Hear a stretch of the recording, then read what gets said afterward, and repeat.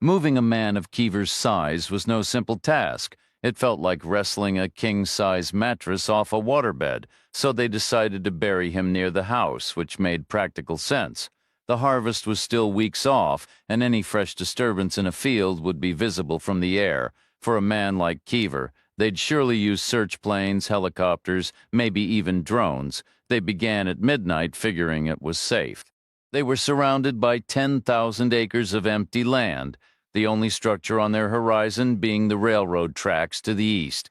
Midnight was 5 hours after the evening train and 7 before the morning one, so they expected no witnesses.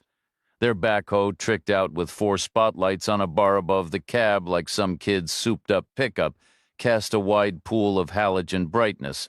Visibility wasn't an issue. They started the hole in the hog pen, a place already churned up by 200-pound animals with 4 digging feet each. From the air, even with a thermal camera, the scene would be a whiteout from the steaming hogs and their waste. It was safe. Since hog's root, they dug deep, which was easy with the backhoe's long arm. It bit into the earth in fluent 7-foot scoops, hydraulic rams glinting, the engine roaring and pausing as the cab dipped and rose with each dumped load. When the hole was ready, they backed up, turned around, and used the front bucket to push Keever in, scraping and rolling him until he tumbled over the edge into the shadows. Only one thing went wrong right at that moment. The evening train came through 5 hours late. They'd learn on the AM station next morning about a broken locomotive causing a jam 100 miles south, but in that instant, all they heard was the mournful, distant whistle. They could only turn and stare as the long-lit cars rumbled past in the middle distance, one after another, like some endless dream. But the train eventually passed. The rails sang briefly, and the tail light vanished into the dark. They returned to their work. 20 miles north, the train slowed, hissed to a stop, and the doors opened. Jack Reacher stepped down onto a concrete ramp in front of a grain elevator as large as an apartment building. To his left stood 4 more elevators, each bigger than the last. To his right was an enormous metal shed the size of an airplane hangar. Vapor lights on poles cut cones of yellow into the darkness. There was a mist in the night air, a sure sign on the calendar. Summer was ending, fall approaching. Reacher stood still as the train pulled away without him, its building slipstream tugging at his clothes. He was the only passenger to disembark, which was no surprise. This was no commuter hub, just agricultural land. The token passenger facilities were wedged between the last elevator and the huge shed, a compact building with a ticket window and waiting benches, built in a traditional railroad style like a child's toy placed between 2 giant oil drums. On a signboard running its length was written the reason Reacher had come, Mother's Rest. He had spotted the name on a map and thought it sounded like the perfect title for a railroad station. He imagined the tracks crossing right over some old pioneer trail, the very spot where history had paused long ago. Perhaps a young expectant mother had gone into labor there. The rough ride couldn't have made things easier. Maybe the wagon train halted for a couple of weeks or even a month. Years later, maybe a descendant remembered turning the spot into a family legend. There could be a tiny museum, he thought. Or maybe the story was sadder, a burial site for someone too worn out to continue, marked by a stone. Either way, Reacher decided he might as well see for himself, with nowhere in particular to be, and all the time in the world. A detour cost him nothing. That's why he stepped off the train. His first reaction was a letdown. His imagination had been wildly off. He'd pictured a couple of dusty houses, a lonely corral with a single horse, and maybe that one-room museum run part-time by a retired local, or perhaps a marble headstone behind a wrought iron fence. He hadn't expected the vast agricultural complex spread out before him. He should have guessed, of course. Grain meets the railroad. It all has to be loaded somewhere, billions of bushels, millions of tons every year. He moved left and peered through a gap between buildings. The view was dark, but he could make out a rough semicircle of dwellings, houses for the depot workers, he assumed. Lights glowed in the distance, and he hoped they meant a motel or a diner, or better yet, both. He walked toward the exit, skirting the pools of vapor light out of long habit, though he saw the last lamp was unavoidable, positioned right above the gate. To save a wider detour, he cut straight through the next-to-last pool of light as well. Just then, a woman stepped from the shadows. She came toward him with a quick, eager burst, 2 fast steps like she was genuinely pleased to see him. Her whole posture spoke of relief.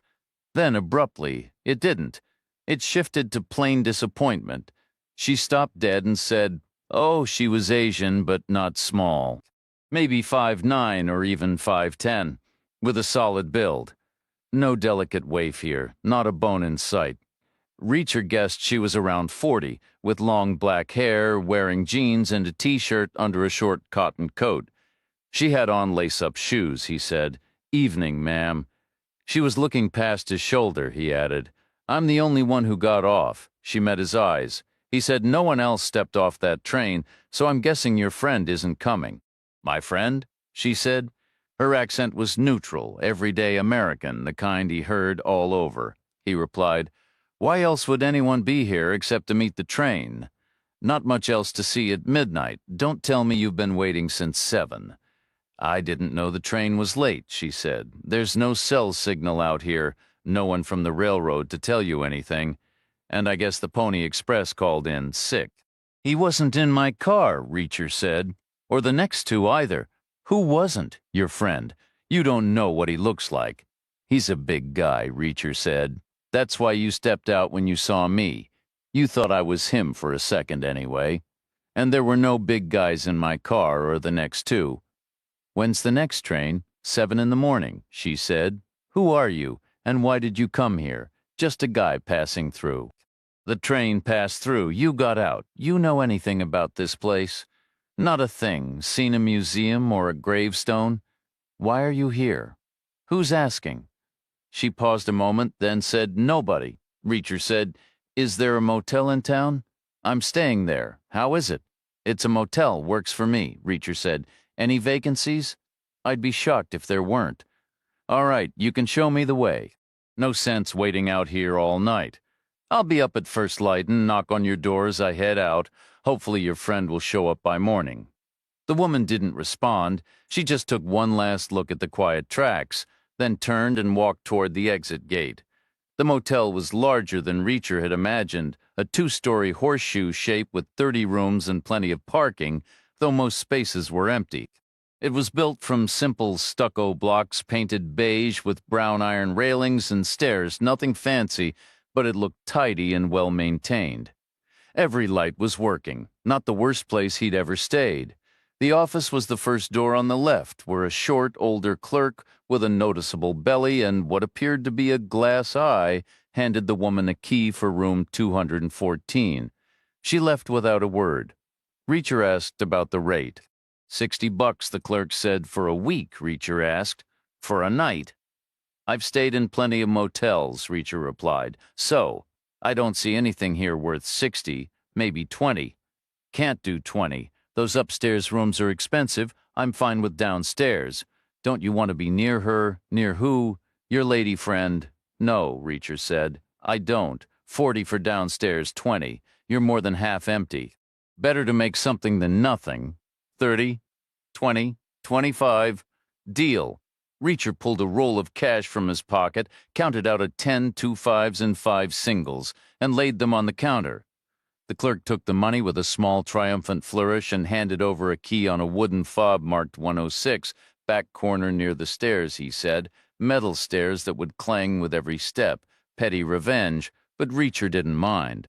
He figured he'd be the last one turning in that night and expected a quiet, uninterrupted sleep on the silent plains. He thanked the clerk and walked out with his key. The one-eyed man waited half a minute, then picked up the desk phone. When the line connected, he said, "She met a guy off the late train, waited hours for it, brought him here, and he took a room." A crackling voice asked a question. Another big guy, tough customer. Haggled over the rate. "I put him in 106 back corner." Another staticky question. "Not from around here? I'm still in the office." This time the voice on the line shifted tone, an order, not a question. The clerk said, "Okay," hung up, heaved himself to his feet, and stepped outside. He dragged a lawn chair from outside room 102 to a spot on the asphalt where he could watch both the office door and room 106. Can you see his room from there? Had been the question. Move your ass somewhere you can watch him all night had been the instruction. The clerk always followed orders, even if reluctantly, as he settled his bulk into the uncomfortable plastic chair out in the cool night air. Definitely not his idea of a good time. From inside his room, Reacher heard the scrape of the lawn chair across the asphalt, but thought nothing of it. Just another nighttime sound. Nothing alarming. No shotgun being racked. No blade being drawn. Nothing to trigger that old instinctive alertness. The only sounds that weren't the skittering of lizards were a single, deliberate footfall on the sidewalk outside and a sharp rap at the door. The railroad woman struck him as someone who carried a list of questions and an expectation of immediate answers. Who are you, and what's your business here? But the noise he heard was neither. It was a faint, dragging scrape, so Reacher ignored it. He smoothed his pants and tucked them beneath the mattress to press out the wrinkles, then washed off the dust and sweat of the day in a quick shower. Slipping into bed, he mentally set his internal alarm for 6 a.m., gave one long stretch, released a tired yawn, and was asleep within moments. Morning arrived in a wash of pure gold, absent any trace of pink or lavender. The sky was a faded, threadbare blue, like denim worn soft from years of use. After another rinse in the shower and getting dressed, Reacher stepped outside. He noticed the lawn chair sitting vacant and oddly positioned in the middle of the traffic lane, but he dismissed it without a second thought. He ascended the metal staircase as quietly as possible, minimizing the usual metallic clamor to a series of muted thuds by carefully placing each foot. At room 214, he knocked with a firm yet polite tap, the way a concierge at an upscale hotel might announce a wake-up call. Time to rise, ma'am. She had roughly 40 minutes, 10 to get moving, 10 to clean up, and a leisurely 10-minute walk to reach the railroad well before the morning train. Reacher retreated down the stairs and made his way to the street. The roadway here was broad enough to feel like a town square, probably designed for the slow, cumbersome turns of farm trucks lining up for the way stations, offices, and towering grain elevators. Train tracks were set right into the weathered blacktop, evidence of a sizable operation. This was clearly a regional hub, likely serving an area that could stretch 200 miles in any direction, which explained the motel's size. Farmers would travel from distant fields, spending the night before or after a long train journey to cities like Chicago, perhaps all arriving together during certain seasons when futures were traded. Hence the 30 rooms.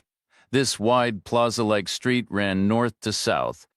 To the east lay the railroad tracks and the industrial structures. To the west, a semblance of a main street held a motel, a diner, and a general store. Beyond them, the town fanned out in a sparse, sprawling semicircle, a low-density country-style settlement of maybe 1,000 souls, if that. Reacher walked north, searching for signs of the old wagon train trail. He expected it to cut across his path from east to west, which was, after all, the entire ambition of those pioneers. Go west, young man. What an era that must have been. About 50 yards ahead, past the last elevator, he saw a crossing. A road ran perfectly east-west, glowing with morning sun to the right and stretching into long shadows to the left. There were no crossing gates, just simple red signal lights. Reacher stepped onto the tracks and looked back south for at least a mile as far as the hazy light allowed him to see. There were no other crossings. The same was true looking north. If Mother's Rest had its own historic east-west route, he was likely standing on it. The road was reasonably wide, slightly humped from dirt piled up from flanking ditches and paved with thick-aged asphalt that had grayed and cracked in places, its edges rough like cooled lava. It ran arrow-straight from one horizon to the other, a definite possibility. Wagon trains took the straightest path whenever they could. Why would anyone choose to add extra miles? The first driver would pick a far-off point on the horizon and aim for it with the rest of the wagons falling in line behind. Seasons would turn, and another group would later find those worn tracks, and a season after that, a cartographer might pencil in a faint line. A century on, a state crew would arrive with graders and hot asphalt to pave it over. To the east, the landscape offered no memorial. No small-town exhibit hall, no engraved stone. Only the long road itself, cutting between endless fields of wheat that swayed gold and heavy under the vast sky. But if you turned west, crossing the railroad tracks, that same road became the town's main street, running straight through its heart for about 6 blocks of low-slung buildings. On the right-hand corner, a lot stretched back the length of a football field, filled with rows of strange, gleaming new tractors and combines from the farm equipment dealer. Opposite, in a converted house that still looked like someone's home, was a business selling veterinary supplies. Reacher turned onto this old path, walking west with the faint morning sun warming his shoulders. In the motel office, the clerk with one eye lifted the receiver and dialed. When the line connected, he said, "She's back at the tracks again. Now she's meeting the morning train, too. Just how many men are these people planning to send?" The response was a long, staticky crackle over the line. Not quite an order, but not a question either. It had a softer, almost reassuring tone. The clerk nodded to himself. "All right, sure," he muttered, and hung up the phone. Reacher walked the length of the town and back, taking it all in. He passed houses still used as homes alongside others, turned into offices for seed suppliers, fertilizer agents, and a large animal vet. He noted a solitary lawyer's office, a gas station, a block north, a pool hall and stores selling beer and ice, or just rubber boots and aprons. He saw a laundromat, a tire shop, and a place that specialized in stick-on boot soles. What he didn't see was a museum or any kind of monument that was probably logical, he figured. They wouldn't place something meant for reflection right on the busy roadside. It would be set back a block or two for a sense of respect and to avoid the traffic. He stepped off the main drag into a side street. The town was laid out in a grid, despite having grown in a loose semicircle around the giant grain elevators, which seemed to exert their own quiet gravity. The outer lots were mostly empty, while buildings near the center were packed tightly together. This block behind the main street held one-room apartments that might have been garages once, and temporary-looking market stalls for folks who grew vegetables on a spare acre. There was a shipping and business services store handling everything from money transfers to packages, and next to it a CPA's office that appeared deserted. Still no museum, no monument. He methodically worked his way through the grid, past small shacks, a diesel repair shop, and weedy vacant lots where the grass was as fine as thread. He emerged at the opposite end of the wide main street, having covered half the town. No museum, no monument. He watched the morning train arrive, looking impatient and dusty as it grudgingly halted. From his angle, it was impossible to tell if anyone disembarked. By then, hunger was setting in. He cut straight across the plaza, past the general store, and headed into the diner. Meanwhile, the motel keeper's 12-year-old grandson slipped into the general store and went to the payphone just inside the door. He fed his coins into the slot, dialed, and when someone answered, he reported, "He's searching the whole town. I followed him the whole time. He's going block by block, looking at everything." Chapter 3. The diner was clean, pleasant, and nicely decorated, but its primary purpose was unmistakable. It was a machine for turning food into energy and money with efficient, practiced speed. Reacher chose a small table tucked into the far corner on the right, settling into the seat with his back to the wall so he could watch the entire diner. Roughly half the booths and tables were occupied, mostly by folks who looked like they were loading up on calories before a hard day of manual work. A waitress swung by, efficient and weathered but kind, and Reacher asked for his usual morning meal, a stack of pancakes, a side of eggs and bacon, and above all a steady stream of coffee. She mentioned the place offered free refills, which Reacher considered excellent news. He was already working on his second mug when the woman from the train station walked in by herself. She paused just inside the door, glancing around as if getting her bearings. Then her eyes landed on him, and she made a beeline for his table. Without a word, she slid into the empty chair across from him. In the clear morning light, she looked sharper and more alert than she had the previous night. Her dark eyes were quick and intelligent, her expression a mix of determination and underlying anxiety. "Thanks for knocking on my door last night," she began. "No problem," Reacher replied. "My friend wasn't on the morning train either." "Why tell me?" "Because you know something." "Do I?" Otherwise, why get off here? Maybe I live in town. You don't. Could be a farmer. Not a chance I might be, I doubt it. Why's that? You didn't have a bag when you stepped off that train. That's pretty much the opposite of someone whose family has worked the same soil for 100 years. Reacher let a moment pass. Who are you exactly? Who I am doesn't matter. Who you are does. I'm just passing through. I'm going to need a better answer. And I'm going to need to know who's asking. The woman stayed quiet. Just then, the waitress returned with Reacher's plate, pancakes, eggs, bacon, and a bottle of syrup already on the table. She topped off his coffee before moving on. Reacher picked up his fork. The woman from the railroad slid a business card across the sticky tabletop. It bore a blue and gold government seal, Federal Bureau of Investigation, Special Agent Michelle Chang. That's you? Reacher asked. Yes, she said. Pleased to meet you. Likewise, he replied. I hope. Why is the FBI asking me questions? Retired, she clarified. I'm not with the Bureau anymore. The card's old. I kept a few when I left. Is that allowed? Probably not, yet you showed it to me, to get your attention and to establish credibility. I'm a private investigator now, but not the kind who stakes out motel rooms. I need you to understand that. Why? I need to know why you came to this town. You're chasing shadows. Whatever trouble you're in, I'm just a random bystander. I need to know if you're here on a job. We might be on the same side. Otherwise, we're both spinning our wheels. I'm not here to work. I'm not on anyone's side, just passing through, you sure? 100%. Why should I believe you? I don't much care if you do. Try seeing it from my perspective. Reacher leaned back slightly. What did you do before the Bureau? I was a patrol officer in Connecticut. Good. Because I was a military cop. So, in a way, we're brother and sister officers. Take my word as one professional to another. I'm a coincidence. What kind of military cop? Army. What did you do for them? Mostly followed orders. A bit of everything. Criminal investigations, usually. Fraud, theft, homicide, treason. All the things people get up to when you give them the chance. What's your name? Jack Reacher, former Major, 110th MP. I lost my job, too. Chang gave a slow, single nod, some of the tension leaving her shoulders, though not all of it. Her voice softened.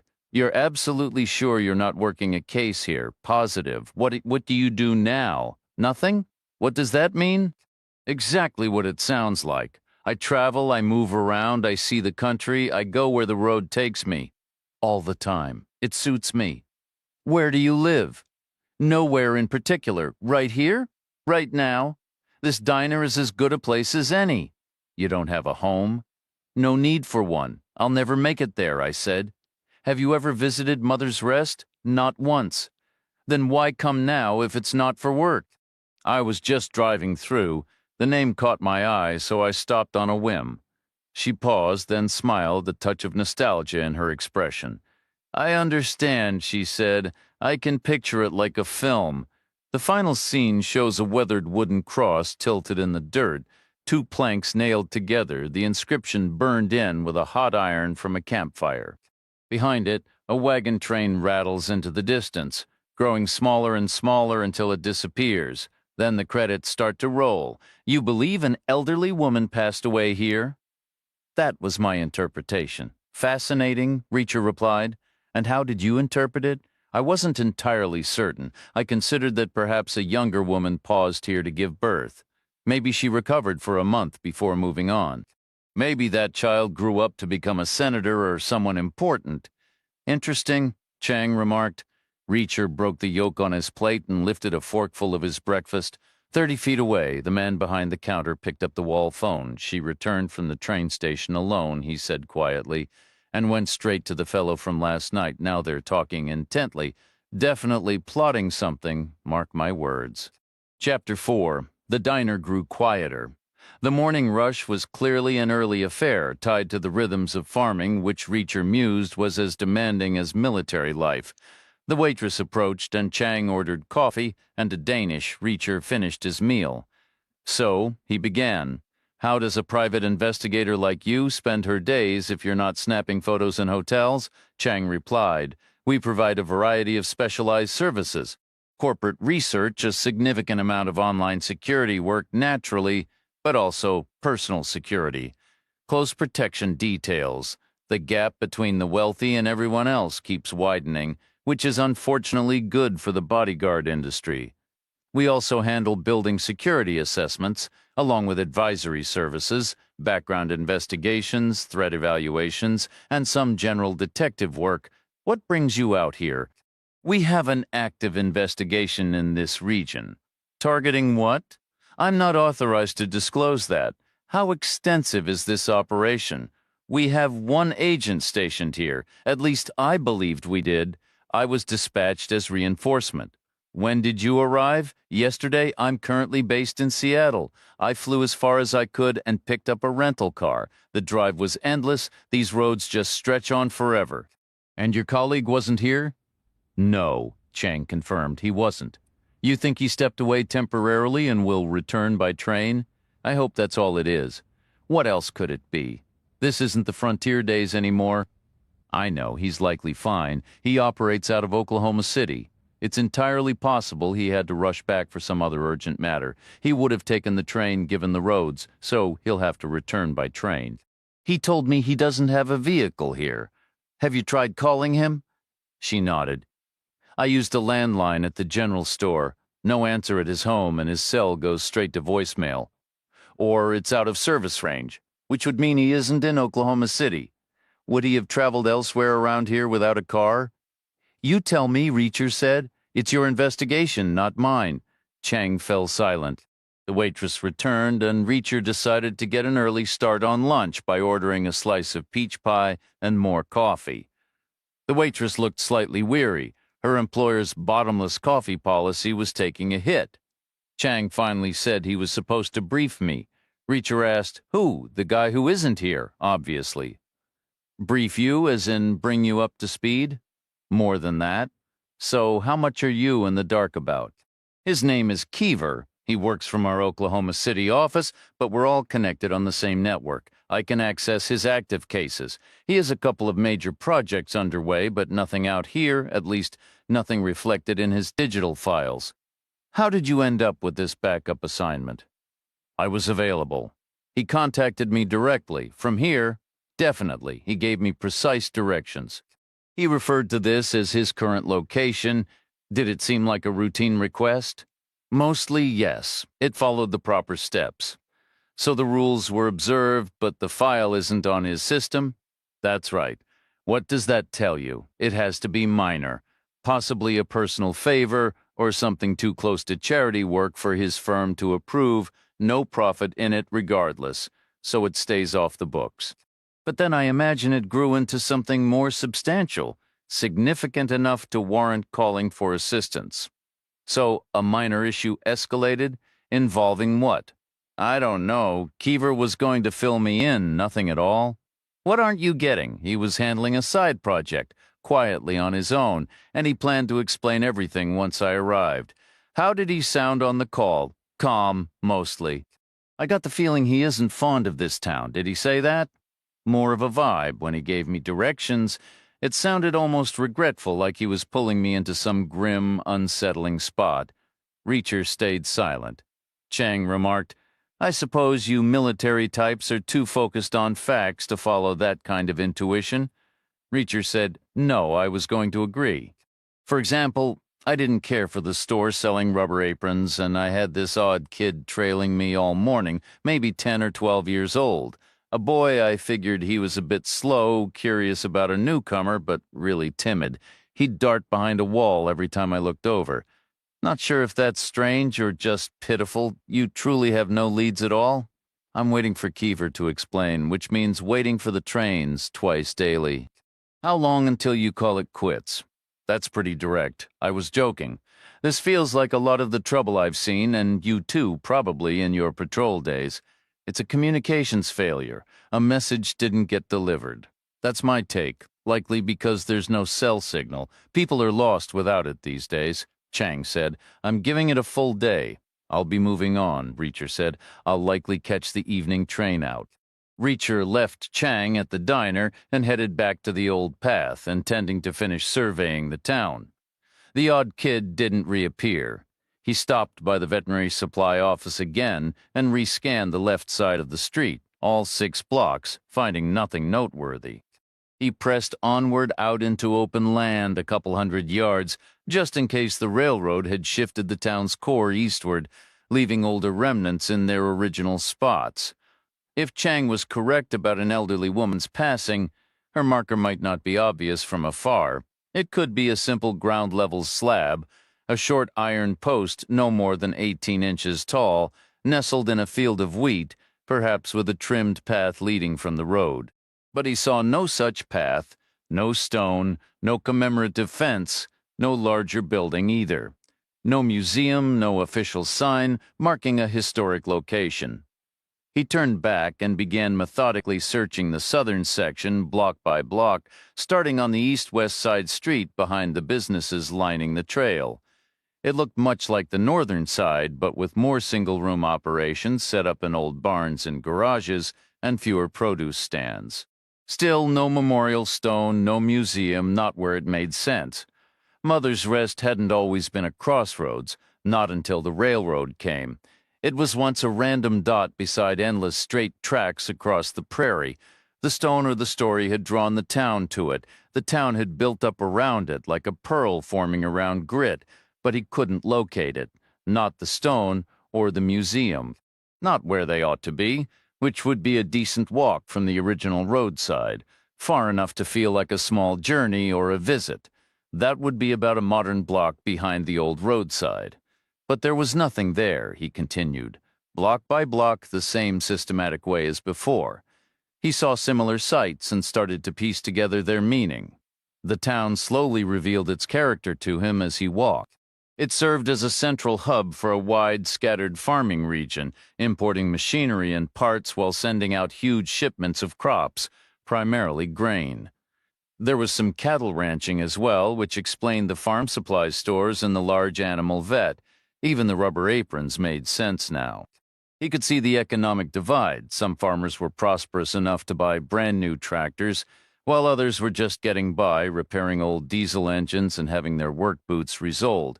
It was a perfectly ordinary place. The late summer day remained beautifully golden, the sun pleasantly warm without being oppressive, so he continued his aimless strolls, simply enjoying being outside, until he realized he had looped back and seen every block twice. There was no memorial, no museum, and no sign of that peculiar kid, however. One man had given him a distinctly odd look. Chapter 5. The place was 2 blocks from the old main road, on a side street running east to west. It had 5 built-up blocks on one side and 4 on the other, the layout starting to curve with the land. There was a bank and a credit union. A row of small single-operator workshops housed a blade sharpener, a gearbox specialist, and even a barber with a lit spinning pole. Most notably, there was a cramped store selling spare parts for various irrigation systems. The proprietor, a sizable man, was boxed in behind his counter. As Reacher walked past, the man's eyes flickered with recognition, and his hand shot up and back, reaching for something behind his shoulder. Reacher's stride carried him past before he could see what it was. His conscious mind dismissed it, but a deeper instinct prickled why the reaction. Simple, a new face in town, a stranger that didn't fit. What was he grabbing for? A weapon seemed unlikely. A random pedestrian wasn't a direct threat, and you wouldn't keep a bat or a pistol in plain sight on the wall. Under the counter was more practical. How dangerous could the irrigation parts business be anyway? Weapons were for bars, corner stores, and maybe pharmacies, so probably the phone. An old wall-mounted telephone, positioned at shoulder height for easy use.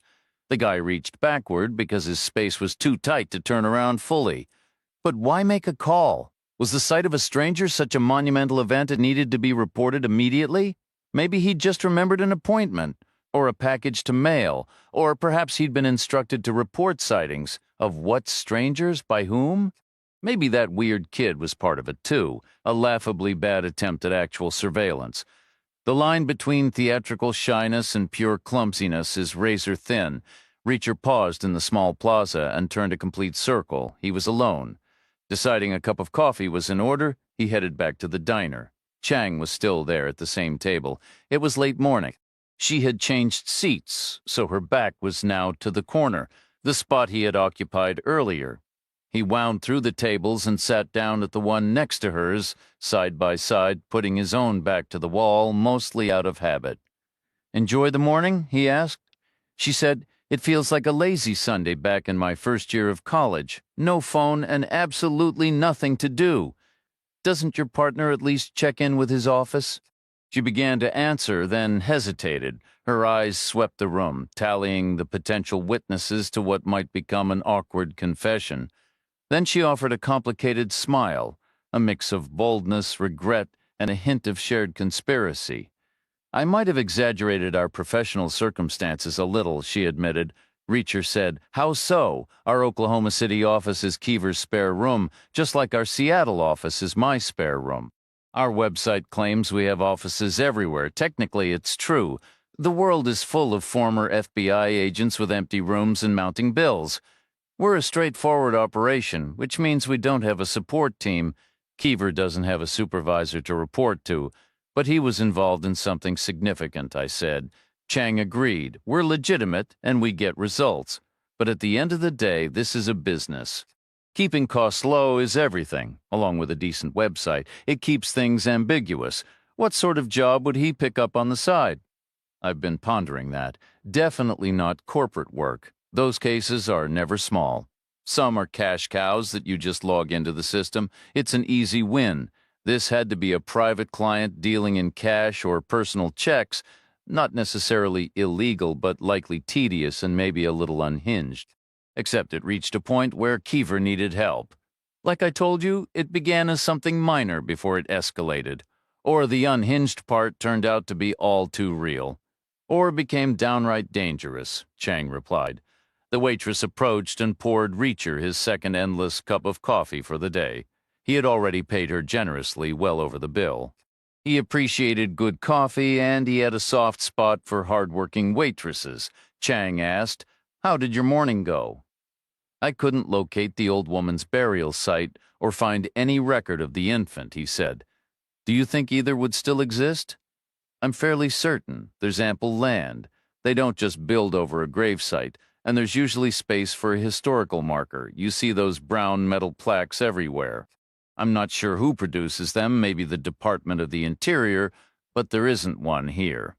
Have you spoken with any longtime residents?" "That's next," Reacher said. "I should probably start with the waitress. She's obligated to give the polished promotional answer, spread the good word, and maybe her diner becomes a destination. It hasn't worked yet." "How many people do you think actually ask?" "Maybe half," Chang speculated. "But that's spread over more than a decade of visitors, so it's a high odds but low volume situation.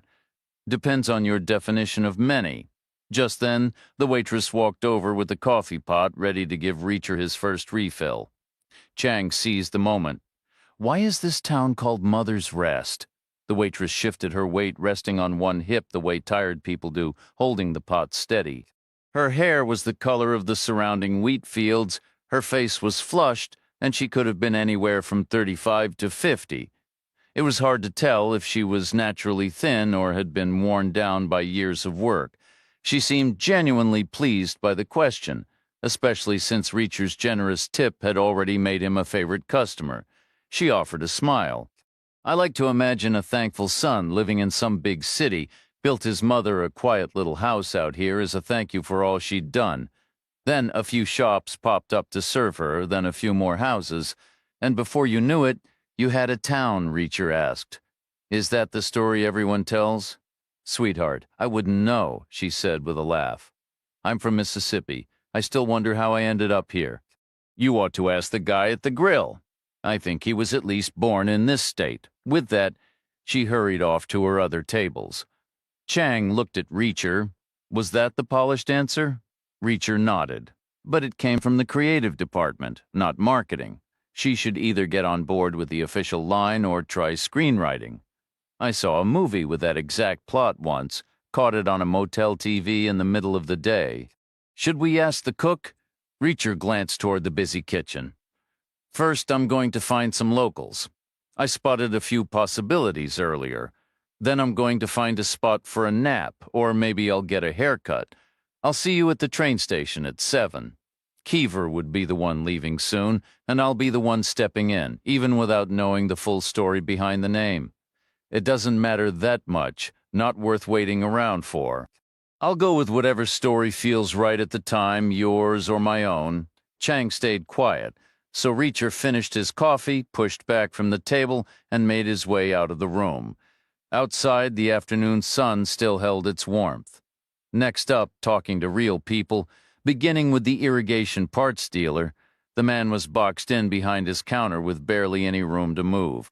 He stood nearly as tall and broad as Reacher, but soft and heavy set, wearing a shirt that billowed like a tent, his belt slung low beneath a round, drum-tight belly. His complexion was pale, his hair faded to no particular color. On the wall behind him hung a cordless phone, a modern model, not some antique, mounted on a base screwed into the wall, the handset resting upright in its cradle. Easy enough for the guy to reach back without looking and have the keypad right in his hand. The base had 10 slots for numbers. Half were labeled with brands he sold parts for, probably helplines or supplier contacts. The man asked, "Can I help you with something?" Reacher said, "Do we know each other?" "Pretty sure we don't." "I think I'd remember. Then why did you jump half out of your skin when I walked past earlier?" "I recognized you." "From the old photos?" "What photos?" "From Penn State, back in '86. You were the linebacker everyone talked about? Made all the sports pages. I followed college ball pretty close back then. Still do, honestly. You've aged some, if you don't mind my saying. Did you make a call? When? Right after you saw me? Why would I? Maybe the phone was ringing. It does that all day long. Customers asking for parts, checking on orders." Reacher considered it. Would he have heard it ring? Possibly not. The door had been shut, and the ringer volume could have been turned low to avoid driving the guy crazy in that tight space. Reacher shifted topics. "What's your take on how this town got its name?" "My what?" "Why? It's called Mother's Rest." "Sir, I truly don't know. There are strange town names all over America. We're not the only one. I'm not accusing anybody. Just curious about the history. Never heard any." Reacher gave a slow nod. "Have a good day, then? You too. And hey, congrats on the comeback, if it's all right to mention it." Reacher edged out of the shop and paused in the sunlight. He went on to speak with 12 more shopkeepers, making 13 in total, which, counting the waitress, gave him 14 different answers. There was no agreement. 8 of those weren't really answers at all, just shrugs and vague looks mixed with a touch of local pride. After all, this is a country full of oddball names, towns called Why and Why Not, Accident and Peculiar, Santa Claus and No Name, even places like Truth or Consequences and Monkey's Eyebrow. Why single out Mother's Rest? The other 6 replies were variations on the waitress's tale, and Reacher supposed his own and Chang's guesses. People were working backward from the name, stitching together colorful stories to match hard evidence. There was none. No one had ever heard of a memorial marker, a museum exhibit, a historical sign, or even a local legend about the place. Reacher ambled back along the broad avenue, debating with himself, find a spot to rest or get a trim first. The auto parts dealer was the one who initially reported it. He insisted he'd handled the situation carefully, using an old trick involving college football, a method he'd learned long ago. Choose a solid team from a winning season, and most people were so pleased by the reference they didn't think twice. Before long, 3 other shopkeepers had called in with similar accounts, though they skipped the football angle. The overall message, however, was unmistakable. The motel clerk with one eye fielded all the calls, pieced the details together in his head, then dialed out. When the line connected, he said, "They're digging into the name. The big fellow is asking questions all over town." A smooth, crackling voice came back over the line, calm and reassuring. The clerk answered, "All right, sure," though he didn't sound convinced, and hung up. The barber shop had 2 chairs, but only one barber, an older man whose hands were steady. Reacher opted for a hot towel shave, followed by a clipper cut, short at the back and sides, blending to a little more length on top. His hair hadn't changed color over the years, and though it was thinner now, it was still there. The barber's careful work paid off. Peering into the mirror, Reacher saw a clean, sharp, put-together version of himself staring back. The total came to $11, which struck him as fair. Afterward, he wandered back across the open plaza outside the motel. He noticed the same white plastic lawn chair he'd seen earlier, sitting oddly in the traffic lane. He lifted it, carried it to a grassy strip near a fence where it wouldn't be in anyone's way, and set it down. With his foot, he turned it to face the sun. Then he settled into the chair, leaned back, and shut his eyes, soaking in the warmth. Eventually, he drifted off to sleep outside on a summer day, which in his book was the second best way to nap. That evening, Reacher headed up toward the railroad tracks a full hour early, at 6 o'clock. Partly because the sun had dipped too low for basking, and partly because he always preferred arriving ahead of time. He liked having a moment to look a situation over, even something as straightforward as catching a train. The grain elevator stood still and silent, presumably empty while waiting for the next harvest. The big warehouse was shut tight. The rails were quiet. Overhead, the vapor lights were already glowing in the gathering dusk. The western sky still held a streak of gold, but everywhere else it was turning dark. Night wasn't far off. The small railroad depot was open but deserted inside. Reacher stepped in. The interior was all woodwork done in a gingerbread style, painted over many times in a bland, creamy shade. It carried that familiar scent of an old wooden building at the end of a hot day, stuffy, dusty, and sun-baked. The ticket window was arched but small, giving it a close, personal feel. There was a round hole in the glass for speaking through, but behind it a brown pleated vinyl shade was pulled down. The word closed was painted on it in what looked like gold leaf. A short hallway led to restrooms. A table held a 6-day-old newspaper. Milky glass bowl lights hung from the ceiling, but there was no switch on the wall, just a blank plate with a handwritten note taped to it, "Ask at ticket window for lights." The benches were impressive. They could have been a century old, made of solid mahogany, upright and austere, only reluctantly shaped to accommodate a person, and polished to a deep shine by decades of use. Reacher chose a spot and sat. The contour felt surprisingly good, stern and puritanical in design, yet genuinely comfortable. Whoever crafted them had done subtle, excellent work. Perhaps the wood had simply surrendered, ceasing its resistance, and instead allowing itself to be shaped to accept and hold the impressions of countless objects, each with its own weight and heat. It was as if it had been steamed and pressed by some vast, achingly slow machine. Could mahogany, that famously hard wood, really behave that way? Reacher had no idea. He remained motionless outside. The dusk deepened, and the gloom within the station thickened with it. He sat in the gathering dark and watched through the window. Chang was out there somewhere, he was sure of it, hidden in the shadows, just as she had been before. He supposed he could go and look for her. But to what end? He wasn't preparing some grand farewell address. Another 5 minutes of idle chatter wouldn't change a thing. His life was one of constant motion. People drifted in and out of it all the time. He was accustomed to it. It was no great drama. A simple, friendly wave as he boarded the train would suffice. By then she'd likely be busy anyway, maybe talking to Keever, getting the full story, demanding to know where on earth he'd been. Assuming Keever was even on that train, so Reacher waited. A full minute before the train was scheduled, Reacher heard the faint click and whisper of stones shifting in the rail bed. Then the steel tracks themselves began to hum, a low metallic murmur that swelled into a sharper, keening wail. He felt the pressure change in the air before he saw the headlight's beam spear the darkness. The noise followed, a hissing, clattering, mechanical roar. Then the train itself arrived, a hot, brutal force, somehow moving with infinite slowness, brakes shrieking in protest until it halted with the locomotive already past the platform and the passenger cars aligned with the ramp. The doors slid open with a sigh. To his left, Reacher saw Chang emerge from the shadows, a quick, reflexive movement triggered by the train's arrival, there and back like the blink of a camera's flash. A man stepped down from a car simultaneously. To his right, the spare parts clerk from the irrigation supply store materialized from the dark, taking a single step forward before pausing to wait.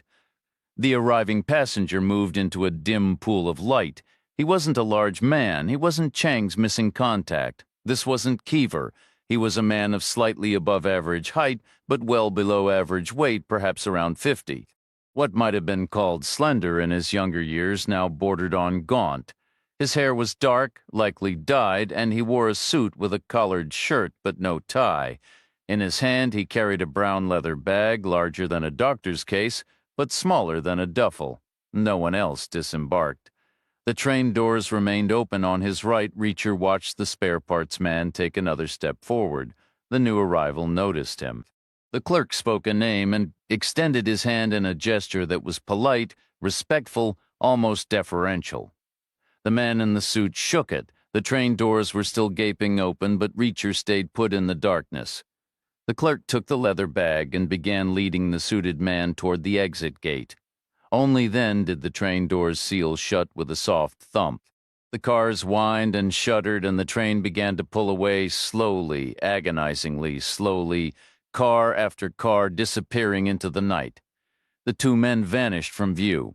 Reacher finally stepped out onto the ramp, watching the train's solitary red tail light bob and dance into the distance.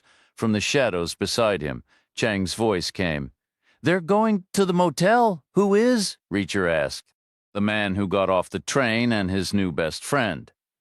She moved into the dim light. "You didn't leave," she said.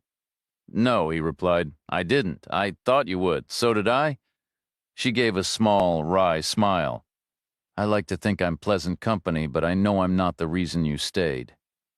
She paused, shaking her head slightly. "That came out all wrong." "I'm sorry. Not that kind of reason, which would be incredibly presumptuous anyway. I just mean you didn't stay behind just to do me a personal favor, did you? Did you see the way they shook hands?" Reacher asked. "Of course. That's why I stayed." He led her back into the silent, dark waiting room, and they sat side by side on a wooden bench. The air was still and cool. Reacher said, "How would you describe that handshake?" Chang turned her head toward him in the gloom. "Describe it how?" The story it told. The narrative of it. The body language was unmistakable. It had all the hallmarks of a junior corporate executive being sent to greet a major client. I doubt they'd ever met before. You have to admit, the local guy put on quite a show, polite and respectful without crossing into groveling. I'm sure it was nothing like how he'd slap his buddy on the back or the stiff formality he'd use with his father-in-law. Definitely different from the eager grip he'd offer a bank loan officer or the nostalgic two-handed clasp for an old high school friend he hadn't seen in decades. So what does that tell us? Our man here has a whole repertoire of handshakes at his disposal, and he's clearly practiced in using each one. It's part of his act. I saw that same guy earlier today. He runs a store that sells irrigation system parts. When I walked past his window, he startled and immediately reached for the phone. Why would he do that, you tell me? How suspicious should I be? Somewhere between reasonably cautious and mildly concerned. She considered it on its own. I wouldn't think much of it. But given what happened with Keever, but you resemble Keever, generally speaking. Maybe Keever has been asking questions around town, and certain people have been instructed to watch for him or for anyone who looks like him. I had the same thought. It seemed far-fetched, but stranger things have happened. So I went back later to check. I asked him directly why he had reacted. He claimed he recognized me from Penn State football back in 1986. Said there were photos of me in the sports magazines. He insisted he wasn't making a call. Maybe his hand was moving because the phone was about to ring. Told me it rings constantly. Could you hear it ringing? I couldn't. You played football at Penn State? No. I went to West Point and only played once. Not very well, I might add. I'm fairly certain I never appeared in any magazine. It could have been an honest mistake. 1986 was a long time ago. People's appearances change. And I suppose I look like I could have played ball for Penn State. That's what I decided at the time. And now? Now I think he was covering his tracks. He hid behind a convenient story. Maybe it's a tactic he's learned. Skip the awkward denials and jump straight to a believable excuse. Some guys might even be flattered by it. Who wouldn't want to be mistaken for a college football star? It could distract them, make the whole issue fade away. Plus, he deliberately made me out to be younger than I am, which is its own kind of compliment, I guess. I was already in the Army by 1986. I graduated in '83. The whole thing was a performance. That isn't proof of anything. First, I asked him if we'd met. He said no, which was true, right? But a guy like that, a supposed fan who remembers players from 30 years ago, if he really thought I was one, he would have said something like, "No, but I'd sure love to shake your hand, sir," or he would have offered a handshake as I was leaving. This is a handshake guy. It matters to people like him. I've seen it before. For some, it's better than an autograph. More personal, actual, physical contact. I bet he has a mental list of people he's seen in the paper or on TV and thinks, I shook that person's hand once, but he didn't shake yours, which was another slip on top of the first. He knew I wasn't a famous player, so now I'm leaning toward your theory. People have been told to watch for unfamiliar faces, asking questions, maybe even that odd kid from this morning. Add to that, no sign of Keever on the train? Where is he? So I decided to stick around, at least one more night, just to see what happens. Who was the suited man who got off the train? No idea. An outsider, I'd guess, here for some kind of business. Probably not staying long, given the small bag, likely wealthy. It's a strange era we're in. Poor folks tend to be heavier, and the rich are often thin. That's a historical first, good business or bad business. Is it just chance that the man from Penn State gave him a ride? Or is he tied to whatever Keever is investigating? Could be either one. Maybe he's simply an irrigation equipment executive, the head of a major company. In that scenario, the travel would likely have been reversed. Our guy would have attended an industry conference somewhere. He might have met the CEO at a networking event. A brief handshake, 30 seconds tops. And you can bet he would have shaken the man's hand. I'm starting to feel uneasy about Keever. Maybe a little, but think about it. How serious could this be? With all respect, we're talking about a private investigator taking cash or questionable checks from a single client who might not be entirely stable. Your own words. A person like that would go to the police first, after trying every other avenue from the White House on down. Since neither the police nor the White House seemed interested, how big a deal can it really be? You think the police always get it right? I think they have a baseline. They at least take a look. If the guy had claimed the warehouse was packed with explosive materials, they'd have been there in minutes. If he said the elevators were transmitting signals to his dental fillings, probably not so much. But the issue is it started as one thing and has become something else. That's why he called for backup. Maybe it's crossed that threshold now, in which case Keever can call 911 like anybody else or phone the FBI directly. I'm sure he still has the number. So, what's our next move? Now we head back to the motel? For one thing, I need a room for the night. The clerk with one eye was behind the desk. Chang collected the key to room 2114 again and waited. Reacher went through the same reluctant haggling, $60, $40, $30, finally $25, but not for room 106. Reacher wasn't about to let the guy win every time. He took room 113 instead, on the ground floor of the opposite wing, away from the metal stairs and not directly beneath Chang's room. He asked, which room is Mr. Keever staying in? The clerk said, who? Keever. The big guy from Oklahoma City checked in a couple days ago, came by train, no car, probably paid for a week in advance. I'm not at liberty to say guest privacy, you understand. I'm sure you'd appreciate the same if roles were reversed. Sure, Reacher said. Makes sense to me. He took his key and walked out with Chang. He said, don't take this the wrong way, but I'd like to come up to your room. Chapter 9. They used the metal stairs at the far right of the horseshoe-shaped building. Chang's room 214 was near the end of the row, next to room 215. She unlocked the door and they stepped inside. The room was laid out like all the others, but Reacher could tell a woman was staying there. It was orderly and carried a light, clean scent. A compact rolling suitcase sat open, clothes folded neatly inside. Reacher said, "What kind of notes would Keever be keeping?" "Good question," Chang said. "Normally we use laptops and phones. Everything gets typed up eventually because it has to go on the record. But the whole point of a low-profile case is to stay off the record. So why bother typing everything? He's probably got handwritten pages somewhere, where in his pocket, most likely, or in his room, depending on how much there is. We should check. We don't know which room is his, and we don't have a key, and we can't get one because apparently this Four Seasons has a strict privacy policy. I think it's 212, 213, or 215. Why? I'm guessing Keever made your reservation, right? He probably stopped at the desk and mentioned a colleague was coming. And this clerk seems to think if you have any connection at all, you need rooms close together. You're in room 214 because Keever was already occupying 213, 215, or possibly 212. Why ask the clerk if you already knew? Chang inquired. He might have narrowed it down a little, Reacher replied. But mostly, I just wanted to say Keever's name out loud, plain and simple. If anyone's watching, they're probably listening too, and I want them to hear it. What's the point? To give them a fair heads up? Reacher said. They moved 2 doors down to room 212, which was easy to eliminate. The curtains were drawn, and a TV murmured faintly inside, definitely not Keever's.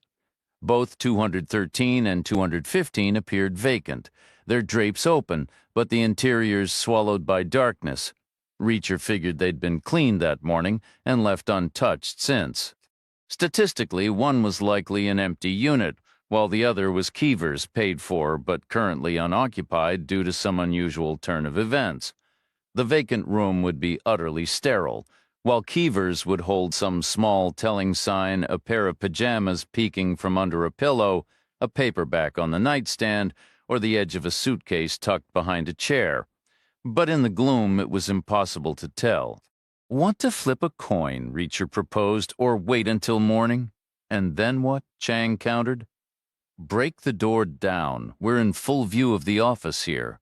Reacher glanced down and saw the one-eyed manager dragging a white plastic lawn chair across the asphalt. It was the same chair Reacher had slept in by the fence earlier. The man positioned it carefully on the sidewalk outside his office window and settled in, like an old sheriff keeping watch from his porch. He wasn't looking directly at room 214, but slightly low and to the right, which also meant not quite at 113. He seemed to be covering both rooms at once. Interesting. Reacher recalled finding that same chair abandoned in the traffic lane that morning. He glanced over at room 106, mentally tracing the sight lines. Very interesting. He leaned his elbows on the railing. I suppose whether we kick a door in depends on how urgent you think this situation really is. Beside him, Chang said, no one gets those gut feelings right every single time. But sometimes they're right, aren't they, I suppose? So, which kind of time is this? What's your take? I'm not in your chain of command. My opinion shouldn't carry any weight, she pressed. What is it, anyway? Every case is unique. Come on, cases are the same all the time, and you know it. Cases like this split about 50-50, Reacher admitted. They fall into 2 broad categories. Sometimes you recover your guy weeks later, no worse for wear, and sometimes you've lost him before you even knew there was a problem. There's not much middle ground. The graph looks like a smiley face, ironically enough, so the math says we should wait. Either we're already too late or we have all the time in the world. Reacher nodded. That's what the math says. And from an operational standpoint, if we move now, we're diving headfirst into an unknown situation against forces we can't even gauge. It could be 5 guys with firm handshakes or 500 with automatic weapons and hollow point rounds, all defending something we haven't even heard of yet. Which might be what, hypothetically? Like I said, not fertilizer bombs in a warehouse. Something else that started out strange and then suddenly wasn't. Maybe they really are broadcasting signals to our dental fillings. Chang nodded toward the one-eyed man in his distant plastic chair. You picked the right channel to broadcast Keever's name. This guy is in this thing up to his neck. Reacher agreed. Motel managers are always useful in any operation, but this guy isn't high up the chain. He's uneasy. He resents this duty. He thinks he's above playing night watchman, but apparently his bosses disagree. And they're the people we need to find, Chang said. We, figure of speech, a leftover from the old days. It was all about teamwork back then. Reacher said nothing. Chang added, "You stayed here. I didn't see a gun to your head. My reasons for staying," Reacher said, "have nothing to do with how urgent you think this Keever situation is. That's a separate issue, and it's your decision. I'll wait until morning. Are you certain? The numbers support it? Will you be able to sleep with him out there? What choice do I have? We could request that he leaves. How is that any different from giving in completely? That would depend on his reaction. I'll manage, but I'm using both locks and the security chain. We have no clue what's really going on." "True," Reacher replied. "We don't. I like your haircut, by the way. Thanks. What made you decide to stay? To get the haircut?" "To remain here," he said. "Mostly curiosity. About what? That whole Penn State routine from 1986? It was executed flawlessly. A masterful performance. I'm certain he's done it before, practiced it, analyzed his technique, and replayed his victories in his head. Given that, I'm just as sure it's impossible he doesn't know a handshake is part of the act. I'd bet he's shaken hands every other time, but not with me. Why? He slipped up. No, he couldn't bring himself to do it. That was my read, even to the detriment of his own craft. He's involved in something, and right now it feels threatened, and he views the people behind that threat as utterly repulsive. That's the sense I got, so I was curious about what could provoke that level of contempt. Now I might not sleep well at all. They'll come for me first," Reacher said. "I'm on the ground floor. I'll make sure it's loud. You'll have time to react." Chapter 10. Reacher remained in a chair in his darkened room, positioned 6 feet from the window, unseen from outside, simply observing. 15 minutes passed, then 20, then 25. He would wait as long as necessary. The man with one eye was a faint shape in the dim light, about 100 feet away, settled into his plastic chair. He had gotten comfortable, leaning back slightly. He might have been dozing, but lightly. Any sound or movement would likely rouse him. Not the most alert sentry Reacher had ever encountered, but certainly not the worst either. Above and to the right, on the second floor, a thin line of light outlined the drapes of the center room. Room 203. The man from the train, presumably. The new arrival was probably unpacking his small leather bag, getting everything in order. Toiletries in the bathroom, some items in the closet, others in the drawers, although the size of that bag was a significant point in Reacher's view. It had appeared to be a quality item, well used but not worn out, made of heavy, pebbled brown leather with brass fittings, a classic design, likely structured with hinges and an internal frame, but it wasn't large, and the man was in town for at least a full day, possibly longer, with a bag too small for an extra suit or a second pair of shoes. That was unusual in Reacher's experience.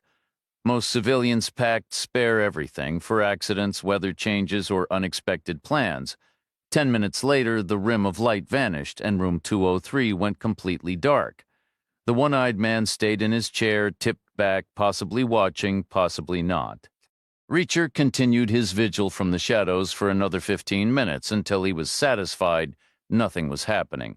Then he undressed, folding his clothes in his usual manner, placing his pants beneath the mattress, took a quick shower, and got into bed. He left the drapes open and set his internal alarm for 6 in the morning, or for any nighttime disturbance, whichever came first. The dawn arrived quietly, washed in a faint pale gold. The long shadows from the elevator shafts just reached the motel. Reacher sat up in bed and looked out. The plastic chair remained on the sidewalk under the office window, 100 feet away, but the one-eyed man was gone. Probably around 4 in the morning, Reacher guessed, the quietest hour. He'd likely retreated to a couch in the back. The drapes in room 203 were still drawn. The man from the train was probably still asleep. Reacher stood up from the bed and returned from the bathroom with a towel wrapped around his waist. He pushed the window open. wanting the fresh morning air and the sounds of the town waking up. Outside, he could hear the steady rumble of vehicles moving along the wide street, the familiar growl of gasoline V8 engines and the rhythmic thump of heavy tires crossing the old rail lines set into the asphalt.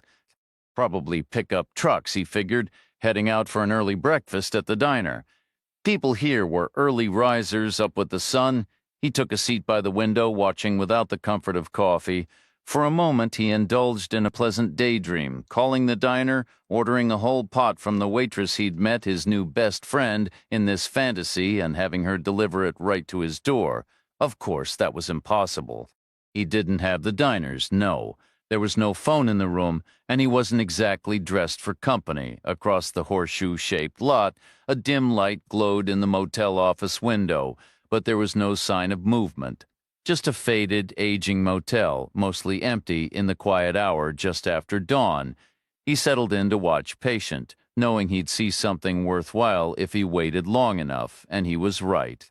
After nearly an hour, the one-eyed manager finally stepped out of his office door.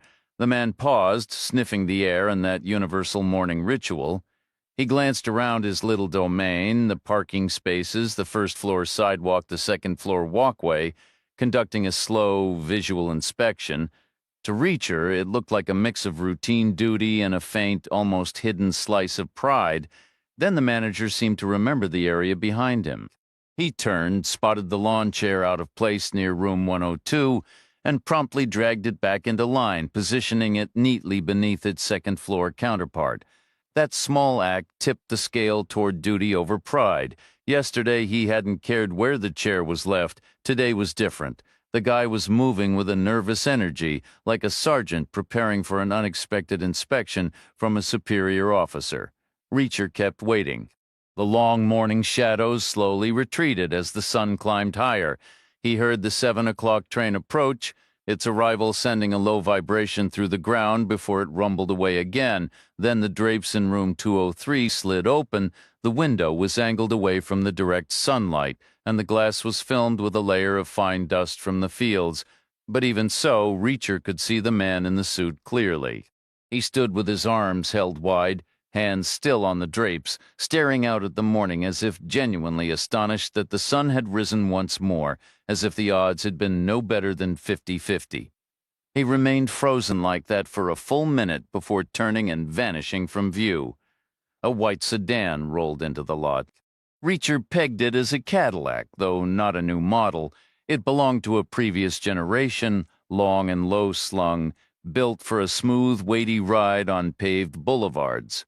It was an unusual color for farm country, the kind you'd expect in Florida or Arizona, and it stood out sharply.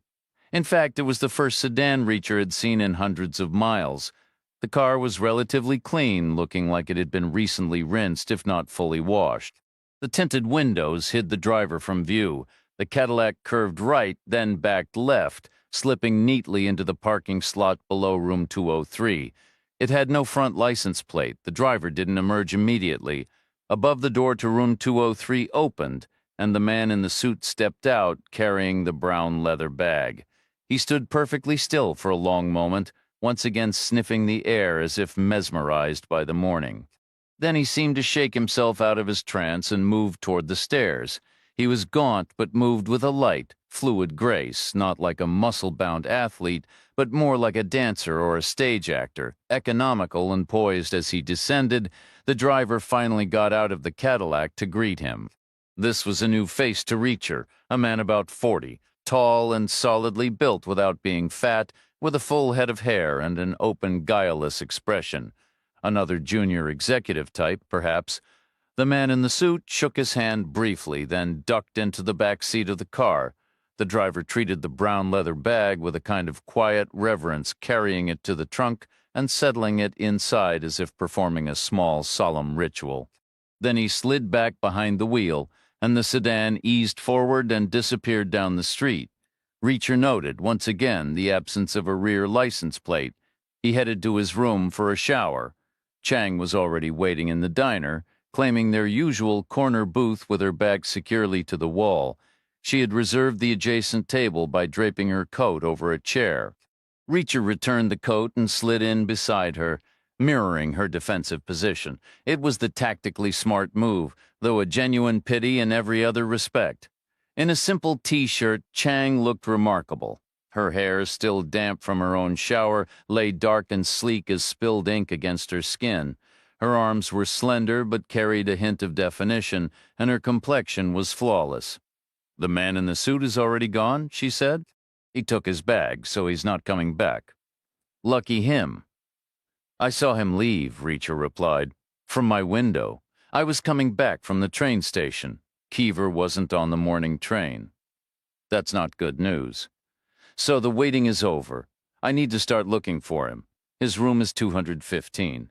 I took a peek through the window and saw a large shirt hanging on the closet door. Room 20313 is completely empty. All right, we'll find a way in." "We?" Figure of speech, Reacher said. "My schedule is clear today. Should we go now?" "Let's eat first. The golden rule, eat when you can. Now might be the perfect time." "It might be," Reacher conceded, "but later will be better. Once the maid starts her rounds, she might even open the door for us." The waitress arrived with coffee. After breakfast, they found the motel maid had begun her work, but she was occupied on the opposite side of the horseshoe-shaped courtyard, preparing room 203 for rent again, following the suited man's departure. Her large stacked cart was parked on the walkway, the room door standing wide open. Inside, she was visible, stripping the bed linens. A pass key would be on her belt, in her pocket, or chained to the cart. "I suppose I'll go over and say hello," Reacher said. He turned left at room 211, left again at 206, and stopped beside the cart, looking into the open doorway of 203. The maid was crying and working, doing both simultaneously. She was a thin white woman, no longer young, hauling a sack of towels from the bathroom. She was sobbing openly, tears tracking clean lines down her dusty cheeks from the doorway. Reacher asked, "Ma'am, are you all right?" The woman stopped, released the sack, and straightened up. She took a shuddering breath, stared blankly at Reacher, then turned to gaze at her own reflection in the mirror before turning back with a look of utter indifference, as if her appearance was the least of her concerns. A sudden radiant smile broke through. "I'm perfectly wonderful," she said. "Okay. No, really, I'm sorry. It's just the gentleman who checked out left me a tip." "Your first one?" "My best one by a mile." She wore a smock with a wide, sagging pocket on the hem. Using both hands carefully, she extracted a small envelope, the kind used for formal invitations.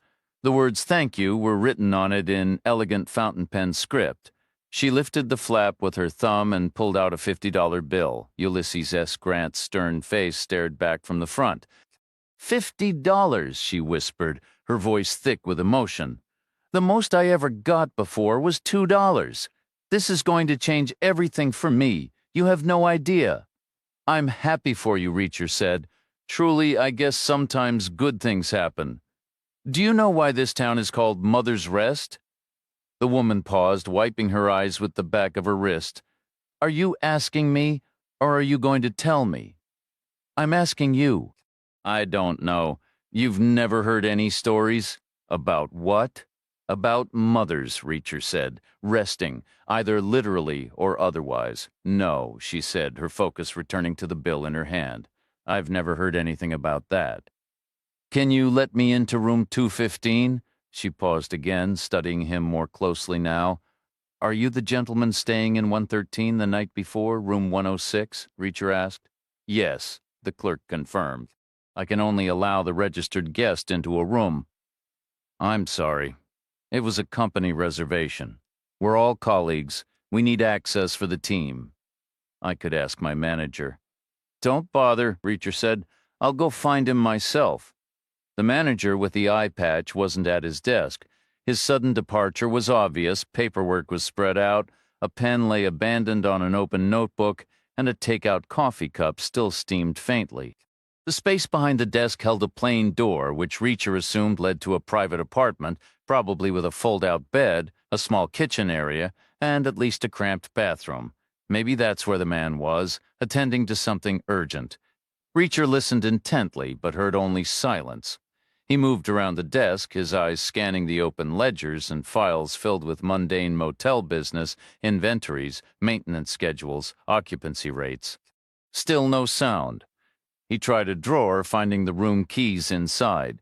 He removed the key for 133 and replaced it with the one for 215, closing the drawer softly. He returned to the guest side of the desk, exhaling slowly. The manager didn't reappear. Perhaps he had a sensitive stomach. Reacher turned and walked out, crossing the parking lot to Chang's stairwell. He held up the new key. "How long do we have it?" she asked. "As long as Keever paid for, likely all week. I'm assuming his reservation. The manager can't really object. He's already been paid, and Keever isn't here to disagree. Do you think that will actually hold up? It might, unless they organize some kind of local vigilante group, in which case we call the police, which is what Keever should have done in the first place." The man in the suit left a $50 tip for the housekeeper, Reacher mentioned. "That's excessive. You'd give that for a week-long cruise." She was thrilled. Of course she was. It's like a free week's pay for her. Makes me feel cheap. I never leave more than 5. You said he was wealthy. It tracks. Reacher didn't reply, approaching Keever's door. He slid the key into the lock, turned it, and pushed the door open, stepping aside after you. Chang entered, Reacher following. Signs of Keever were everywhere. A shirt hung on the doorknob, a tidy toiletry kit in the bathroom, a linen jacket in the closet, and a worn suitcase open against the wall, its contents of clothes arranged with precise care by the housekeeper. The room was spotless and orderly. There was no briefcase, no laptop bag, no thick notepads or loose papers in immediate view. Reacher closed the door behind them. Having searched countless motel rooms in his lengthy, often gritty career, he was proficient at it, having discovered items hidden in all manner of places. "What was Keever before the Bureau?" he asked. "He was a police detective," Chang said. "He even got a law degree at night school," which meant Keever had also searched motel rooms. He knew the common hiding spots, not that this room offered many architectural complexities. It was a standard, boxy space. Chang voiced a doubt. "We're probably wasting our time. The clerk could have been in here multiple times already, or let someone else in. We have to assume this room was searched long ago." Reacher nodded. "But how thoroughly? That's the real question. Because we know one thing for certain, Keever was here, and then he left. There are only 3 ways that could have happened. First, he left on a routine errand that went wrong later. Second, he was forcibly removed from this room by someone. Or third," Reacher paused, the tone shifting to something more pointed and almost sardonic. "He was right here on this bed, piecing things together, when he had a sudden, blinding revelation. A genuine oh crap moment. He probably jumped up, frantic, to get to the payphone at the general store to call for help immediately, except he never made it." "Never made it? What are you implying?" "I'm implying the man is missing." "Tell me the specifics, and I can rule out the other possibilities." "None of those 3 exit strategies suggest we should find anything left behind in this room, something everyone else overlooked." "I disagree. The third one might, just maybe, picture the scene." "Oh, damn, you're shocked. And in that instant, you're in serious trouble. The threat is so immediate you have to bolt for the phone, but you'll be out in the open.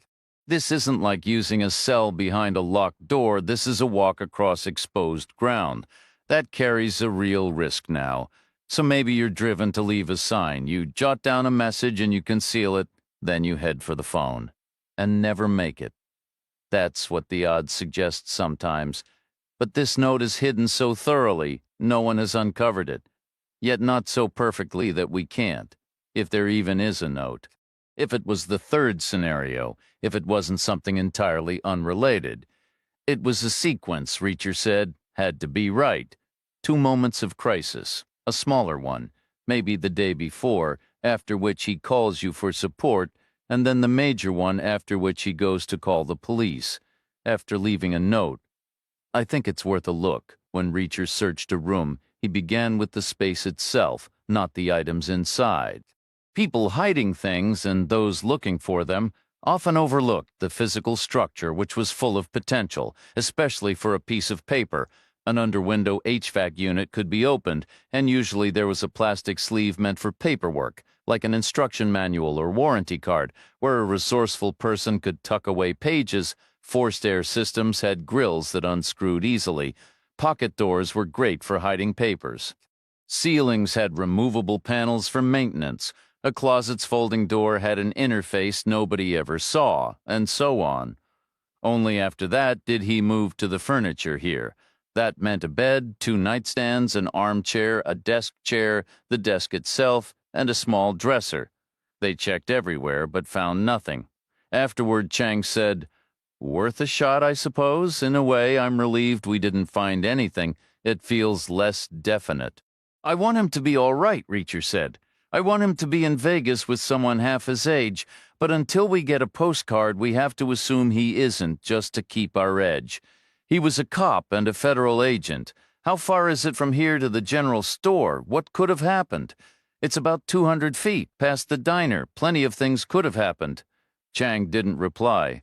Reacher's hands felt grimy from moving furniture and touching surfaces that weren't cleaned often.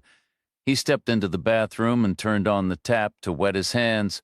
The soap was a new bar still wrapped in tissue, light blue, neatly pleated and sealed with a gold sticker. Not the worst place Reacher had ever been. He pulled off the paper and crumpled it. The trash can was under the vanity. The vanity was deep, requiring a sort of underhand angled toss, left-handed too, which he managed. Then he washed his hands, the new soap stiff at first, then lathering better. He dried them on a fresh towel, and then his conscience nudged him. He bent to check if his tissue paper wad had actually landed in the can. It hadn't. The trash can was round, like a short cylinder, but it was pushed into a left-hand corner, leaving a narrow gap behind. The kind of space that got ignored, especially by housekeeping working for slim tips, not worth the effort for a couple of dollars. It was the kind of space that became a graveyard for missed throws. 3 were there. One was his own damp spitball, one was an older version of the same thing, bone dry, a previous bar of soap, and one was a piece of fuzzy paper like linty junk from a pocket. Reacher recognized the worn piece of paper instantly. Folded into quarters, softened and grimy from riding in a pocket for weeks, it had clearly been tossed toward the trash, but missed landing in that empty space between the can and the wall. He opened it carefully, flattening the creases against his palm. One side was blank, just smudged with dirt and a faint blue tint that spoke of denim, likely from the back pocket of a pair of jeans. Flipping it over, he found a hasty note scrawled in ballpoint, a phone number and the stark phrase, 200 deaths. Reacher glanced at Chang. Could this be Keever's writing? Chang studied it briefly. "I've never seen his handwriting, and this isn't much to go on. A defense attorney would tear it apart. No chain of custody, no proof of origin. Anyone could have left it here any time." "Granted," Reacher said. "But if it is Keever's, what's it mean? Probably notes from a phone call taken in his office or that spare bedroom he used, high stakes, given the number of deaths mentioned. The number could belong to a client, a source for verification, or someone with more details. Then why toss it? Maybe he typed up a fuller report later and didn't need the scrap. Could have been standing right here, checking his reflection, clearing out old tissues and pocket lint. Those jeans might not have been worn in a while. The area code was 323. Los Angeles, Reacher asked. Chang nodded. Cell or landline, 200 deaths. That's serious danger. If it's connected to Keever's current case, or it's completely unrelated, she added. Could be an old file or some ambulance-chasing lawyer's note from last year. 200 deaths here would be 1/5 of the population. People would notice. You wouldn't need a private eye to uncover it. Only one way to find out, Reacher said. Let's call the number and see who answers. After locking the room, they descended the metal stairs 100 feet away. The motel manager, the one-eyed guy, hurried out of his office, waving his arms as he approached. "Sir, 215 isn't your registered room," he announced, slightly out of breath. "Then update your register," Reacher replied evenly. "The room was paid for by an associate of mine, and I'll be using it until he gets back." "You can't do that. Never heard that word. How did you even get the key?" "Found it under a bush. Just my lucky day." This isn't allowed. Then call the police, Reacher said, his tone flat. The manager stared, huffed in frustration, then turned and stalked back to his office without another word. Chang watched him go. What if he actually does call them? He won't, Reacher said.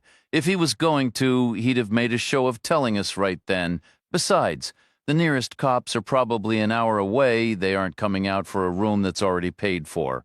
And if these folks have something to hide, the last thing they want is law enforcement nosing around. So what will he do? We'll find out soon enough. They stepped out onto the wide, sunlit street. The town was quiet, no bustle, no crowds. A pickup truck turned down a side street 50 yards ahead. Nearby, a kid was throwing a tennis ball against a wall, smacking the rebound with a stick in a steady, practiced rhythm. Like he was getting in some solo baseball practice. He was pretty good. Maybe his face belonged in a magazine. A FedEx truck was crossing the railroad tracks on the old trail, rolling toward town. The general store was a typical country building, a simple, flat-roofed structure set sideways to the street, with a decorative gabled front made of lapboards painted a muted red. A sign in ornate gold circus-style letters read, "Mother's Rest Dry Goods." There was one door and one small window, meant more for letting in light than for displaying merchandise. The glass was plastered with decals bearing brand names Reacher didn't recognize, probably for obscure but essential rural supplies. Just inside the door, a narrow vestibule held a wall-mounted payphone. No privacy hood, just the metal instrument itself, cord and all. Chang dropped coins into the slot and dialed. She listened, then hung up without saying a word. Voicemail, she said, the standard phone company recording. No personal greeting, no name, sounded like a cell. Reacher said, "You should have left a message. What's the use? I can't receive calls here. Try Keever again, just to be sure." "I don't want to. I don't want to hear that silence again. He's either fine or he isn't. Calling won't change that." She used her cell to look up the number but dialed on the old payphone like before. She listened, then hung up quietly. She tried a second number with the same result. Shaking her head, she said, "No answer." Reacher said, "We should head to Oklahoma City." Chapter 13. The train would have been quicker, but it wasn't leaving for another 8 hours. So they took Chang's rental car, a compact green Ford SUV. The interior was plain and unmarked, reeking of upholstery cleaner. They were out of town in under a minute, following the old wagon trail before turning south, then west, then south again through an endless golden checkerboard of fields until they found a county road that promised a highway entrance 200 miles ahead. Chang drove in her T-shirt, one hand low on the wheel, the other resting in her lap. Her eyes kept moving, road, mirrors, road again. Occasionally, a faint, fleeting smile would touch her lips, then vanish just as quickly, replaced by a tight grimace as thoughts churned behind her eyes. Her shoulders were slightly hunched as if she wished to take up less space, an ambition Reacher couldn't support. To him, she looked just right, long-limbed and sturdy, but in all the right ways. I might be a decent person, he thought, but I know I'm not the reason for anything here. He stayed quiet. She checked the mirror again and said, "There's a pickup behind us." "How far back?" "About 100 yards." "How long's it been there?" "A mile or so. It's a public road. It came up fast, then dropped back, like it was searching for us, and now it's found us. Just the one. That's all I see. Not much of a posse. 2 men, I think, driver and passenger." Reacher didn't turn to look. He didn't want to give either man the satisfaction of seeing a worried face in the rear window. Instead, he slid down and shifted until he could see the reflection in Chang's side mirror. A pickup hanging back about 100 yards. A Ford, he guessed, a big, obvious machine painted the same dull red as the general store. 2 men sat inside, spaced wide apart in the cab. Reacher sat up and looked ahead. Wheat stretched to the right and left, the road arrow straight until it dipped below the distant horizon. Gravel shoulders lined the pavement for drainage, but there were no ditches, and no turns. The fields seemed to go on forever. Almost literally, the same endless field might have stretched all the way to the highway on-ramp, 200 miles. It seemed plausible. No other vehicles were visible. He asked, "Did they cover this kind of thing in your training at Quantico?" She replied to some degree, but that was a long time back and in a completely different setting, mostly city streets, traffic lights, four-way stops, one-way grids. Out here, our choices are pretty limited. What about you? Any formal training? None. I was never much of a driver. Should we wait for them to make a move? First, we need to guess their orders. If it's just surveillance, we could lead them all the way to Oklahoma City and shake them there. The best fights are the ones you avoid entirely. And if it's more than surveillance, then they'll go for the classic movie move. They'll bump us from behind, to scare us or something worse. That would be a major escalation for them. They'd make it look like an accident. Tired tourist nods off on a long straight road and crashes. Probably happens more than you'd think. Reacher stayed silent. "We can't outrun them," Chang said. "Not in this car, so let them get close. Then swerve into the other lane and hit the brakes, send them sailing past when?" "Don't ask me," Reacher said. "I flunked defensive driving. They pulled me from the course in less than a day when they fill up the mirror, I suppose." Chang drove on, both hands firmly on the wheel. 1 minute passed, then 2. She said, "I want to see their play. We need to force the issue." "You sure about that?" "They're the local crew. Time to rattle them." "All right, speed up a little." She pressed the accelerator and he twisted in his seat, peering out the back window. A pale, tense face flashed in the distance. He said, "Faster." The little green Ford surged ahead, putting nearly 200 yards between them, and then the pickup reacted, its grille lifting as it charged forward to close the gap. Chang said, "Call out the distance for me. I can't judge it in the mirrors." 80 yards now, Reacher said, "gives us about 8 seconds. Less because I'm slowing down. This thing feels like it could roll. 60 yards, clear ahead and behind. Just us and them on this road, 40 yards. Slowing more. We can't do this above 60, 20 yards. I'll make the move at 10. Do it now." And she did. She jerked the wheel left and slammed the brakes. The pickup missed clipping their rear corner by an inch, speeding past as it braked too late. Meanwhile, the little green Ford rocked violently side to side, threatening to tip, but soon settled, stopped dead, safely back in the correct lane. Now they were 100 yards behind the pickup, their positions completely reversed after a few chaotic seconds. Chang said, which of course raises the obvious question, what now? We turn around, they turn around, then we're right back where we started. "Drive straight at them," Reacher said. "And crash?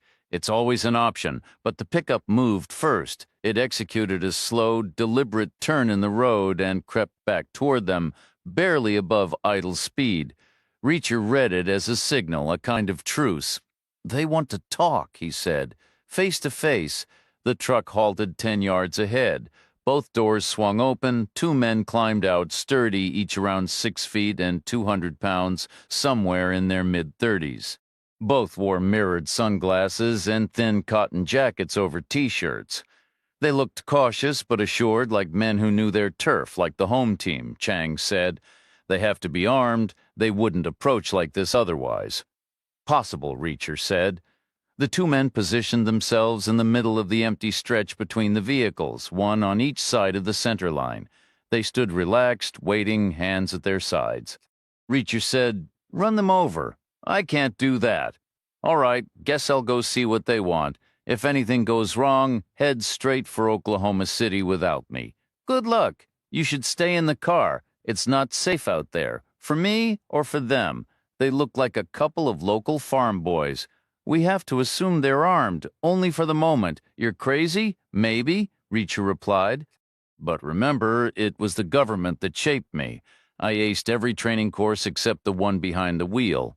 He pushed the door open and stepped onto the gravel.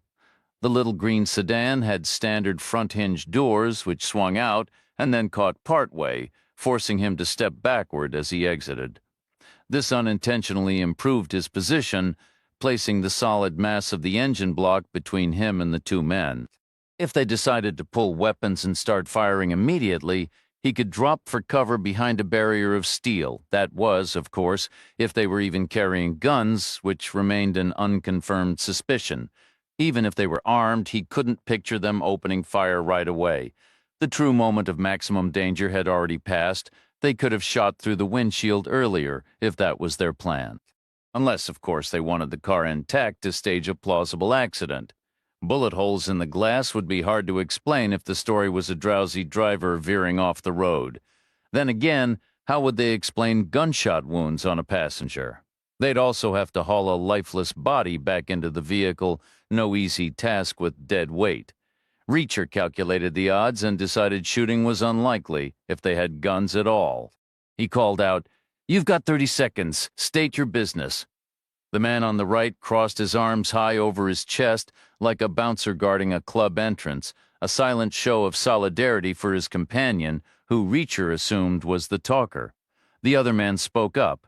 "This is about the motel." His hands hung loose at his sides. Reacher asked, "What about it?" "That's our uncle's place. He's a disabled old man, and you're giving him trouble." "You're breaking laws." Hands still down. Reacher moved out from behind the door, advancing until he stood near the Ford's right headlight.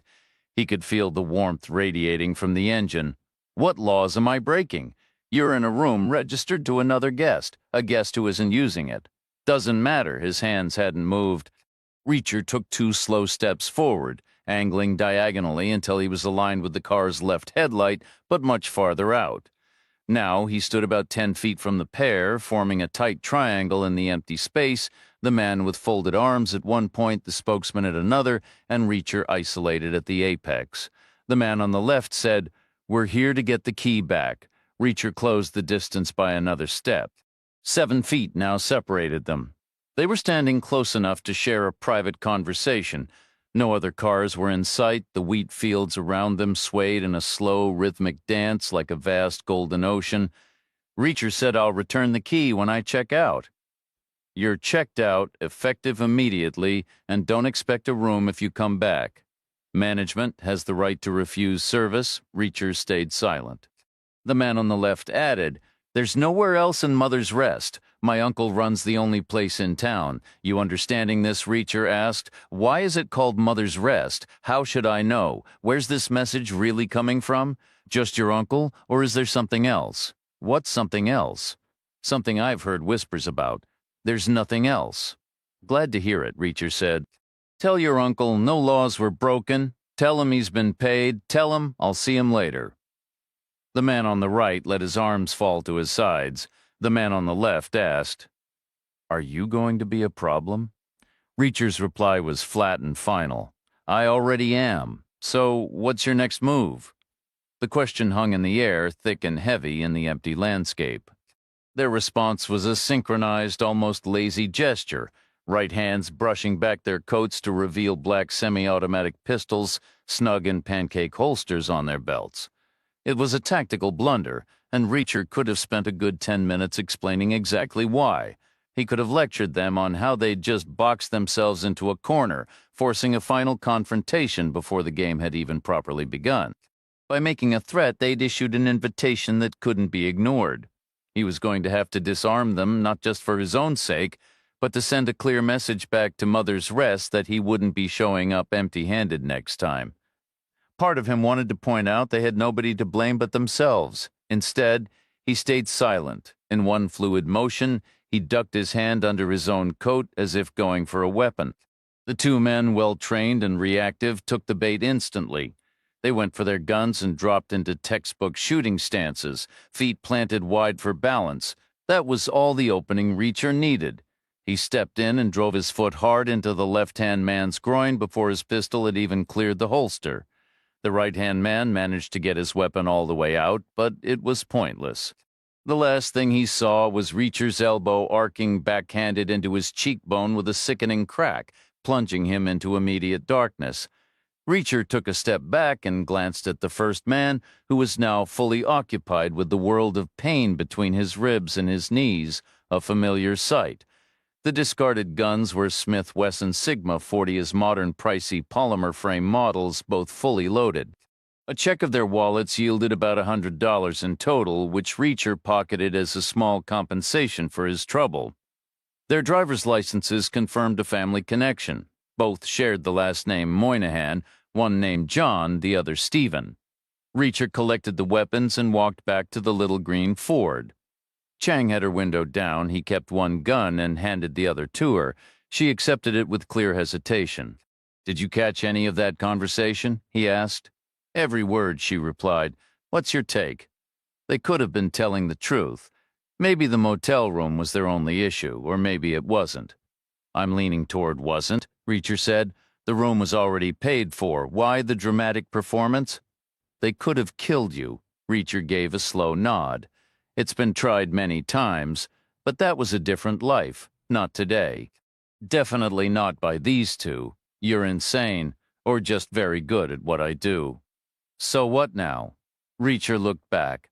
The guy on the right was beginning to moan, transitioning from unconscious to concussed. The other was still writhing in the dirt. "Shoot them if they twitch," he said. He walked over to their pickup truck and climbed inside. The glove box held registration and insurance papers for Stephen Moynihan, but nothing else useful. Reacher got behind the wheels, started the engine, and carefully maneuvered the truck onto the shoulder. He parked it half in the gravel, half buried in the wheat field, nose pointed back toward town. After killing the engine, he removed the key. One by one, he dragged the dazed men into the shade in front of the bumper and propped them up against the chrome grille. Both were conscious now, watching him through a haze of pain and confusion. "Pay close attention," Reacher said. Once he had their bleary focus, he balanced the single key on his palm and tossed it in a gentle arc into the dense wheat. It landed about 50 feet away. Finding it would take them the better part of an hour, assuming they could even walk straight by then. The extra time could have been its own separate hour. He returned to the Ford, and Chang continued driving. Every so often he glanced back to check. The truck remained in view for a long while, shrinking to a faint speck in the distance before finally dipping below the northern horizon and vanishing completely. It took almost 3 more hours to reach the highway, and the distance markers indicated another 2 hours to Oklahoma City. The drive was quiet and steady until about 90 minutes out. A chorus of chimes and beeps erupted from the phone in Chang's pocket. Voicemails, texts, and emails, all queued up, began downloading at once. Cell service was back. Chang tried to manage her phone one-handed while driving, but Reacher cut in. "We should pull over before that tourist really does wreck her car. Let's get some coffee." "I don't know how you drink so much of that stuff," Chang said. "Simple physics," Reacher replied. "Tip the cup, it pours out. Hard not to drink it." "Your heart must be racing non-stop." Beats the alternative. A mile later, a sign appeared, and they took an exit leading to a typical roadside cluster, a gas station, restrooms, and a plain federal-style stone building somewhat marred by the bright neon of modern chain coffee and fast food signs. They parked, stretched their legs in the warm afternoon air, used the facilities, and met inside the coffee shop. Reacher ordered his usual medium black coffee. Chang chose iced coffee with milk. They settled at a corner table, and Chang laid her phone down, a slim touchscreen device about the size of a paperback. She swiped and tapped, scrolling first through call logs, then texts, then emails. "Nothing from Keever," she said. "Try calling him again. We both know he won't answer. Stranger things have happened. I once had 3 police departments and the National Guard searching for a guy, and he strolled back into town like nothing happened, just returned from a spontaneous fishing trip upstate. Keever isn't on a fishing trip. Try anyway." After a reluctant pause, she dialed his home number, then his cell. No answer either time. Reacher said, "Try the Los Angeles number again, the one from that paper with the 200 deaths." Chang nodded, eager to shift focus. She dialed and held the phone to her ear. This time, someone picked up. Sounding slightly surprised, she said, "Good afternoon. May I ask who I'm speaking with?" The response must have mirrored Reacher's earlier experience, something along the lines of, "Who wants to know?" she replied. "My name is Michelle Chang. I'm a private investigator based in Seattle, former FBI. I'm working with a man named Keever. I believe he may have contacted you. We found your number in his motel room. Reacher couldn't hear the other side of the conversation, but he guessed the next question was about spelling, because Chang carefully said Keever. A long pause followed. Then what was clearly a negative reply, because Chang pressed, "Can you be absolutely sure about that?" What came next was an extended, mostly one-sided monologue from the LA contact. Chang's shifting expressions could have suggested a dozen different stories, offering Reacher no clear clue. He got the impression the guy was methodical, moving from one point to the next in episodic detail. Maybe he was an actor or someone in film. The context was fuzzy. Eventually, Reacher stopped trying to piece it together and just waited. Finally, Chang said goodbye, ended the call, took a breath and a sip of her iced coffee, and said, "His name is Westwood. He's a journalist with the LA Times, their science editor, actually." He explained that it wasn't a major department. Typically, he produces detailed features for their Sunday magazine. He insisted Keever had never contacted him. His practice is to jot down a quick, real-time note for every call that comes in, entering it directly into a secure system. "That's just what journalists have to do nowadays," he remarked, in case their papers face a lawsuit, or if they decide to sue the paper themselves. But Keever's name isn't in his records, so the call never happened. This Westwood person is definitely not the client, correct? Chang gave a slow shake of her head. He would have admitted it. "I introduced myself as Keever's associate. Back when we discovered it, you suggested the number would lead to either the client, a source for independent verification, or a source for more details. So if it's not the client, it's one of the other options. Perhaps Keever intended to call him next after reaching out to you. Or maybe that was your intended role, to act as a go-between with Westwood regarding whatever this is about. We need to consider the strong possibility that number had nothing to do with Keever. That slip of paper could have been sitting in that motel room for months. What's Westwood currently writing about? An extensive article on the origins of wheat, how ancient strains were crossbred to become the modern varieties. Sounds like a fluffy promotional piece to me. The subtext seems to be, we've already tinkered with the genes, so why not keep going? Is that relevant, considering we just passed endless fields of the stuff? More than enough to last forever.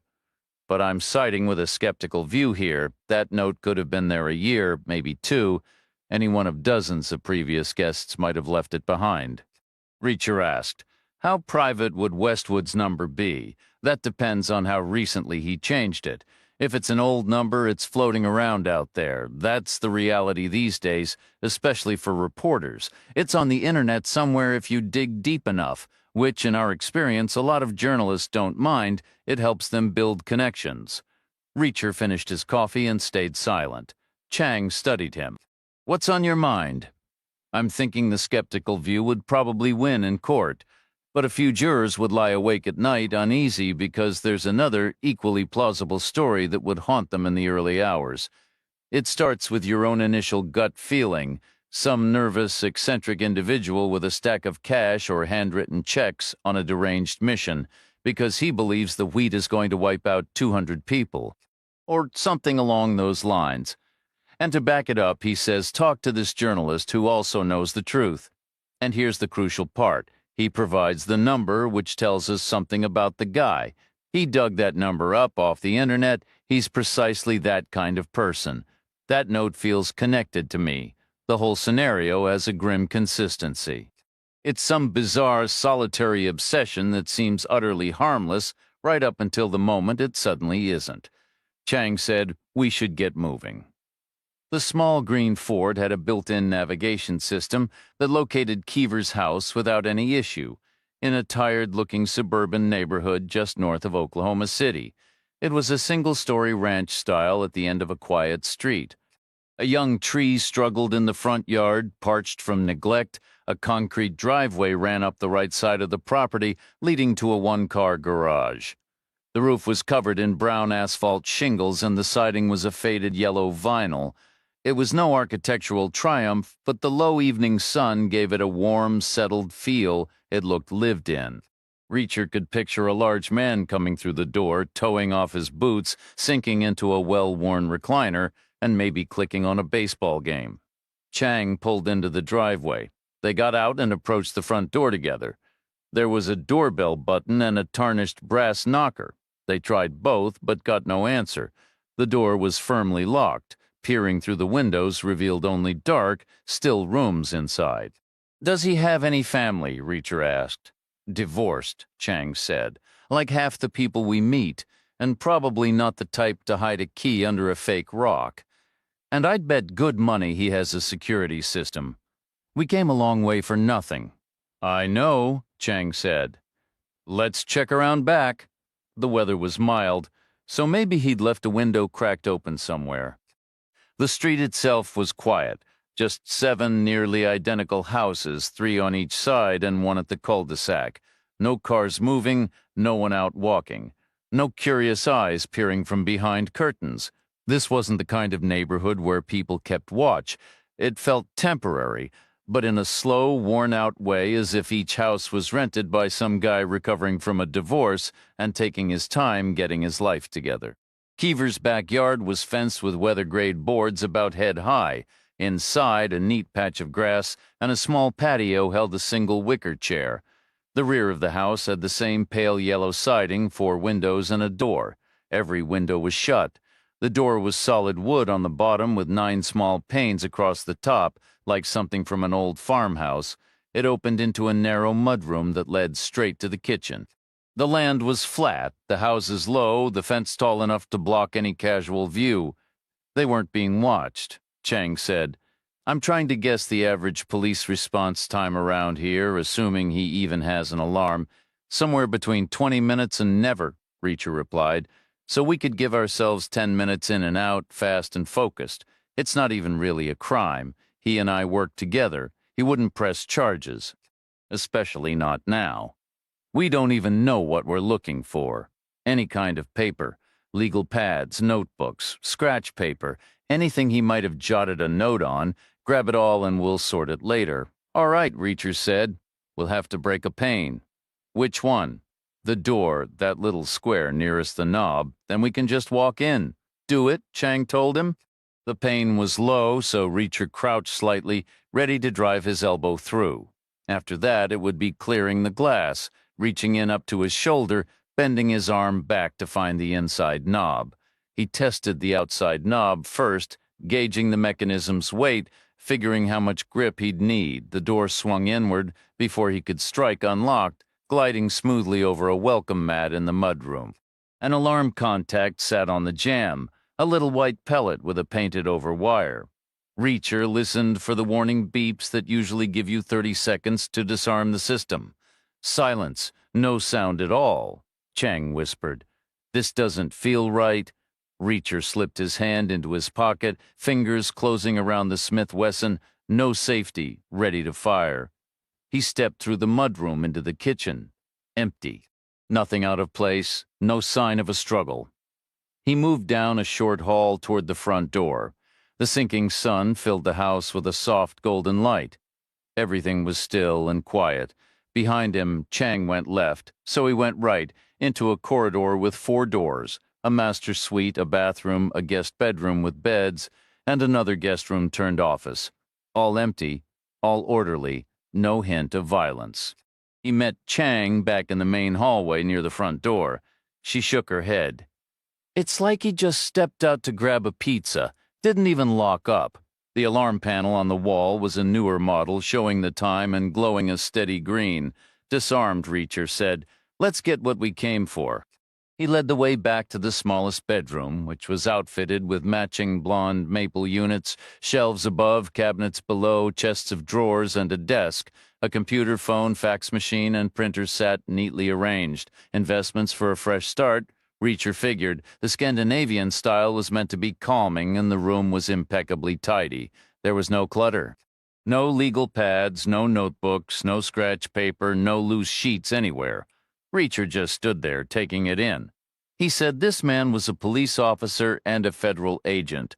He spent countless hours on the phone, waiting on hold, listening, talking. Does anyone do that without a pen and something to write on, for taking notes, for doodling, just to pass the time? It's a habit you can't break. What are you getting at? I'm saying this doesn't add up. He moved to the cabinets beneath the shelves, opening them one by one. The first was stocked with spare toner for the printer. The second held extra cartridges for the fax machine. The third was filled with legal pads. Right beside them were packs of spiral notebooks, still sealed in plastic, and behind those were blocks of memo paper, neat cubes of untouched paper, about 3.5 inches square. I hate to say it, Reacher said. For what? This situation just took a turn.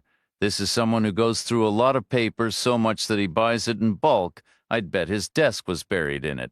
We could have put the whole story together from what was here. But someone else got here first on the same hunt. Now it's all gone. Who? The method tells us who, I'm afraid. Keever is being held somewhere. That's the only way this makes sense. They probably found notes in his jacket pocket, maybe torn from a legal pad. In one pants pocket was his wallet with his license, giving them this address where they assumed the rest of the pad would be. In his other pocket were his house keys, which let them walk right in, maybe even with a remote fob to disarm these new alarms without a code. A small mercy, I suppose. It means they didn't have to force the code out of him. Chang said, "That's brutally direct. I don't know another way to see it. It still doesn't tell me who." "Mother's Rest," Reacher replied. "That's where he was last seen." They searched Keever's house thoroughly, room by room, in case anything had been overlooked. The mudroom yielded nothing. The kitchen was stark and barely used, with mismatched utensils and a few canned goods bought on a whim but never opened. There were no hidden compartments unless they'd been perfectly concealed behind walls painted to look old and worn. The living area and dining nook were similarly sparse. It was an easy search. The man had clearly started over with very little and hadn't accumulated much since. The guest bedroom, set up with twin beds, seemed intended for visiting children every other weekend, perhaps, whatever the custody agreement stipulated. But Reacher had a feeling the room had never been used. The master suite held a faint, stale odor. There was a bed with a single nightstand, a dresser, and a valet stand for hanging a jacket, with trays for watches, coins, and wallets, like something from an upscale hotel. The bathroom felt damp, towels strewn about. On the nightstand was a short stack of magazines weighed down by a hardcover book. As he passed, Reacher glanced down out of curiosity. He noticed 3 things. The top magazine was the Sunday supplement from the Los Angeles Times. It was only partly read, with a bookmark peeking out about 1/4 of an inch. And the hardcover book also had a bookmark.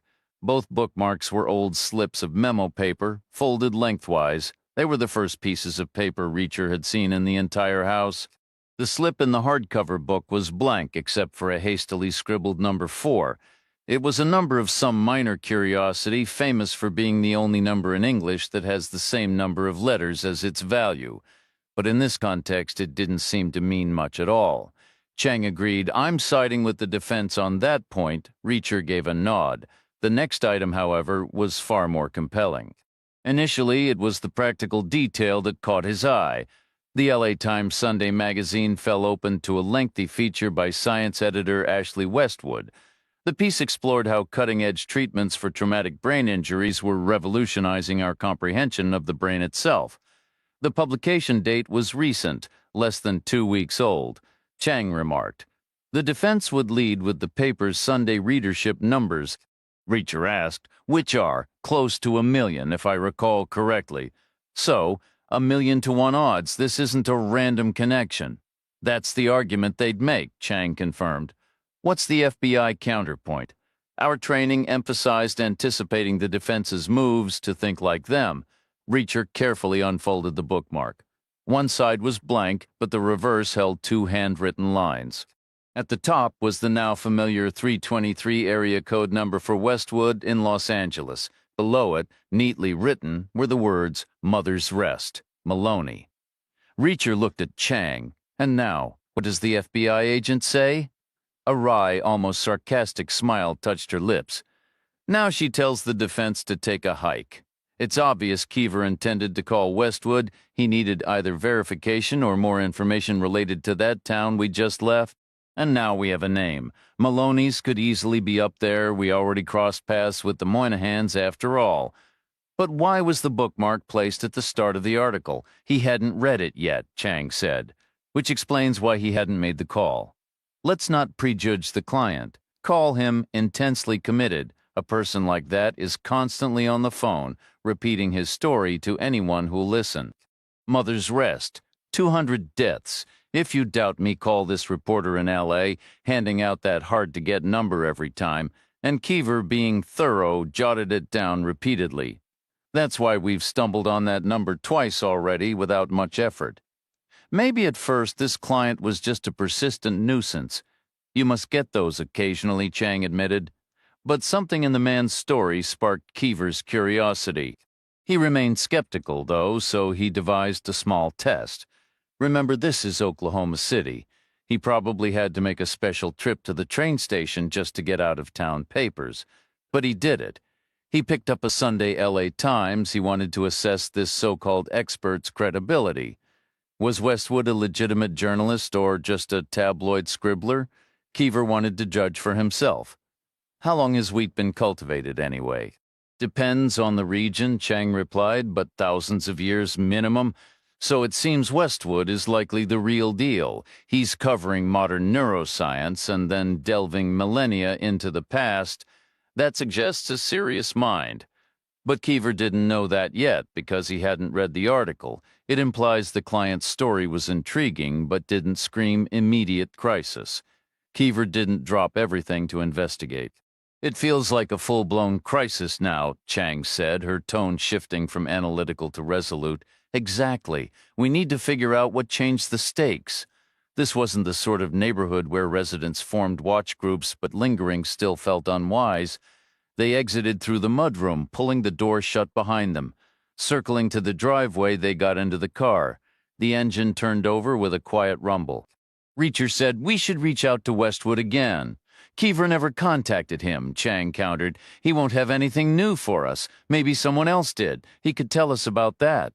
Who else would call him? That's what we need to find out. Chang didn't reply. Instead, she retrieved her phone, dialed, tapped the speaker icon, and set the device on the center console. "You're on speaker," she announced. The ringtone buzzed once, twice before the call connected. "Hello?" came Westwood's voice. Reacher said, "Mr. Westwood, this is Jack Reacher. I'm currently working with my colleague Michelle Chang, who spoke with you recently." "I remember," Westwood said. "We established that her other associate, Keever, never got in touch with me. I thought we had that settled. We did, but now it looks like he planned to contact you eventually." Maybe you were next, or maybe further down the list. Westwood hesitated for a brief moment, then asked, "Where is this man now?" Reacher replied, "He's disappeared." "How? Where did he go?" Reacher stayed silent. Westwood sighed. "Stupid questions, I guess. The how matters. The where was pretty pointless. If we knew where he was, he wouldn't be missing. You should focus on the calls he actually made, not the ones he might have made someday. Our information is incomplete." "In what way?" "We're working backward, Mr. Westwood. We believe he was going to turn to you for some kind of specialized knowledge. We need to understand what you could have provided. I'm a journalist, not an expert. But you're well informed. Anyone who reads my column knows as much as I do. Readers often assume there's more to the story, details left out for legal reasons, things you couldn't print. They respect your position and figure you're passionate about the topics you cover, maybe," Westwood said. "But we're discussing a conversation that never happened. No, we're focusing on Keever's client. So far we see someone driven, with plenty of time on their hands. The evidence shows he called Keever over and over. He strikes me as that kind of person, and clearly there's something he cares deeply about. I'd bet he's called everyone from the White House on down. Probably hundreds of people, including you. Why wouldn't he? You're the science editor for a major paper. Maybe you wrote something connected to his issue. I think he found your number online, not just to give to Keever, but to talk to you directly. I suspect he has some bizarre scientific grievance and believes you'd get it. So I think he probably called you. I think you've spoken with him." There was a brief silence, spanning thousands of miles before Westwood's voice returned, slightly strained as if holding back a laugh. "I work for the LA Times in Los Angeles, California. My number is publicly available, which is generally a good thing, but it means I get strange calls constantly. Day and night. I've heard every oddball scientific theory imaginable: aliens, UFOs, birth, suicide, radiation, mind control. And that's just in the last month. Are those calls logged? They make up most of the log. Ask any reporter, can you search by topic? We get sloppy with specifics. These callers tend to ramble. We use broad categories: this type of crank, that type of crank. Eventually, I block them when they wear out their welcome. I do need to sleep sometimes. Try Mother's Rest. What's that? It's a town name, 2 words, like your mother taking a seat, capitalized. Why is it called that? No idea, Reacher said. They heard the distinct sound of keyboard keys clacking through the speaker, the database search, presumably by subject. Westwood said, "Nothing comes up. Are you certain? It's a pretty memorable name." Reacher said nothing. Westwood added, "Look, I'm not saying your guy's client didn't call me. He likely did. We all deal with people like that. I'm saying, how would I know which one he was?" They left Keever's quiet cul-de-sac, exited the neighborhood, passed a sprawling outlet mall, and reached the highway on-ramp. Turning right would lead to Mother's Rest, a 5-hour drive away. To the left, just 10 minutes down the road, lay downtown Oklahoma City, with its steakhouses, barbecue joints, and comfortable hotels. But Chang insisted we have to turn back. Chapter 18. They skipped the steakhouse and the barbecue joint, ending up instead in the sterile, fluorescent glare of a highway rest stop operated by a middling national chain. Reacher chose a cheeseburger wrapped in paper and coffee in a foam cup. Chang opted for a salad, its plastic container nearly the size of a basketball, complete with a clear lid and a white bowl underneath. She was clearly stressed, maybe a little worn from the drive, but she remained engaging company. Tucking her hair behind her shoulders, she turned the act of tackling her salad into a shared comical ordeal, her eyes widening with a spectrum of half-smiles from wry and self-deprecating to quietly entertained as Reacher lifted his burger for a bite. "I appreciate all your help up to now," she said. "You're welcome," he replied. "We should probably figure out a more solid plan going forward, should we?" "It doesn't make sense to start as a team if I might end up finishing this alone," he suggested. "You could call the police.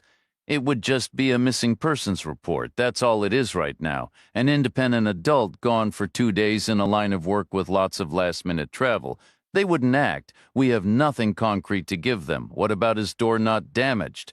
An unlocked door suggests carelessness, not a crime.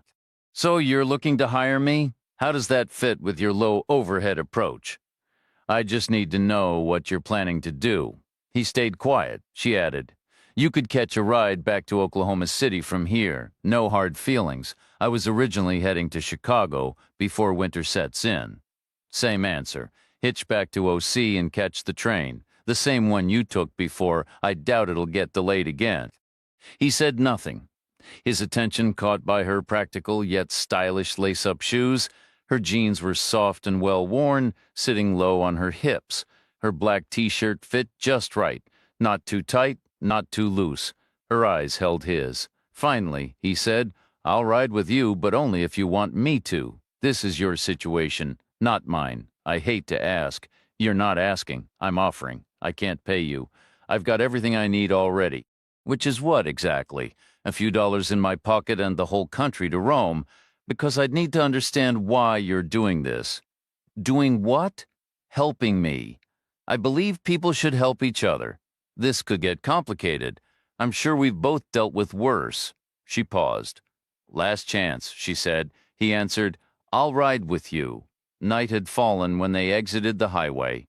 The county road stretched into the immense darkness, visible only as far as the headlights reached. The world beyond, swallowed by black. The little Ford hummed steadily, occasionally jolting over cracked pavement, with pale wheat stalks flashing past on either side. Above, thin clouds drifted under a sliver of moon and a sparse scattering of distant stars. It was impossible to pinpoint exactly where they had left the Moynahans earlier. Every mile looked indistinguishable from the last. The dull red pickup was gone. They didn't see it anywhere, not on the county road, nor on the series of right and left turns through the fields that led back to Mother's Rest. The town appeared a mile off, faint and spectral in the night, its grain elevators towering over the landscape. They entered on the old trail, passing through the widest part of town, 6 blocks of low buildings before turning onto the plaza and driving down to the motel. A light glowed in the office window. Chang murmured, "Let the fun begin." She parked in the spot beneath her room and cut the engine. They sat for a moment in the abrupt silence, then stepped out. Hands resting on the captured guns in their pockets, they stood by the car in the yellow half-light cast by the electric bulbs mounted above each motel door, all of them burning steadily. No movement, no sound, no sign of the Moynahans or anyone else, nothing. Then about 100 feet away, the one-eyed man emerged from the office he hurried over, moving with the same brisk energy as earlier, his hands waving in animated gestures. When he reached them, he dropped his mismatched gaze to the pavement and took a deep breath. "My apologies," he stated. "There was an error. It created some confusion. Room 215 is available for you to use until the other guest returns." Chang remained silent. Reacher simply said, "Got it." The man with one eye gave a sharp nod as if finalizing an agreement, then turned and hurried back the way he came. Chang watched him retreat and murmured, "This could easily be a setup." "Possible," Reacher acknowledged, "but I doubt it. He wouldn't want a confrontation inside the room itself. The furniture would get wrecked and he'd be spending all winter spackling bullet holes in the walls. So you think they're giving up? It's just another play in the game? What's our next move then?" "Not sure. And when do you think it'll happen?"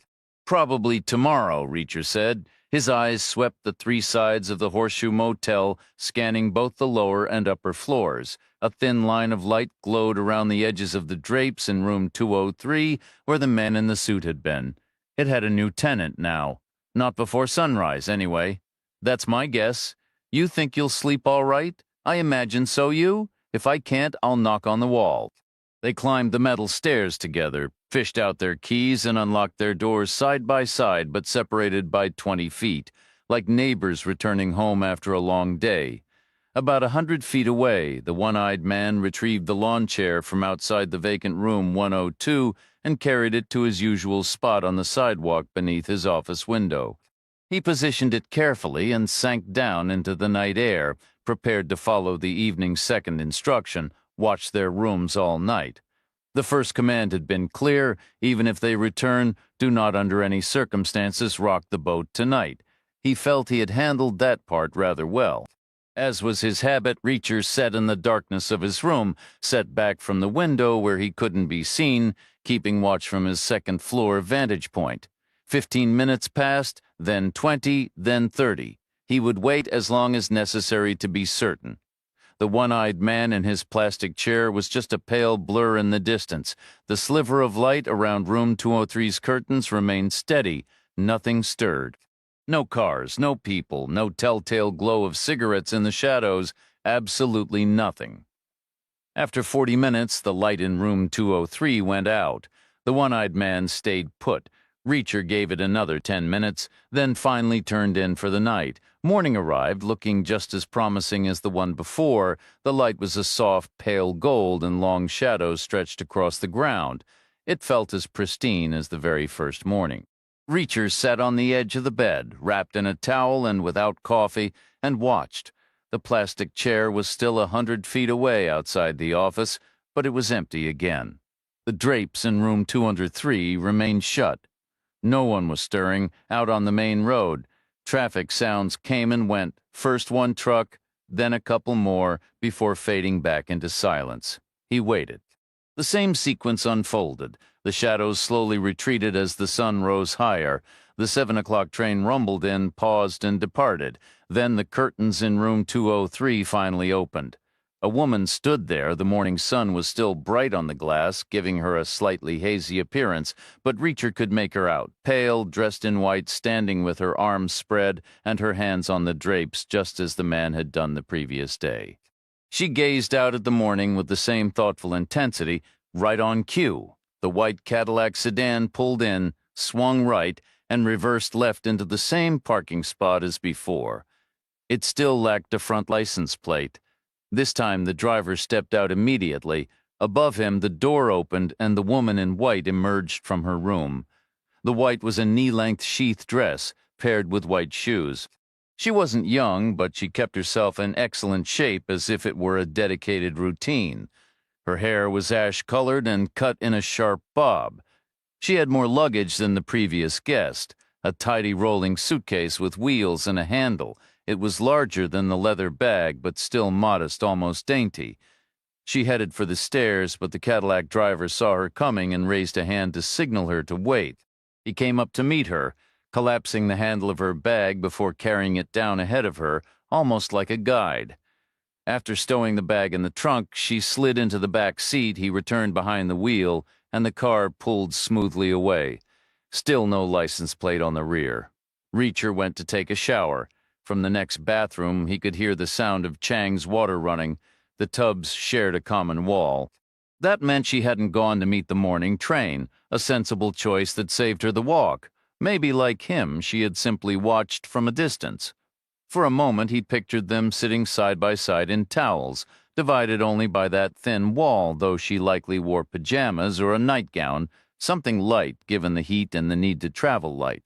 He was ready first and headed to the diner, aiming for the same pair of side-by-side tables tucked in the far back corner. He got them draping his jacket over her chair, its pocket weighed down by the Smith Wesson. He ordered coffee. Chang arrived about 5 minutes later wearing the same jeans but a fresh t-shirt, her dark hair still damp and gleaming from the shower. Her own jacket sagged slightly on one side from the weight of her pistol. With the practiced eye of a former cop, she scanned the room in a full, careful circle before moving toward him with a lively step, almost buzzing with what seemed like relief or a shared energy from having made it through the night. She slid into the booth beside him. "Sleep at all?" he asked. "I must have," she said. "Didn't think I would." "You skipped the train. If he's a prisoner, like you said, that's the best-case scenario." "Just a guess. A reasonable one." She leaned in slightly. "Did you see the woman from 203? "Hard to figure," Reacher said. In black, she could have passed for some finance type. Investor, fund manager, someone who rates the corporate treatment, face and hair fit, and she definitely had a key to that company gym. But in white? She looked like she was off to a garden party in Monte Carlo at 7 in the morning. Who does that? Some kind of summer fashion statement. God, I hope not. Then, who was she? Looked more like someone heading to City Hall for her 5th wedding. The waitress came by and Chang asked, "You know a guy in town named Maloney?" "Nope," the waitress said, "but I know 2 fellas named Moynihan." Then she winked and walked off. Chang smiled faintly. "Now she's your best friend for life. Doesn't seem too fond of the Moynihans." "Can't imagine why anyone would be," Reacher said. "Someone must like them. We should assume they have their own friends, expect some pushback. Not right away. Both took a solid hit. They'll be feeling it for a couple days, not like on TV where they bounce back between commercials, but they will bounce back. Could turn into a real mess once their friends and whoever else is involved decide to step in. You were a cop. You must have shot someone before. Never even drew my weapon. It was Connecticut, a quiet town. What about in the FBI? I was a financial analyst, white-collar stuff. But you qualified at the range, right? Had to? Any good? I won't shoot unless they fire first. I can live with that. This is crazy talk. This is a railroad stop, not the OK Corral. All those towns had the railroad. That was the whole point. The bad guy or the new sheriff would step off the train. How serious do you really think this is? It's a scale, like anything. At one end, Keever's in Vegas with some teenager. At the other, he's dead. I'm leaning toward the dead end of the middle, maybe a little past it. Sorry, probably an accident or a panic move. Now they're stuck, not sure what to do next. Do we know what to do? Right now, we've got a simple 3-part plan. We should grab some breakfast, get coffee, and track down Maloney. That might be tougher than it sounds. Which part? Finding Maloney. Let's start at the receiving office, near the elevators. They probably know everyone within a couple 100 miles, could kill two birds with one stone. If there's anything off about the wheat shipments, we might catch a whiff of it. Chang gave a slow nod. How'd you sleep? Strange at first, with Keever's stuff still in the room. His suitcase against the wall made me feel like I was someone else, like a regular person with a normal life. Took a minute, but I shook it off. The receiving office was a no-frills wooden building just past the weighbridge. It served one purpose and didn't pretend otherwise. No charm, no decoration. It didn't need any. Farmers around here either used it or didn't eat. Inside, there were counters for paperwork, scuffed floors where truckers lined up, and a tall desk where deliveries got logged. Behind it stood a white-haired man in bib overalls, a stubby pencil tucked behind his ear, shuffling through stacks of forms. Probably getting ready for harvest. He looked perfectly content, king of his tiny domain. "Help you," he said. "We're trying to find someone named Maloney," Reacher told him. "Ain't me? You know any Maloneys in the area?" "Who's asking?" "Private investigators out of New York. A client died and left everything to another man, but that second guy had already passed. Now the money goes to any relatives we can locate. One claimant mentioned a cousin named Maloney somewhere in this county. That's all we've got."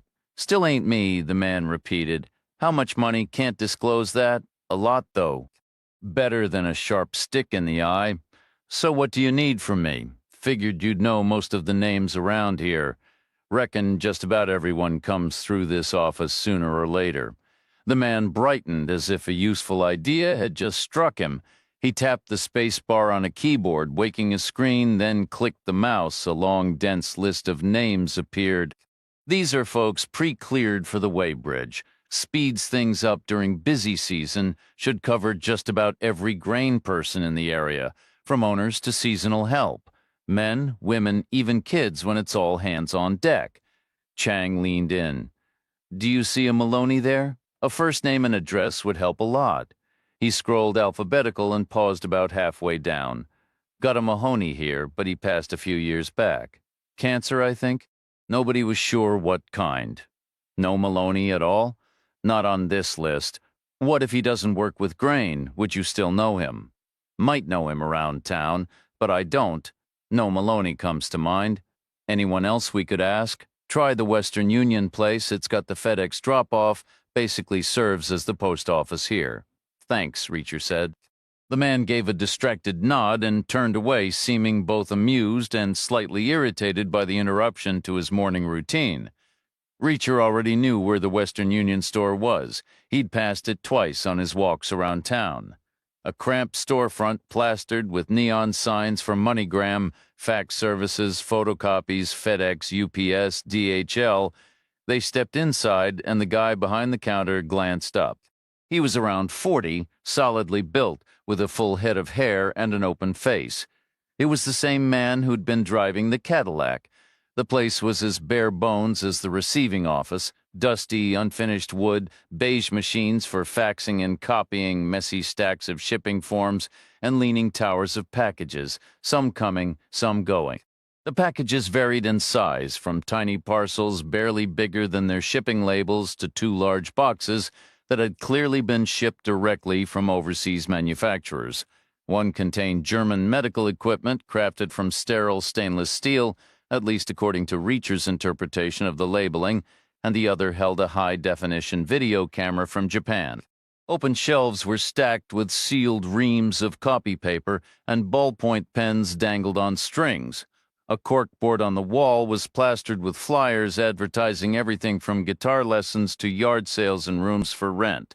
It really did function as the local post office, just as the man in the receiving hut had described the Cadillac driver, busy counting dollar bills behind a plywood counter, glanced up. "Can I help you?" Reacher studied him. "I know you from somewhere. Do you? You played college ball for Miami back in '92, right?" "Not me, pal. Was it USC then?" "You've got the wrong guy." Chang stepped in. "Then you're the taxi driver. We saw you at the motel this morning." The man stayed silent. "And yesterday morning, too," she added. Still no reply. A small wire mesh holder on the counter was filled with business cards from the MoneyGram service. Reacher took one and read it. The name printed wasn't Maloney. Reacher asked, "Do you have a local phone book? What for?" "I want to balance it on my head to improve my posture." "What?" "I need to look up a number." "What else would a phone book be for?" The man hesitated, clearly searching for an excuse to refuse, but eventually he bent down, pulled a slim directory from a shelf, turned it around, and slid it across the counter. "Thank you," Reacher said, flipping it open to the section where L turned to M. Chang leaned in to look. There was no Maloney listed. Reacher closed the book. "Why is this town called Mother's Rest?" The man shrugged. "I don't know." Chang shifted topics. "How old is your Cadillac? Why is that your business?" "It isn't, really. We're not from the DMV. We don't care about the plates. We're just curious. It looks like a fine car. It gets the job done." "Which is what?" Chang pressed. The man paused briefly. "Taxi," he said, almost reluctantly, "like you figured." Reacher cut back in. "Do you know anyone named Maloney, should I?" "You might." "No," the man said, a note of definite satisfaction in his voice, as if relieved to finally answer something truthfully. "There's no one named Maloney in this entire county." Outside, Reacher and Chang stepped back into the morning sun on the wide street. Chang said he was lying about the Cadillac. "It's not a taxi. A town this size doesn't need a taxi service." Reacher nodded. "So what's it for?" "It felt like a courtesy vehicle, like a shuttle at a resort, meant to ferry guests from one place to another, from check-in to their rooms or from their rooms to the dining hall, especially without license plates. But this isn't a resort. It's a giant wheat field." She paused, thinking, whatever it is, he didn't go far this morning. He was there and back in the time it took us to shower and eat breakfast, an hour tops. That's 30 minutes out, 30 minutes back, a 20-mile radius at most on these roads. That's over 1,000 square miles, Reacher calculated. Pi times the radius squared, actually more like 1,200 square miles. Is this connected to Keever's situation, or is it something separate? "Connected, obviously," Chang said. "At the motel? That guy acted just like the spare parts guy who met the train, like a low-level errand boy. And the spare parts guy pointed you out because you resemble Keever. It's all tied together." She pulled Keever's bookmark from her back pocket. "Mother's Rest, Maloney. And no Maloney in the phone book," she mused. "But that doesn't prove anything. He could be unlisted. People disappear into places like this all the time. Maybe he's new around here. You think the waitress would lie about it too? We should head to the general store. If this guy is real and he isn't eating at the diner, he's getting his supplies somewhere else. A man's got to eat." They started walking south along the broad main street. At the same time, the man from the Cadillac was on the phone reporting in. Such as it was, he said, "They're chasing a ghost." Back in the motel office, the one-eyed clerk asked, "What makes you say that? You ever heard of someone named Maloney?" "Can't say I have." "That's who they're asking about. A guy named Maloney? They went through my phone book." "There is no Maloney." "Exactly," the Cadillac driver replied. "They're running in circles." The general store looked like it had been frozen in time for half a century, with only the prices and product labels hinting at the modern day past the entryway. The air was dim, dusty, and carried the faint, damp scent of old canvas.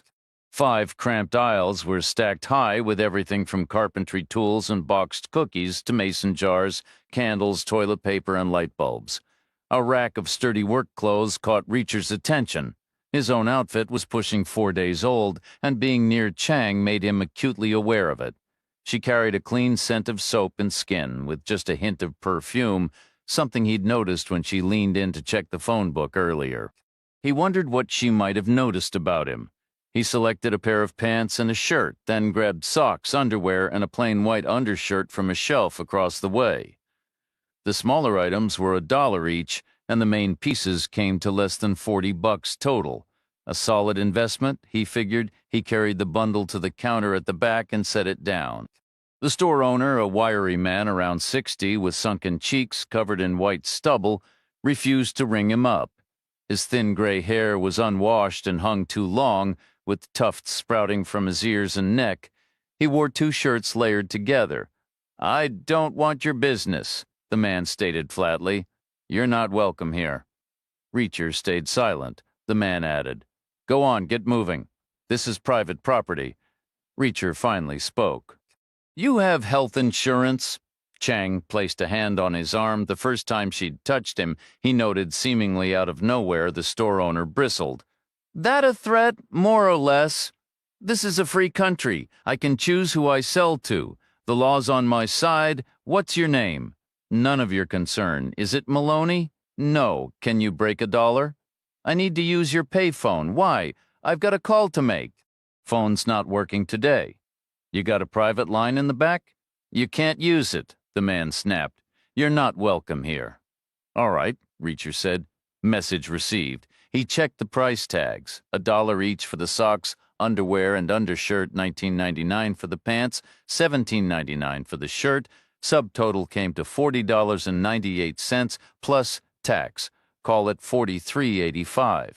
He pulled out two 20s and a 5, smoothed them against his palm to straighten the curl, and set the money on the counter. "Two options, friend. Call the cops and tell them an unauthorized transaction is happening in your store. Or take the cash. Keep the change if it makes you feel better. Maybe put it toward a shave and a haircut." The man said nothing.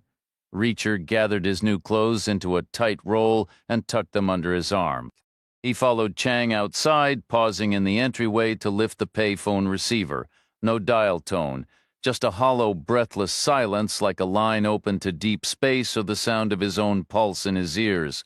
Chang asked, "You think that's a coincidence?" "Doubt it," Reacher said. "My guess is he yanked the wires. They want us cut off." "Who were you going to call?" Westwood back in L.A. "I had a couple of ideas. But first, I think we should swing by the motel. The motel clerk won't let us use his phone either." "No," Reacher agreed. "He won't. They could be pretty sure of that." They came at the motel's horseshoe layout from the south, which meant the office wing was the first thing in view. On the sidewalk beneath its window, 3 items were lined up. The plastic lawn chair was still there, empty, right where it had been left overnight. Next to it sat Keever's scuffed suitcase, which they'd last seen in room 215, now stuffed full and looking abandoned.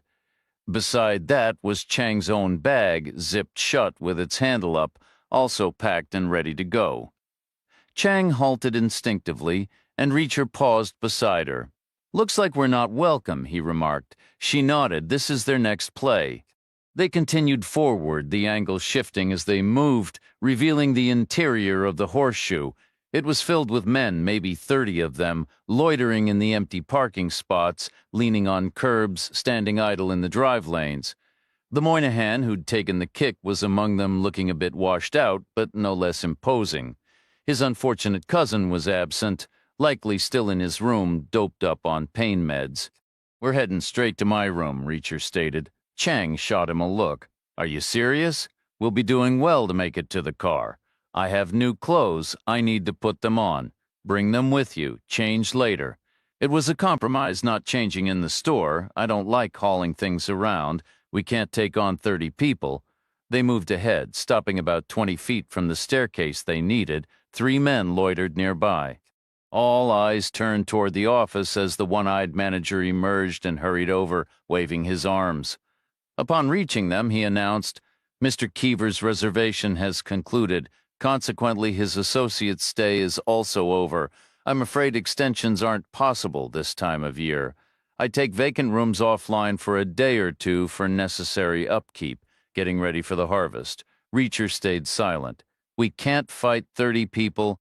His innate reaction was, "Why the heck not?" It was as fundamental to him as breathing.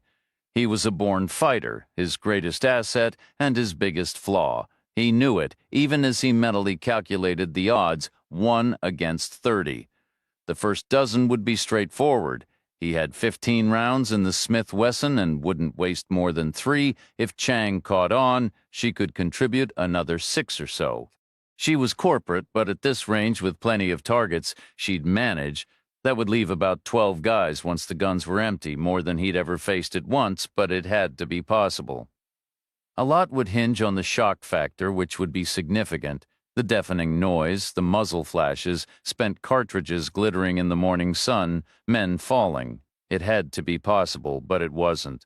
He couldn't fight 30 people. Not right now. Not without clearer justification. He had no solid cause. "What's the official checkout time?" he asked.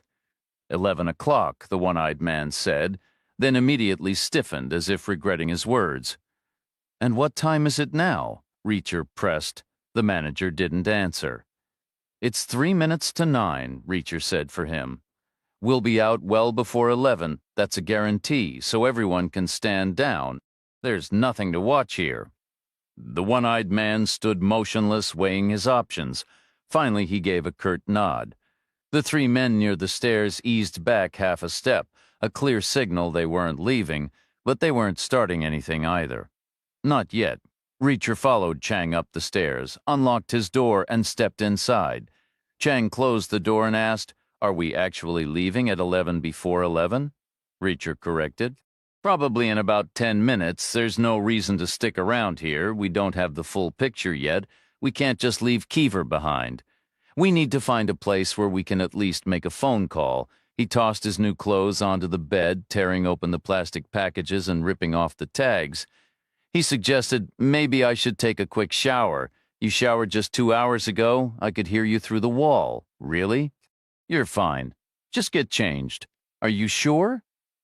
She gave a firm nod, locking the door from the inside and sliding the chain into place. He gathered his things and headed to the bathroom, swapping his old clothes for the new ones. He tucked the Smith into one pocket, his toothbrush into another, along with his cash, ATM card, and passport. He rolled up the old garments and stuffed them into the trash bin. A quick glance in the mirror, a pass of his fingers through his hair, and he was set. Chang's voice cut through the door, tense and urgent. "Reacher, they're coming up the stairs." "Who is?" he called back. "Looks like about 10 men." Like some kind of angry delegation, he heard her step away from the door, then came the sound of pounding, furious and demanding. He stepped out of the bathroom to hear the lock rattling and the chain shaking. Outside the window, figures crowded the walkway, a bunch of guys peering in through the glass. Chang asked, "What's our move?" "Same as it always was," he said. "We're hitting the road." He walked to the door and slid the chain free. His hand settled on the handle. "Ready?" he asked. Chang replied, "As ready as I'll ever be." He yanked the door open. There was a sudden lurch from outside, and the nearest man stumbled forward. Reacher planted the flat of his hand against the man's chest and shoved him back, hard. "What do you want?" he demanded. The guy regained his footing, his expression grim. Checkout time just got moved up. To when? Right now. Reacher didn't recognize him. The man had big, rough hands, broad shoulders, a face etched with lines, and clothes smeared with dirt. Clearly chosen, Reacher figured to be the front man, the spokesperson. "The local champion by popular vote." Reacher asked, "What's your name?" The man stayed silent. Reacher pressed, "It's a simple question." Still no answer. "Is it Maloney?" "No," the guy said, his tone dripping with contempt as if the question was ridiculous. Reacher shifted gears. "Why is this town called Mother's Rest?" "I have no idea. Go wait downstairs. We'll leave when we're good and ready." The man stood his ground. "We're waiting right here." "Downstairs," Reacher repeated, his voice dropping to a low, dangerous calm. "You've got 2 options for getting there. The second one involves going headfirst over that railing. Your call. Either way works just fine for me." Down below, the one-eyed man was staring up at them. Their suitcases had been dragged closer to their car, sitting side by side on the blacktop near the tailgate. The big-handed man made a face, a weird mix of a shrug, a sneer, and a reluctant nod. "All right," he grumbled. "You've got 5 more minutes. Make it 10, Reacher said. "I think that's what we'll take. Sound good to you? And don't even think about coming back up these stairs." A defiant glint flashed in the man's eyes, a silent challenge. Reacher asked, "What do you do for work?" "Hog farmer," the man said. "Always been one?" "Since I was a boy. Same farm, more or less, ever serve in the military." No, didn't think so, Reacher said, his tone shifting from serious to a dry, almost sarcastic critique. You let us take the high ground? That was pretty dumb, because 30 guys don't mean a thing if they have to come up a staircase two at a time. You know we're armed. We could pick you off like tin cans at a county fair. From inside a cinder block building you can't even scratch unless you've got grenade launchers, which I'm guessing you don't, so I'll say it again. Don't come back up these stairs, especially not you in the lead. The man had no comeback. Reacher stepped back and shut the door in his face. Chang said, if our goal is to get out of here alive, provoking them might not be the best strategy.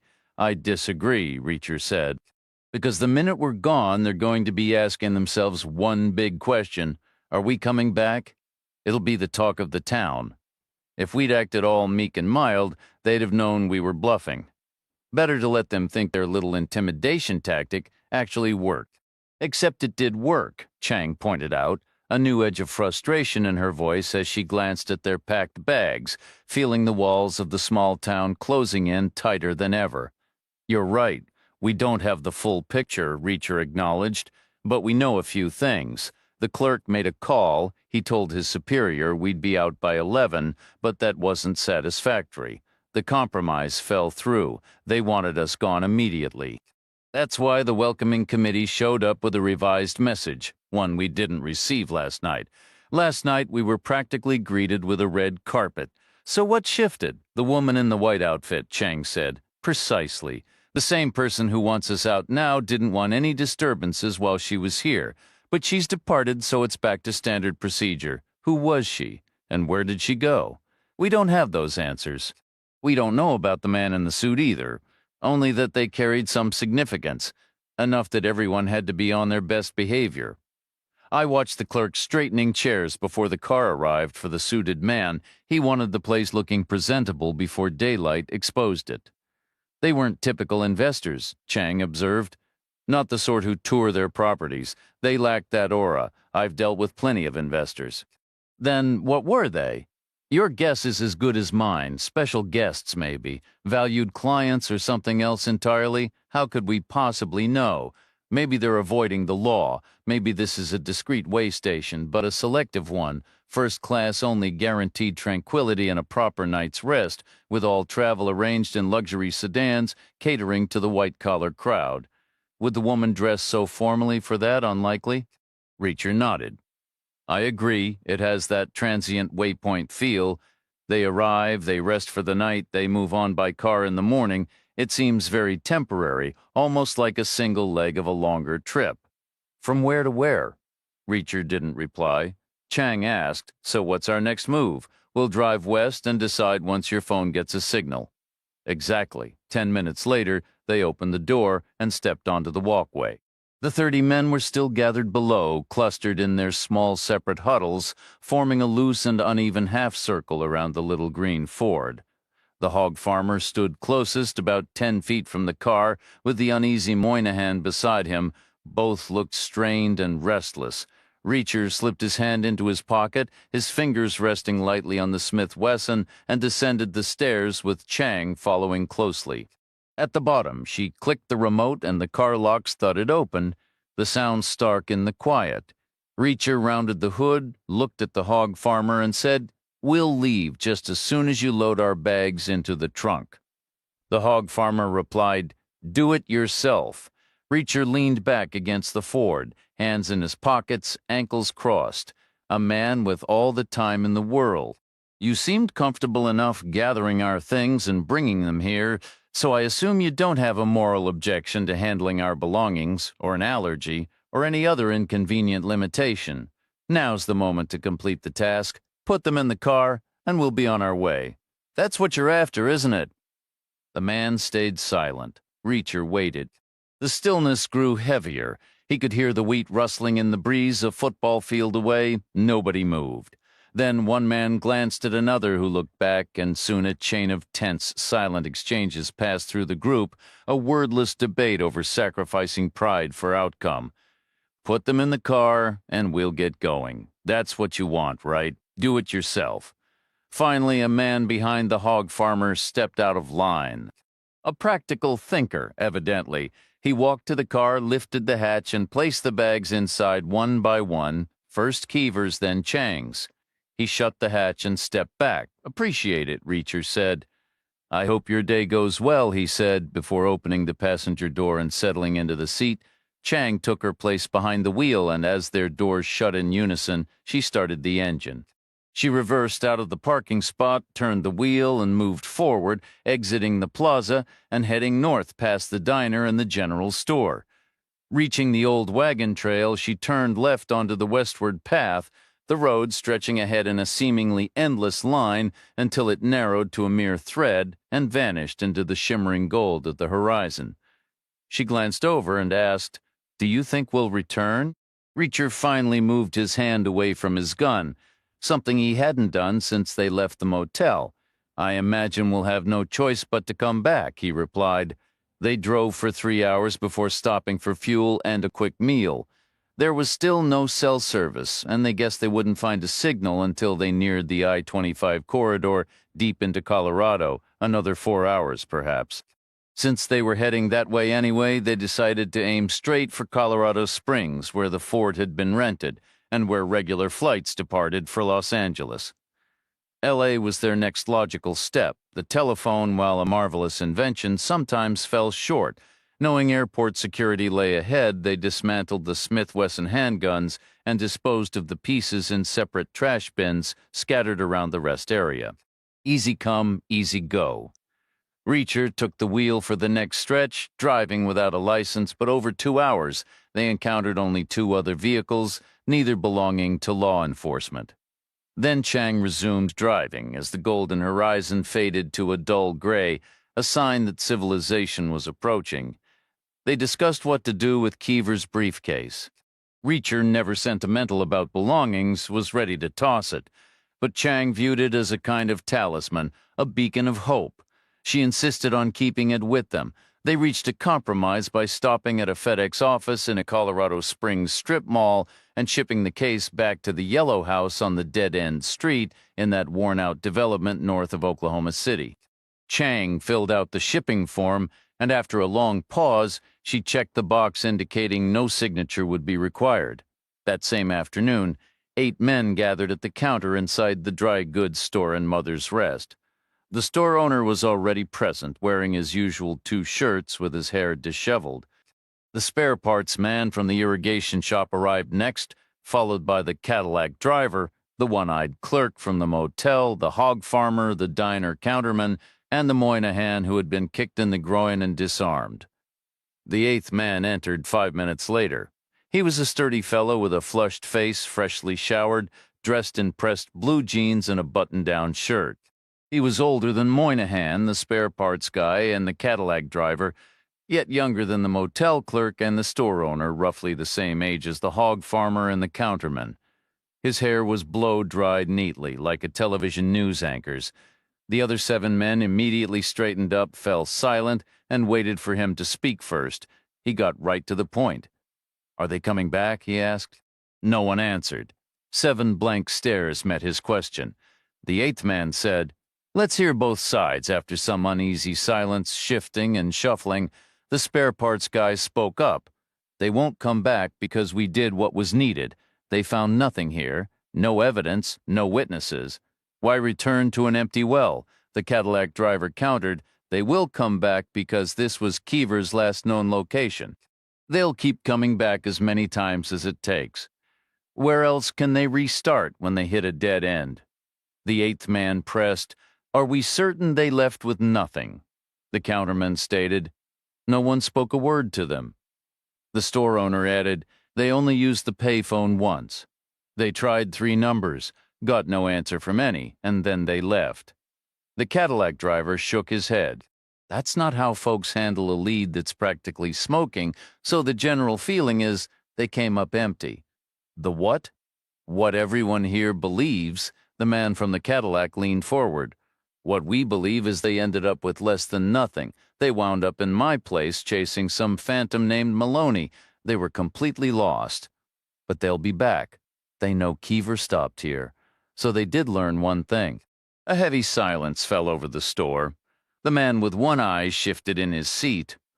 We agreed on the plan. It was meant to seem like he just drifted away.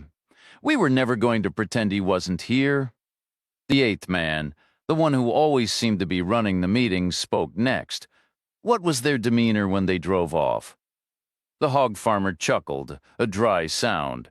The big guy was puffing out his chest, a consolation prize, I'd say, trying to salvage his pride by acting tough because he knew he'd struck out. I got the feeling the woman was a little mortified by the whole performance. Will they return? I say no. Who says yes? Only the Cadillac driver lifted a hand. The eighth man gave a slow nod, a 6-to-1 split. That's a reasonable read. I believe you've got it about right, and I'm impressed with all of you. They showed up. They learned only what we could afford to let them know, and they left. The odds of them coming back are slim. The mood in the room lightened perceptibly, shoulders straightened and mouths quirked into faint, self-satisfied smiles. Then the eighth man added, his voice dropping, "But the whole world runs on slim odds." The grins vanished, replaced by 7 sets of grave, understanding nods. The eighth man pressed on. Where did they go? 7 shrugs answered him. The eighth man waved a dismissive hand. It's not important unless they're heading for Los Angeles. That journalist is our single weak spot. According to what Keever told us, he's the only key that could possibly open our lock. 1,000,000 to 1 shot. Moynihan scoffed. How would they even know what to look for? How would Westwood himself know what he's sitting on? The world also turns on 1,000,000 to 1 shots. We're supposed to be ghosts, the motel clerk insisted, a note of anxiety in his voice. Aren't we? Isn't that the whole point of the arrangement? You don't fund the arrangement. I do, another quiet descended, broken finally by the spare parts dealer. All right, isn't that what you're paying for? Exactly. And more. I pay for support when it's required, like a premium roadside service. It's all part of the package. The hog farmer looked uneasy. Bringing in outsiders is a major move. It is, the eighth man conceded. There are significant risks, but there are also potential benefits. We should weigh them, Moynihan asked. What kind of support are we talking about? There's a range of options. You get what you pay for. Everything from a little help to a lot. The store owner cleared his throat. I think we should begin with surveillance at the very least. If they get anywhere near Westwood at that newspaper, we need to know immediately. That way we're ready for the next step, if that 1,000,000 to 1 chance bites us. The other 6 watched the eighth man's face, expecting a veto. When none came, they began nodding, slowly and thoughtfully. The eighth man said, We should take a vote all in favor of surveillance. Moynihan interrupted. Is that the cheapest item on the menu? The eighth man nodded. Phones, internet, and a physical tail. How expensive does the menu get? All the way up to what they term a permanent resolution. We can handle that part ourselves if it comes to it. How is your brother, by the way? I just mean, next time we'll be prepared. Are you revising your opinion? Do you now think there will be a next time? Silence again. The eighth man's voice cut through it. Who votes for surveillance? 7 hands rose into the air. I'm glad we're in agreement, the eighth man said, because I already made the call. The surveillance began an hour ago. They're sending a man named Hackett, one of their top people, they tell me, skilled in multiple disciplines. The rental car company's shuttle bus crawled from the returns lot to the airline terminals, a convenience that only added another 30 minutes to an endlessly long day. Reacher and Chang finally reached the ticket counter as the early evening light began to fade. The last flight to Los Angeles was completely full with no seats available and a lengthy standby list. A pair of mechanical issues earlier had thrown the entire schedule into disarray, and the next opening wasn't until 8 the following morning. They had no other option, so they booked it. Chang applied her open return ticket, while Reacher purchased a new one. The agent informed them boarding would commence around 7:20 in the morning and suggested the airport hotel a short bus ride away. They decided to walk, with Reacher opting to carry Chang's suitcase, concerned the rough concrete sidewalks would be hard on the wheels. The hotel was a familiar chain, its exterior crisp and white, the interior a warm blend of beige and mint green, its name glowing in green neon. The lobby held a small, restless crowd of about 9 people, most either on their phones or wearing expressions of pure frustration. Reacher, though not a regular traveler, knew the scene all too well. The reception clerk, a young woman in a tailored jacket with a scarf, caught their eye with a discreet, urgent wave. "Sir, ma'am," she said, her voice low, "I have one room left. If you need it, I'd take it now." "Just one room?" Chang asked. "Yes, ma'am. It's because of the airline troubles today." "Is there another hotel nearby?" "Not within the airport." "We'll take the room," Reacher said. Chang shot him a look, and he added, "We'll work it out." He paid and received a key card for room 501 on the 5th floor. As they turned, 2 couples approached the desk, destined for disappointment. Upstairs, the room was perfectly adequate, but Chang was silent. "You take it," Reacher offered. "What about you?" "I'll come up with something." He placed her bag by the bed, handed her the key, and said, "We should get dinner before the place gets overrun. Let me clean up a bit. I'll meet you in the restaurant." "All right. Do you need to use the bathroom first?" Reacher glanced at his reflection, fresh haircut, clean shave, new clothes. "I'm afraid this is my peak condition," he said. The restaurant was on the ground floor, separated from the lobby. It was a spacious, pleasant area with drapes and carpet, though the practical vinyl-coated surfaces hinted at its heavy use. The room was nearly full. Reacher waited and was shown to a small table by a window that offered no view, just yellow lights and a parking lot of summer-stored snowplows. Chang arrived 8 minutes later, face refreshed, hair neat, wearing a new tee. She sat down, looking revived by the simple act of washing up. Then her expression shifted, as if realizing her comfort came at his expense. "Don't worry about it," he said. "Where will you sleep tonight? Right here would do, in a dining chair. 13 years in the Army teaches you to sleep anywhere." She was quiet for a moment. "What was the Army like?" "Mostly good. I look back on it fondly with few complaints, aside from the obvious." "Which was? Same as your experience, I'd bet." "The endless torrent of nonsense from senior officers with too much time on their hands." He said it with a dry, almost sarcastic edge, the frustration of countless pointless briefings coloring his tone. She smiled briefly. "There was some of that? Is that why you left?" Her smile faded. She shook her head. "Not really, I'll share if you do," he offered. "I'm not sure I'm ready for that. What's the absolute worst that could happen?" She took a moment, inhaling slowly before letting the breath out. "You go first." They were downsizing, making cuts. My record wasn't spotless, and at that moment a certain officer had a personal grudge. With those 2 factors combined, it wasn't a shock when my paperwork landed on the chopping block. What officer? A lieutenant colonel. A heavy-set man with a desk job in public relations stationed down in Mississippi. I was there dealing with a messy situation, and he got worked up over something trivial.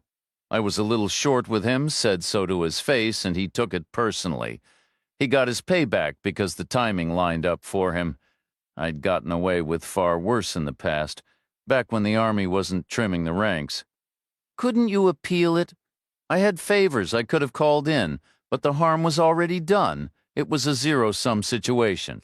If I came out on top, the colonel would lose, and that would make every other colonel nervous. None of them would want me around. I'd have ended up posted to some remote radar station in northern Alaska in January. It was a guaranteed loss either way. More than that, it popped the illusion for me. The truth was, they didn't want me there. I finally accepted that. So I didn't fight, I took an honorable discharge, and left. How long ago was that? A lifetime ago, and you're still moving. That's a little too philosophical for me, is it? Trust me, I'm a lot less complicated than I seem." She didn't reply. A server approached, and they placed their orders. Once she left, he turned back. "Your turn." "For what?" Chang asked. "Your story." She hesitated again. "In a way, it's similar to yours," she began, "a no-win scenario. But one I walked into myself. I got cornered, and I never saw it coming." "How?" "Someone broke into my apartment. They didn't steal anything, didn't ransack the place, didn't break a thing, and didn't leave anything behind. I didn't understand it then. I was working a money laundering case. It was the usual maze of shell companies and cash, but I had my target. Proving it, though, was nearly impossible. I was actually about to drop it. There's no sense pushing for prosecution if you know you can't win. Then the guy came to see me. I was literally on the verge of telling him the investigation was over, but he spoke first, and he was operating on old information. He told me if I didn't close the case immediately, he'd claim I'd accepted a bribe at the start to ignore it, then later changed my mind and betrayed him and kept the money.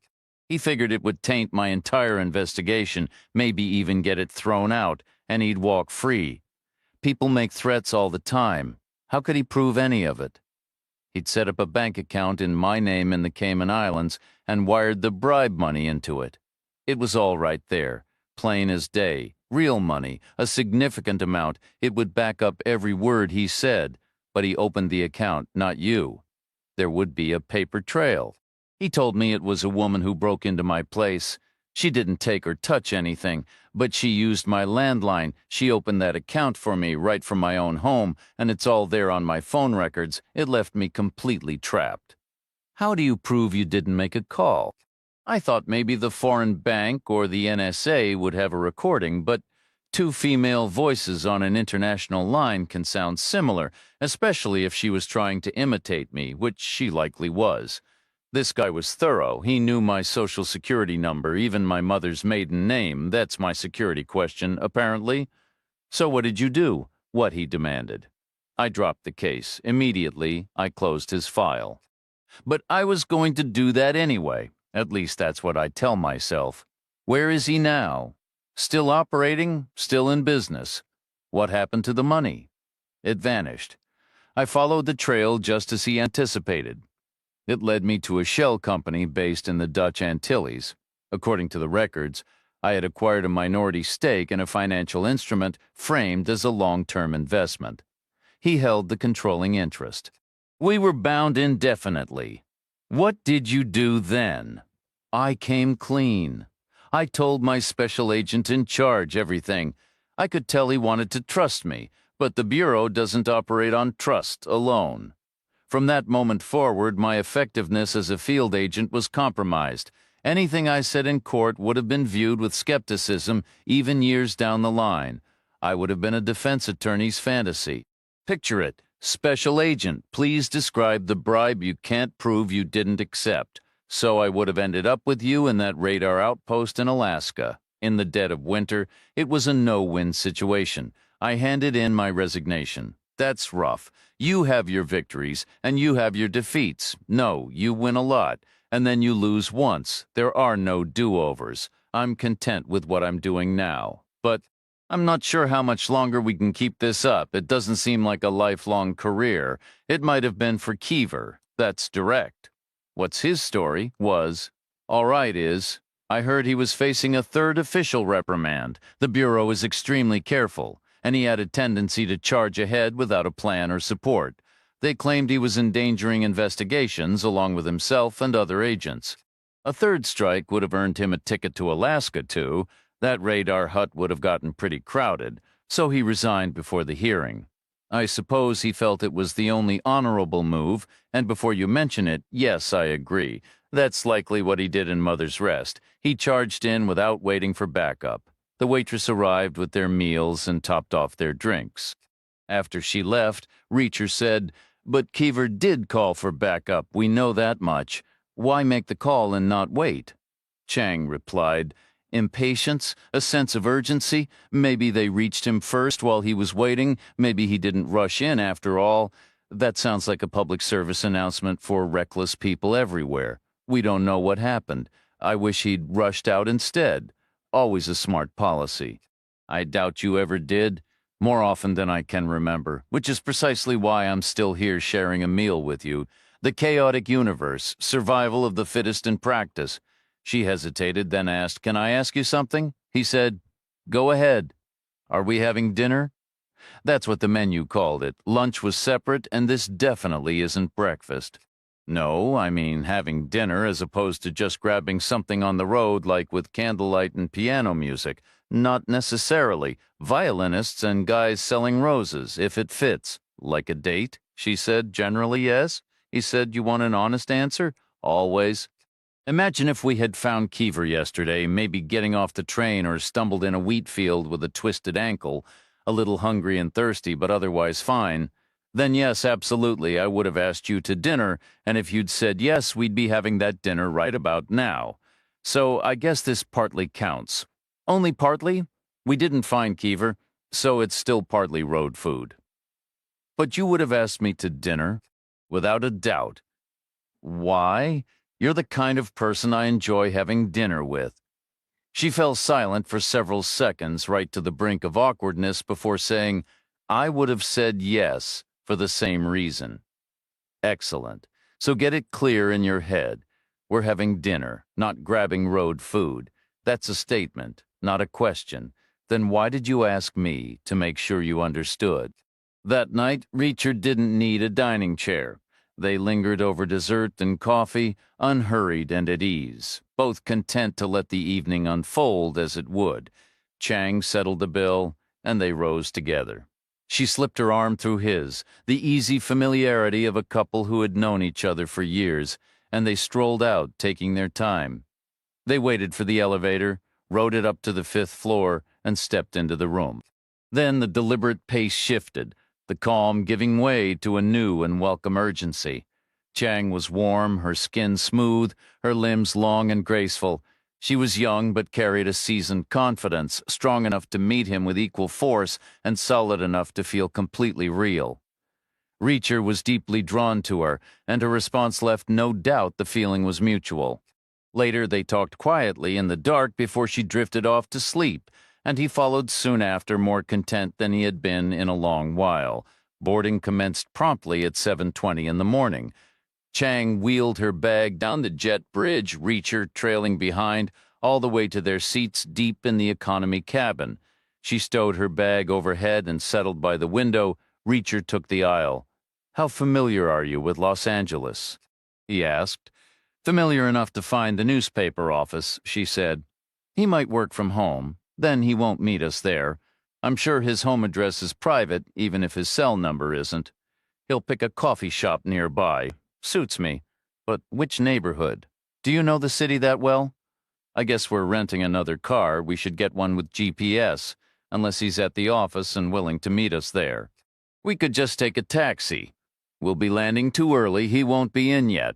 All right, we'll call his cell after we land and let him decide. Coffee shop or office, rental car or cab, if he agrees to see us at all. 200 deaths. That's a story he's already heard, according to you, when Keever's client called, which didn't seem to leave much of a mark. Hearing and listening are two different things. And that's our challenge. I doubt Westwood even understands what he has. He didn't really listen, and his notes sound useless. It's going to be like trying to pick a lock with a wet noodle. What if we can't get it open? That word isn't in my vocabulary. You're feeling optimistic this morning. It's an inevitable side effect. I had a very good night. Me too. Glad to hear it. What do your friends call you, Reacher? Not Jack. He shook his head. Even my mother called me Reacher. Do you have any brothers or sisters? I had a brother named Joe. Where is he now? Nowhere. He passed away. I'm sorry, not your fault. What did your mom call him? Joe, and she called you Reacher. It's my name, just as much as Jack is. Don't your friends call you Chang? I was Officer Chang, then Special Agent Chang, but that was only at work. So what do they call you, Michelle? She said. Or sometimes Shell for short, which I like. It's a friendly nickname, except not with my last name.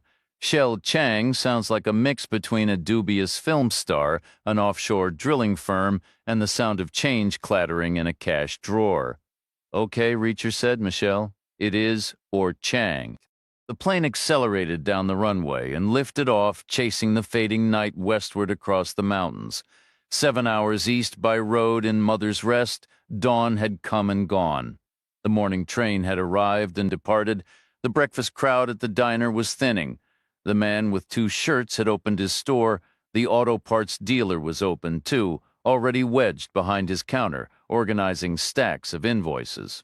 The Cadillac driver was adding up receipts from his 7 different services: wire transfers, faxing, photocopies, and package shipments.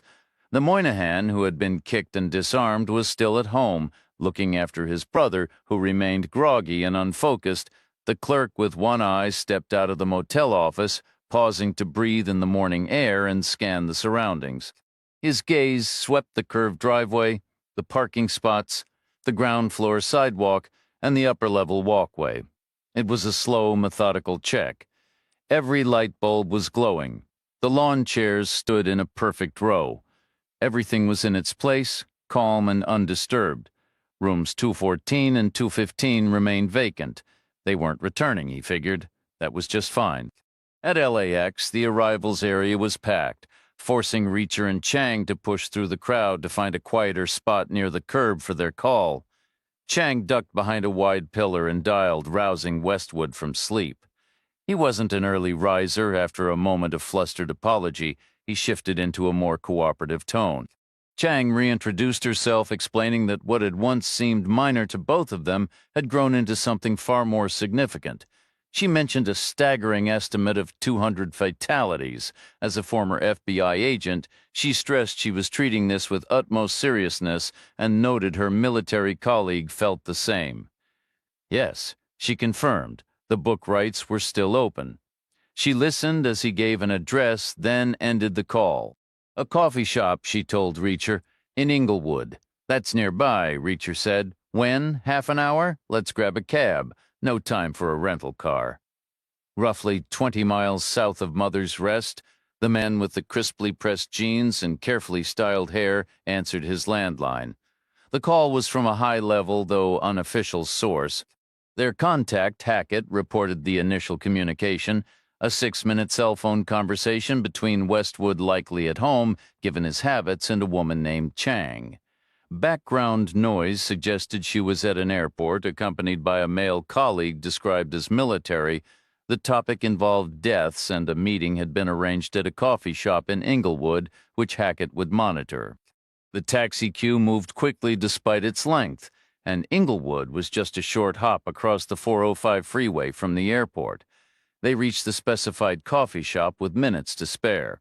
The street was lined with similar establishments, most featuring small outdoor tables and menus scrawled in Italian on chalkboards, but Westwood's choice was different. It was a no-frills relic from another era. Its vinyl and linoleum faded over the years to a dusty tan. About a quarter of the tables were occupied by solitary men, some buried in newspapers, others gazing blankly.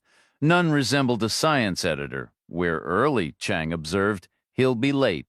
They chose a booth, sitting together on a bench upholstered in what was once a vibrant sequined red vinyl, now worn to the same muted khaki as the rest of the diner. They ordered coffee, one hot, one iced, and settled in to wait. The room was hushed, save for the rustle of newspaper pages and the gentle clink of thick ceramic cups on saucers. 5 minutes passed. Then, finally, Westwood appeared. He wasn't what Reacher had pictured, yet the reality made perfect sense. He looked less like a lab technician and more like an outdoorsman, sturdy, with a weathered face, short, unruly hair fading to gray, and a beard to match. Sunburn reddened his skin, and squint lines framed his eyes. He might have been 45. His clothing was made of technical fabric covered in zippers, but it was well worn and wrinkled. On his feet were hiking boots with speckled laces that resembled tiny climbing ropes, and he carried a canvas satchel the size of a mailbag. He paused inside the doorway, his eyes immediately finding Chang as the only woman present. He slid into the seat across from them, dragging his bag onto the worn vinyl bench. Leaning his forearm on the table, he said, "I'm guessing your other colleague is still missing? A Mr. Keever, wasn't it?" Chang gave a slow nod. "We've hit a dead end with him," she admitted. "There's nowhere left to look. We can follow his trail up to a point, but then it goes cold. Have you contacted the police? No? Then my first question is, why haven't you? It would just be a missing persons filing, that's all it is right now. He's a grown man missing for 3 days. They'd probably take the report, but they wouldn't act on it. It would go straight to the bottom of the pile. 200 deaths might get their attention. We can't prove any of that. We don't know who, why, when, where, or how. So you're telling me I'm buying breakfast because of a guy you haven't even reported missing, and 200 deaths you know nothing about. You're buying breakfast because you're getting the book rights. You can buy all the breakfasts from here on out. Except right now, this breakfast is worth more than the book rights. So far, the book rights and 50 cents might get me a cup of coffee. Reacher leaned forward. You're a scientist. You need to approach this scientifically. How so? Statistically, for one thing, and linguistically, throw in a little sociology, plus a deep gut-level understanding of human nature. Think about the number 200. It sounds like a nice round figure, but it isn't. Not really. Nobody says 200 completely at random. People say 100 or 1,000 or hundreds or thousands. 200 deaths sounds specific to me, like a real number maybe, rounded up from the high 18s or 19s, but it sounds to me like there's actual information behind it, enough to keep me interested anyway, speaking as an investigator. Westwood stayed silent.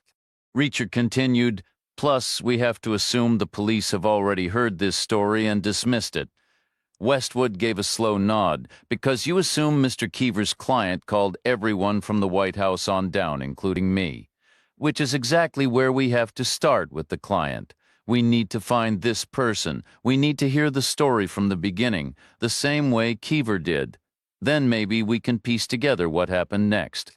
I get hundreds of calls, I told you that. How many exactly? Point taken. And you logged them all. You told us that too? Not in tremendous detail. We might be able to work it out. You'd need a name at least. I think we have a name. Chang shot a look at Reacher. Possibly, Reacher said to her, then he turned back to Westwood. It's probably not a real name, but it could be a starting point. You told us you eventually blocked the nuisance calls when they've worn out their welcome? Suppose someone got frustrated by that and tried to start over by coming back to you under a different name and number. It could happen, Westwood conceded. Reacher turned to Chang. Show him Keever's bookmark.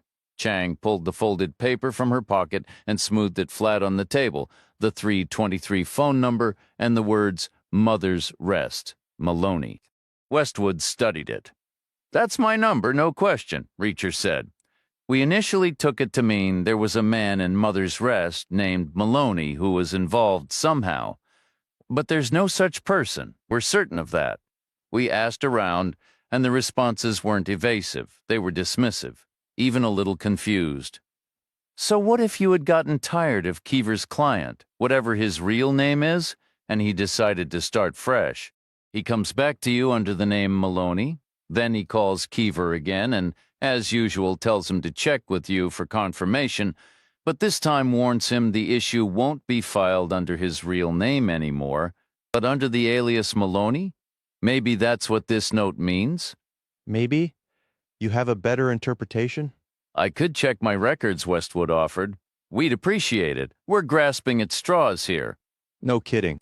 Keever's notes are about as useful as mine. They're all we have. But even so, with a missing man and a rumor about 200 deaths, don't you think you should at least try the police again? Give it another shot? I was a cop, Reacher said, his tone shifting from analytical to bluntly sardonic, and I knew plenty more.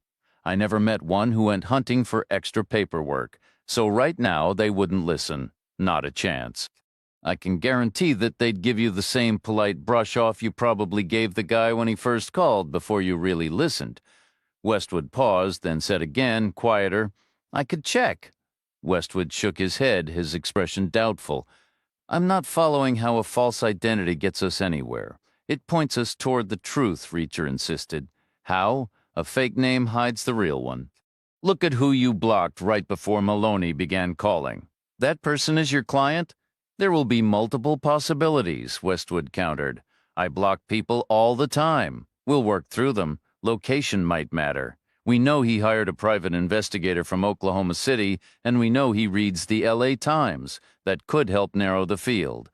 Westwood remained skeptical. My number isn't just sitting out there for anyone to find. I don't pay for premium listings. If your man is skilled enough to track it down online, then he's definitely reading the paper digitally. That's a given. His type hasn't touched a physical newspaper in years. He could be anywhere on the map. Noted, Reacher said. Meet me at my office in an hour in the Times building. Chang gave a quick nod. I know the place. The waitress approached then, and Westwood ordered his breakfast. Reacher and Chang left him to it. Meanwhile, less than 10 minutes later, and 20 miles south of Mother's Rest, the man with the meticulously pressed jeans and styled hair took another call on his landline. His contact reported that Hackett had witnessed the meeting at the Inglewood coffee shop. While he hadn't been close enough to catch every word, he had heard Keever's name mentioned and had seen Chang's lips form the words, "hit the wall," in reference to him. At the end of the conversation, Hackett gathered that a second meeting had been arranged at a location he missed, though he heard Chang confirm she knew the spot. He would continue tailing Westwood, who would undoubtedly lead him there. The LA Times was housed in a striking Art Deco building on the corner of West 1st and Spring Street in downtown Los Angeles. The security measures felt more suited to a federal agency than a newspaper, complete with an X-ray belt and a metal detector arch. Reacher found it a bit much, perhaps a sign of an overblown sense of self-importance. He seriously doubted the newspaper ranked high on any enemy's list, probably not even in the top 20. But rules were rules. He emptied his pockets of change into a tray and walked through. Chang took a moment longer, maneuvering her suitcase and coat. Once they were cleared, they collected visitor passes from a reception desk and rode the elevator up. Westwood's office was a square, cream-colored room lined with bookshelves and piled with stacks of newspapers. A stately old desk sat under the window, topped by a dual-monitor computer.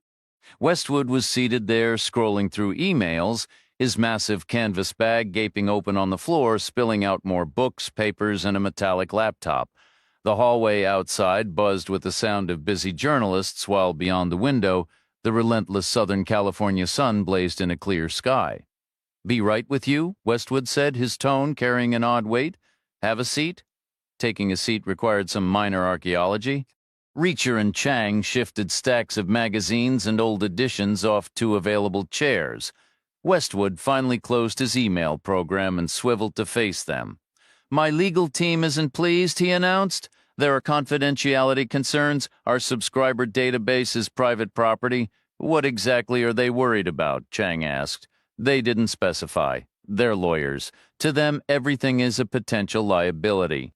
"This is a significant investigation," she pressed. "They say significant investigations come with warrants and subpoenas," Westwood replied, "or at the very least, official missing persons reports." Reacher's voice was flat. "Why did you involve the lawyers?" "Because protocol requires it," Westwood said.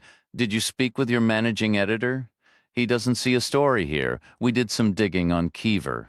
His opinion is that the man is just on a bender somewhere, a washed-up old detective past his prime." Chang stayed quiet. Reacher leaned forward slightly. "I never met him personally, but I've known plenty like him. Competent in most ways, but with a habit of following his gut, even when it was reckless. Thing is, those impulses usually came from a decent place. And however far gone he might have been, he was still 10 times sharper than anyone in Mother's Rest.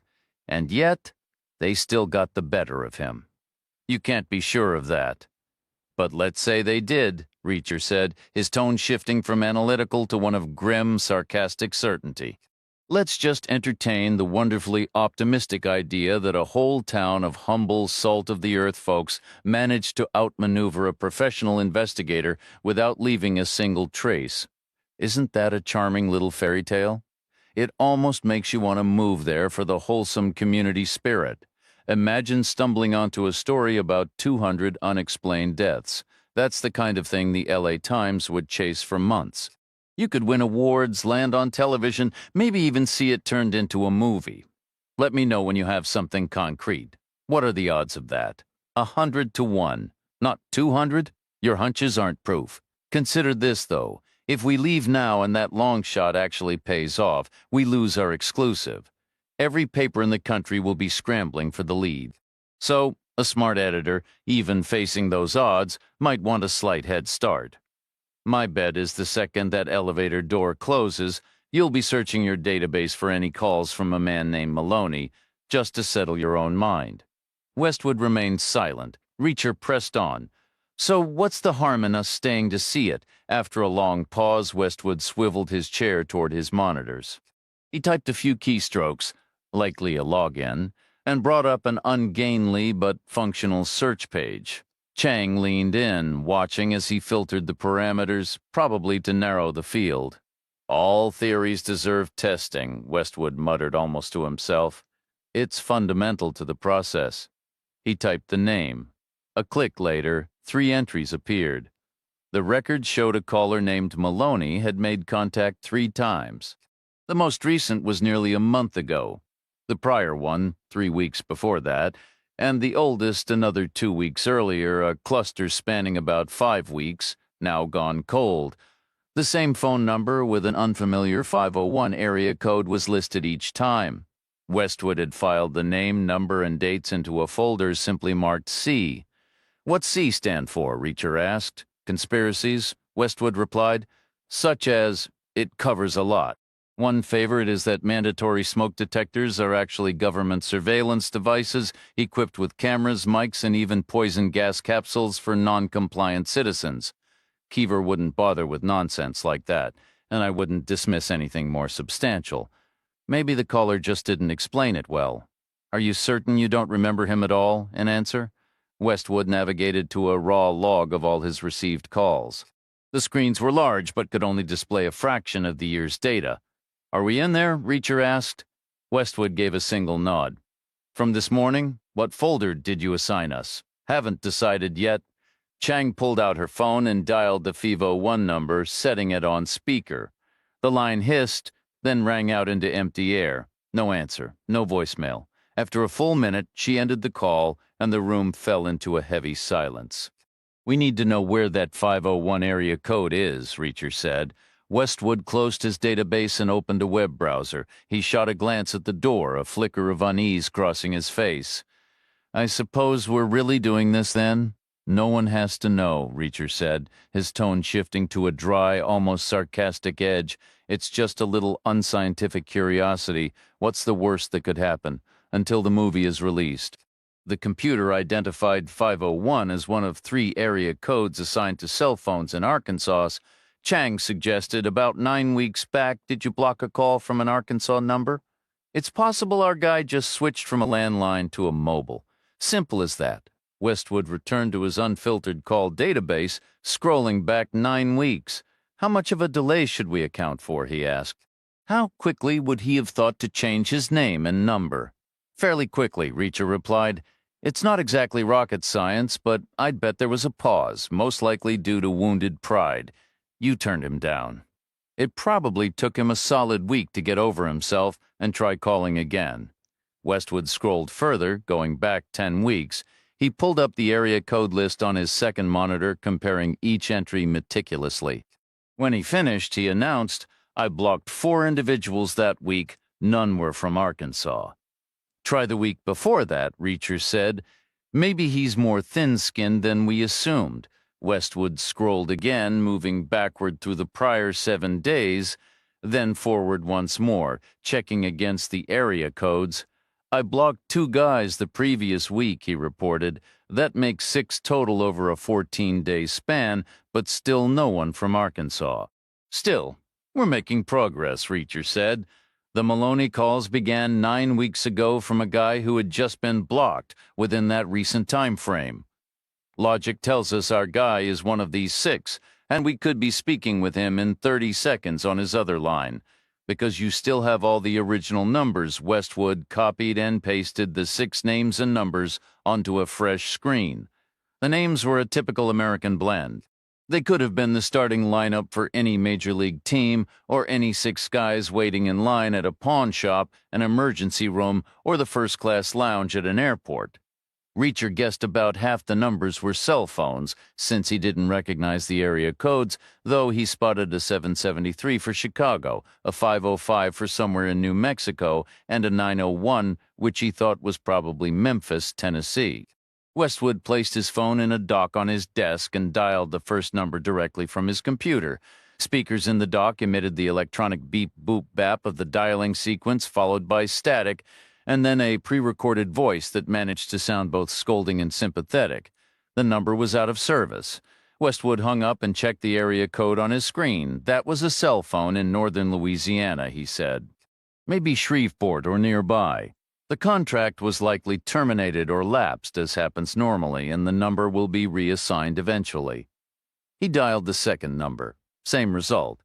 The dialing tones, then silence, then the phone company's recorded message. Its script apologetic, but its tone faintly amazed that anyone would be foolish enough to try a number currently out of service. A cell in Mississippi, Westwood said. Somewhere up north. Oxford, most likely. Lots of college students there. Maybe his parents cut him off the family plan? Or maybe it was a burner phone, Reacher offered. A prepaid from a drugstore that ran out of minutes or got tossed. Maybe they're all burners. Possible, Westwood conceded. Criminals have done that for years to avoid building a government case. Nowadays, regular citizens are catching on, especially the type who call newspapers with hot tips about conspiracies. Such is the modern world. He felt a sudden cynical amusement at the thought here they were, chasing shadows in a digital age where everyone was a ghost. He dialed the third number. According to the area code list, it was another cell, this one in Idaho, and this time it was answered. A man's voice came through the speakers, clear and loud. It said, "Hello?" Westwood straightened in his chair and spoke toward the screen. "Good morning, sir. This is Ashley Westwood, calling back from the LA Times. Is it? My apologies for the wait. I had to verify a few things. Now I'm convinced what you shared needs to be brought to light. I have a few questions for you." "Oh, absolutely. That sounds wonderful." The voice was higher than a man's typical tone, edging toward an alto, and it came out quick and unsteady with anxiety. A nervous type, Reacher figured, the kind of person who seems to vibrate with constant energy, maybe 35, or even younger, but certainly not older. He might have been raised in Idaho, but Reacher doubted it. Westwood said, "First, let's establish some trust. I need you to confirm the name of the private investigator you employed." "The name of the what?" "The private investigator." "I'm not following. Did you hire a private investigator? Why on earth would I do that? To put a stop to it." "To stop what? To what you told me about?" "A private eye would be useless for that. They'd do the same thing to him they do to everyone, the instant they laid eyes on him." "I was clear. It's a line-of-sight phenomenon. No one can escape it. You're not grasping this. The beam is unbeatable." "So you did not hire a private investigator?" "Correct. I did not." "Do you use a different cell phone with a 501 area code?" "No, I do not." Westwood ended the call without another word. He leaned back and said, "I think I recall that fellow. He's under the impression our thoughts are being manipulated by beams." "What sort of beams?" Reacher asked. "Beams that control the mind. They're emitted from the undersides of commercial airliners. The FAA mandates them. That's the real reason they charge for checked luggage, to encourage carry-ons, which frees up cargo space for the machinery, and the operator, he's down there too, like a bombardier from the old wars targeting people. The man in Idaho won't leave his house unless the sky is overcast. He claims naturally that the flyover states are particularly at risk, all part of an elitist plot, except the state with the most air traffic isn't anywhere near Idaho. Which one is it? Pennsylvania? Truly? Chang said. Yes, truly, due to all the regular East Coast routes plus the constant shuttles between D.C., New York, and Boston. Can we please move forward now? Shall we try the next number? Westwood dialed the next number, which was the fourth with a 901 area code for Memphis. Likely a landline. They heard the electronic tones, then the ringing amplified in the quiet room. The call was picked up. There was a solid clunk as a weighty receiver was lifted, and a man's voice said, "Hello?" Westwood straightened up and launched into the same practiced introduction, his name, the LA Times, returning the call, apologizing for the delay. The voice replied, "Sir, I'm afraid I don't quite comprehend." The man sounded elderly. Reacher assessed his speech measured and polite. If he wasn't from Memphis, he was from somewhere very nearby. Westwood said, "You contacted me at the LA Times 2 or 3 months back with something you wanted to discuss." The old gentleman said, "Sir, if I did, I have absolutely no memory of it, and if I caused you any offense whatsoever, then I most sincerely apologize. No offense taken, sir. No apology needed. I simply wish to learn more about your concerns. That's all." "Oh, I have very few concerns. My life is quite blessed." "Then why did you call me?" "I truly cannot answer that. I'm not even certain that I did." Westwood shot a glance at Chang, then looked back at the screen, drawing a breath to speak again. But a muffled sound came through the speaker, followed by another clunk, as if the handset was being taken over, because then a woman's voice came on the line and demanded, "Who is this, please?" Westwood said, "Ashley Westwood, ma'am, from the LA Times. I'm returning a call from this number." "A recent call from 2 or 3 months ago?" "That would have been my husband." "May I speak with him?" "You just did. I see. He didn't recall the call." "He wouldn't. 2 or 3 months is an eternity to him." "Would you have any idea what the call might have concerned?" "Shouldn't you?" Westwood offered no reply. The woman replied, "I'm not here to judge, honestly. If I could ignore him, I would. So, are you covering politics or science?" "Science," Westwood answered. "Then it must have been about radioactive granite countertops. That's his pet topic this year, and he's technically right, of course, but it's all about the actual risk level. I'm sure he asked you to write a piece on it. You and plenty of others. Any idea how many others?" "Not many compared to the whole country, but far too many for an elderly man to be spending his days on the phone." Westwood ventured, "Ma'am, is there any chance he hired a private investigator?" "What for?" she asked. "To assist with his research into the granite issue." "No. That seems extremely unlikely. Can you be sure?" "The facts are pretty well established. There's nothing left to dig up. Besides, he has no money to speak of." "He couldn't afford to hire anyone. Not even with cash?" "Not even, don't ask. And take my advice, don't get old." Her tone shifted from weary to sharply sarcastic. "It's a real carnival of delights. Let me tell you, you get to watch your savings vanish and your hobbies turn into fixations." "Does your husband have a cell phone?" "No." "Could he have picked up a prepaid one, maybe from a pharmacy?" "He never goes out." "Has anyone actually died because of the granite?" "That's what he claims." "How many, specifically?" "Oh, thousands," she said, her voice dripping with practiced exhaustion. "All right," Westwood said. "Thank you for your time. Sorry to have bothered you." "My pleasure," the woman responded, a hint of genuine relief breaking through. "It's a nice change talking to someone new." They heard a slow, deliberate silence followed by the heavy clunk of an old receiver being settled into its cradle. Westwood muttered, "Welcome to my world." Chang offered, "It's still better than hers." Westwood dialed the fifth number, area code 773 Chicago. It rang endlessly, well beyond when a machine would usually intercept. Suddenly, a breathless, cheerful young woman answered, "City Library, Lincoln Park, volunteer room." She sounded bright and bustling. Westwood introduced himself and asked for her name. She gave it readily, but insisted she had never called the LA Times and didn't know any private detectives. Westwood inquired if others used that phone, and she confirmed it was shared by all the volunteers in their break space. She explained the library was a bit north of downtown Chicago and relied on a rotating cast of fascinating volunteers, young and old. But no, none seemed overtly obsessed with any scientific issues. Certainly not enough to call newspapers far away. Checking his list for the name tied to that 773 number, Westwood asked, "Do you happen to know a volunteer named McCann? I'm not sure if it's a Mr. or a Ms." "No," she said. "That name doesn't ring a bell. How long have you been volunteering there?" "About a week," she replied. Westwood thanked her. She said he was welcome. He mentioned he should let her go, and she agreed cheerfully. Citing her tasks, he hung up and dialed the final number. Area code 505, New Mexico. The New Mexico line rang 4 times before a man with a quiet, resigned voice answered.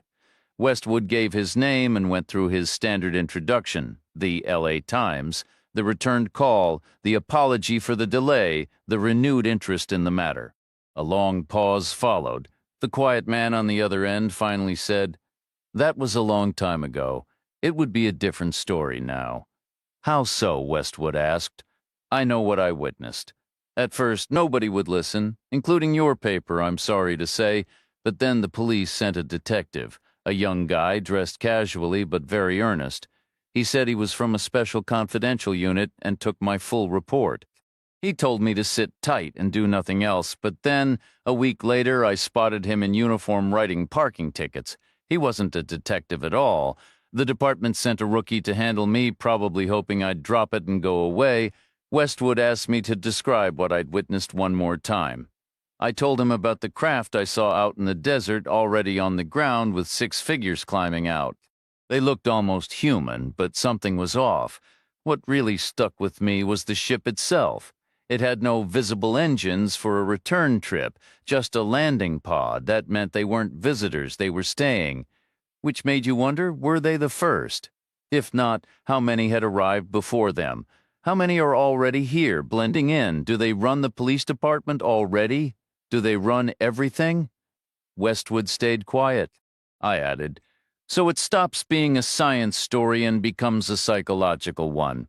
How does a person live when they know a truth they can never speak?" He asked if I'd hired a private investigator.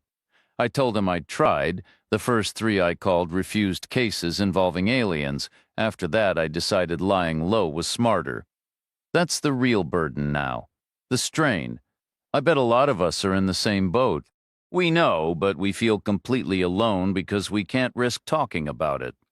Maybe that's what you should write about? The isolation, what became of the ship? Westwood pressed. I went back and it was gone. Their people must have moved it, hidden it somewhere. Has anyone died because of this? I don't know, it's possible. How many? 1 or 2, maybe. Think about it. A controlled landing still throws off tremendous energy. Retro-rocket flames, heat. Could have been deadly for anyone too close, and who knows what they do once they're settled in. He asked if I had a cell phone. I told him no, the radiation is dangerous, can cause brain tumors. Does the name Keever mean anything? Was he one you called? Never heard of him. Thank you, Westwood said. I'll be in touch. He ended the call. Chang remarked, "Welcome to your life, huh?" "Welcome to New Mexico," Westwood replied. He deleted 3 numbers from his temporary list. The beam guy, the granite guy, and the close encounters guy are dead ends. Agreed? That leaves us with the abandoned cell in Louisiana, the abandoned cell in Mississippi, and that volunteer rec room in Chicago. We've at least cut the odds in half. He tidied the 3 remaining lines on his screen. At the top was the Louisiana number, listed to someone named Headley, 10 weeks back. Below it, the Mississippi number tied to a Ramirez. Last was the Chicago rec room, where the database showed a user named McCann, though the kid who answered earlier had never heard of any McCann. Westwood printed the page and handed it to Chang. "Try the Maloney number again," she suggested. Westwood dialed. It rang and rang with no answer, no voicemail. After a full minute, he hung up. Reacher spoke up. "We need a list of everything you've published in the last 6 months. Why? Why else would this guy call you? He read something you wrote. We need to know what it was." "That won't help us find him." "I agree, it won't. But when we do find him, we need to know what kind of person we're dealing with. We need to understand his particular problem. All my articles are on the website. You can look back years." "Okay," Reacher said. "Thanks for your help. What's your next move? We'll figure it out. Like you said, we're down to 3. We'll track them down." "Here's another thought," Westwood said. "I looked at Keever's website and Ms. Chang's. It all looks very professional. I'm sure you have plenty of resources, private databases, reverse directories, maybe even contacts inside the phone companies. So my new theory is you don't actually need me anymore." "My guess is you'll shut me out from here on out," Westwood said. "We won't," Chang replied. "You'll stay informed? What's in it for you? We're not after the book deal." "Why not?" "I've got no time for it," and he can hardly scribble his own name with a pencil. Reacher stayed silent. Westwood pressed. So I'm still part of this, Chang said. All together now. You mean it? Absolutely. But only if this leads somewhere interesting. No more talk about construction materials or sci-fi nonsense. Reacher and Chang left Westwood in his office and took the elevator down to the street. Chang's suitcase held her laptop. All she required was a quiet spot with a Wi-Fi signal to dive into her work, accessing her confidential databases, reverse directories, and her contacts within the telecom companies. That pointed toward a hotel, which meant finding a cab. One was idling across the street, but when Reacher whistled and waved, it suddenly sped off in the opposite direction. Every city had its own unwritten rules for hailing a taxi, and it was easy to get it wrong. They headed north toward the Children's Museum, where a line of cabs stood waiting. The sort of places Reacher was familiar with in Los Angeles weren't exactly known for quiet or reliable internet, so he left the choice to Chang. She directed the driver to West Hollywood, and they pulled into the traffic. 20 miles south of Mother's Rest, the man with the crisply ironed jeans and carefully styled hair took another call on his landline. This time his contact was feeling talkative. It was a lucky break. They were inside the LA Times building for almost an hour. Place has thick walls, but Hackett got a break. Turns out most of their talking was on the phone, and Westwood uses his phone in a dock on his desk right under the window. Hackett's amplified scanner picked up the signal straight through the glass, nearly overloaded the thing. They made 7 calls total. 2 were to disconnected cells, 1 was a cell that didn't pick up, and 1 was to a public phone in Chicago. The other 3 were dead ends they dropped. Keever's name came up once, and private investigators in general got mentioned 3 times, plus again on the Chicago call, where Westwood also asked about someone named McCann. The man south of Mother's Rest was silent for a long moment. Then he said, "So no real headway? That's your call. They've got 3 leads. I'd bet one of them is Keever's client, and you probably know which. They've got phone records that can be traced. I've seen cases blow up over less. I need to know if they reach out to the phone companies. Consider it an early alert, and if they do, I need to know exactly what the companies tell them. That'll require extra, I'm afraid. Phone companies play things close. Some incentives would be needed. Make it happen." All right. What happened next? Then it got a little ridiculous. How? Westwood stayed put. Reacher and Chang left. Where'd they go? That's the ridiculous part. Hackett lost them. He was undercover as a cabbie, best city cover there is, but Reacher tried to flag him down, so he had to peel out fast. Not ideal. He's got Chang's phone tagged in his system. The second she makes a call, he'll have their exact location. Chapter 28. The place Chang picked in West Hollywood was a motel, not all that different from the one in Mother's Rest, though its trendier setting made it feel deliberately retro rather than just worn out. Reacher paid cash for a room, which came with a desk, a chair, and both wired and wireless internet. But the real standout was the king-size bed, flat, spacious, and firm. They both glanced at it, shared a meaningful but brief kiss, the kind exchanged by people who know there's work to be done first. Chang settled in and plugged in her laptop. She unfolded the printout Westwood had given her. 3 names, 3 numbers. She asked, "Do you like to gamble?" Reacher considered it. Louisiana borders Arkansas, which might account for one of those area codes. Then again, Mississippi is just as close. Chicago isn't, but a man named McCann might pick Maloney as an alias. Maybe it was his mother's maiden name. Right now, I'd call it a 50-50 shot. Where should we begin? With the active 501 number. It could be a new arrangement, maybe listed under a real name, unless it's a disposable phone. She pulled up a search page as clunky as Westwood's and entered the full 10 digits. The screen returned a single word, refer. Reacher said, "What's that mean?" "It means it's not in the public directory, but there's data available for a fee from a contact inside the phone company." "How much?" "Probably $100. "Can you swing that? If it leads somewhere, I'll expense it to the LA Times. Check the other numbers first. Maybe we can get a bulk rate." That turned out to be a smart move. The Chicago line came back exactly as listed, one of a dozen extensions at the Lincoln Park Public Library. but both the Louisiana and Mississippi cells also returned refer. More data for sale, Reacher said. How do we get it? Chang said, we used to email. Not anymore. Too traceable, too risky for the source. Now we have to call. She picked up her phone and dialed. The call was answered immediately. There was no pleasantry. Chang stated her name, explained what she needed, and slowly recited the 3 numbers. She listened as they were repeated back, said okay, and hung up. $200, she said. He'll call me back later today. Reacher said, how much later? Could be hours. There was really only one way to pass the time. 10 minutes later, and 20 miles south of Mother's Rest, the man with the crisply ironed jeans and professionally styled hair took a 4th call on his landline. His contact said, Hackett reports Chang just made a call. They're in a West Hollywood motel. Who did she call?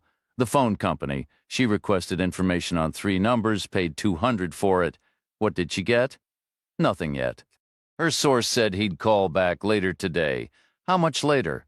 Could be hours. Can we get it faster? Save your money. Hackett is listening. You'll know the moment she does. How close is he? He's en route to West Hollywood now. He'll be in position long before that callback comes through.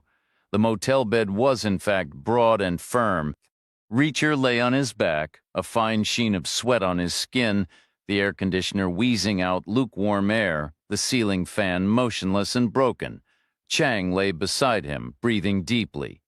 Reacher had always held a theory that the second time was by far the best, the initial awkwardness gone, but the newness still electric.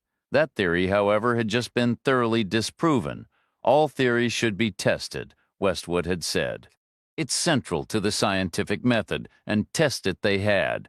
The second time an hour ago had been extraordinary, but the third time? The third time was on a whole other level. Reacher lay utterly spent, his muscles like liquid, relaxed to a degree that made any prior idea of rest feel like frantic tension. Eventually, Chang propped herself up on an elbow. Her fingers traced a path over his chest, to his neck, to his face, and back down, as if studying him, committing the planes and angles of his body to memory. He was content in the stillness, his hand resting on the inside of her thigh, not moving but acutely aware of the heat of her skin, damp and smooth as velvet, the muscle beneath it soft, a faint pulse tapping against his palm. She said, Reacher? He said, yeah, nothing, just trying the sound of it. Her hair was a heavy weight on his shoulder. Her breasts were pressed against his arm. He could feel the rhythm of her heartbeat. She said, were you ever married? No, he said. You? Once, but it didn't last. Like so many things, she murmured. She shifted slightly, her gaze thoughtful. What's the longest you've ever been with someone? About 6 months, he replied, give or take.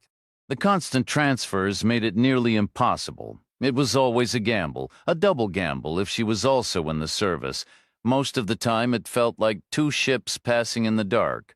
Her phone buzzed on the desk. She slipped away from him, moving gracefully across the room to answer it. There was no casual greeting. Her tone was all business from the start.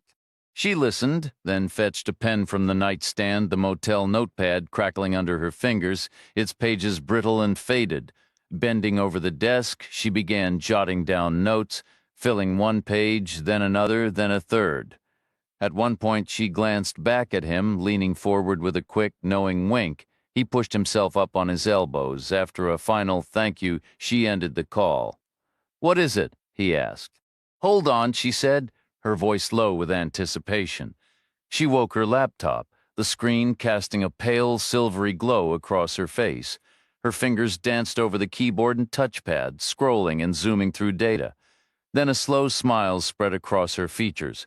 Well, he pressed. All 3 were burners, she explained. Prepaid, all purchased at pharmacies. The Louisiana phone is the newest picked up at a drugstore in Shreveport. Under the current system, you have to register it before use, which the buyer did. It was assigned a local area code used 11 times, and then the minutes ran out. It lapsed before being topped up, so the number was deactivated. It'll be recycled in about 6 months. Who did it call? Westwood? In Los Angeles? Every single time. From where? Shreveport. The same cell tower, each call, he was silent, waiting. She went on. The Mississippi phone followed a similar pattern, just older. Bought a year ago at a drugstore in Oxford, registered with a Mississippi area code, topped up a few times, then abandoned.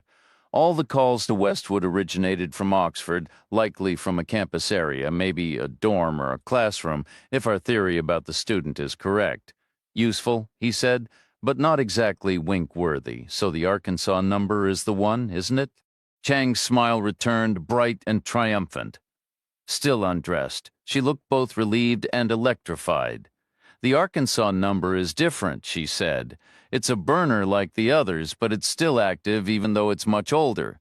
It was part of a big Walmart order from years back when these phones came with pre-assigned numbers. That's why it has an Arkansas area code, since Walmart's headquarters is there. But it was never sold by Walmart. The old stock was cleared out earlier this year, auctioned off for pennies on the dollar, about 100 units, according to my contact. Who bought them? A broker in New Jersey, a middleman who specializes in this kind of surplus, and he resold them.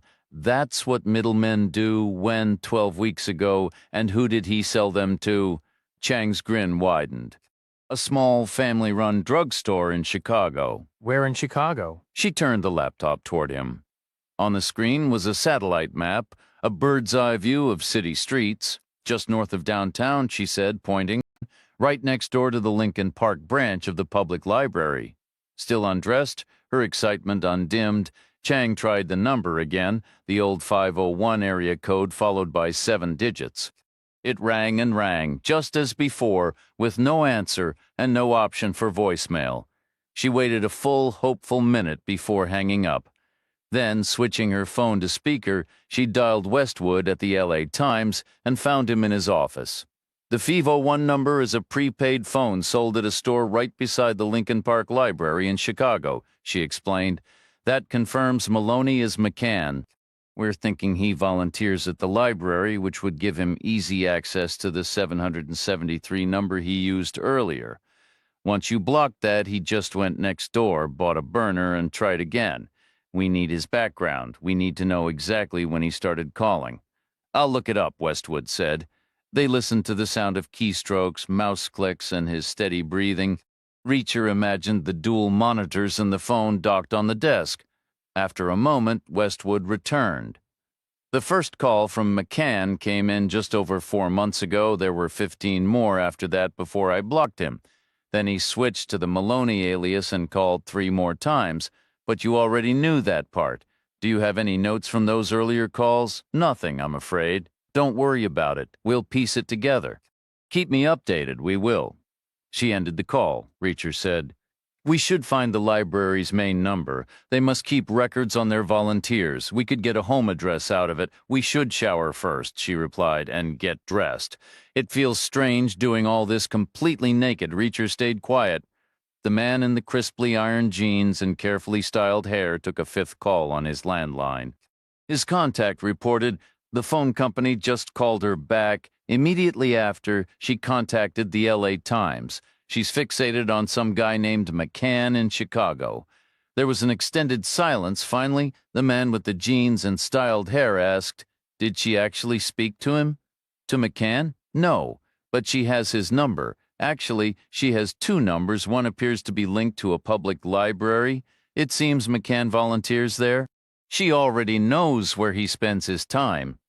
Volunteering isn't quite the same as a job. Then why hasn't she spoken to him? She tried. She called his cell. He didn't answer. Why wouldn't he? How should I know? I'm asking for your professional analysis. That's what you're paid for. What are the possible reasons someone doesn't answer their cell phone? The owner could be dead. The phone could be lost under a bus seat. He might not recognize the number and be in a foul mood, or he could be somewhere it's rude to take a call. There are countless reasons. What's her next step? She'll keep trying the cell. She'll also call the library's main line to get whatever information they keep on volunteers, like an address. That could be tricky. Privacy policies might block it. So what then? She'll go to Chicago. She'll go regardless if McCann was Keever's client. She'll want to talk to him face to face. She can't exactly expect him to fly out to her, and Reacher will go with her. Almost certainly. I can't allow that. They're already getting too close. How do you plan to stop them? Your man Hackett is right there. Hackett is currently only tasked with surveillance. That may need to change. You mentioned the menu of options. You need to think this through carefully. It's not just about the cost. This is a significant escalation. I can't let them reach Chicago. You need to be absolutely certain. A decision like this requires total clarity. We should have handled them ourselves when we had the opportunity. I'll need a formal authorization. The man in the iron jeans and blow-dried hair said, "Tell Hackett to stop them now, permanently." The shower offered a slow, gentle shift from what they had been doing to what came next. The tub was snug, but the curtain rod curved outward, and the spray was wide and comfortably warm. They had no desire to be more than an inch apart anyway, so everything felt just right. They bathed each other from head to toe, a slow and deliberate ritual, playful at times, ensuring every inch was lathered and rinsed. The room grew thick with steam, clouding the mirror completely. Afterward, they stepped out and dried themselves with the thin motel towels, then wiped clear circles in the fogged glass, one high, one low, to see their reflections. Reacher ran his fingers through his hair while Chang used a tortoiseshell comb from her bag. They gathered their discarded clothes from the floor, the chair, and the bed, pulling them on over skin still slightly damp from the shower. With that done, they returned to the task at hand. Reacher drew back the drapes to a stunning Southern California morning, the late summer sun blazing in a clear blue sky. Even the usual haze near the horizon seemed to glow with a faint, golden light. Chang tried the 501 number again, letting it ring on speakerphone. It continued without answer, a persistent, mournful hum. Reacher shook his head. In my experience, phones either get answered or go to voicemail. This is new. Maybe that older model didn't have voicemail set up, Chang suggested, or he turned the feature off. Is that possible? I'm not sure. Then why not pick up? You can't ignore a ringing phone forever unless you've abandoned it completely. He probably gave up, Chang said. If no one was listening, he might have just tossed the phone in a drawer somewhere. Reacher's understanding of civilian technology was practical, not detailed. He knew faxes, radios, and mail, but cell phones were a mystery. He'd never owned one. Who would he call? Who would call him? From casual observation, he pictured the device vibrating and ringing with desperate energy. The battery has to be charged, he reasoned. If it died, the network would register it as offline, so someone must be plugging it in occasionally. Maybe he just stepped out and left it behind, Chang offered. Reacher looked out the window and said nothing. In his mind, he saw a different scene, a phone trembling alone on a floor like a loyal dog nudging its lifeless owner, confused and persistent. It was a bleak image, out of place in the sunny room, but he stuck to the facts. Let's end the call and try the library directly. Chang hung up and the room fell silent. She woke her laptop, navigated to the Chicago Library site, and found the number for the Lincoln Park branch. After a menu prompt for English or Spanish, she pressed 9 for a person. A woman answered, "How may I help you?" Chang introduced herself as she had before, private investigator, formerly FBI, now in Seattle. The mention of the Bureau seemed to lend credibility. "I understand your branch works with volunteers," Chang began. "That's correct," the woman replied. "Do you have a volunteer named McCann?" "We did. But we haven't seen him in about a month." "Did he formally quit?" "Not exactly. Volunteers often fade in and out." "What can you tell me about him? Is he in some kind of trouble?" "He was a client of ours," Chang explained. "We've lost contact and are trying to locate him to see if he still needed our assistance. He's an older gentleman, very reserved, keeps to himself, but his work is solid. We'd like to get back in touch as well." "Did he ever mention any strong passions or things that were worrying him?" "I couldn't say. He was never one for long conversations." "Is he from the area? Do you have an address on file?" There was a pause from the Chicago end of the line, then the woman's voice returned, firmer now. I'm afraid I'm not allowed to share that sort of information. We have to protect our volunteers' confidentiality. What about a home phone number? Maybe you could call him and have him contact us. Another stretch of silence from Chicago, filled only by faint mechanical clicks. Someone was searching a database. Reacher figured, scrolling through a long digital list. M for McCann would be right in the middle. When the woman came back, she said, "No, we don't have a phone number for him either." After the call, they dug into Chang's private investigator databases, searching for any McCann in Chicago who might stand out for other reasons. The search returned hundreds of results, which Reacher expected given common names and generations of family movement. Their McCann could be any one of them, invisible as a single stone on a gravel road. Next, they checked flight schedules. LAX to O'Hare was a major corridor with multiple afternoon departures. It made sense people could land and still get home at a decent hour, gaining 2 time zones heading east. Later flights edged into red-eye territory. Every major airline was charging the exact same fare, so Chang chose American, using her gold card to book over the phone with a dedicated agent. She said it was more reliable in a pinch and usually scored better seats. Reacher tucked his toothbrush into his pocket while Chang packed her suitcase with her comb, laptop charger, and phone cord. She zipped it shut and looked at him. "Ready?" Reacher gave a nod. "Let's go grab a cab." Chapter 30. They stepped outside, squinting in the harsh sunlight, and stopped at the office to return the key. The clerk looked troubled by their early checkout, first concerned something was wrong with the room, then visibly annoyed when they said it wasn't, as if he'd decided they'd use the place for a quick rendezvous. Reacher explained it was a sudden change of plans. Business, nothing more, but he understood the guy's suspicion. Their hair was damp from the shower, and they probably carried the unmistakable, relaxed air of people who weren't in any hurry.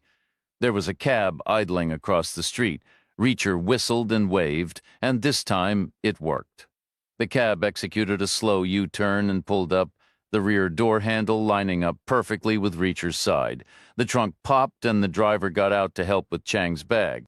He was a large man in a short-sleeved shirt, his forearms corded with muscle, his nose crooked from an old break, his eyebrows nicked with faint scars.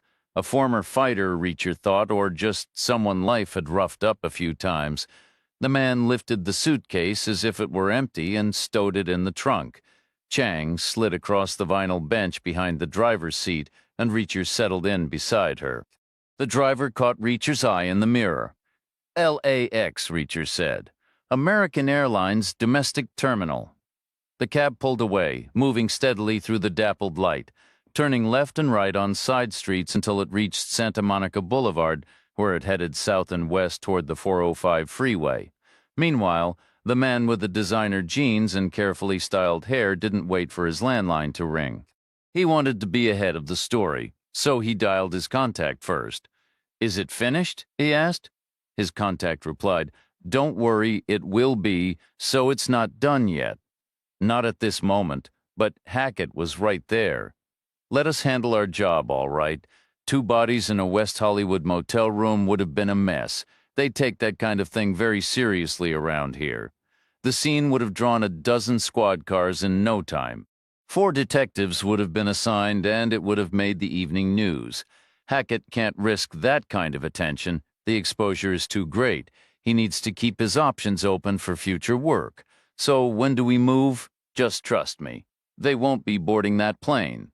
The 405 was its usual busy self, but traffic was flowing.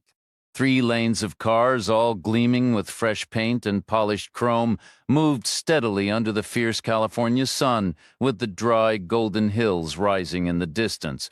The ride was smooth. Chang had her window rolled all the way down, letting the warm breeze tangle her hair. Her T-shirt was damp at the shoulders from where it had been pressed against the seat. Their driver was methodical and controlled, keeping the car in the right lane, matching the pace of traffic, a sensible strategy on Los Angeles freeways. They would arrive when they arrived. Reacher lounged in his seat, feeling relaxed and loose-limbed, and Chang seemed equally at ease beside him. She remarked, "A library volunteer has to be local, doesn't she? It's a community position." We won't have to comb through all of Chicago. Reacher replied, "You should look up what Westwood published 4 months back. We need to understand what was occupying McCann's thoughts before we meet him. We need the context for that first phone call." Chang pulled out her phone and navigated to the LA Times website. The cellular connection was slower than Wi-Fi, but it loaded eventually, she asked. Exactly 4 months, or should we assume he might have been reading an older article? Fair question, Reacher said. If McCann spends time online, he could have found anything, but listing every article Westwood ever wrote won't help. Try a 3-month span. Look at what came out 4, 5, and 6 months ago. Chang typed Westwood into the site's search bar, which initially returned results about the Westwood neighborhood. She refined her search to Ashley Westwood in quotes, which worked better. A sidebar appeared on the right with a photo and a brief biography. The picture seemed to be from a few years prior, on a better day. Westwood looked younger, his hair and beard tidier and less gray. The bio noted postgraduate degrees in molecular biology and journalism. On the left was a list of his articles, each with a headline and a short summary. The first was a preview of an upcoming piece on the history of wheat, scheduled for the following Sunday. Below that was the article on traumatic brain injuries they had already seen in Keever's room in Oklahoma City. Chang scrolled down, stopping about 8 entries back, which landed her around the 4-month mark. The journalist was producing a substantial article roughly every 2 weeks, each one presumably requiring significant research. It wasn't coal mining or emergency medicine, Reacher thought, but it wasn't easy either. He'd never written anything longer than an after-action report, which was typically brief and not always strictly factual. The first article from 4 months ago was about organic farming, fruits, vegetables, and staple crops.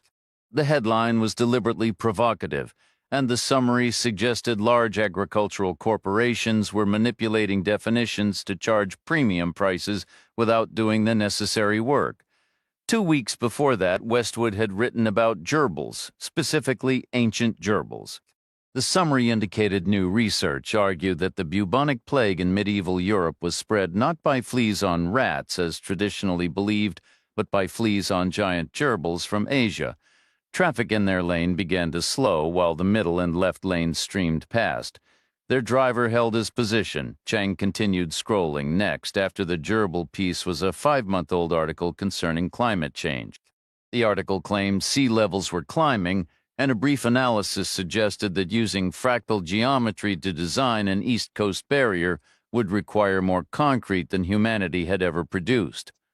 Chang remarked, "Climate change is covered everywhere. McCann doesn't need to single out Westwood specifically, does he?" Reacher nodded. Agreed. Next was a segment on the deep web concerning internet search engines and how the surface web was far easier to explore. That was followed by a report on bees vanishing globally. The piece warned that without pollination, crops would fail and widespread famine would follow, a toll far exceeding 200 people. Through the window, Reacher could see about that many individuals, right then as traffic crawled even slower. They remained in the right lane, while the middle and left lanes inched forward slightly quicker. A black town car drew even with Chang's side and held position for a moment. A space opened ahead of it, the rear window slid down, and Reacher caught a fleeting view of a man inside turning his head toward them. For a ridiculous instant, it seemed the man intended to communicate, but then the predictable occurred. The town car, traveling at the right lane's sluggish pace but situated in the middle lane, was nudged from behind by a small red coupe whose inattentive driver failed to slow. The impact was gentle, maybe a 5 or 10 mile per hour difference, yet it shoved the town car forward firmly. The passenger's head snapped back against the headrest, then jerked forward, a vivid demonstration of Newton's laws with inertia and equal reaction on full display. Reacher was struck by the violence of the motion. Maybe whiplash claims weren't exaggerated after all. The town car rolled ahead into the gap, the red coupe trailing, neither vehicle stopping or showing damage. Apparently those reinforced bumpers did their job. There was no drama, no honking, no angry gestures, no raised fingers.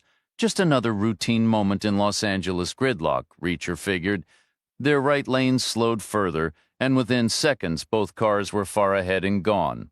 The left lane was now moving noticeably better. Reacher leaned forward. "Why not change lanes?" The driver checked the mirror. "It's all going to lock up soon. Wouldn't you rather get ahead before it does?" "It's the tortoise and the hare, my friend." Chang placed a hand on Reacher's arm and gently pulled him back. "Let him do his job. You flunked driving, remember?" She returned to her phone. The final item in their 3-month review was a story about a marine highway running along the west coast from California to Oregon, used by great white sharks for seasonal migration. This wasn't a concern for most, except the French adventurer planned to swim through it during a Pacific crossing from Japan. He would rest on a support boat each night and swim 8 hours daily. The report noted sharks were a secondary worry. First, he'd have to cross the Pacific Gyre, a vast, slow whirlpool clogged with plastic waste, toxic sludge, and assorted debris. Chang said, "The French are insane." Reacher said, "My mother was French." "Was she insane?" "Pretty much." Traffic decelerated again in a cascading slowdown. The left lane, now matching the middle lane's earlier pace, the middle lane dropping to the right lane's crawl, and the right lane nearly halting. Still, the driver refused to switch lanes. He crept along, stopping and starting, barely outpacing a stroll. Then they understood his reasoning. Just past Culver City and approaching Inglewood with LAX nearby, he suddenly veered off the freeway onto an unmarked exit on the right, which led to a narrow road that appeared to enter a deserted maintenance yard. The taxi rattled across a stretch of pitted asphalt littered with debris, moving alone between rows of rusted metal sheds.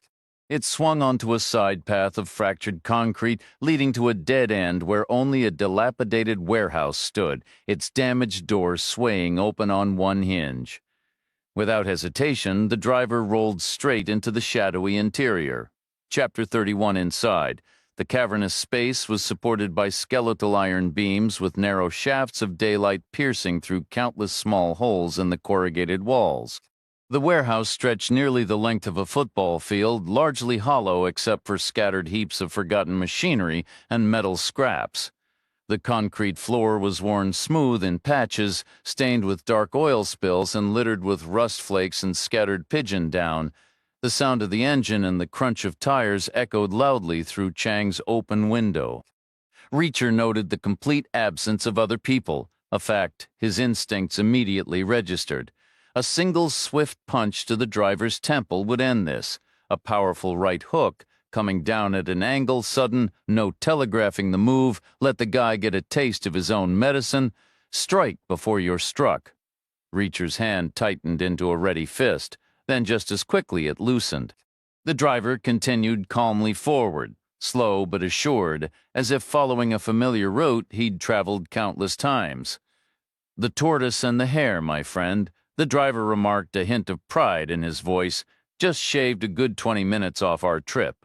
At the opposite end of the building, an identical broken door hung open, framing a rectangle of harsh sunlight. They rolled out over more cracked pavement, weaving between deserted outbuildings, and finally exited through a leaning gate onto the northern perimeter road of LAX, just outside the main security fence.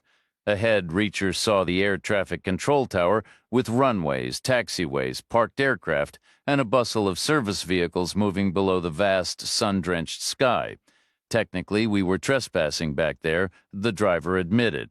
"But I worked in that place when it was still operational, so I feel I've earned the shortcut.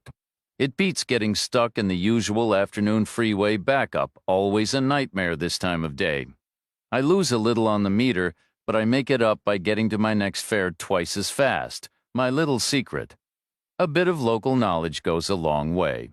He turned right onto a service road, tracing another tall wire fence, and within moments they merged back into the steady stream of taxis, town cars, and passenger vehicles, all flowing toward the terminal buildings.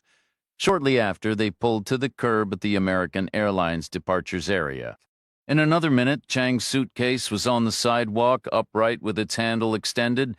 The driver was paid and tipped, and the cab pulled away into traffic. Chang collected thin paper boarding passes from a kiosk, and they moved toward the security checkpoint.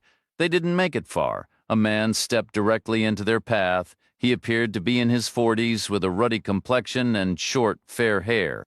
He wore tan chinos and a blue polo shirt beneath a blue jacket, all of which had a generic official look. A lanyard hung around his neck, tangled with the badge at the end twisted backward. "Ma'am, sir," he said, "I observed you entering the terminal from the curb." Reacher replied, "Is that right?" "You bypassed the curbside baggage check and used the kiosk for passengers with no checked luggage. Did we?"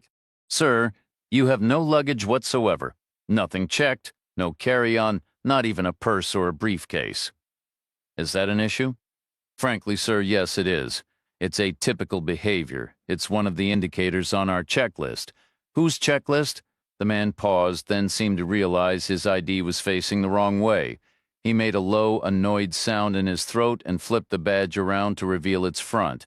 Reacher noticed a small pink photo on the right side of the badge and the letters LAPD in blue on the left, along with some faint, tiny text he couldn't make out. The man stated, "Counterterrorism," Reacher replied. "I understand that traveling without luggage is unusual. That's just an observation. But I don't see why that alone should raise suspicions. I don't make the rules. I'm afraid you'll both need to come with me." Chang asked, "Where to speak with my supervisor?" "Where is he?" "In the van parked outside." Reacher looked through the sliding doors and spotted a dusty blue panel van about 30 yards away, idling in the no-waiting zone. It wasn't exactly gleaming. "Surveillance," the man explained, "and by boss I mean my watch supervisor for today, not my actual superior. The person in the van has the authority. It's straightforward procedure." "Nothing to worry about," Reacher said. "No. Sir, that's not an option right now. This involves national security. No, this is an airport. People come here to catch flights, which is exactly what we're about to do with one shared bag. So either arrest us or move along. That kind of attitude is also on the checklist, higher or lower than the no luggage item. Sir, you're not making this any easier. Easier for what?" The man stiffened, and 2 LAPD officers in uniform came into view, their belts loaded with gear. Then the man let out a breath, sounding either annoyed or defeated, and said, "All right, have a safe flight." He walked away, already scanning the terminal for other potential issues. Thanks to Chang's gold card status, their boarding passes granted them pre-approved clearance, allowing them to use a priority security line and keep their shoes on. Reacher dropped his coins into a tray, raised his arms in the scanner, and met Chang on the other side. They headed to their gate and found a nearby lounge that the gold card also accessed. They settled into surprisingly comfortable upholstered chairs, a far cry from the old mahogany benches at the railroad stop in Mother's Rest, though both shared the trait of being more pleasant than they appeared. These modern seats needed to be, since their flight wasn't the first departure of the day, a downside of the gold card perks, Reacher mused. Once on board, the benefits continued, with exit row seats offering extra legroom, which Reacher appreciated but also found ironic. He understood the reasoning.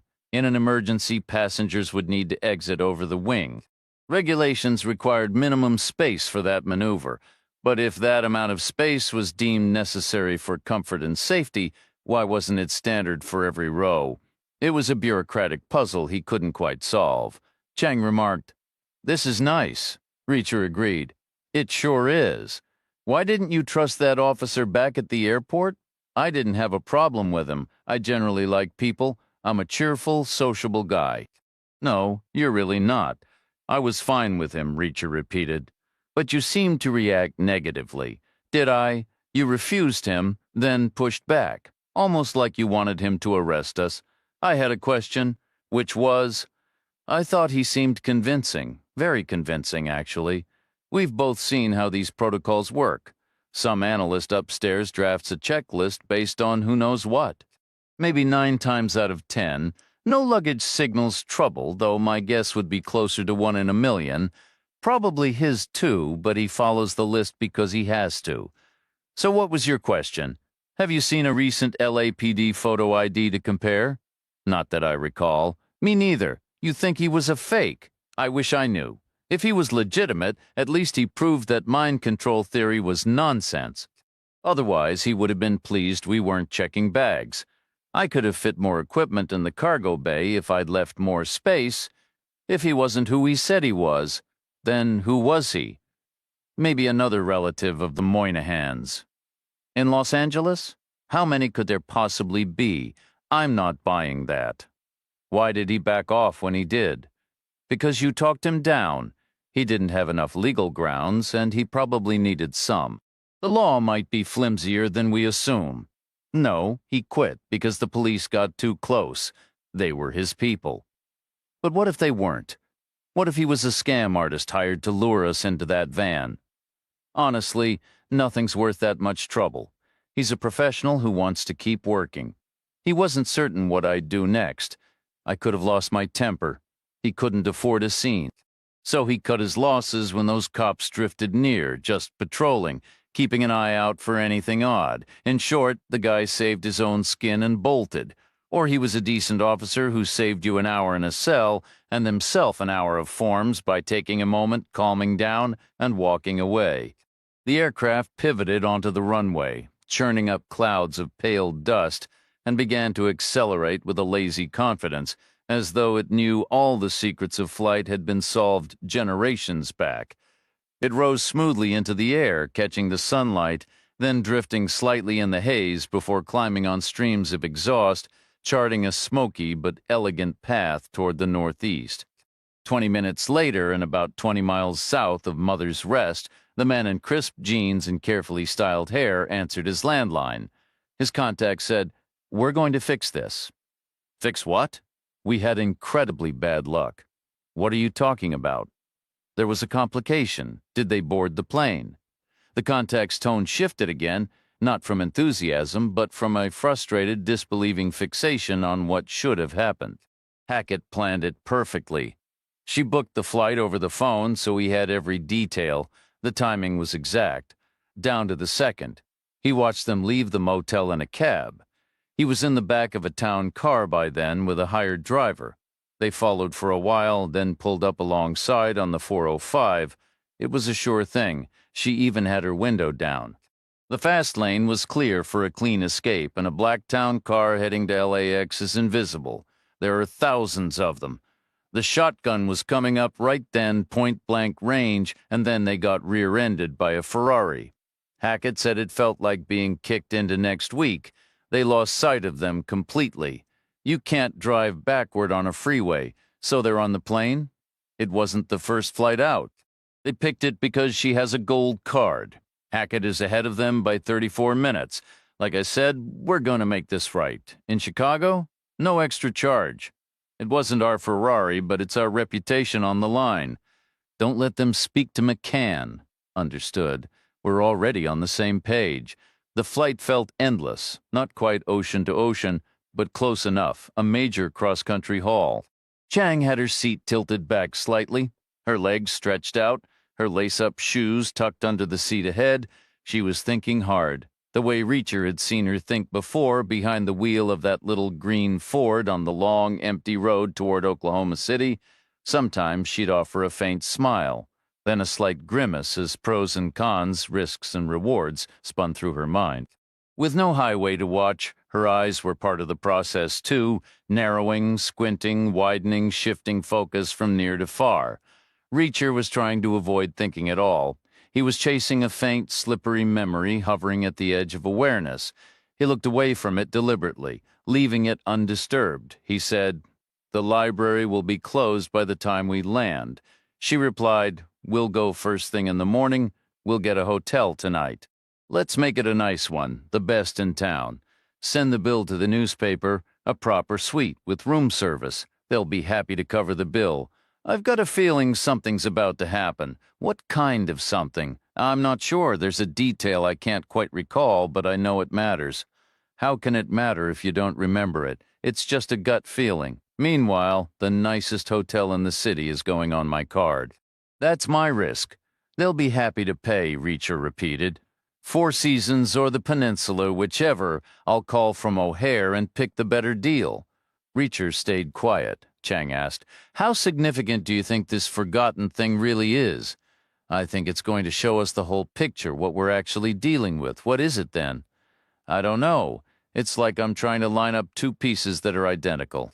But I don't know what they are, phrases, details, locations, not locations. Los Angeles is nothing like Mother's Rest. There's no comparison. Fine. Chicago isn't either. Unless you count farmers maybe visiting for some trade show. Is that it? No. You'd better figure it out. We'll be landing soon. Reacher gave a distracted nod. We'll be landing soon. He mentally walked through the steps of getting off the plane. He always liked to plan things out, even the simple routines. It was a primal instinct. The plane would taxi to the gate, the seatbelt sign would ding off, people would stand and wrestle bags from the overhead bins, then crowd the aisle in that slow, shuffling parade toward the door and into the jet bridge. Then the real scramble would begin down the long concourses, past the shiny airport shops and the food courts with their fake wood tables and solitary travelers. And that's when it clicked. He said, not phrases, details, or locations. She said, what then? Faces, he said. Remember that town car on the 405?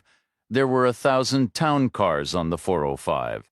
One pulled up next to us, held pace for a second, then got tapped from behind by a little red car. Oh, that one. Its window rolled down. I got a flash of the guy inside. How much of a flash? A tiny one, a fraction of a second. And we've seen him before. Where? In that diner in Inglewood, the beige one this morning when we first met Westwood. That guy was there, elbows on the table, reading a paper. Now Chang was silent. Same guy, Reacher said. I was trained to think like a defense attorney. And logically, I agree with you completely. It was a blink between two cars doing 40, and eyewitness accounts are notoriously shaky. But the ancient part of my brain is screaming it was him. How? The instinct is going crazy. You get instincts like that? I listen for them. We were animals for millions of years. We learned things, we shouldn't ignore them. What's the instinct telling you? Part of it is bracing for a fight. It knows trouble is coming, and the other part, it's putting the pieces together, and it adds up to two possibilities. Either I'm completely wrong, or that guy has been on us from the beginning, which would mean he's tracking your phone, which would mean he knows almost everything we've done. And which means we should call the Four Seasons or the Peninsula from a payphone.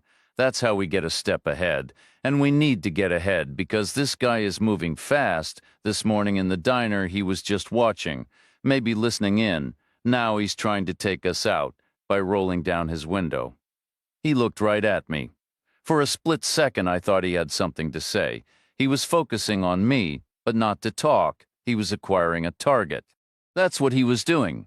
The line link suggests he had a sawed-off shotgun in that car. Perfect for a drive-by, like a heat-seeking missile. 2 shots to finish the job, then chaos on the highway, everyone swerving, and he slips away in the fast lane.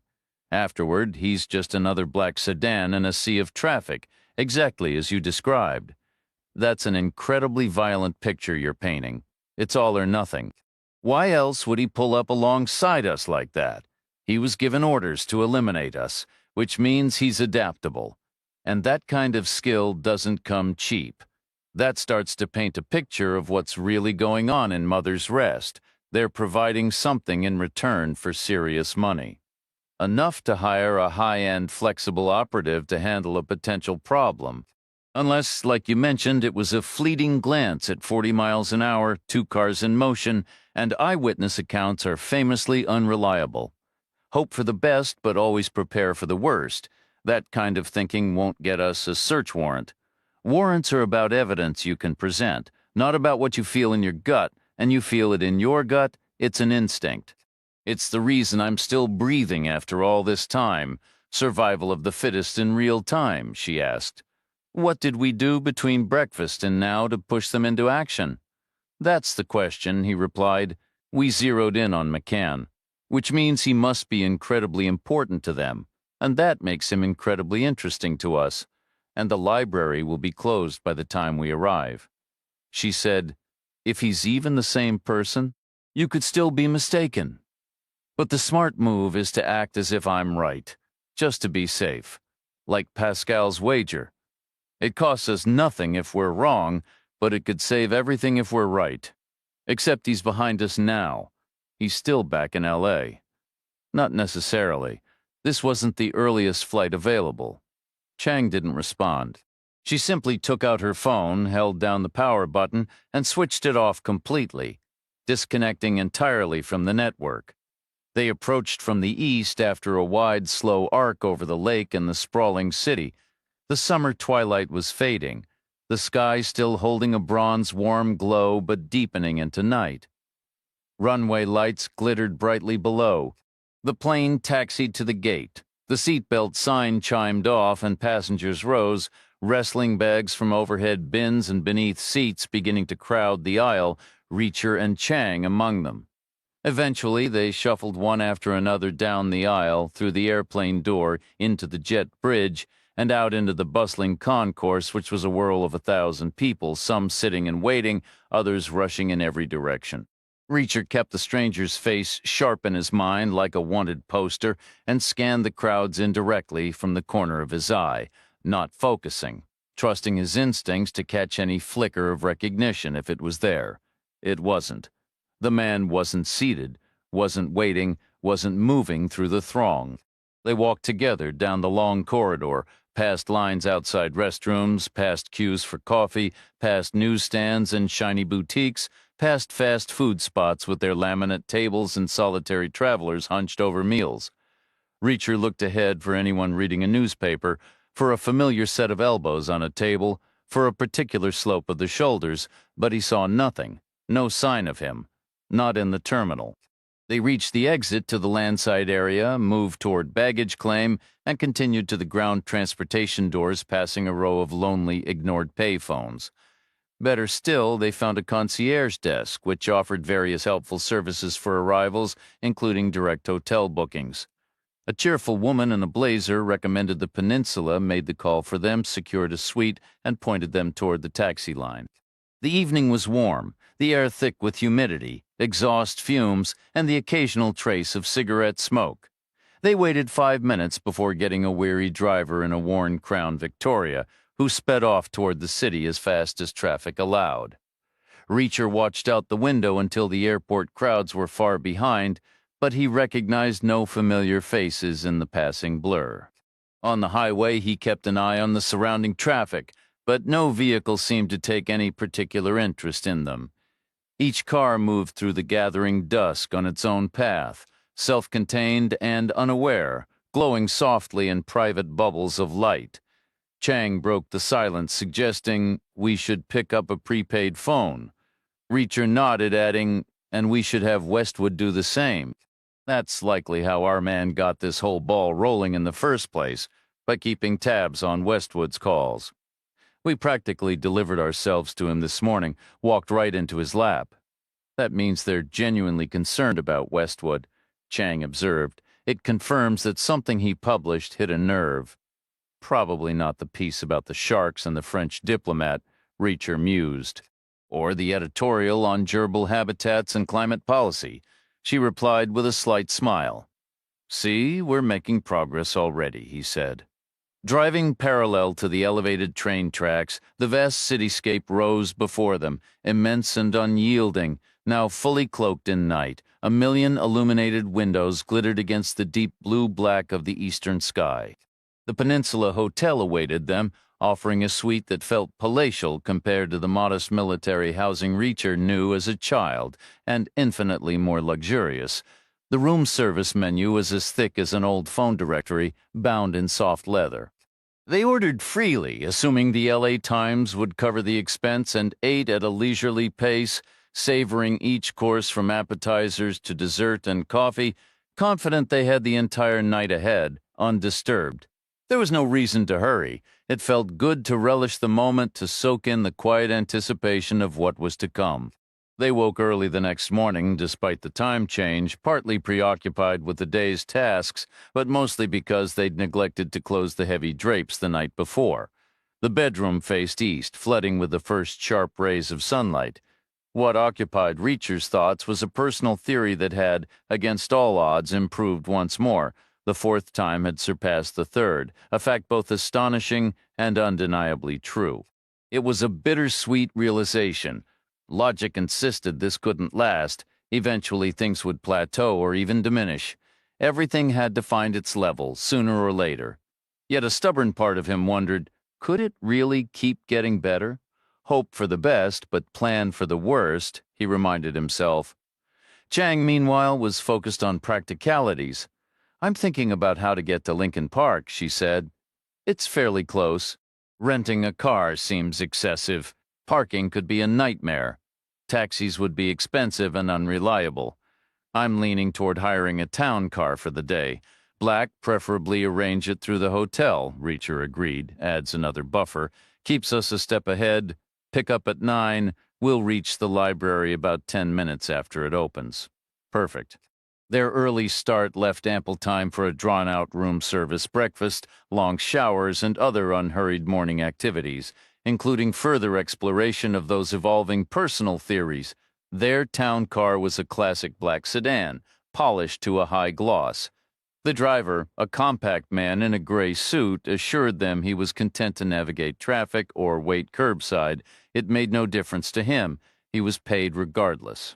The trip to Lincoln Park took just 10 minutes. Inside the library, there was a quiet start-of-the-day energy, with staff discreetly preparing for the public.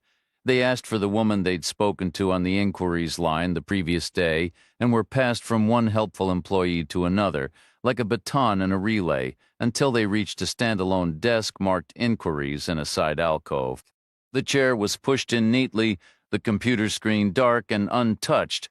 The Inquiries librarian was running late, but they weren't at a dead end. Set into the alcove's far wall was a door, and from behind it came the murmur of voices. A sign on the door read, "Volunteer Room." This was where McCann had placed his 15 calls before Westwood finally hung up. Reacher knocked firmly, and the voices inside fell silent. He pushed the door open and stepped into a break room that felt like it belonged in a government building. Inoffensive colors, low chairs with fabric upholstery. 5 people were seated there, 2 men and 3 women of varying ages and appearances. A phone rested on a low table between 2 of the chairs. "Excuse me," Reacher said. "Sorry to interrupt. I'm looking for Mr. McCann." An elderly man replied, "He isn't here," with a tone of such certainty that Reacher figured he knew McCann well enough to speak for him. The man was thin, dressed in pleated khakis and a tucked-in plaid shirt, his white hair neatly brushed, the uniform of a retired executive, someone who probably missed the structure of spreadsheets and meetings, still craving a sense of purpose. Reacher asked, "When did you last see him?" "About a month back."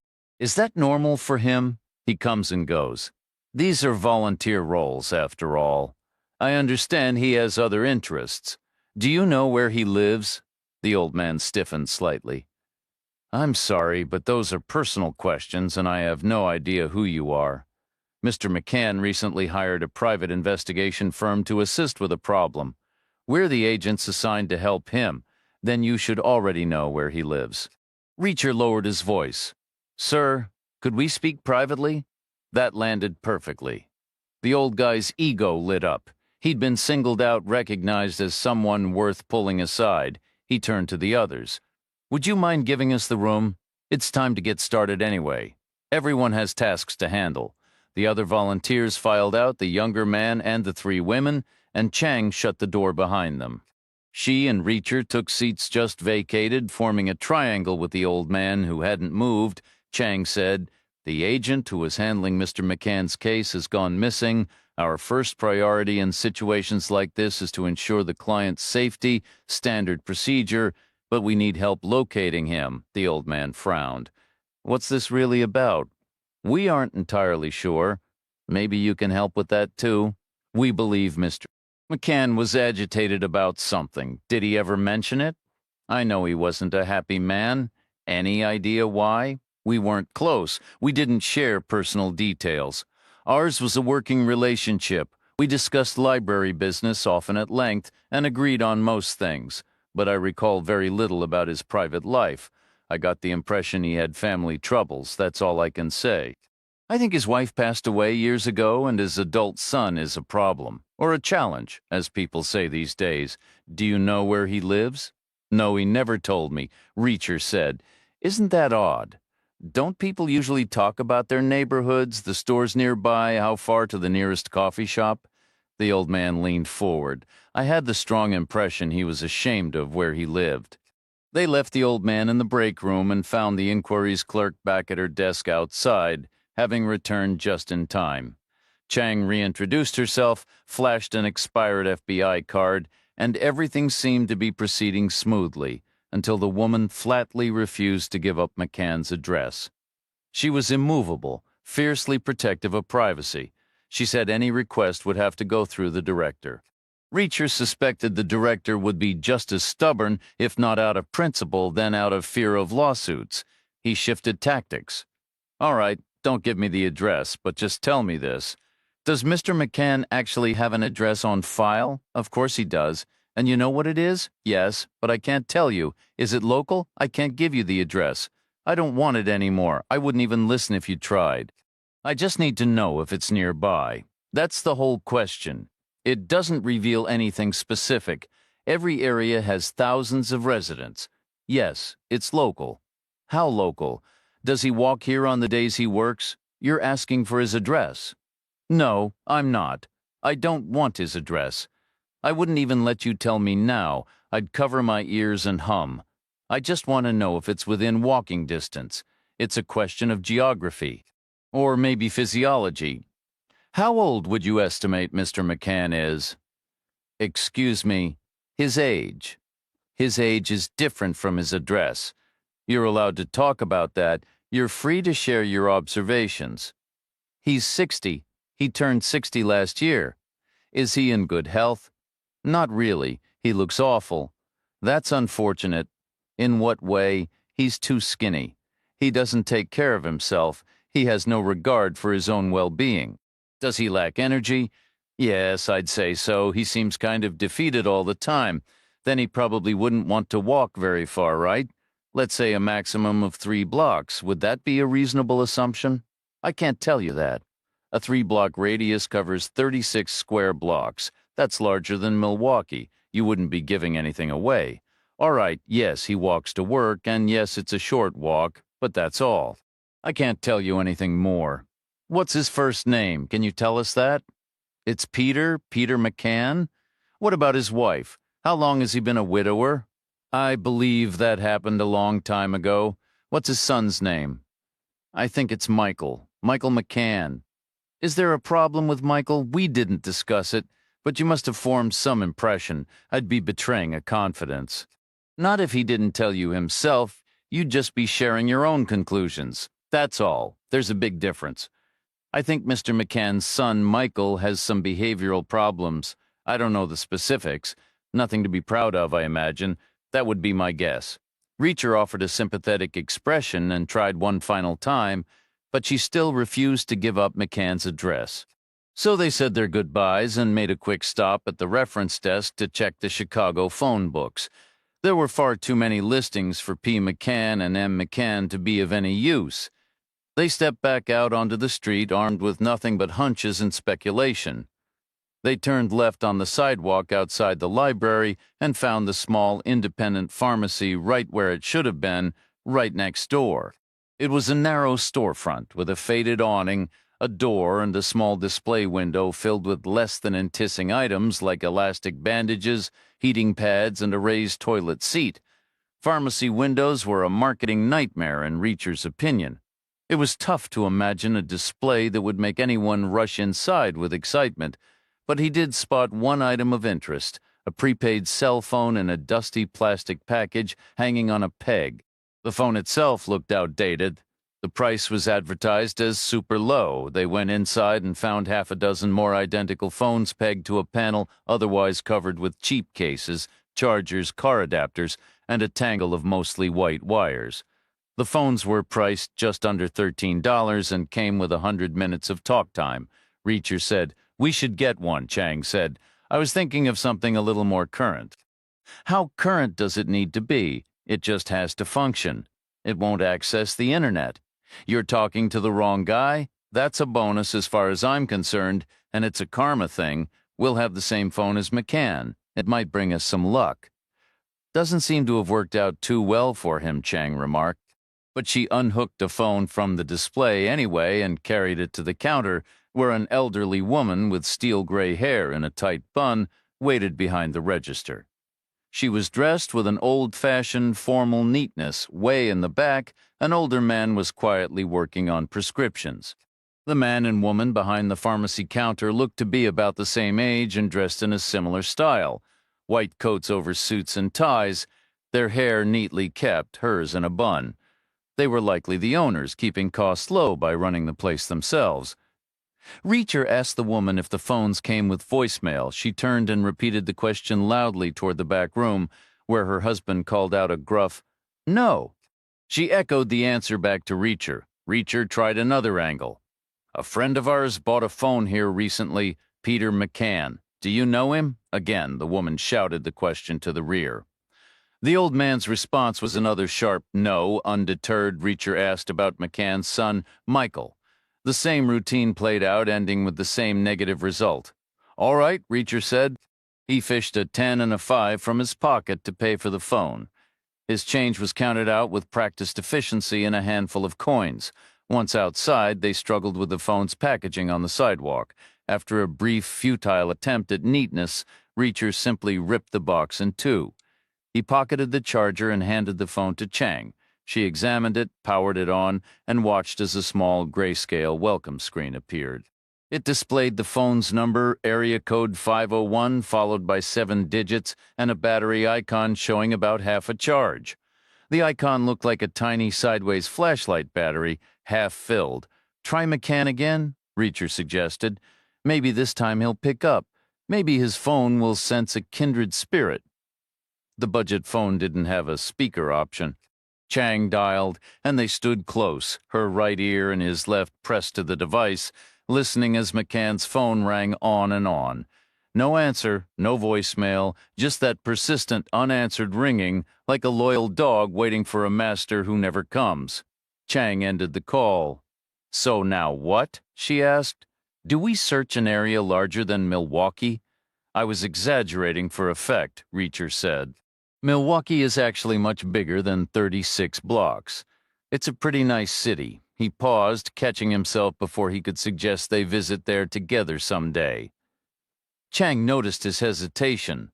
"What?" she asked. "Nothing," he replied. "Fine," she said. "So we search an area smaller than Milwaukee, but not by a huge margin. A couple of blocks might be enough if we guess the right direction," Reacher reasoned. "This is a man who looks rough because he doesn't take care of himself. He probably eats poorly, sleeps worse, and avoids doctors, so he has no prescriptions to fill.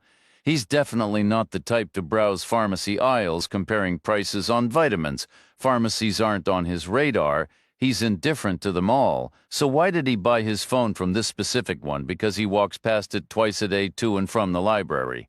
How else would he even notice it?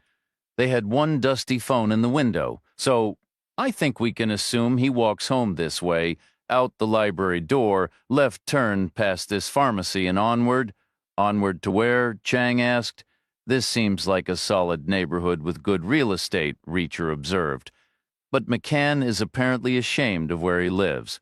What does that tell you? Do you see anything around here you'd be ashamed to live in?" "I'm not, McCann," Chang pointed out. "Exactly. It's all relative. That older gentleman in the volunteer room looked like a retired CEO, probably local, and I'm sure he lives in a house. It's practically a requirement to have a shirt that crisp without living in a house, probably a nice brownstone on a quiet, tree-lined street. So, relatively speaking, McCann doesn't live in a house, but it's not an apartment either. Apartments are perfectly respectable, nothing to be ashamed of. Therefore, McCann lives in something less than a house but not a proper apartment, a subdivided house," Chang concluded, "a not-so-nice brownstone on a not-so-leafy street, all chopped up into separate rooms. It was a tough thing for one man to admit to another, especially when the other guy lived alone in a well-kept brownstone. Maybe it was even the same model, built from the same plans but on a street that hadn't seen better days. That kind of comparison was a little too sharp for pride to handle." "That's the general idea," Reacher agreed, maybe skipped the part about hormones. But a few blocks from here, we'll hit streets full of worn-down row houses. You'll see a dozen doorbells, most with names beside them. With any luck, one of those names will be McCann. They found more than a couple of streets. They found four, each one long and lined with low-rise buildings that felt older than the taller structures around them. The neighborhood wasn't unpleasant. No litter, no needles, no spray paint tags, nothing obvious. But some quiet, unforgiving rule of real estate had marked it down. Maybe it was the lack of trees, or too many window air conditioners, or a story that began decades back when someone first carved a single home into apartments. Reputation was a subtle thing. They had the town car circle slowly to map the area, then parked and continued on foot. The sun was already high over the lake, throwing sharp, bright reflections. Though morning wasn't over, the heat was building. Chang took the sunny side of the street. Reacher kept to the shadows. They moved from door to door out of sync, climbing brownstone steps and coming back down like canvassers or determined missionaries. Most buttons had names, handwritten, type, printed, or stuck on narrow black tape over older ones. Reacher saw Polish, African, South American, and Irish surnames, a miniature United Nations right there on the doors. But on that first street, none of them was McCann, 20 miles south of Mother's Rest. The man in the crisp jeans took another call on his landline. His contact said, "She stopped using her phone? Why?" "Hard to say, could be caution. She's ex-FBI and he's ex-military. They aren't amateurs. So you're saying Hackett lost them?" "No, he found them. Easy." He watched the library. They showed up, spent half an hour inside, then bought a burner phone next door at the drugstore. Then what's he waiting for? The right moment. They cannot speak to McCann. "Don't worry. That won't happen. You have my word." They crossed the main avenue and started on the second street, climbing stoop after stoop. Most buildings held 3 floors with up to 4 units each. The parade of names continued. One place had Javier, Hiroto, Giovanni Baker, Friedrich Ishiguro Aquame, Engelman, Krupke, Dassler, Leonidas, and Callahan, almost perfectly alphabetical if you rearranged them. Callahan was Irish, at least, but it wasn't McCann. The houses themselves showed glimpses of faded grandeur, fragments of stained glass, Victorian floor tiles, front doors crusted with decades of paint.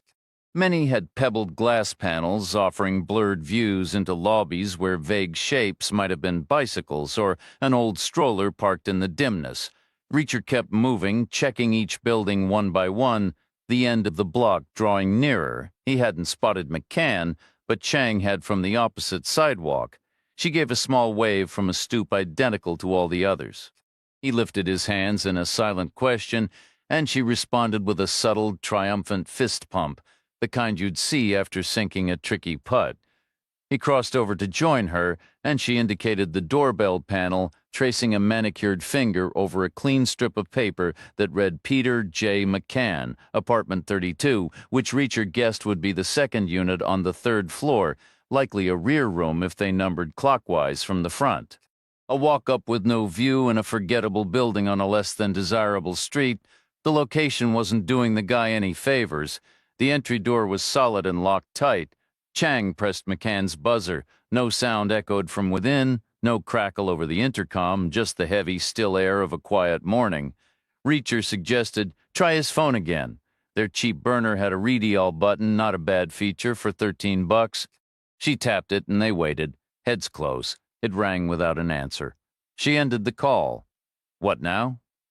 "Too early for pizza delivery," Reacher said. "We'll have to be UPS." He pressed a series of buttons until someone answered. "Package delivery, ma'am," he said. After a pause, the lock buzzed and they stepped inside, through a stuffy entryway cluttered with bicycles, a stroller, and scattered flyers for Thai food and locksmiths. The downstairs hallway still showed hints of its grander past, crown molding, faded wallpaper, but now it was carved into apartments with crude partitions. Elegant old doors were marred by heavy locks, peepholes, and slightly crooked brass numbers, 11 on the left, 12 farther down. The staircase was ornate, steep, and covered in worn carpet. Motion-activated lights flicked on at each turn. By the time they reached the top, they were both breathing harder in the stifling heat. Unit 32 was the first door on the left at the back corner. Reacher knocked. No response, but the door rattled loosely in its frame. He tried the handle. It was unlocked. The door swung directly into a living area that essentially was the whole apartment, dim, compact, and taken in with one look. Stale, warm air carried a sour odor. Against one wall sat an unmade twin bed. Opposite were a windowless kitchenette and a windowless bathroom, each no larger than a small RV compartment. The only light filtered through a grimy bay window, its drapes only partly open. Walls that might once have been white had grayed to the shade of ash. Furniture was sparse, a narrow bar table with a single stool, a worn armchair, and a mismatched ottoman polished shiny from use. But what dominated the room were the tables, 5 of them, each about the size of a door, stained black. They formed a rigid line down the center like a spine, the first placed end on, the second butted sideways to make a T, the third end on again, the fourth sideways, the fifth end on, creating a pattern of vertebrae and short ribs. Arranged across them were computers, 7 desktops and 8 laptops, silent and waiting in the gloom. The room was a chaotic tangle of technology. Unidentifiable black boxes sat alongside external hard drives, modems, and USB hubs, all connected by a snarled, overwhelming web of cables that coiled like frenzied rat nests. Where the wires and hardware didn't dominate, precarious towers of books took over, their spines detailing coding theory, hypertext protocols, and domain name infrastructure. After ensuring the hallway was clear, Chang shut the door, Reacher suggested. Try his phone. She pressed redeal. A ringtone purred in her ear, and a moment later, an answering chirp erupted from within the room. McCann's phone was right there, dancing on a wooden table beneath a knot of cables, its screen glowing a bright blue. It was tethered to a charging cable connected to a computer. Chang ended the call. Why wouldn't he have it on him? She wondered aloud. A cell phone belongs in your pocket. To him, it probably wasn't a personal device, Reacher reasoned. It was just a dedicated line to contact Westwood. It served its purpose, even if it didn't get an answer. So, like you thought, he abandoned it. He just didn't put it in a drawer. He left it on the table, still plugged in. Maybe force of habit? So where is he now? Reacher shook his head. I don't know. Keever's door was unlocked too, Chang reminded him, a fresh unease coloring her tone. I remember. I think we should make this fast and get out of here. How fast? 2 minutes. It was barely any time at all, but it was sufficient. The apartment offered little to inspect. The kitchenette held a small cabinet with a box of generic cereal and a compact refrigerator containing a quart of store-brand milk and 2 candy bars. The bathroom cabinet stocked basic pain relievers and cold medicine. A dresser was filled with worn synthetic clothing, all of it black. The bed was unremarkable. The computer equipment was impenetrable, the screens woke up, but every possible path forward demanded a password. There were no photographs, no personal mementos, no leisure reading, no accumulated mail. It felt less like a home and more like a temporary operations center. Chang cracked the door to peer into the hallway. Let's go, she said. She pulled the door open wider. A man was standing there. Human perception is notoriously flawed, shaped by expectation and bias. Reacher was no exception. For a critical split second, his mind struggled to force the figure into the mold of the 60-year-old, gaunt McCann he anticipated. But the man before him was clearly 2 decades younger and built with a solid, substantial frame. The mental gymnastics were pointless. This was no elderly tech hermit. Then recognition clicked with cold clarity. This was the face he had seen twice before, first in the diner, then in the town car, and now here in the dim light of a third-floor walk-up. The man appeared to be about 40, standing firmly in the confident middle of his life, past youthful recklessness but not yet touched by decline, carrying the assured weight of hard-earned experience. He stood an even 6 feet tall, weighing around 200 pounds. He wore unfashionable high-waisted blue jeans with a belt, a plain white shirt open at the collar, and a blue satin baseball jacket. The man had neatly trimmed blond hair and a broad, pinkish face with small, watchful blue eyes. He looked like a local electrician who had come to give a careful estimate on a tricky wiring job, except for the pistol in his hand. It resembled an older Ruger P85 9mm, fitted with a suppressor that stretched nearly 9 inches. He held it loosely at his side, the barrel pointing at the floorboards, the silencer running from mid-thigh to his calf. A detached part of Reacher's mind noted the details.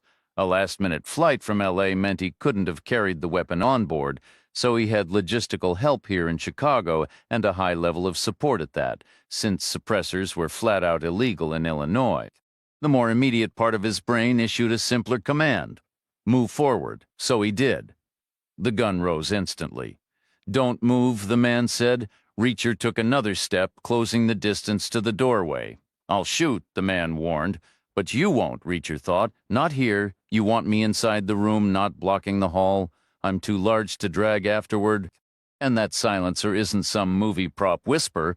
It'll still roar loud enough to echo through this whole house. So you'll wait," the man repeated. "Stay where you are."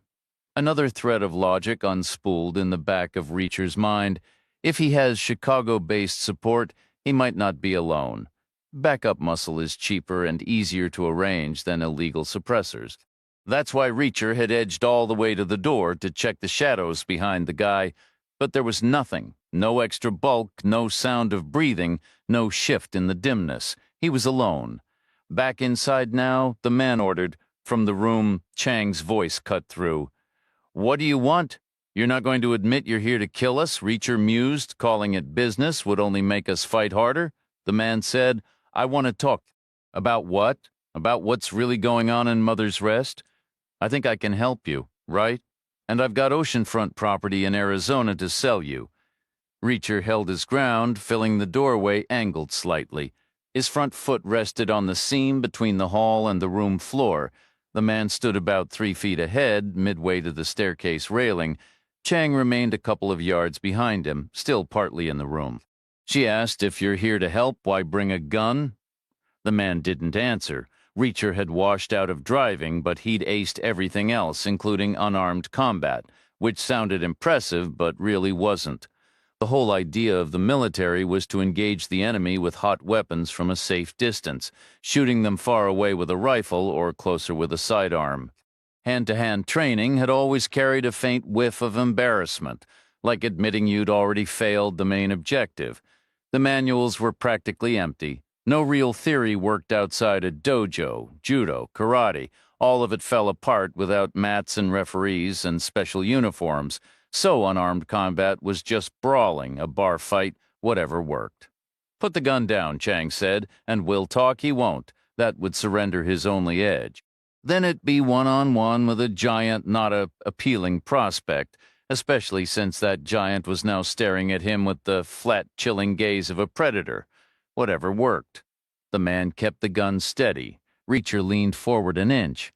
"He still wants me in the room, not the doorway. I'm too big to move. Back up now," the man said. Reacher said nothing. "I'm too big to move," and then subtly the balance shifted. The man with the gun was losing his grip on the situation. He wasn't calling the shots anymore.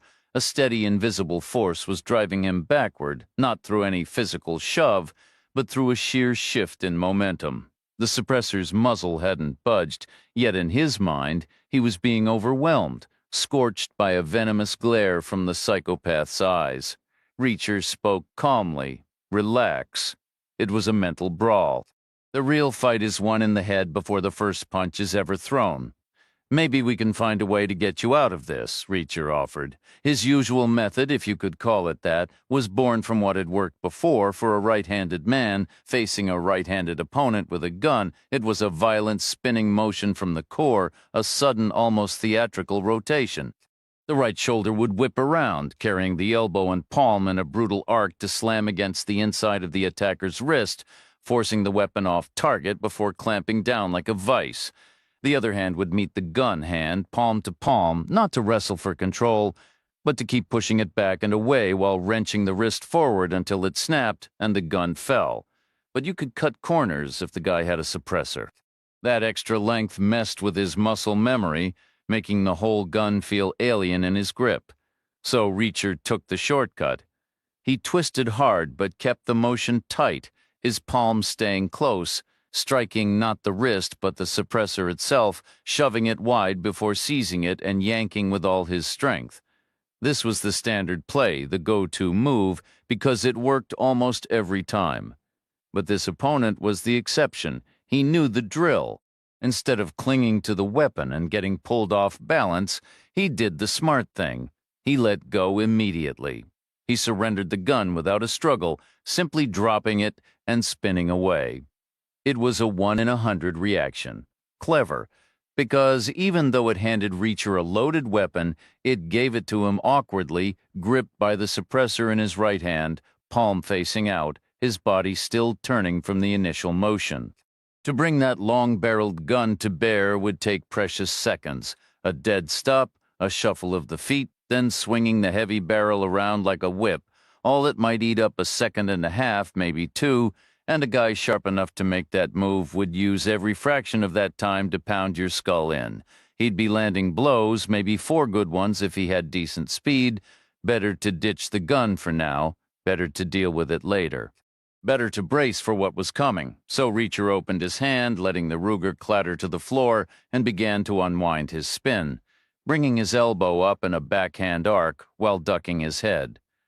The first incoming punch glanced off the crown of his skull, then a left hook caught him above the ear, a brutal ringing shot that felt like getting hit with a pipe.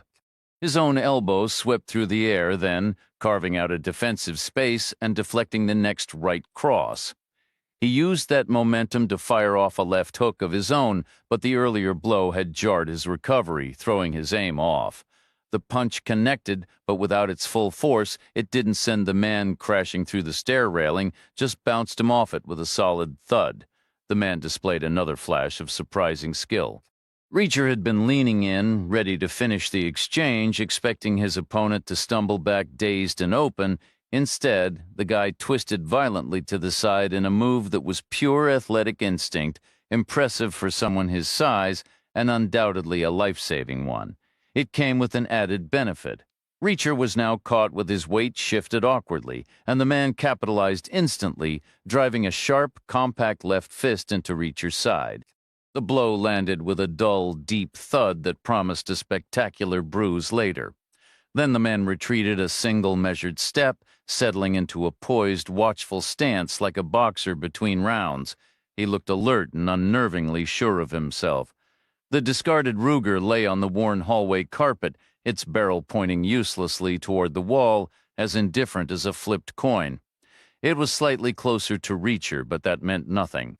Bending down for it would be an invitation to get his skull caved in or his heart punctured. Reacher's eyes tracked over the man's outfit. The thin satin jacket hung open, revealing no suspicious bulges, and his jeans pockets were slack, likely holding nothing more than lint and a crumpled tissue. Standard procedure meant his backup piece would be holstered at the small of his back. Not the quickest draw, but far faster than a tall man stooping awkwardly to fumble for a pistol on the floor. That explained the confidence. This guy clearly didn't plan on settling things with his fists. And to be fair, he had the skills to back that up. He probably had just one small worry, Reacher figured. Reacher didn't actually need to pick up the Ruger himself. All he'd have to do is hook it with his foot and scrape it backward to Chang. That would flip the whole script. But it was a clumsy telegraphed move, and then Chang would still need to snatch it up, aim, and fire. The guy's draw from the holster would almost certainly be faster, so a minor concern, but a concern nonetheless, time to get inside his head. Reacher took one long, deliberate step backward. The geometry of the hallway shifted instantly. Now the Ruger was nearer to his opponent. Predictably, the man stepped forward closer to the gun. Human nature in a nutshell, hard to shove someone back, easy to lure them in. This guy would have proudly stood his ground against a charge, but he showed no such discipline about not being drawn forward, his first real mistake. A critical weakness. He didn't get it. He thought any patch of this dingy hallway was as good as another. In fact, he probably believed his new position was superior, The Ruger was practically at his toes now. He could reclaim it whenever he wished, giving him 2 guns to Reacher's none. Sounds better, doesn't it? But it's actually worse. Because of the temptation, the maddening, itching urgency of it. Here he was with 2 weapons almost within his grasp, yet neither one was in his hand. So close, yet utterly out of reach. His mind was already racing ahead, consumed by the future, the solid, reassuring weight of a grip in his palm, the trigger's resistance under his finger. Total invulnerability, certain victory, the job done, it was right there. All it would take was a lightning-fast dip to scoop up the Ruger or a frantic swipe of his jacket to get to the holster at his back. Just that one motion. So incredibly close. But either choice would cost him a precious second, maybe more, and either would broadcast his intentions with glaring clarity. There would be no mystery.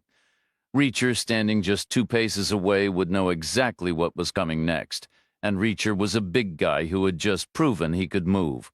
How fast would he need to be going for the Ruger on the floor meant offering his face up for a devastating kick. Reacher would simply take 1 step and bang right-footed with a slight adjustment of his stance.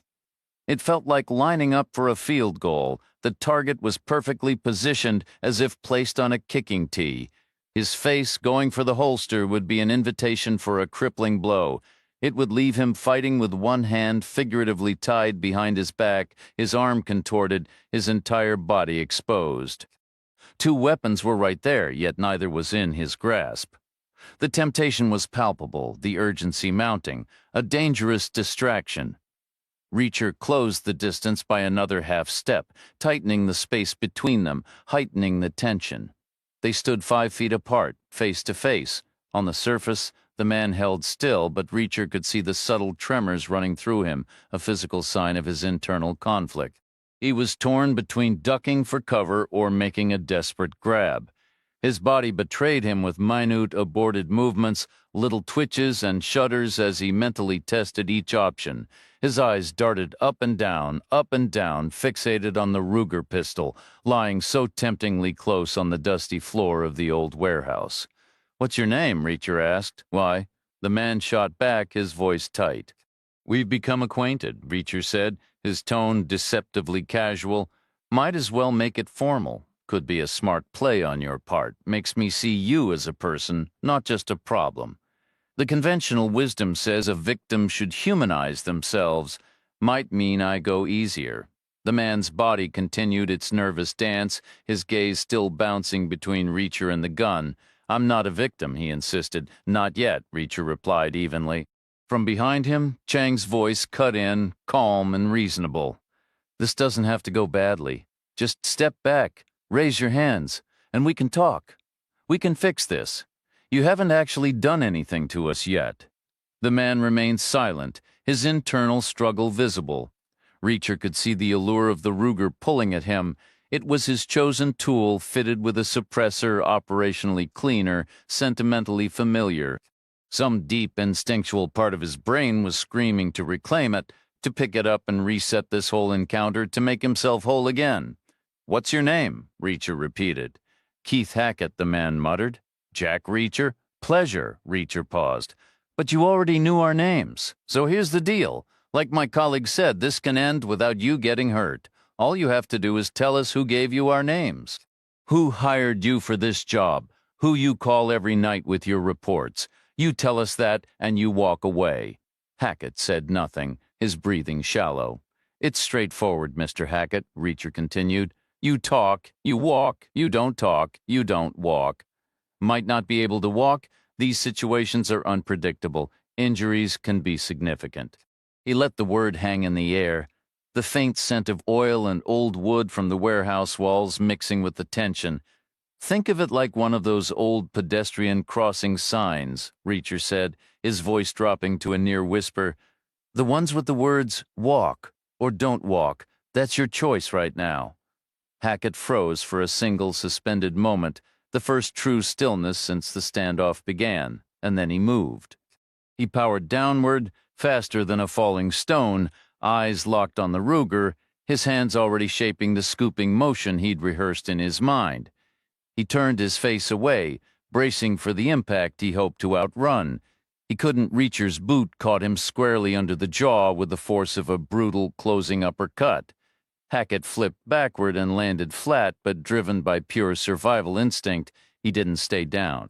He skidded once, then scrambled crab-like across the gritty concrete, all frantic elbows and knees, until he managed to haul himself upright.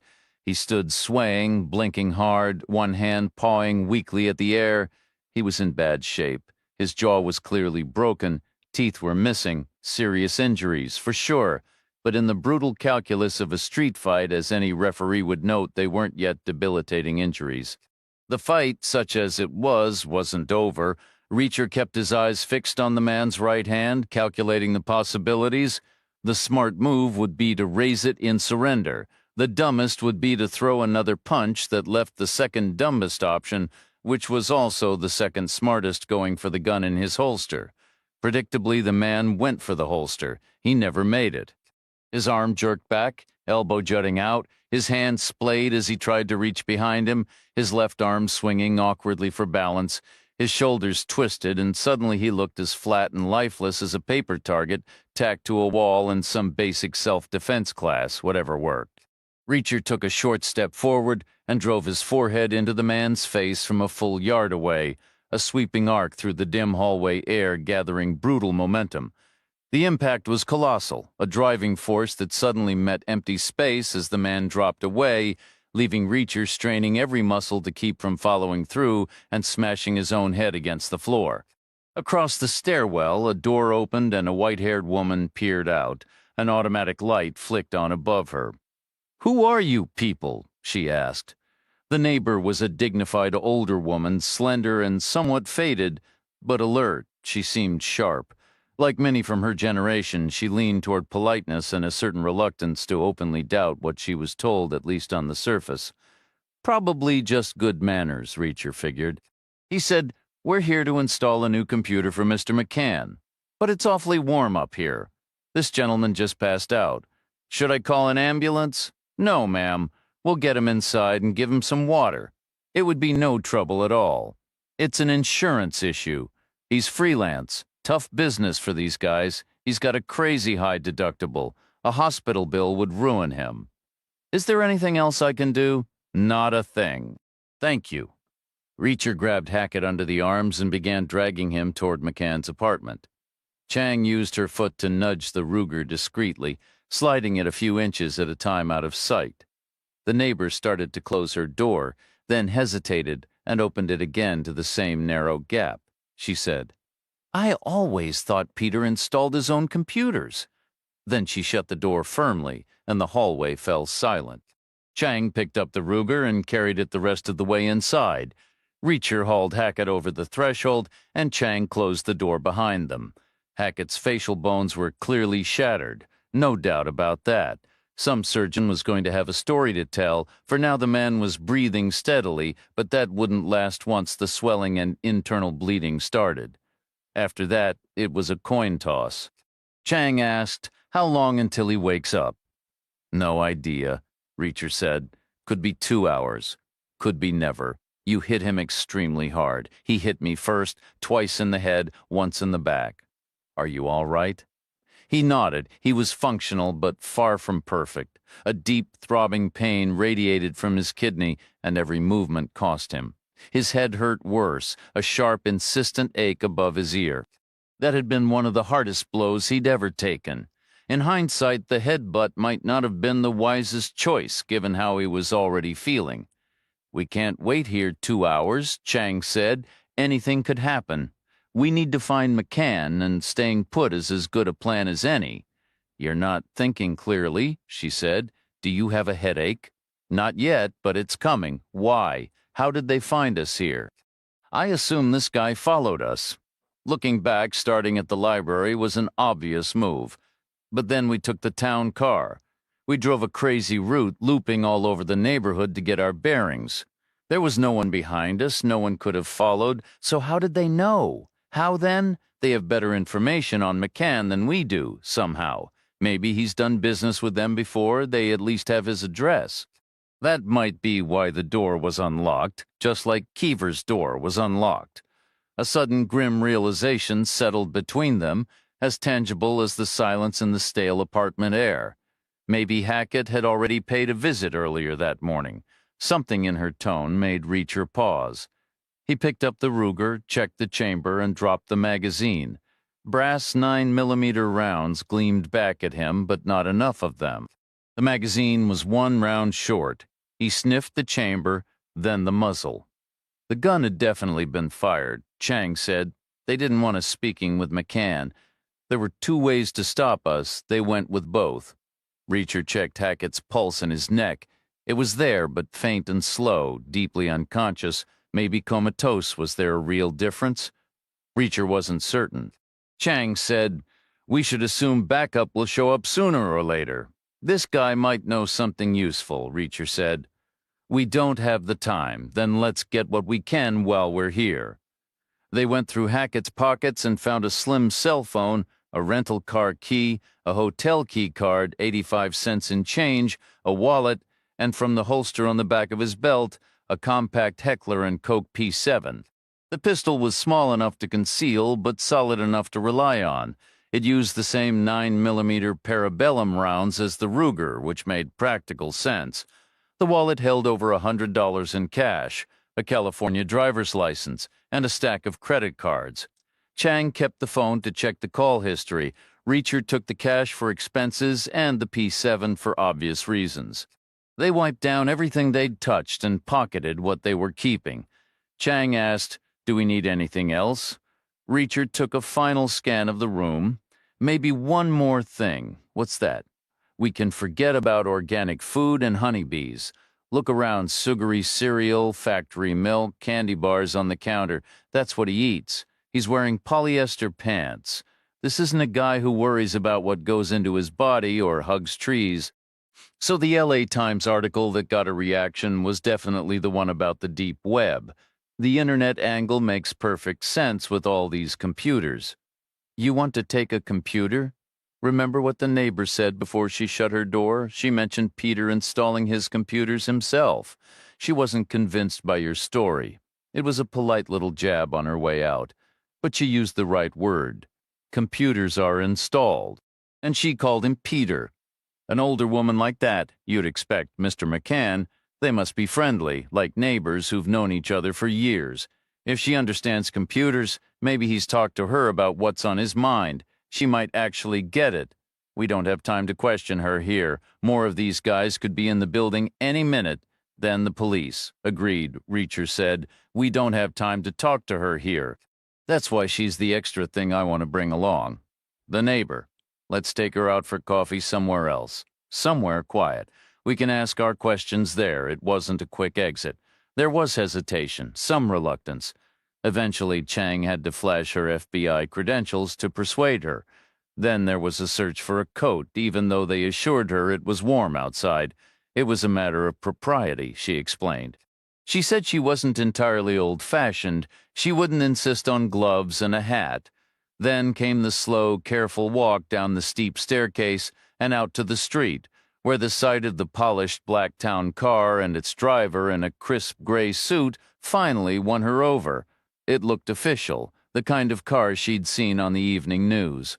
Reacher spent a few minutes scouting for the right kind of spot, passing several pleasant options before settling on a classic Chicago-style coffee shop, one that felt quietly updated by a respectful new owner.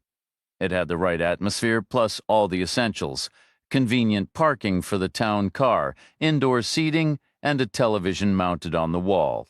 McCann's neighbor appeared content with the arrangement, perhaps because the coffee shop evoked memories of her old haunts. She settled her thin frame into the booth, allowing Chang to slide in beside her, effectively boxing her in. Reacher took the opposite bench, sprawling sideways in a deliberate, non-threatening posture. After introduction, she identified herself as Mrs. Eleanor Hopkins, a widow and former university lab researcher.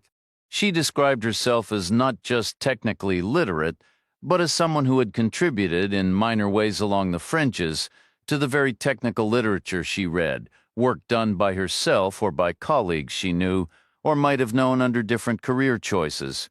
She mentioned her career had spanned a fascinating era of technological advancement. Regarding Peter McCann, she said he had been her neighbor for many years, and they had developed a fond, if infrequent and respectfully distant, rapport. She last saw him 3 or 4 weeks prior, which was not unusual and caused her no alarm. She rarely left her apartment, making hallway encounters a matter of chance, and he was often away for days at a time on undisclosed errands. She never pried. She was a neighbor, not family. Yes, she acknowledged, he was an unhappy man, as life often delivers harsh turns. A TV mounted on the wall played local news, which Reacher monitored from his periphery. Mrs. Hopkins ordered coffee and cake. Chang suggested McCann might have encountered some unknown trouble and asked if she had insights. She did not. Reacher inquired, "Did he seem fixated on something lately? Recently, you mean?" Mrs. Hopkins clarified. "Yes, I would say so, for about the last 6 months. Distant sirens and the thump of helicopter blades echoed from about a mile away." Reacher pressed. "Any idea what was troubling him?" "No, we didn't discuss personal affairs. Could it relate to his son?" "Possibly, though that situation wasn't one of constant fluctuation. The TV screen showed an aerial shot of a park, green lawns and trees."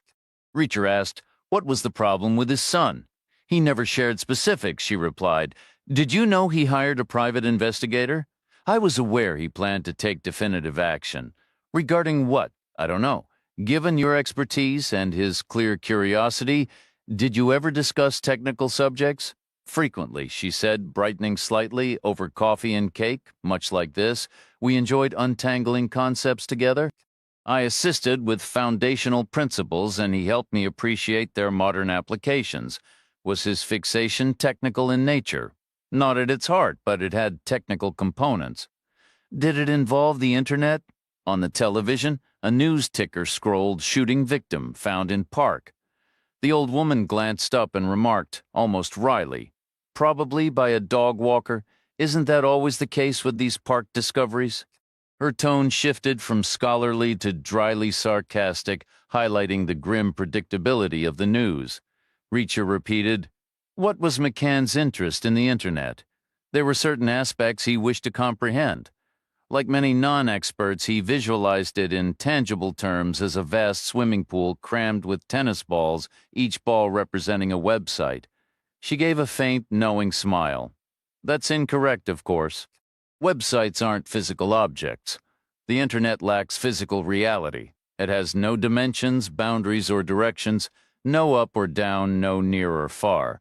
Though one could argue it possesses a kind of mass, as digital information is merely ones and zeros, meaning memory cells are either charged or not. Charge is energy, and if you accept Einstein's equation E equals mc squared, where E stands for energy, m for mass, and c for the speed of light, then it follows that mass can be expressed as energy divided by c squared. This is simply the same idea rearranged, suggesting that charge might possess a measurable mass. Think about your phone. The more songs and photos you store, the heavier it becomes. It's an almost unimaginably small increase, a trillion billionth of a fraction of an ounce, but it's there. On the television, the helicopter's camera closed in on a cluster of low shrubs. Uniformed officers stood nearby behind police tape, and the partial outline of a figure could be seen on the ground, black shoes and dark trousers barely visible beneath the leaves. The scrolling headline still read, "Shooting victim found in park." Reacher turned and asked, "What was it McCann really wanted to figure out?" The elderly woman replied, "He was puzzled about why certain websites remain hidden at its heart. That's a question about how search engines operate." His swimming pool analogy proved helpful. He pictured millions of tennis balls, some floating on the surface, others pushed deeper by the weight above them. "So I suggested he imagine a search engine as a long silk ribbon, moving swiftly up and down, weaving through all those balls, gliding over their damp, fuzzy surfaces at incredible speed. Then consider that some balls have been altered, covered in sharp spikes like fishhooks, while others are perfectly smooth, like billiard balls. Where would the ribbon catch on the spikes? Naturally, it would slide right over the smooth ones. That's what Peter needed to grasp about search engines. It's a two-way street. A website has to want to be discovered. It must actively develop those effective spikes. People call this search engine optimization, and it's a crucial skill nowadays, of course. It's just as difficult to be a billiard ball. Staying hidden requires effort, too, Chang remarked. Secret websites usually mean something illegal. Exactly, the old lady said. Or perhaps something immoral, or both. I may be naive, but one imagines the most disturbing kinds of pornography, or mail-order drugs, and so on. It's often called the deep web, all those smooth billiard balls, millions of them, no spikes, no hooks, just quietly going about their business unseen. The deep web might be 10 times larger than the surface web, or 100 times, or even more. Nobody really knows. How could they? And don't confuse it with the dark web, which is really just outdated sites with broken links, like dead satellites spinning through space forever. That makes the dark web more like ancient archaeology, while the deep web is more like the wrong side of the tracks. Not that either is literally dark or deep or on any actual side of a railroad, you understand? The internet isn't a physical place. It has no physical characteristics at all. On screen, an ambulance rolled slowly across the grass into the overhead shot, its lights flashing a lonely rhythm, followed by what appeared to be a coroner's van. People emerged and joined the officers. Chang asked, "So how does someone find these secret sites?" "A person can't," the old lady answered, "not from the outside at least. You can't use a search engine because the sites are smooth. You need the exact address, not just coffeeshop.com, but something like coffeeshop123xyz.com, or, in reality, something far more obscure. A unique URL combined with a super secure password all rolled into one. Apparently, such addresses are passed around within certain circles by word of mouth. On the TV, a dark blue Crown Victoria jolted over the grass and parked. Two men in suits stepped out, likely detectives, the ticker updated to Lincoln Park homicide. Reacher could hear more helicopters approaching about a mile off, rival news channels late to the scene. He said, "Did McCann give you any specifics about the website he wanted?" The woman shook her head. "No. On the television, officers were crouched around the dark shape on the lawn. Reacher recognized the scene, detectives and the medical examiner. He'd been in that position himself more times than he could count, leaning over figures who were sometimes still breathing. This one wasn't. You could tell by the lack of urgency, no frantic voices, no medical gear, no rush. Just the quiet, grim procedure of Lincoln Park homicide," the old lady's voice cut through his thoughts. "That's Peter, isn't it? Why else would you two be asking about him? Why would the FBI care about an old woman like me?" Chang stayed silent, and Reacher didn't reply either because just then the broadcast cut to a new location, a plain brownstone on an unremarkable street. Peter McCann's home, her home, the very place they had just left. It was unmistakable, now bathed in the pulse of red and blue lights. Officers were charging up the front steps. It was far too quick for a normal link to have been made. The cops at the park hadn't even gone through the victim's pockets yet. No ID, no name, no address. They were still waiting on the official pronouncement. Reacher knew the drill. Death had to be certified before the scene turned into an evidence locker. No connection yet. A separate incident entirely. The chyron at the bottom of the screen updated anti-terror units raid Chicago residents. Reacher turned back to the woman. "Did you call 911? "Yes," she said. "I did. When?" "The moment I shut the door behind you." "Why?" "I didn't like your looks. Both of us. You, especially. You don't resemble any FBI agent I've ever seen on TV. I was working undercover, playing a criminal. You were convincing, so you called." "Right away." "What exactly did you tell them?" "That I had armed terrorists in my house." "Why phrase it like that?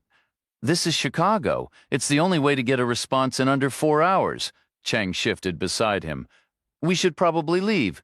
Reacher shook his head. "Let's wait another 5 minutes. It won't make a difference now." They refilled their coffee cups. The woman wanted another slice of cake, so Reacher and Chang each took one as well, not wanting her to eat alone. The screen divided the park on one side, the brownstone on the other, labeled Lincoln Park Homicide and Terror Alert above a scrolling headline that read Busy Day for Cops. The second cup of coffee was just as good as the first. So was the cake. In the park, a body bag appeared, was zipped shut and loaded into a coroner's van. At the house, an ambulance pulled up and EMTs rushed inside. Soon they emerged with a gurney carrying a man wrapped head to toe in bandages, like a mummy, a sheet draped over him. Hackett, most likely, though it was impossible to tell. Then, almost like a deliberate crossfade in a film, the police cars left the park and, after a lag of several minutes, reappeared at the brownstone. The same detectives jumping out and hurrying inside, only to emerge a moment later talking urgently on their phones. The chyron changed again. Official confirms investigations are linked. Reacher leaned forward, his tone shifting from detached observation to something quieter, almost weary. "Ma'am, I'm truly sorry about your nephew, and I'm sorry for the disruption you're going to face. Chicago PD will have questions. It isn't like the shows the FBI can't swoop in and take over. We have to step back.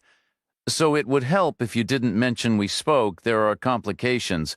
Better for everyone if you leave us out of it entirely, even about us getting to the house before they did. They don't need to know we were ahead of them. You want me to lie about it? I will, if they ask me who tipped them off about the terrorists and why." "All right, then, I'll do the same," the old woman replied. "But are you certain you have no clue what was troubling McCann? Like I said, I was his neighbor, not his sister. You'd be better off asking her. Asking who? His sister. He has a sister. I mentioned it earlier. I thought you were speaking metaphorically. No, she's real. They were very close. If he had secrets, she's the one he would have told." Chapter 37. They sent Mrs. Hopkins home in the town car and informed the driver that was his last assignment for the day, free to head home or return to the garage. The man accepted the news with a smile, though Reacher suspected that final trip wouldn't be a smooth one. He guessed they wouldn't make it all the way to her door. A couple of blocks out, they'd hit the roadblocks. If the old lady could show ID with her name and address, they'd probably let her continue on foot, or maybe even give her a ride in an official vehicle, depending on how eager they were to speak with the neighbor. Either way, she'd end up somewhere safe, sipping water or coffee while talking to courteous young officers. Safe enough. Chang powered up her phone. Also safe enough, Hackett's tracking operation was out of commission, at least for now. They needed maps, satellite images, flight schedules, search engines. Mrs. Hopkins had told them Peter McCann's sister was named Lydia Lair. She was several years younger, had married a doctor, and moved away to an upscale suburb outside Phoenix, Arizona. Her husband was wealthy, but McCann had never asked for money, only her time and a listening ear. There was a street address for her, a scribbled note meant for the old lady's Christmas card list, still tucked in a pocket diary in her purse, but no phone number. Chang found the husband's medical practice online, but the receptionist wouldn't give out a home number. The phone company listed it as unlisted. Neither the husband nor wife appeared in Chang's confidential databases. A Google search turned up almost nothing, just one bland photo of the couple at a charity gala for a kidney foundation. Dr. and Mrs. Evan Lair. He was in a tuxedo. She wore an evening gown. She looked healthy, glittering with diamonds, her smile bright and white. Then it became a three-way calculation. How soon they needed to reach Phoenix, how long they could wait for a premium flight, and how long the police would wait before notifying the sister. If they notified her at all, she wasn't the next of kin. That would be the son. He'd be their priority. They'd tell him first and leave it to him to call his aunt, a responsibility he might or might not fulfill, depending on what else he was dealing with. All of which meant Lydia Lair might get the call just as they landed in Phoenix, or she might not. Either way, it was workable. Bad news was bad news whenever it arrived. The real risk was her deciding to fly to Chicago immediately to take personal charge of everything they needed, to reach her well before that happened, before well-meaning victim advocates or friends coached her into giving nothing but rehearsed, empty statements. The best travel option fell outside Chang's usual preference, an airline she didn't have a card with, but it was the first and most practical choice. It gave them just enough time to swing by the Peninsula Hotel to ditch the P7 and pick up Chang's bag. And one more thing, they powered up Hackett's captured phone and scrolled through the call log. Every incoming call was from a single number with a 480 area code. Chang pulled up her laptop and started typing. She said, "That's a cell phone number in Phoenix, Arizona. That's where we're headed." A brief but costly consultation with her contact at the phone company revealed the Phoenix number belonged to a prepaid burner phone. It had been purchased with cash just a week prior from a Walmart in Arizona and activated right there in the parking lot. The buyer had grabbed 6 phones at once, a purchasing pattern that screamed someone who knew exactly how to stay off the grid. Reacher observed, "He'll ditch that number soon. He'll cycle to the next one." Chang agreed. The moment Hackett misses a check-in or the second he turns on the news and sees the mess in Chicago, maybe we should call him first, Reacher suggested, while we still have the chance. And say what exactly? Anything that might rattle him. We need every edge we can get. Keeping him guessing works in our favor. You want to get under his skin? It certainly can't hurt. Any emotional turbulence we can stir up is a plus. All right, give it a shot. He powered up Hackett's phone, navigated to the right screen, and hit the call button. He listened to the digital tone spooling out, followed by a brief hissing silence, and then a ring. It was answered quickly. A man's voice, deep and resonant, came through with a single eager word. Yes. The voice carried the weight of a large frame, but the word was clipped short, breathless with anticipation. This guy had seen Hackett's number and was hungry for an update. Right now. The celebrations were presumably on hold, waiting for the good news. Reacher said, "This isn't Hackett." There was a pause, then a measured, "I understand." "This is Jack Reacher." Silence. Hackett got to McCann, but he missed us. We got him instead. He was skilled, but not skilled enough. The voice asked, "Where is Hackett now?" The accent was flat, monotone, hinting at Eastern Europe. A big man Reacher pictured, likely pale, perhaps a little winded. Reacher replied, "Hackett's in a hospital bed, handcuffed to it, because the police found him before the ambulance did, right here in Chicago. We took his phone and his spare piece, but we left him with the gun that killed McCann. He was unconscious in what the authorities believe is a terrorist safe house. Don't ask bad intel on their part. But because of it, they're leaning on him hard. They're whispering about Guantanamo or rendition to places you don't come back from. He'll be so desperate to deal, he'll give you up without a second thought. There's nothing you can threaten him with that the government won't do worse, so you've got that to sweat about. Plus, you've got us. You picked a fight. That was a mistake, because you're going to lose, and it's going to be ugly.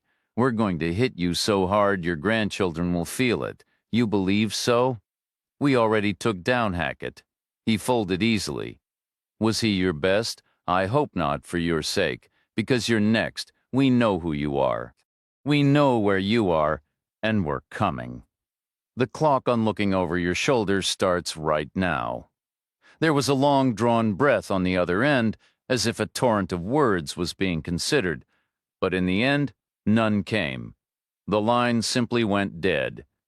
Reacher imagined the SIM card being pried out and snapped in two, the pieces tossed away. Chang asked, "Who was he?" Reacher said, "He didn't say much, only a handful of words.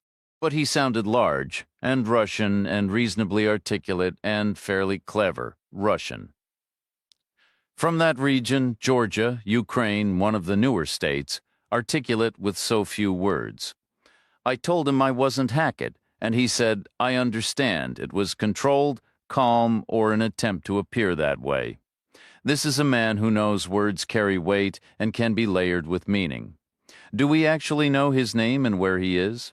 I might have been embellishing our position slightly, or let's call it creative confidence. Sometimes you have to talk a big game until you're actually in it. We'll find out eventually. One way or another, maybe your contact could pull call logs by area code. There's only a week's worth of calls on that line. He can't have gone far. We could narrow it down. Would that information be used to cause someone physical harm? That's the whole idea. Then my guy won't do it. That's his rule. Do you have to tell him why? He'd figure it out afterward. Then he'd walk and work for someone else. I can't risk that. Even for Keever. Keever would get it. You should too. You had your own code once. A deal's a deal. Fair enough, Reacher said. I suppose we'll find another way after we talk to the sister. She might have the answers we need, depending on what she knows and whether it makes any sense to us. Nothing else does. This isn't some small-town problem in a wheat field anymore. Hackett's from California, his armorers are in Illinois, and his boss is in Arizona. This is a national operation. They'll be watching the airport. You told them we were coming. That's exactly why I told them. Otherwise, we'd never find them. It's risky. Everything's risky. Just getting on the plane is a risk. Think about all the phones everyone's carrying. Think about the music, the photos, the extra weight. As it turned out, the jet engines handled the load of personal electronics without a hitch. Their plane lifted off smoothly and climbed into the sky, just like every other flight leaving the country's busiest airport that day. Reacher felt sure they hadn't been followed, at least not past security. But their real names were in an airline database, and their arrival time was no secret. Hope for the best. Plan for the worst. They had seats together over the front of the wing window and middle, not the exit row that was 2 rows behind them. Reacher took the window. Chang settled into the middle seat without complaint. On the aisle beside her was a woman wearing earbuds already tuned out. Reacher said, I was thinking about the Moynahans. Cousins or brothers, whatever they were, Chang said. And there were 2 of them, and they gave us 100 times less trouble than Hackett alone. How are you feeling? Like I've been hit 3 times? Which is my point before. It was 0. I agree with you. Hackett in California, the gun guys in Illinois, the boss in Arizona, it's a national organization. But I don't see how Mother's Rest fits. Those people are on a whole different level. They can't be a local branch, they'd be the weak link, they'd stick out like a sore thumb. So what are they, clients maybe? Reacher said. McCann hired Keever. Maybe Mother's Rest hired someone too. Could be how things work now. Maybe bad guys outsource their muscle to national outfits. Maybe they outsource everything. Why not? It's a service economy. Chang said, then the sister could be in danger, theoretically. Because organizations act like organizations. They ask for a full briefing. Did Mother's Rest know McCann talked to his sister? If so, she's in the file. She's a loose end, just like we are. We could meet up, and organizations hate loose ends connecting. Covering your backside is way too important. Reacher stayed quiet. Chang said, What? I was going to say I'm sure the sister's fine. She has to be. Logically, Keever was only there a couple of days. Now we're wondering if someone has his client's sister's address. The odds against that are huge, really long. But being on a plane makes you feel helpless. Your mind starts running worst-case scenarios. Phoenix's airport was officially called Sky Harbor International, and it felt like a safe harbor once you were past security, thanks to the metal detectors. Outside was another story. So Reacher and Chang stepped off the plane and walked away from their gate, heading toward a quieter concourse. They ducked into a coffee shop, took seats on high stools, and waited. They'd move only after the last Chicago passenger had boarded a hotel shuttle. For anyone still waiting for passengers from Chicago, they would have given up and gone home long ago. Reacher and Chang strolled out, taking their time, window shopping at an impossibly leisurely pace, watching for any sign of belated recognition or a phoned-in alert. But there was nothing. The airport felt spacious and uncrowded, the atmosphere relaxed. After the intensity of Chicago, it was like a quiet Sunday. They paused just short of the exit to the landside area, idly looking at displays of shoes, sweatshirts, and turquoise jewelry until the next flight landed. A wave of disembarking passengers swept toward them, maybe 100 people from Minnesota. Reacher figured each with a carry-on. He and Chang slipped in just ahead of the final stragglers, moving with the loose, mobile crowd through the baggage hall, through the last pockets of air-conditioned chill, and out into the taxi line where the desert heat hit them like a physical wall. The wait for a cab, however, was less than a minute. No one paid them any mind, no one shuffled nervously or looked at them, and no one deliberately looked away. They took the cab to the car rental facility, unchallenged and unfollowed. Since Reacher had no driver's license, Chang handled the rental, securing a bland white mid-sized Chevrolet chosen for anonymity, equipped with GPS for navigation. At the document booth, they paused to scan their surroundings. No suspicious idling cars at the curb, no other people around. The heat was too intense for pedestrians.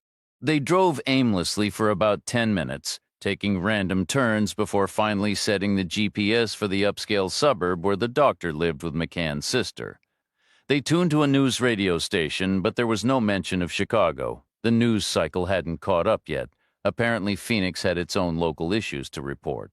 The GPS guided them north, then east toward Scottsdale, through a series of suburban streets that eventually led to the correct development.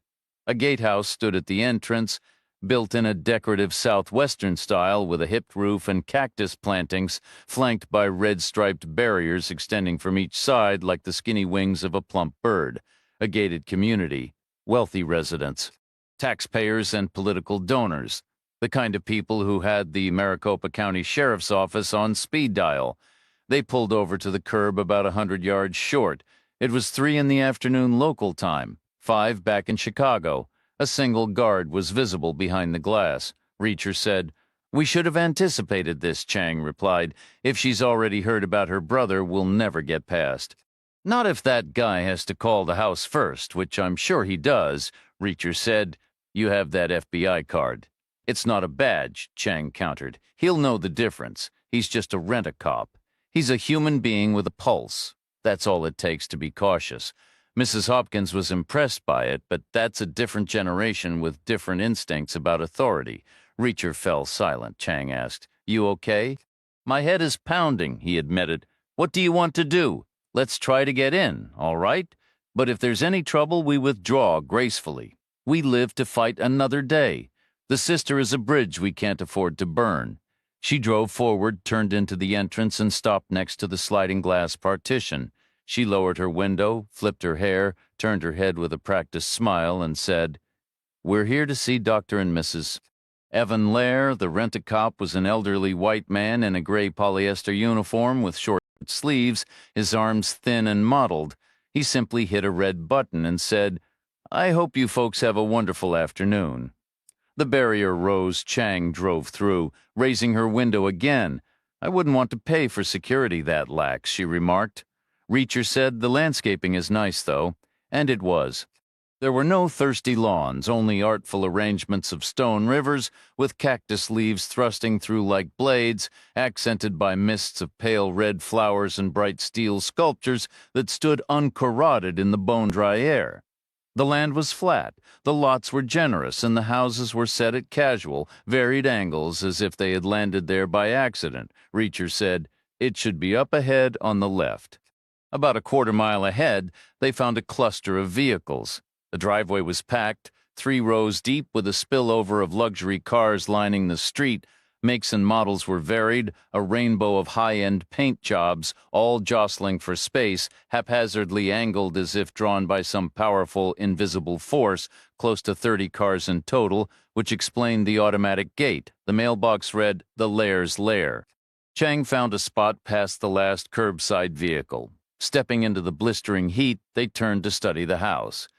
It was a handsome single-story structure with a mix of adobe and rustic lodge elements, its complex roof projecting an air of understated wealth.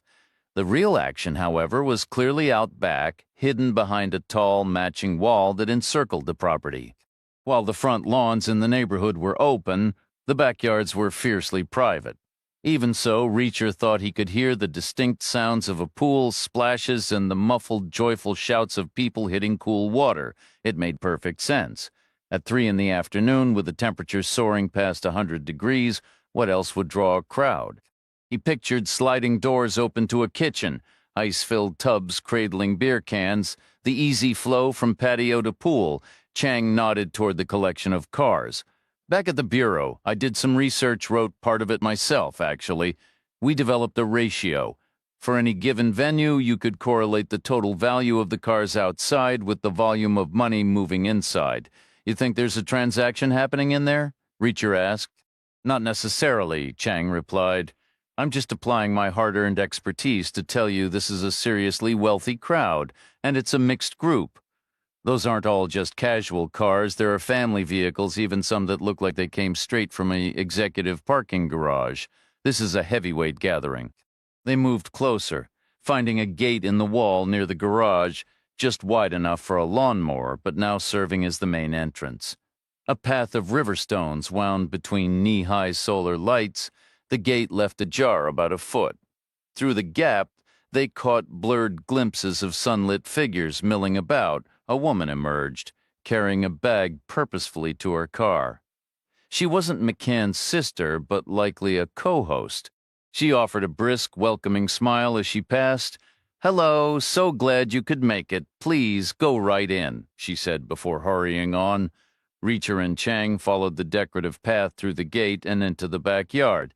It opened into a broad, stunning space designed like a desert oasis. Wooden arbors draped with vines provided patches of shade. Massive terracotta pots and artfully placed amphorae overflowed with vibrant flowers, while stately saguaro cacti rose from gravel beds. The centerpiece was a swimming pool of dark plaster, shaped to resemble a natural pond, its edges lined with rocks and fed by gentle, splashing waterfalls. Around it stood richly oiled teak furniture adorned with plump, colorful cushions, sun umbrellas, and inviting outdoor dining tables. They counted around 40 guests, a mix of men and women with a few younger faces, but mostly older, dressed in everything from vibrant Arizona casual wear to swimsuits and light cover-ups. They stood in small clusters, chatting and laughing, plates and drinks in hand. Some were still damp from the pool, while others remained in the water, either submerged to their necks in conversation or playfully splashing around. Under a vine-covered trellis sat a woman in her early 30s, long-limbed and glowing with a deep tan, wearing a sheer shirt over a bikini. She looked relaxed and cheerful, yet she radiated a quiet magnetism that naturally drew everyone's focus.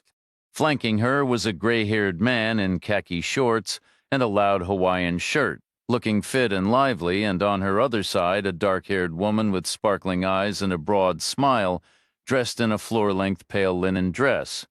The easy, affectionate dynamic between the three marked them as daughter and parents, and the resemblance to the photo Chang had pulled up earlier confirmed the parents were Dr. and Mrs. Evan Lair. Reacher nodded subtly toward them and murmured, "Take a look." Near the house, a long table was laden with presents, mostly large, boxy shapes wrapped neatly in shades of white and silver, tied with matching ribbons. Chang observed, "This is a wedding event." "Seems that way," Reacher agreed. "Probably their daughter's the woman under the vine. That would make her McCann's niece." Just then, McCann's sister, after sharing a final laugh and giving her daughter's shoulder an affectionate squeeze, began circulating through the crowd. She drifted from one group to the next, glowing with delight, leaning in to chat, exchanging smiles and light kisses, clearly savoring every moment. Chang noted quietly, "She hasn't gotten the news from Chicago yet. How could she have?" Reacher stayed silent. McCann's sister continued her rounds, accepting a glass from a passing server, resting a hand on someone's arm, then returning the glass to another tray. Eventually, her gaze landed on Reacher and Chang, who stood isolated and somewhat out of place near the gate. Compared to the celebratory crowd, their clothes looked both too plain and too layered, strangers without obvious reason for being there. She altered her path and approached them, her hostess' smile still warm and welcoming. Chang whispered urgently, "We can't tell her, not now." The woman drew close and offered a slender, well-manicured hand. "Have we met? I'm Lydia Lair." She looked just like her charity ball photograph online, every bit as polished and poised. Chang shook her hand and introduced herself, then Reacher did the same. Lydia said, "Let me ask you the same thing I've been asking everyone this afternoon. Do you know our daughter from school or work? Not that it matters, of course. Everyone's welcome, but it gives us a place to start." Reacher said, "Ma'am, we're actually here on a different matter. Maybe we should come back later. We don't want to intrude on a wedding. Might bring 7 years of bad luck or something." Lydia's smile widened. "I think that's for breaking mirrors," she replied. "And this isn't the wedding, far from it. This is more of a pre-wedding brunch just for the bride's side, a chance for everyone to mingle before the main events later this week. So we're all warmed up for the big weekend. My daughter says it's the new trend, but you know how things are nowadays. Sometimes the wedding festivities last longer than the marriage does." She laughed then, a light, carefree sound that held no hint of doubt, as if completely certain her own daughter's union would defy any statistic. Chang asked, "Would this evening be better for you? May I ask what this concerns? It's about your brother Peter." "Oh, I'm sorry to say you may have come a long way for nothing. He isn't here. We expected him, of course, but it's quite a trip. How do you know Peter?" "We can go into that this evening if that works for you. Right now we're keeping you from your guests and we've already taken too much of your time. We should let you get back to your party." McCann's sister offered a grateful smile and began to turn, but then she paused, a new suspicion tightening her expression. She turned back, her demeanor entirely changed. "Is Peter in some kind of trouble?" she asked, her voice dropping. "Are you with the police?" Chang, adhering to her own professional instincts, sidestepped both questions with a reply that sounded like an answer. "We're private investigators," she stated. "Did Keever send you, ma'am?" "We do need to speak with you," Chang said, "but we can't pull you away from your event. Is Peter in trouble?" The woman pressed again. Chang repeated her tactic. "Our purpose here is to be brief. We're here to listen to whatever you can tell us about Peter." "Then come with me," McCann's sister said. She led them through the bustling house to a quiet wood-paneled study, its shutters closed against the afternoon light. The room held deep club chairs and a fireplace built from smooth river stones.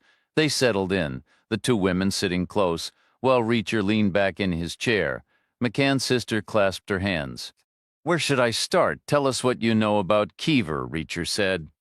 "I never met him, of course, but Peter talks everything through with me. So during the hiring process, I felt I came to know all the applicants in a way. How many applicants were there? 8 initially? Did it take long? Nearly 6 weeks? That's thorough." "That's Peter," she said with a faint, knowing smile. "He doesn't rush decisions that matter." "How often do you two speak?" "Most days." "For how long?" "Some days, an hour." "That's a significant amount of time. He's my brother. He gets lonely." She paused, the noise from the party a distant murmur. "Why did he need a private detective?" "It's because of Michael, his son, my nephew." "We've heard there are some challenges," Reacher said. "That's too gentle a word," she replied, her tone turning sharp. "Challenges is just a polite way of saying difficult. And difficult is already a polite way of saying something much harder.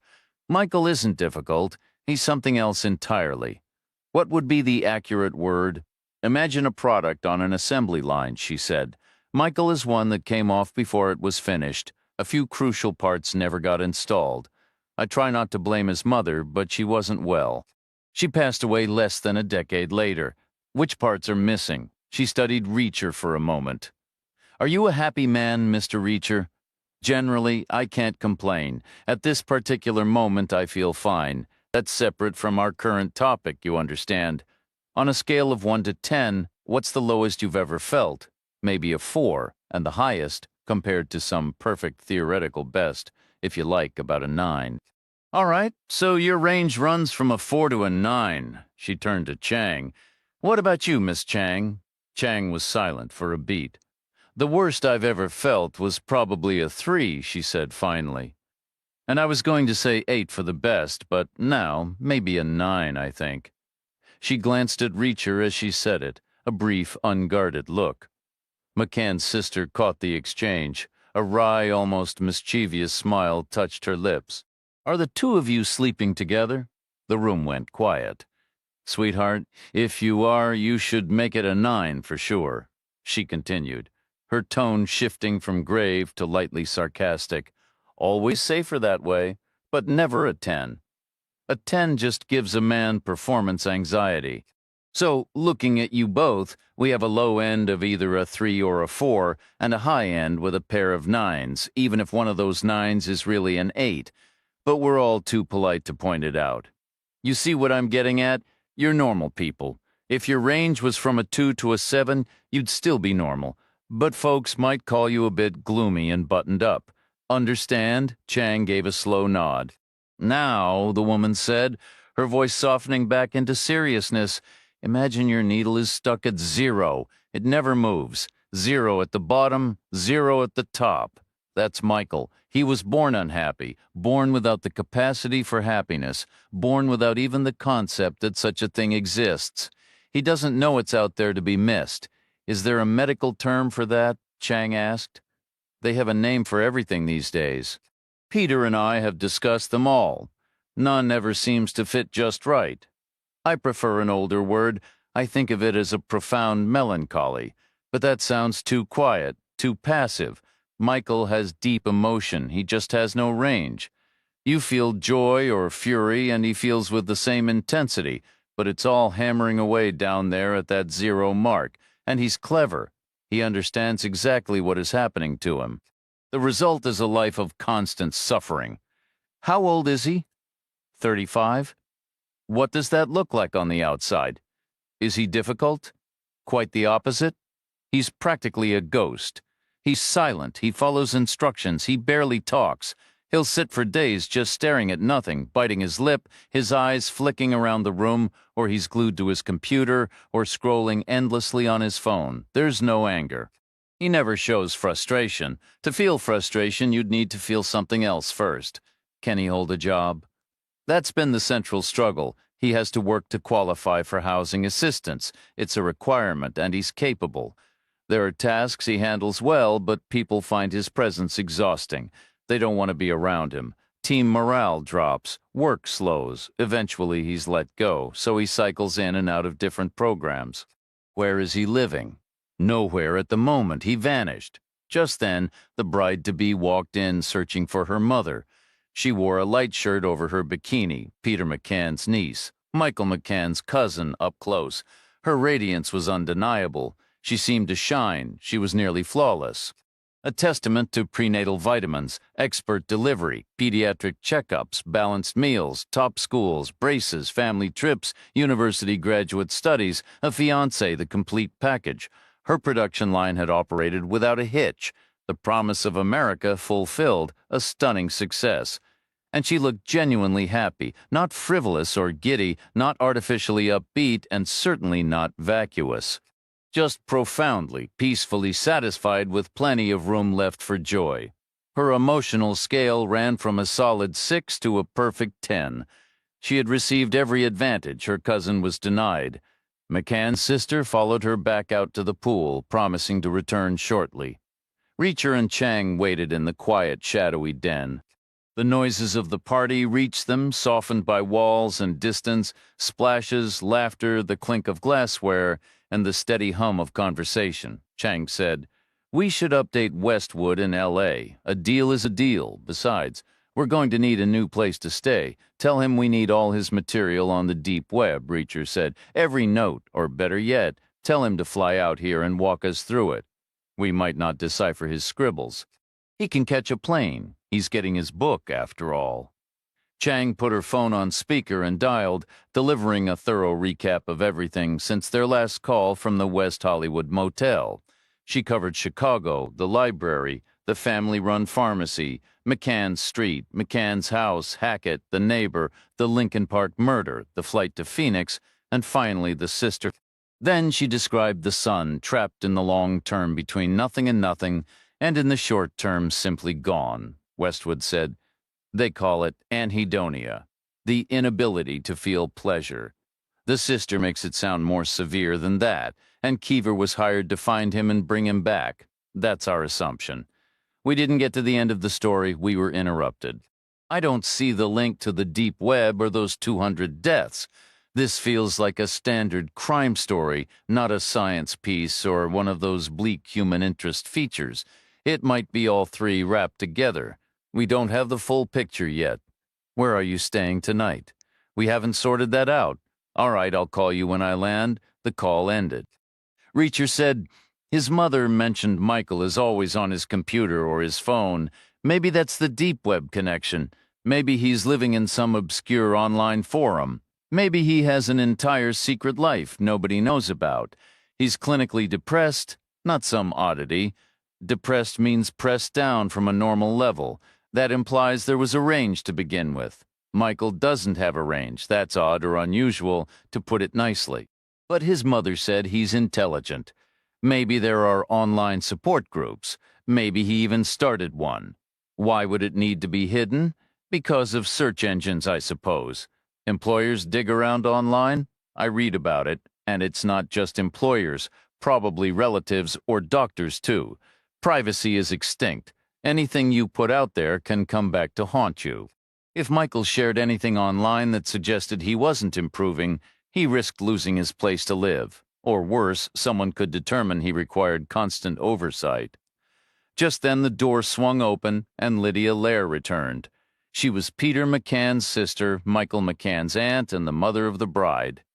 She settled back into her chair and Reacher posed the question, what happened when Michael disappeared? She replied, "That's a complicated tale. Roughly 20 miles south of Mother's Rest, the man with the crisply pressed jeans and perfectly styled hair answered his landline. His contact stated bluntly, "This mistake lands in your lap now. How do you figure? There were factors you weren't aware of." "Such as?" "I guaranteed they wouldn't speak to McCann. I kept that promise. A dead man tells no tales. But it came with a price. I lost Hackett. How Reacher handled him. Or maybe the two of them did it together. Regardless, it was never supposed to occur. It defies logic. Is he dead? He's in the hospital, and you're just going to let them walk away from this? Absolutely not. I intend to set a very public precedent. This industry is all about perception. It's fiercely competitive. Your reputation is your only currency. I propose we share the burden equally. Share what? The considerable expense of ensuring they don't walk away. The man in the jeans was silent for a moment, then said, "You prevented that conversation with McCann. For that you have my sincere gratitude. It was handled. But respectfully, that concluded our arrangement. Any lingering issues you have with Reacher or Chang are now your personal concern, I'd assume. Hackett is currently handcuffed to a hospital bed. He's under police guard. How much does he actually know? Fragments. But it won't amount to anything concrete. Hackett has no physical evidence on him, no files." Reacher took his phone and his computers were left in the vehicle, a car supplied by our associates in Chicago, complete with a driver, so we still control his equipment. We've reactivated the phone tracker. Chang is active again. She just phoned that reporter at the LA Times from a residential neighborhood right here in Phoenix. Why there? Because of you. Are they coming for you? Reacher called me on Hackett's phone and said as much. Besides, it was the obvious next move, but you'd understand their real motive if you'd heard Chang's call. They're here for a totally different reason. Which is? Those factors you didn't know about. Tell me. The kind of information that will make you perfectly willing to go 50-50 with me? Go on. Peter McCann had a sister, Lydia McCann, before she married. Now Lydia Lair, married to a physician, she lives here in Phoenix, in a suburb. The siblings were in constant contact. He told her everything based on what Chang just told Westwood. Talking to the sister might be just as good as talking to McCann himself. We can't allow that, we? Fine, 50-50, agreed. I'm glad we understand each other, but with one additional condition, which is, tell me exactly how McCann died. Hackett shot him. More detail. Hackett paid him a visit at dawn and escorted him out of the building at gunpoint to a nearby park. It was deserted. He used a silenced 9mm to the back of the skull. Was it messy? I wasn't there. The bullet likely exited through the face, but the brain ceased function instantly. No more pulse, no blood pressure, efficient, but not particularly dramatic. Do you plan the same for Reacher and Chang? I plan to do whatever gets the job done. 50-50, and it won't be cheap because on top of everything, we need to act quickly. They could be having that very conversation right now. Chapter 39. The complicated tale of Michael McCann's vanishing started with a sudden urge to see Oklahoma. Michael brought it up one afternoon in his slow, hesitant, and perpetually let-down manner. His father deliberately avoided the immediate trap of anxiety because he knew such plans usually just fizzled out. They almost always did. Michael then shared that he had looked into housing regulations in Oklahoma, which differed from those in Illinois because part-time employment could make someone eligible there. That approach might offer more stability. Peter McCann's feelings were complicated. His first and strongest reaction was a deep fear at the thought of Michael isolated and struggling in a new place. Yet beneath that worry, a small sense of hope began to grow. For once, Michael had used his time online constructively. He had investigated policies in another state and even formed an opinion about them. That hint of forward thinking felt almost like making a plan. It showed a spark of independent effort, something an old therapist had once said would signal the start of real progress. So overall, Peter was managing to stay calm. His sister explained, then Michael mentioned he had a friend out in Oklahoma that was huge. He'd never used that word before. We assumed he'd met someone through an online forum, which was a little concerning. Sure, but Michael is 35. He's sharp. His IQ is high. He understands his choices. He's just deeply unhappy. Peter asked what he could and then forced himself to stay quiet. Reacher asked what happened next. Michael left for Oklahoma, a small town near Tulsa. He texted at first, then less often, but as far as we knew, he was okay. Then one day he sent a message saying he'd be home soon. He didn't give a date or a reason. We haven't heard from him since. When did Peter contact the police? Almost right away. Then he called everyone he could think of. Even the White House? I told him not to, but you know how it goes. No one was really listening. There are hundreds of thousands of vulnerable homeless men in this country. Why would anyone launch a specific search for one? Michael isn't violent. He isn't on any medication. He isn't considered a danger. Didn't they at least try to reach the friend?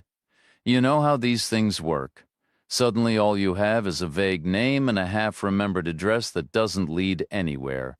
So the friend was never identified? We don't even know if it was a man or a woman. What about the housing he researched? There wasn't any. It's clear now he was staying with that unknown friend, probably not working at all, not even part-time. Then what? Peter wouldn't let it go. He started digging on his own. He pushed the phone company. He can be very stubborn, and they traced Michael's phone. On the last day, it moved southwest from near Tulsa toward Oklahoma City, averaging about 50 miles an hour. Peter believes Michael was on a bus. Why take a bus? To catch the train to Chicago? Reacher nodded. The train made sense, Chang pointed out. There are other trains out of Oklahoma City. McCann's sister replied. Peter is convinced Michael was coming home.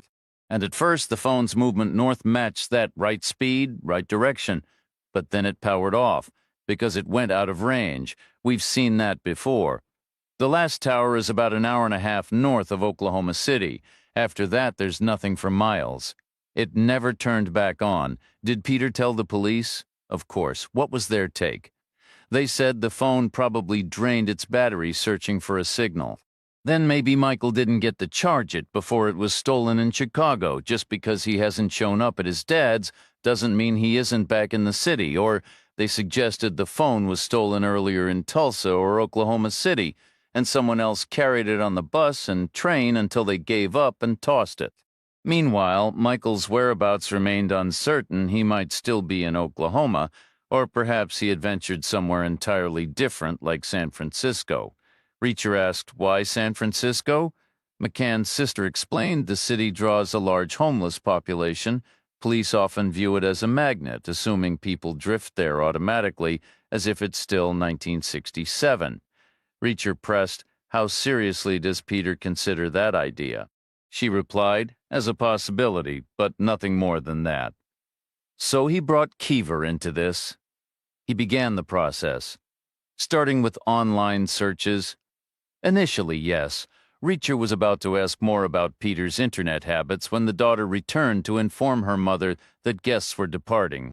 The two women stepped out to bid farewell, and Reacher listened as the lively chatter outside faded into drawn-out goodbyes, followed by car doors shutting, engines rumbling, and vehicles driving away. Within minutes, the house fell into complete silence.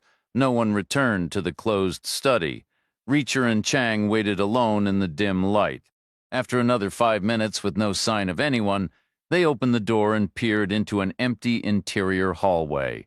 Silver-framed photographs lined the wall, tracing a family's timeline, a couple, then with a baby, an infant, a child, and a teenager, each frame capturing their gradual aging. The air was still devoid of voices or footsteps. Feeling somewhat permitted, or at least less out of place now that the guests had left, they ventured from the study into the hallway. They moved cautiously toward what seemed the heart of the home, where another set of silver frames continued the story. A couple with a college student, then a muddy soccer player holding a trophy, and finally a graduation photo.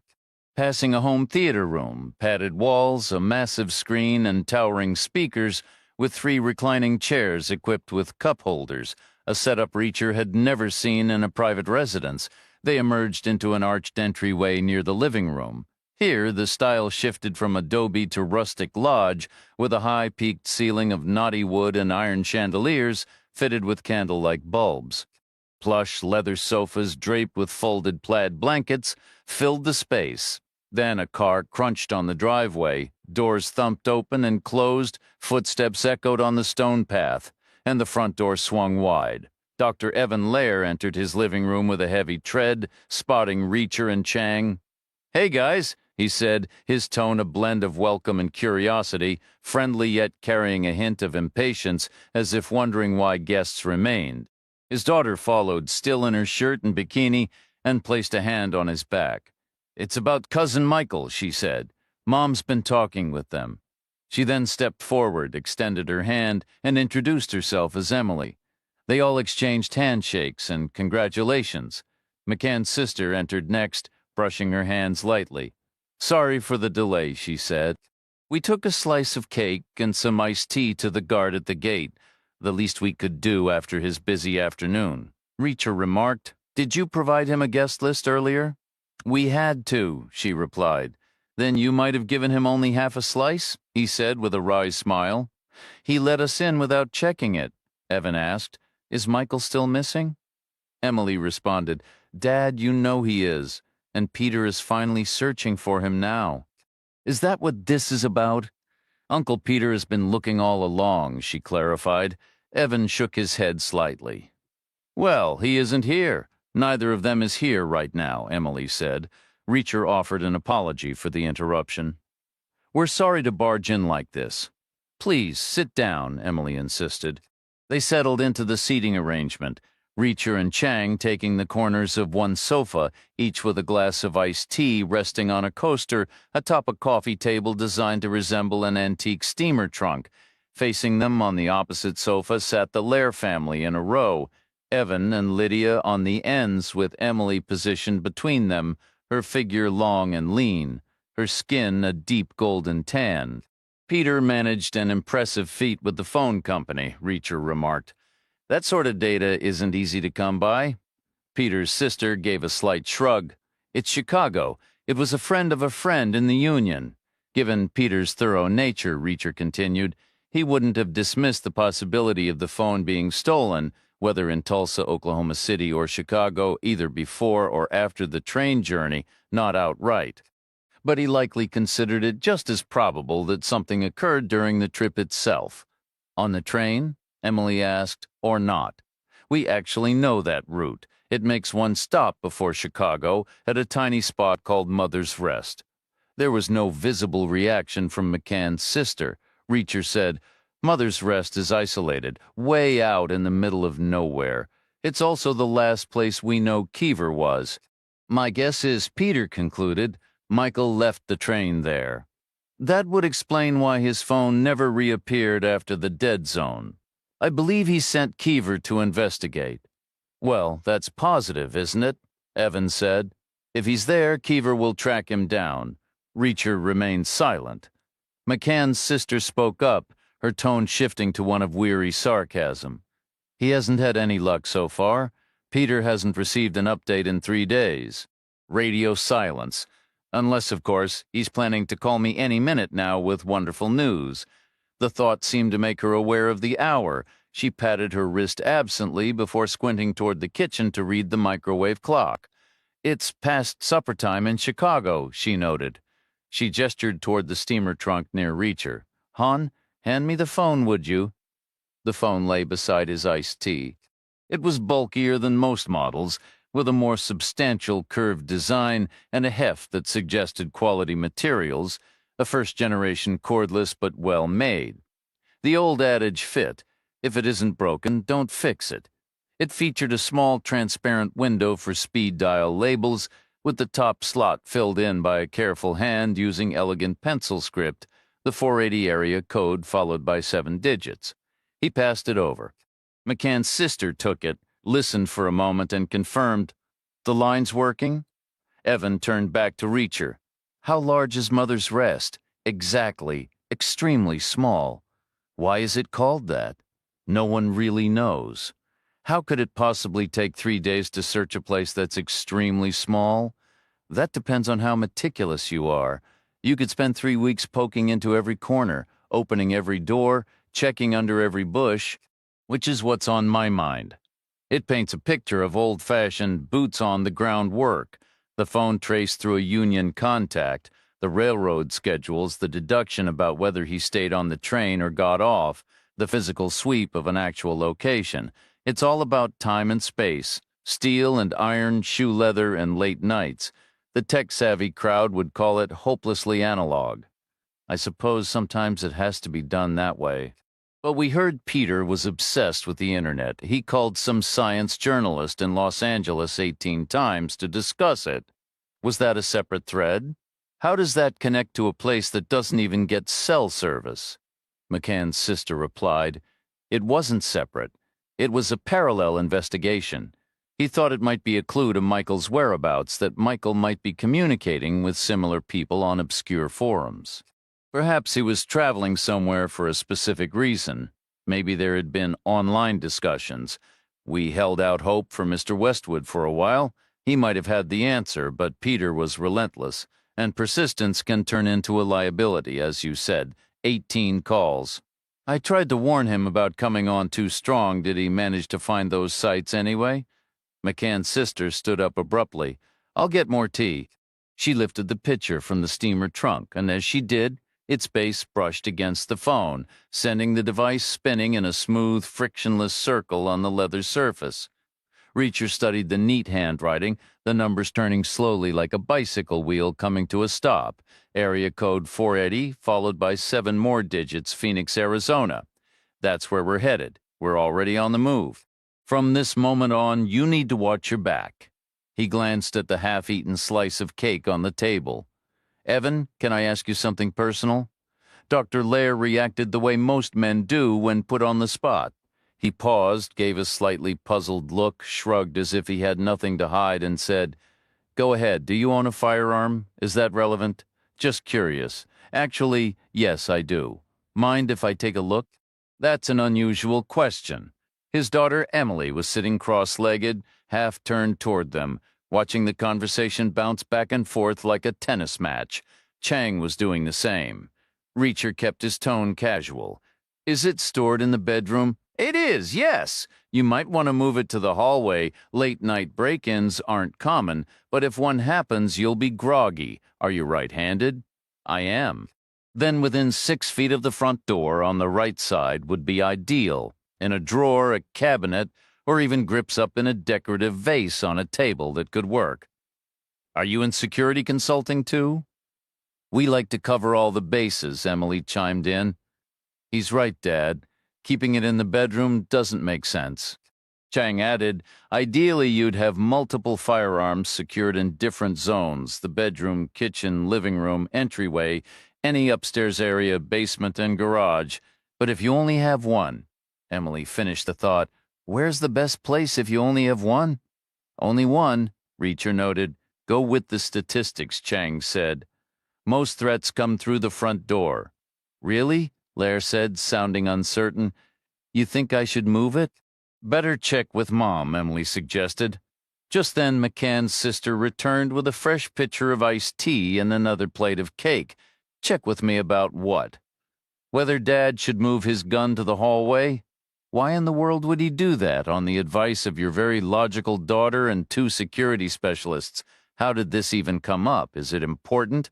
We can't tell her. Not yet. Reacher kept his voice light. No, just professional curiosity, that's all. Within a minute, the topic faded like a soap bubble, forgotten by everyone except Chang, who shot him a sharp, questioning look. What's really going on? Reacher scratched the bridge of his nose absently, his hand partly covering his mouth as he silently mouthed, Turn your phone off. McCann's sister noticed. Everything all right? Reacher nodded. Tell us about the websites Michael was using. McCann's sister explained that her brother learned 2 things quickly when he examined his son's computer. First, some software could be rigged so that simply opening the internet history would erase it entirely, unless you knew the precise method, which he didn't. But like many downloaded programs, it wasn't flawless. It had a minor glitch. The first screen remained visible for roughly half a second before vanishing, leaving a blank slate. The second thing he learned was how deceptively short and yet how long half a second could be. A major league fastball could cross the plate and be caught in that time, and with the right focus, a surprising amount of information could be retained. It wasn't about conscious thought, it was about trusting your eyes and memory, an old trick of peripheral vision and afterimage. Better to look slightly away and catch it in your periphery. Except what flashed up made no sense. Just long strings of characters, as if someone had rolled a ball across the top row of a keyboard, utterly random. McCann's sister continued. So Peter, being Peter, he dug into what he was dealing with, which turned out to be the deep web. There wasn't much solid information to find. We had some frightening conversations. We thought we were in control, relatively speaking, but we weren't. There was this entire hidden world we knew nothing about, and it felt 10 times larger than our own. Inside, people were talking. They were doing strange things we couldn't comprehend. It felt like something out of a science fiction film, Reacher asked. Was there a particular issue Westwood was meant to assist with, or was it a more general request? It was very specific, she replied. There's a common belief in certain online circles that the government is developing a search engine that can locate hidden websites. Peter thought Westwood's article suggested it might already be operational. He wants Westwood to either confirm or deny that, and if it's true, help him get access to it. Is that realistic? Honestly, I think the odds are practically 0, but you have to try everything when someone is missing, his son. My nephew, is it possible Peter left out details when he spoke with you? Did his accounts always connect completely? What are you suggesting, for example? You hadn't heard the name Mother's Rest before. No, I hadn't. Did he ever mention anything about 200 fatalities? Emily asked. 200 what? Her mother said no. Reacher said he discussed both of those things with Keever, and Keever went to Mother's Rest. So it was significant, yet he didn't bring it up with you. What happens there? We don't know. Peter's my older brother, and I'm his younger sister. He never forgets that. He never lets me forget it either, not in a bad way, in a protective way. The only reason he would omit details would be to shield me from something upsetting. A silence settled over the room. Chang stood up. She said, I need to use the restroom, and Emily pointed the way. Chang walked off in that direction. Reacher then said, Do you all have dinner plans? McCann's sister said, I haven't thought about it yet. We could go out. Who? All of us. Where? Anywhere you'd like. Right now, my treat. Let me take you out to dinner. Why? Sounds like you've had a long day? Chang reappeared at the living room entrance. She caught Reacher's eye and said, The men's room is right over here if you need it. He said, Okay, I can show you if you'd like. I'm sure I'll find it when necessary. Emily said she wants to talk to you privately. So Reacher got up and joined Chang in the hallway. She said quietly, You think Hackett's associates are on their way? We should have been more careful with the phone. They could have surveillance capabilities nationwide. If so, We just gave up the sister. We provided Westwood with a detailed account. We can't leave them alone here now. Either we get them out, or we provide close protection all night, a full suite of personal security services. I'd prefer to get them out. I already invited them to dinner. The guy at the gate is ineffective. Which way are the bedrooms, the other wing? Back through the living room. You try asking them to dinner. Maybe my invitation seemed odd. It's odd from either of us. We don't know them, and they're in the middle of meticulous wedding preparations. Two strangers suddenly offering to take them out for a meal would make their heads spin. I said anywhere they want. It doesn't have to be fast food. It amounts to the same thing. The location isn't the issue.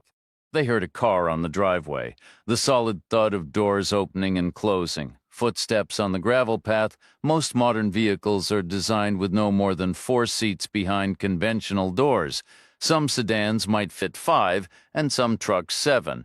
But no serious individual wants to sit cramped over a transmission hump, and nobody is effective, squeezed in the far back of a minivan. So the worst scenario would be 4 arrivals. The best would be 1.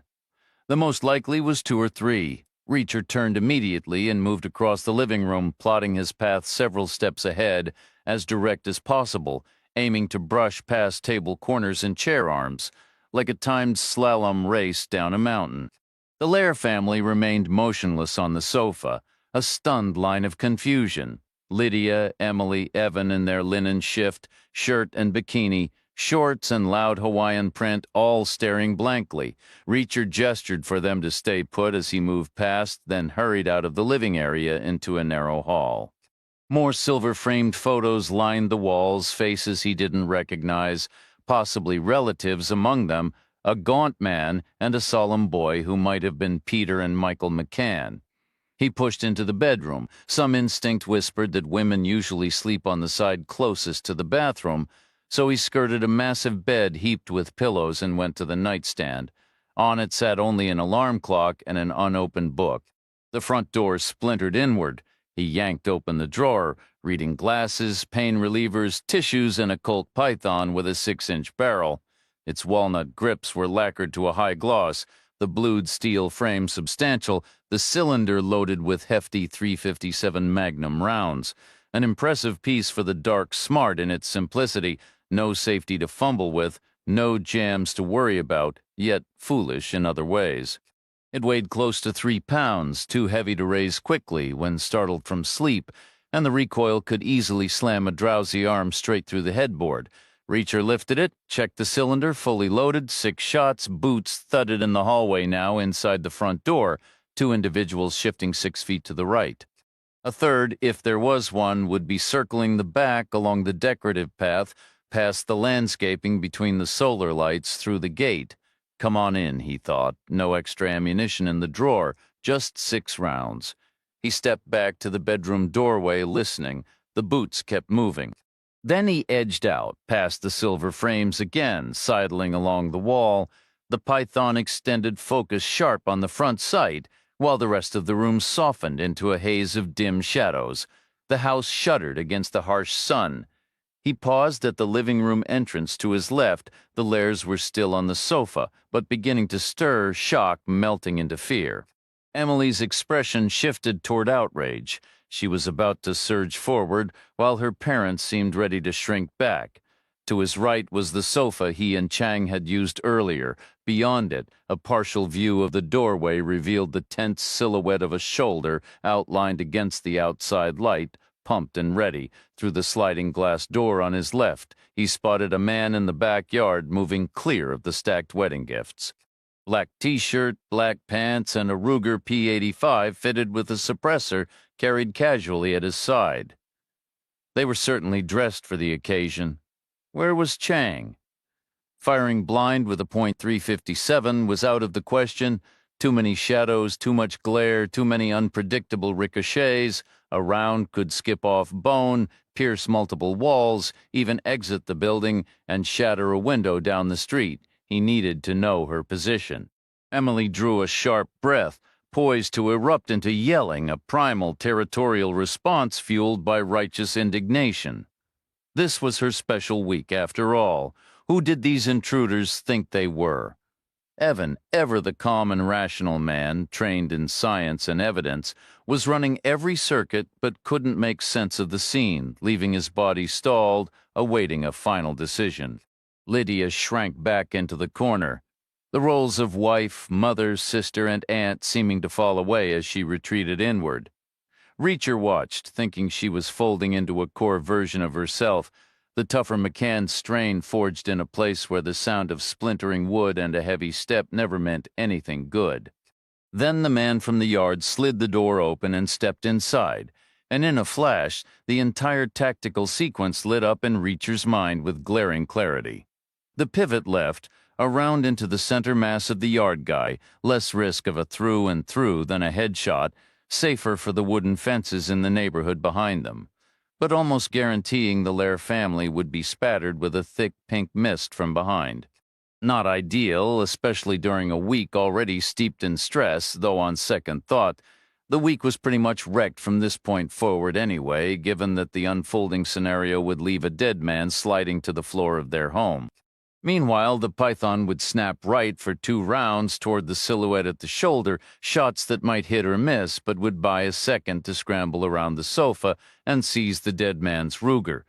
3 rounds spent 15 gained, but Reacher made none of those moves because by then he knew where Chang was.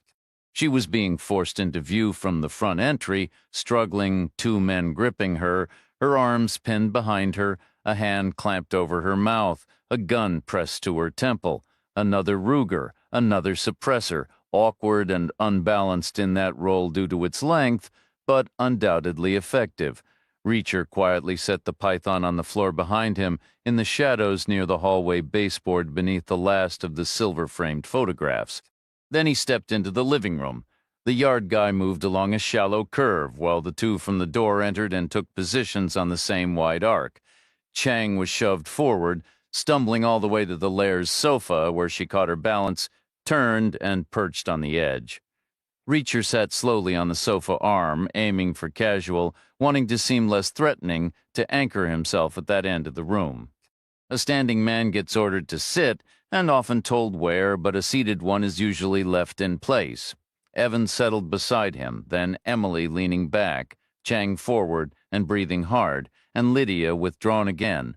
What had felt spacious for 3 was now crowded with 5. They formed a single unified target. 3 Rugers were trained on them, spread wide like a field of fire diagram from an old infantry manual. 3 Rugers, 3 men. Black clothing, shorn hair, pale skin. They were big and heavy, yet somehow gaunt with tight cheekbones. Hard times were etched in their DNA from not so long ago, from Europe perhaps. Somewhere far in the marshy east, where every man had been pitted against his neighbor for 1,000 years. They stood rock steady, first calming themselves and taking stock, then wrestling with something new.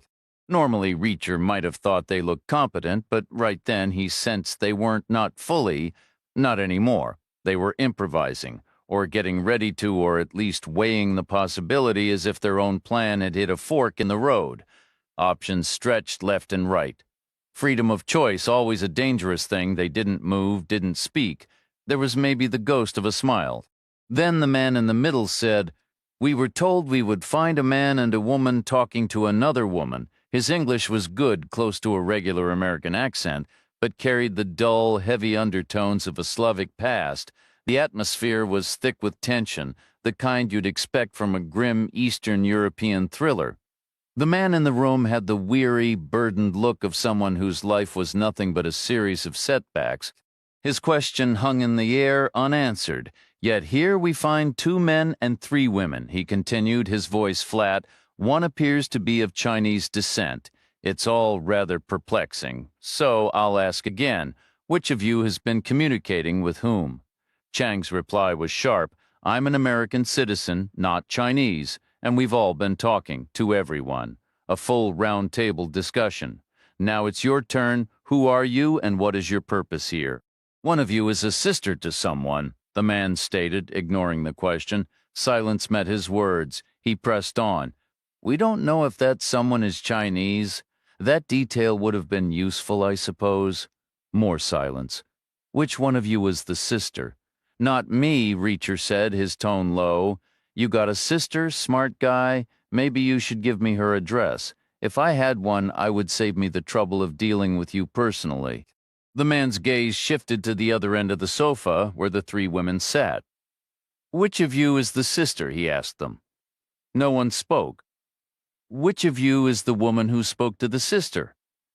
Still nothing. He looked back the other way. And which of you is the man who spoke to the sister? The quiet was absolute. The man sighed, as if explaining a simple concept to a child. There are too many combinations. It's like a logic puzzle from a math competition. How many socks do you need to pull from a drawer to guarantee a matching pair? Here, one answer is glaringly obvious, even to the slowest student.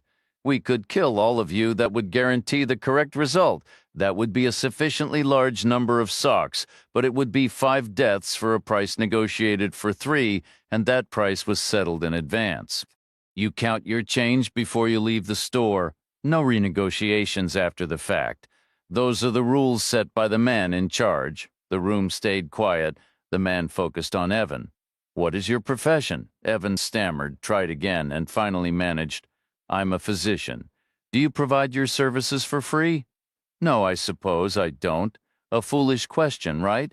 Doctors working without pay? Some do provide pro bono care. But not you, correct? No, I guess not.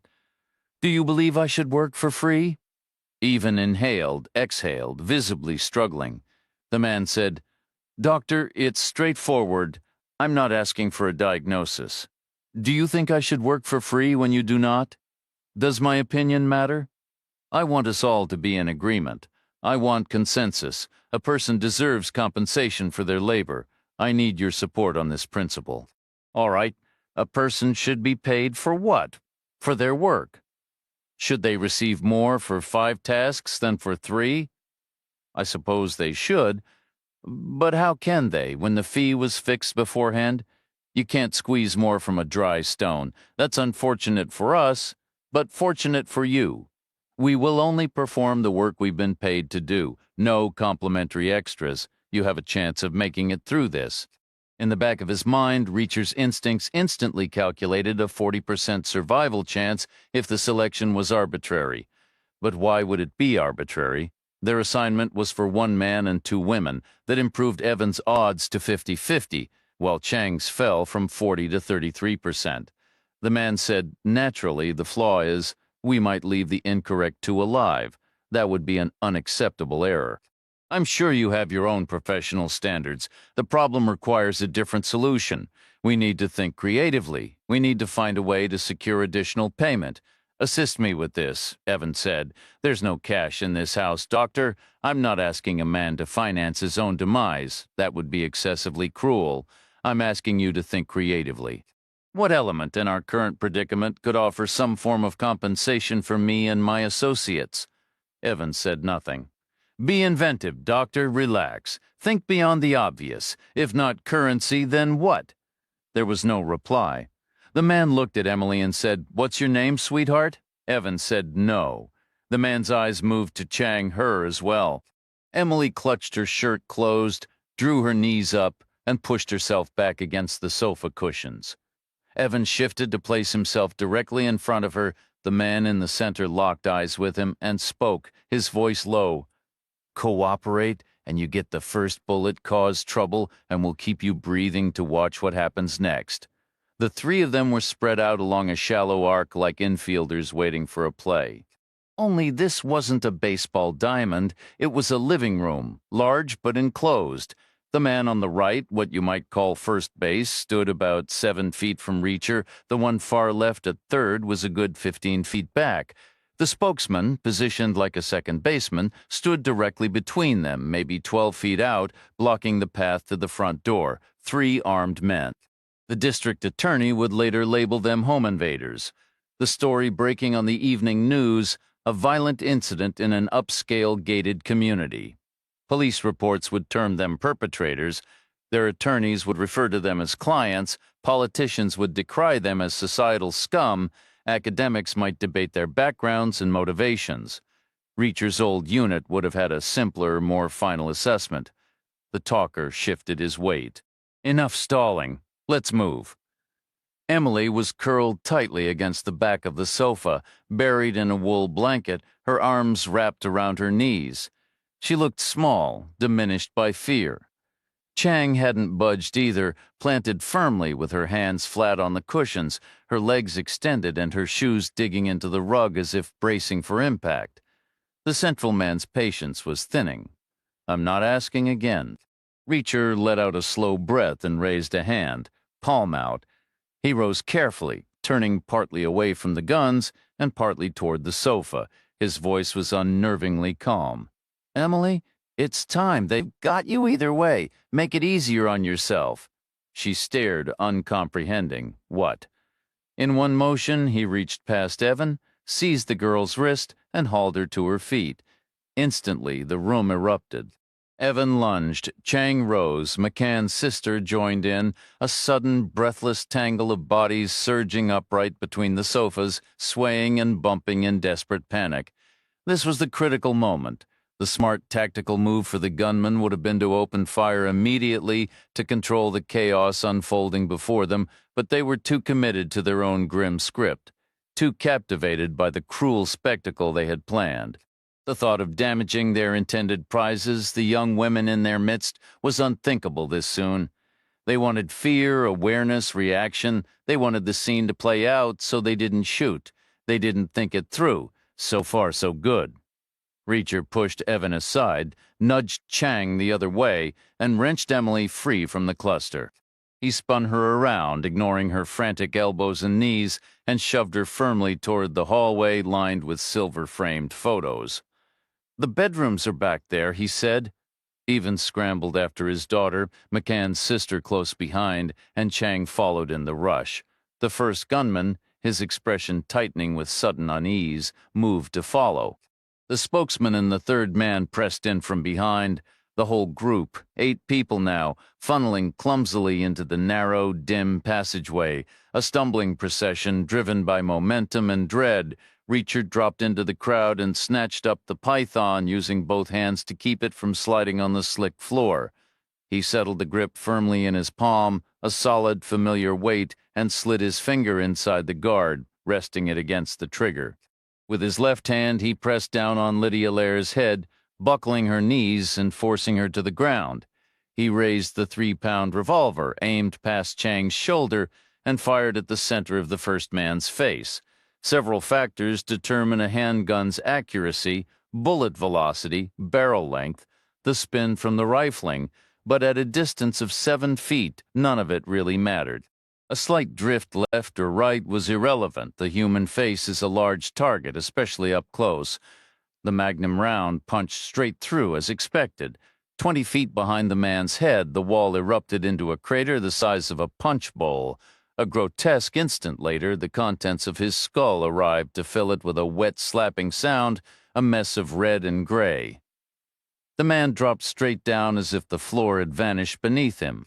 Reacher pivoted slightly left from the waist, shoulders set, already searching for the third man, the one farthest away. Some instinct warned that this guy had a clearer line for return fire. He wasn't drooling like the second man, maybe less distracted by the promised spectacle, and therefore more likely to start shooting, even if it meant damaging the merchandise. Reacher squeezed the trigger. He felt the internal mechanism turn, gears, cams, levers, smooth and effortless. The shot felt deliberate in his mind, a measured follow-up, but in reality it was nearly a double tap. Bang, shift, bang. A craftsman at work using the gifts he was born with. The bullet passed through the man's upper lip and out the base of his skull, shattering a sliding glass door and exploding a stack of wedding gifts on a patio table outside. Shreds of white and silver wrapping paper fluttered up like early confetti. Broken glass cascaded down, falling at the same speed as the third man's body, both obeying gravity's pull. Reacher caught only a glimpse of their synchronized descent before he whipped to the right, hunting for the second man. Now the race was truly on, and Reacher was behind. One guy was nothing, 2 guys were manageable, but a third? That's when things got tricky. Hearing his buddies go down tended to focus a man's attention. Worse, it gave him time to wake up, to react, to finally think, "Oh, right, I'm holding a gun." He'd bring it up slower than usual, awkward with the fat suppressor making the weapon longer and heavier than his muscles remembered, all of which helped Reacher, because the guy's arc of fire was much shorter than the one Reacher needed to complete. He was almost there. Just inches from alignment. Game nearly over, but Reacher kept moving, his motion feeling hopelessly slow, as if pushing his hand through cold molasses, his left eye fixed on the python's front sight, his right on the elliptical dark hole at the end of the suppressor tube. It was only slightly off-center now, an inch from perfect aim. The python itself was still a foot away from where it needed to be. Reacher brought the heavy revolver down in a sharp backhanded arc, sacrificing precision for sheer velocity. The man's broad shoulders made the largest target, and in that split second, aiming was a luxury Reacher couldn't afford. The python's double-action mechanism meant the trigger did all the work, cocking the hammer, spinning the cylinder, and finally releasing it in one fluid motion.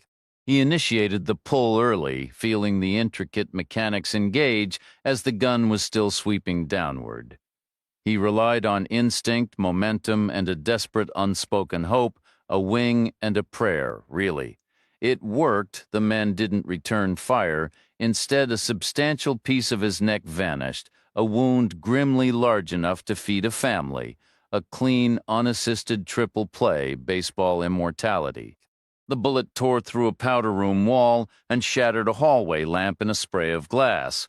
The man collapsed, but Reacher heard nothing over the Magnum's thunderous roar, a temporary ringing deafness, the weapon's brutal downside indoors.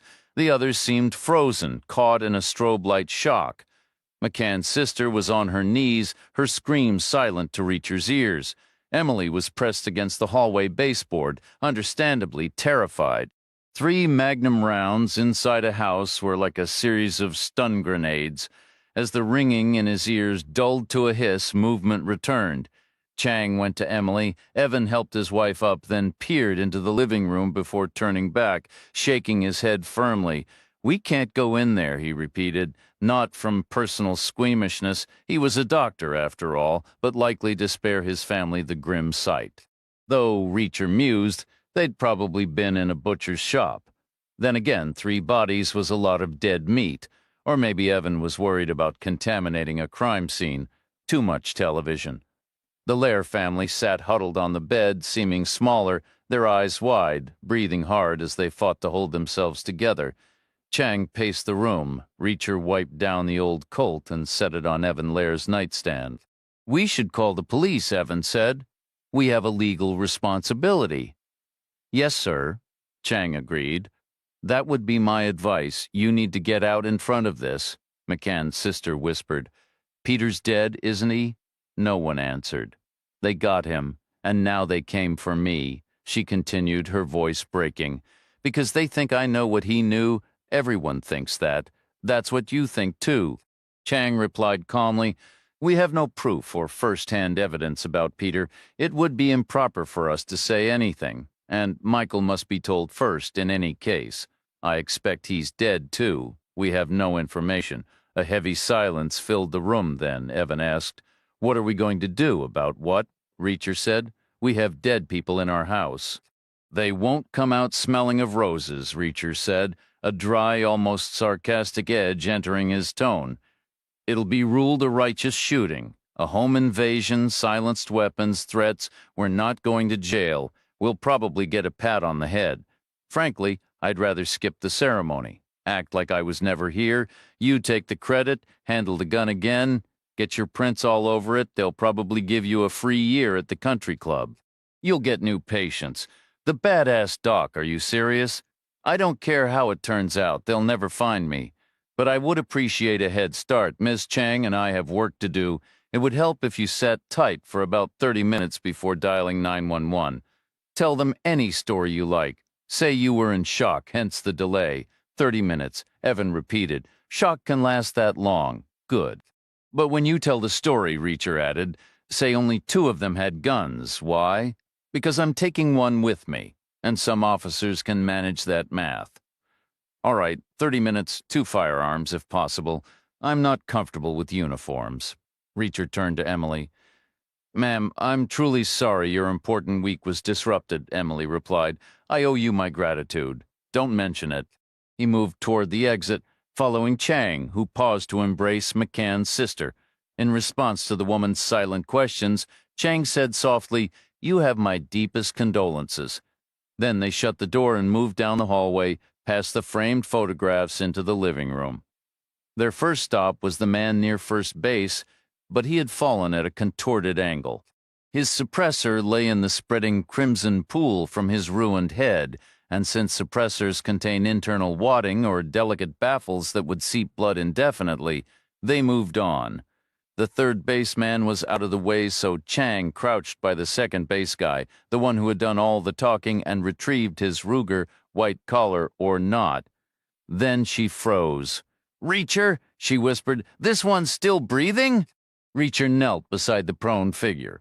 Chang dropped down next to him.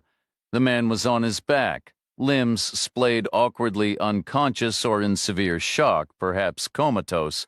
A significant portion of his neck was gone.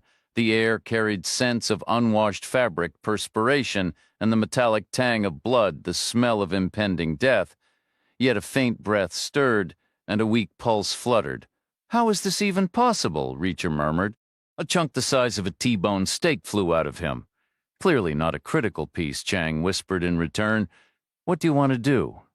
I'm not sure. We can't call an ambulance. They'd bring police with them. They always do for gunshot wounds. We'd lose our head start. But on the other hand, this guy is in bad shape. He needs a trauma surgeon, fast. Evan is a doctor. But what kind? He'd take one look and call the ambulance himself. Immediately. And then he'd call the police too. He's already uneasy about the 30 minutes. We could just walk out and leave him here. Who would know? That's too hard on Evan, potentially. This guy might hold on for 30 minutes. Then the story gets out. Evan would be the doctor who ignored a dying man to hide in his bedroom. Reacher placed his fingertips high on the man's neck, on the unblemished skin above the wound, behind the ears near the jaw hinges. He held them there. Chang asked, What are you doing? Compressing the arteries that supply his brain. You can't do that. What? It was fine to kill him the first time, but not now. It feels wrong. It felt right the first time when he was scum about to assault you at gunpoint. Did he transform? Did he suddenly become some kind of saint we should rush to the hospital? When did that happen? How long will this take? Not long. He wasn't in great shape to begin with. This is so wrong. We're doing him a favor, like a horse with a broken leg. No one could fix this neck. Her phone rang, sharp and insistent. She fumbled it out, hunched away, and answered. After a hushed conversation, she ended the call. Reacher asked, Who was it? Westwood has landed at Sky Harbor. Good to know. I told him we'd call back. Probably for the best. The family would have heard the phone. They'll know we're still here. They'll assume it's one of these guys in a pocket. They'll ignore it. Is he gone yet? Almost. It's peaceful, like drifting off. Then Reacher sat back, checked for a pulse, and found none. Let's go, he said. Their car was parked at the curb about 100 yards away, in the closest spot available when they arrived. Now, with other vehicles gone, it sat isolated. Chang took the wheel. She executed a U-turn across the empty street and headed back the way they had come. The subdivision was silent, stunned by the oppressive heat. The air shimmered, a haze of blue and gold like liquid light. The gatehouse stood with both barriers raised, offering an unimpeded exit. Both red and white striped gate arms stood upright, like a plump holiday turkey trussed and ready for the oven. The entrance was clear, open in both directions. No guard visible behind the glass of the booth. Chang brought the car to a halt. Take a look, she said. The asphalt radiated heat through Reacher's soles, intense enough to cook on. The drone of flies reached him from several yards off. The booth's sliding window was open, the spot where a guard would lean out to offer a pleasantry about having a nice day. The air conditioner inside was straining against the desert heat. The guard himself was on the floor, his legs tangled with the stool. He wore a short-sleeved shirt, his arms blotchy, his eyes open. 2 gunshot wounds, one to the chest, one to the head. Flies swarmed over the spilled blood, a shimmering blue-green mass already laying eggs. Reacher returned to the car. "The old man," he said. "He won't be getting any older now." "That makes me feel a little less conflicted about helping him along," Chang replied. "It makes me wish I'd found a butter knife in that kitchen and taken his head off with it." Chang drove them through the gate, turning at random. No sirens wailed in the distance. No signs of alarm, just the endless sun-baked flow of Phoenix traffic, 3 gleaming lanes moving like a sluggish river. Where to? She asked. "Let's find some coffee," Reacher said, "and there's a call you need to make." They stopped at a strip mall in Paradise Valley. A national coffee chain was wedged between a shop selling tooled leather belts with silver conchos and another hawking ornate china plates. Chang ordered an iced coffee. Reacher took his hot. They settled at a tacky table in the back. Reacher said, "Tell Westwood to pick a hotel, somewhere that works for him and his wallet. Tell him we'll meet him there in 2 hours." "Why 2 hours? You have a Phoenix field office, right?" "Naturally. Plenty of retired bureau folks in Phoenix. We need some local insight about the crew at the house, about their boss, who was also Hackett's boss, a contractor providing security services probably for a whole roster of clients. The modern service economy in action." On the phone, he sounded like a big guy to me, and then the talkative one at the house called him the fat man. You catch that? He was whining about not getting paid and not being able to renegotiate, said those were the fat man's rules, so we need a name. An Eastern European crime figure operating in the Phoenix area, running local Eastern European muscle, and guys like Hackett elsewhere. Someone plausibly described as fat behind his back, most likely. Known addresses would be useful, too. Why I want to pay him a visit. Why for Emily, for McCann's sister, for the guard in the booth, and because my back aches and I've got a headache now, some operations just need to be shut down. Chang gave a slow nod, and shutting them down can have its side benefits. Exactly. Mother's Rest will be left unprotected. We'd be voiding its security contract by cutting off the head before we ever go back there. Is that the sort of detail your local contact would have? I would, if someone called me asking about Seattle. She took out her phone, first calling Westwood about the hotel, then scrolling through her contacts for the local number. Some spare bedroom nearby, no doubt, in Mesa or Glendale or Sun City. Outfitted with matching bookshelves and filing cabinets, a desk, a dresser, a computer, a phone, a fax machine, a printer.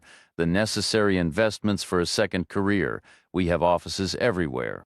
Reacher pushed back from the table and headed for the restroom. He checked himself in the mirror for any blood, his or otherwise, or other evidence of chaos, always a smart precaution. He once collared a guy who had his victim's tooth lodged in his hair, front and center, like some bizarre blonde bead from a beachside boutique. He then scrubbed his hands, wrists, and forearms meticulously with soap, washing away the gunshot residue. Also just good sense. Why hand anyone an easy win back at the table? Chang provided the details. "He's Ukrainian, and his name is Murchenko," Reacher asked. "Is he a big guy? From what I hear, he's absolutely colossal. Do we have a location for his operations?" "He runs a private club just south of the airport." "What about security?" "That's still unclear. Can we get inside? It's strictly members only." "We could always apply for work," Reacher suggested. "I could handle bouncing. What would that leave for me?" "That depends on the kind of club it is." "I think we can both imagine." "Fits my style just fine," Reacher said. "We should go take a look at the place. Right now, daylight will give us a clearer picture." The area south of the airport wasn't entirely desolate, but it felt more exposed and flashy compared to what they had passed earlier. Murchenko's club was a massive metal structure, roughly the square footage of a major sports arena, occupying an entire city block from sidewalk to sidewalk. The walls were painted a vivid pink, softened in appearance by hundreds of oversized foil balloons, also pink, some shaped like hearts and others like lips, all somehow attached to the exterior. Woven among them were extensive neon tubes, currently washed out to a pale gray by the afternoon sun, but undoubtedly glowing pink after dark. What other color would they possibly use? The entrance featured a pink door under a matching plastic awning, with the establishment's name displayed simply as pink. Chang asked, "Should we chance driving around the block?" "It's still early," Reacher replied. "Should be safe enough." She turned left off the frontage road and drove slowly down the right side. The scale was just as immense, the pink just as relentless, the lips and hearts just as prevalent. Reacher mused that the balloon shapes were probably a drunk-friendly feature, better to sway against a soft heart than into oncoming traffic. They soon realized the building didn't cover the entire depth of the block. While it stretched from side to side, it left a substantial rear section open as a delivery yard, which made practical sense. A club that size would require a constant flow of supplies, like a cruise ship, and would generate mountains of trash needing regular collection. The yard was enclosed by a heavy-duty hurricane fence interwoven with pink screening to block the view and topped with loose coils of razor wire to deter climbers. Two 10-foot sections were hinged to swing inward, clearly to accommodate truck traffic for deliveries and waste removal. One of these gates stood slightly ajar. "Stop here," Reacher said. Chang braked, then reversed discreetly for a better angle. She whispered, "You won't believe this." Just inside the gate stood a row of industrial-sized trash containers. Beyond them, outside a kitchen door, an area of concrete had been covered with artificial green turf, bordered by a token white picket fence, and furnished with a white metal garden bench and a large canvas sun umbrella, evidently a designated smoking spot for staff. On that bench sat an enormous man, puffing on a thick cigar while speaking to a Hispanic man in a tank top and do-rag, who stood rigidly at attention, his eyes fixed on a point just above the seated man's head. But fat was far too modest a word for the spectacle. This man wasn't merely plump or overweight. He was a geological formation. He loomed over the bench, his sheer mass making the furniture look like a toy. He wore a long gray caftan, and his knees were forced wide apart by the monumental swell of his belly. He perched precariously on the very edge of the seat because his stomach prevented him from folding into a normal sitting position. His body lacked any familiar contours, resembling instead a vast undifferentiated triangle of flesh with breasts the size of deflated basketballs and other mysterious bulges comparable to overstuffed pillows. His arms lay along the bench's back, heavy rolls of fat hanging from his dimpled elbows. In every sense he was colossal, exactly the word Chang's contact had used. His head appeared almost comically small in proportion to the mountainous rest of him. The man's face was flushed and glistening under the sun, his eyes narrow and recessed, partly from squinting and partly because his skin seemed stretched taut, as if someone had inflated his head with a tire pump. His hair was cropped close, identical to the style worn by the men at McCann's sister's place, Chang observed. He could be a relative. Maybe it runs in the family. He carries himself like he's in charge, Reacher noted. Look at how he's laying into that other man.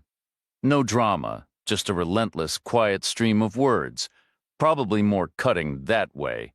The man in the do-rag stood stiffly, staring into space, enduring the verbal assault. Chang cautioned, "We need to be sure. Murchenko might have lieutenants. This could be a cousin handling internal discipline." "Did your source mention any family?" Reacher asked. She didn't specify. "Can you check?" Chang made the call.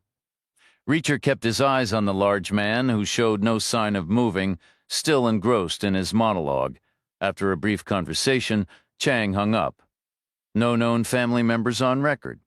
"He still looks like the boss," Reacher insisted. "But where's the security?" "No guys with earpieces, not even one at the gate, a crime boss out in the open like this. We're sitting right here, and no one's bothered us." "Maybe it's sheer arrogance," Chang suggested. "Or he thinks we're already dealt with. He could be the top predator here with no one left to challenge him, if he's the right guy. We shouldn't jump to conclusions. I wish we could. I could take a shot from here. Seriously, figure of speech, not with a pistol. To be sure, I'd need to be much closer. Inside the property? That'd be ideal. Maybe there are guards just out of sight. Could be. But these types usually like a visible show of force, or they prefer to stay hidden, so maybe he isn't our guy. He sure acts like he is. A large man laying down the law. We have to be certain. We'll never be completely certain unless I ask for his ID, and I don't see any pockets in that outfit. It's a caftan or a muumuu. What's a muumuu? What he's wearing? We need to know. This could be the jackpot. He's right there. Which is exactly why it feels too easy, too good to be true. Could be confidence, like you said, or routine. Maybe his security is indoors. Maybe they're used to him stepping out for a smoke this early, thinking no one's around. Or maybe he prefers to handle these talks privately. How long will he stay out there? It's a big cigar, but he might nurse it. We'll never get a better opportunity, and it won't last much longer. But we have to be sure. Reacher fell silent. The large man continued talking, his gestures growing more emphatic, his head jabbed with each point, making the flesh on his neck wobble, while the rest of his body remained oddly still, as if unaccustomed to motion. I think he's wrapping up, Reacher said. Reaching a conclusion, our time is running out. We need to decide. Chang didn't answer at first. Then she said, "Hold on." She lifted her phone, and Reacher saw the screen display a shaky image: the sidewalk, the pink fence, the open gate, then the trash bins, the artificial plants, and the large man.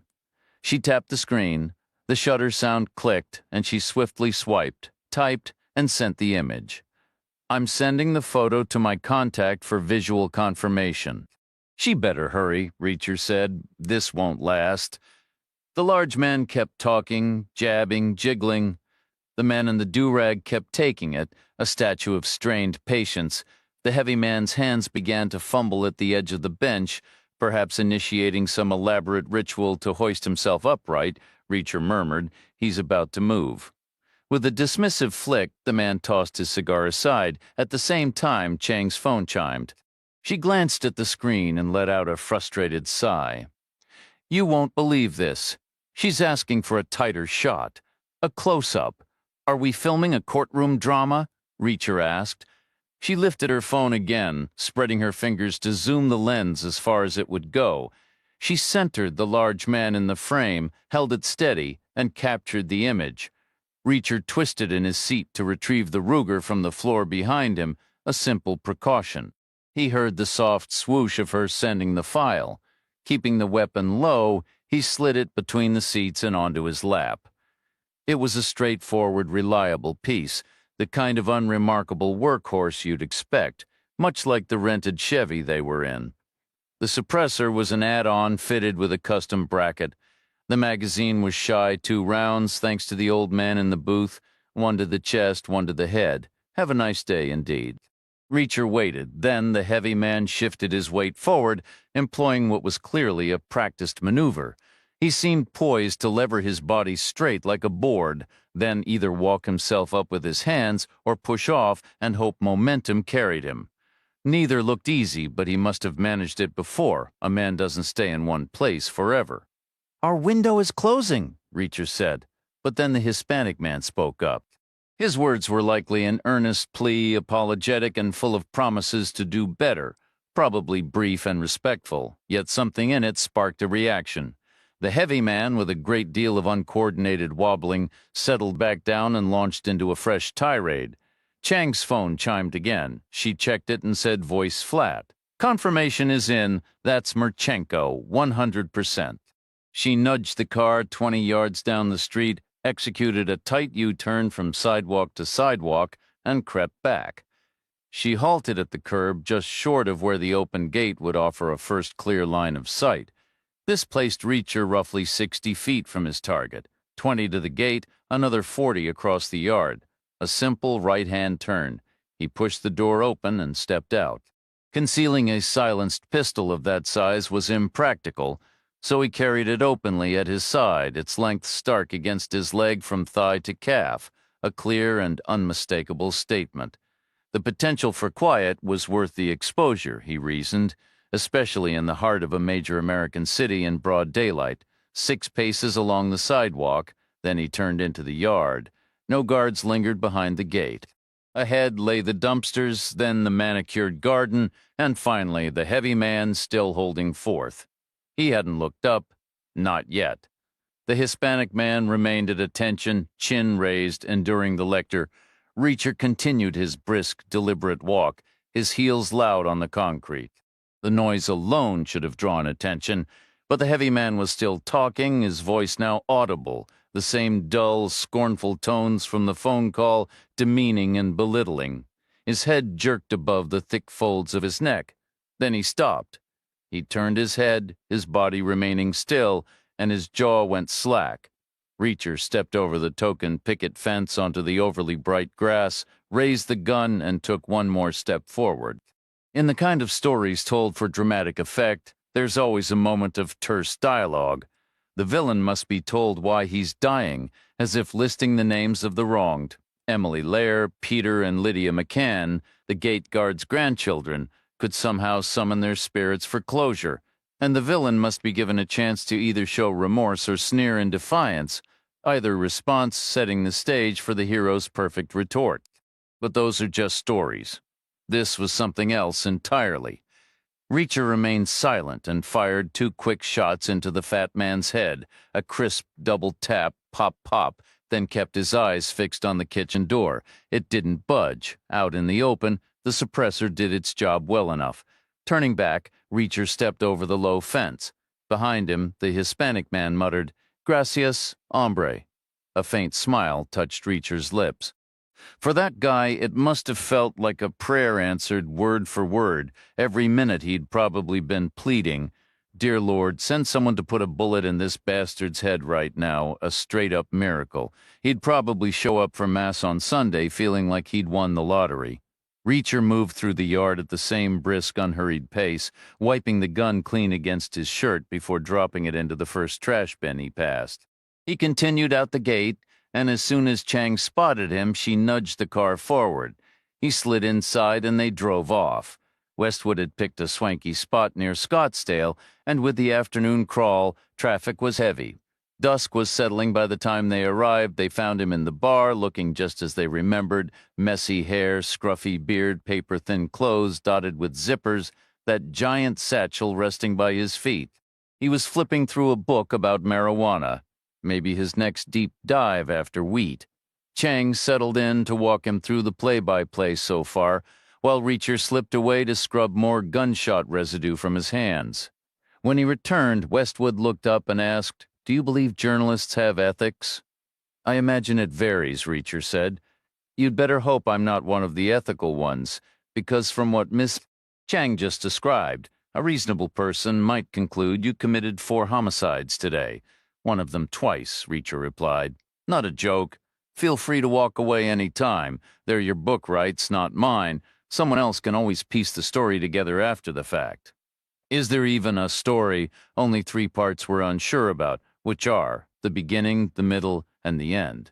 Westwood fell quiet for a long moment. Then he said, "I've heard the name Merchenko before. Back when I was researching that deep web piece, rumor was he offered a menu of services, guaranteed invisibility for websites, plus problem solving if things got messy. Like a subscription model, the Ukrainians got into online stuff early. I never wrote about him because nothing was proven. Legal wouldn't clear it. How many clients did Merchenko have? Word was about 10. Boutique operation. That guy wasn't boutique. He wouldn't know boutique if it kicked him in his fat ankle. He ran a strip club bigger than Dodger Stadium, pink and covered in balloons. He was all about excess. He liked scale. 10 is what I heard. Then the scale must have come from revenue. Those 10 clients must have been pulling in a fortune. Possible, Westwood conceded. The deep web could be 500 times larger than the surface web. Most of it probably doesn't turn a profit, but in a universe that vast, it wouldn't need to, not to generate serious money overall. Chang cut in. Has the government built a search engine that can see into the deep web? No, Westwood said. That's what McCann was calling about then. He was asking the wrong question or the right one the wrong way. My ears shut off as soon as a caller starts going on about the government. It's like a litmus test for common sense. I mean, who builds search engines? Software writers, coders. A project that tough needs the best coders, and the best coders are rock stars these days. They've got agents and managers, they command serious cash. The government can't afford them. The alternative is hungry young talent, rock stars in the making. But the government doesn't hire them either. Too far outside the usual playbook. Those kids are strange, Westwood remarked. What would have been the proper way to phrase the question?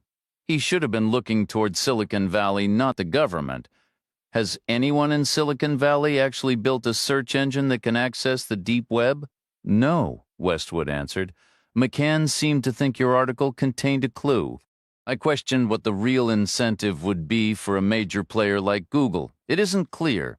Sure, it might assist law enforcement, but there's no profit in it. By its very nature, the deep web avoids commercial attention. If those users wanted ads and visibility, they'd simply operate on the surface web right now.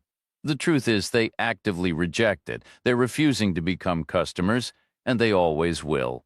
A more powerful search engine would only push them further underground, that's it. It would spark an endless arms race with zero financial return. So why would anyone bother? McCann called you 18 times. The hint must have seemed promising. I mentioned that someone else would tackle it. He probably assumed I meant the government, but I didn't. Giants like Google weren't always giants. They started as two kids in a garage or a dorm room. Some aimed for billions from the start, but others didn't. Some just became obsessed with solving a fascinating puzzle that later turned out to be worth a fortune. It's a personality trait.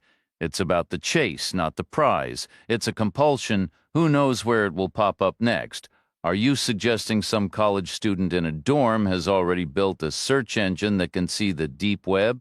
Not exactly, Westwood said. Not a student, not a dorm, and not exactly built. Like I said, it's a compulsion. They can't even explain it themselves. Sooner or later, a problem grabs them and they have to conquer it. They refuse to lose, but most of the time, there's no commercial use, so they take a regular job and it becomes a side project. Yet they keep circling back to it, tinkering endlessly. It's never truly finished due to time and money, but that's fine for a hobby. In fact, that's the whole point of a hobby. Who is it? Chang pressed. He's a startup veteran in Palo Alto. 29, already a seasoned figure, currently doing well with retail payment systems. But back in his undergrad days, someone told him searching the deep web was impossible, and that was all it took. It was like waving a red flag at a bull, some odd intellectual trigger. He knew there was no money in it, always just a hobby. He admits it was mostly arrogance. Some tech types are like that. They need to out-geek the next geek. How far has he gotten? That's an impossible question. How could he even know he can see some parts clear as day? But is that everything, or just a tiny fraction? I don't get why you didn't say more in your article. This feels like a major part of the story. Progress is being made. The guy wouldn't let me. He was afraid of retaliation from deep web users. Some of those sites genuinely don't want to be found. He's the one who told me about Marchenko. A hobby project makes him an easy target. He's not a corporation, he's just one person. And based on what you've said, his fear was justified. At the time, I wasn't sure. It might have been paranoia. They live in their own isolated world, Reacher stated. We need to meet this guy. That won't be easy. Right now, all we have is secondhand hearsay. But the general agreement is that Michael McCann used the deep web, and Michael McCann got off a train at a place called Mother's Rest. We need to know if one led to the other.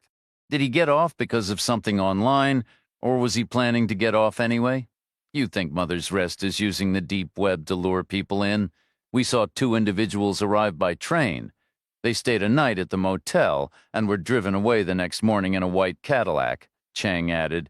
They don't even have cell service out there. They can't possibly be some internet powerhouse. Westwood paused for a moment, then said, We should continue this conversation somewhere more private. 20 miles south of Mother's Rest, the man with the crisply ironed jeans and perfectly blow-dried hair was pacing anxiously. He waited for the phone to ring, forcing himself to be patient. Jumping the gun last time had only earned him a humiliating scolding. Let us handle our jobs, all right. Not that they had managed to accomplish anything yet, the suspense was unbearable. Finally, he grabbed the phone and dialed, but no one answered. Westwood had made the hotel reservations in advance, unaware of the situation, so he had booked separate rooms for Reacher and Chang. When he realized his error, he showed no embarrassment or concern about the extra cost. He simply claimed the room with a better Wi-Fi signal as his temporary office, pulling his laptop from his bag and setting it up on the desk. Reacher and Chang took a seat on the bed. "You brought up Mother's Rest earlier," Westwood began right at the start, "and you were correct. A savvy science editor would try to get ahead, so I did. It's essentially a grain-loading hub and a trading post. The records have some technical details, but any good reporter wants a second source.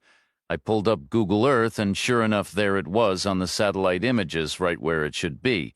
It looks exactly like what it is. But it's in the absolute middle of nowhere. Imagine if all of Los Angeles County had just one intersection and the rest was completely barren."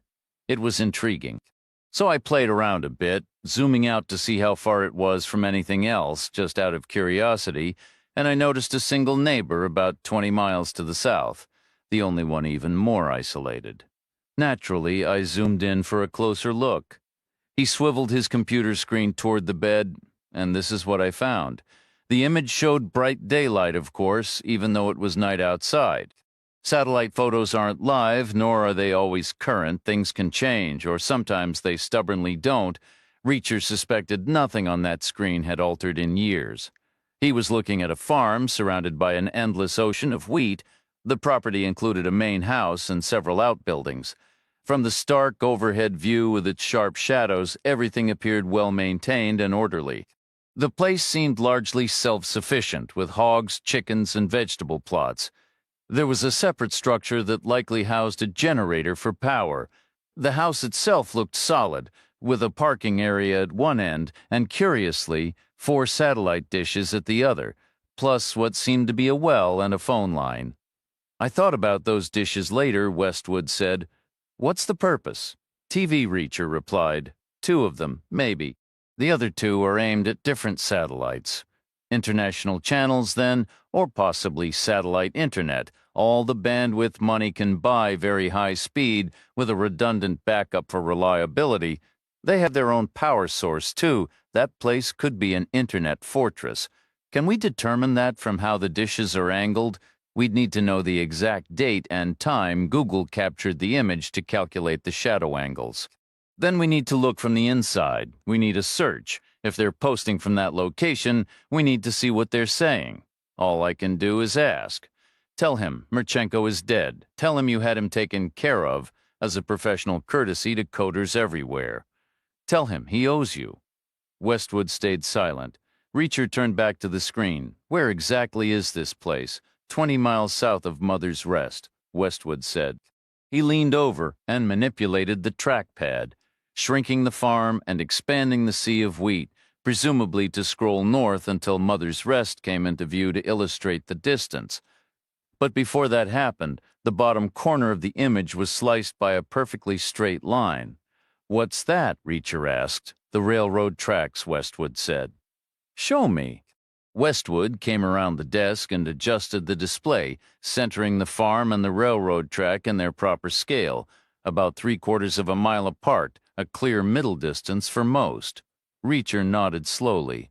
"I remember that farm from when I came in on the train. It was the first sign of human life we'd seen for hours. 20 miles out from Mother's Rest, they finally spotted it. A machine was running with its lights blazing, maybe a tractor, right around midnight." "Is that a usual thing to see?" Chang asked. "I really couldn't say," Reacher replied. Chang connected the dots. "We always assumed the Cadillac drove 20 miles out and 20 miles back. Now we know exactly where it was headed. There's literally nothing else out there a 20-mile drive from Mother's Rest would reach. So that's the destination for the people from the train, the man and the woman with their luggage, but then where did they go from there?" No one had an answer. Westwood chimed in. "Do you think farmers are using the deep web?" "Somebody is," Reacher stated. "We need that search engine." "The guy expects to be paid for his time," Westwood reminded him. Nobody works for free. That's a lesson life teaches you early. He won't come to us. We'll have to go to him in San Francisco. Sounds like a throwback to 1967. What does? Nothing, Reacher said. 10 minutes later, he was alone with Chang in the room with the spotty Wi-Fi. They woke early the next morning, the drapes open, and their minds already racing, just as they had 24 hours earlier in Chicago.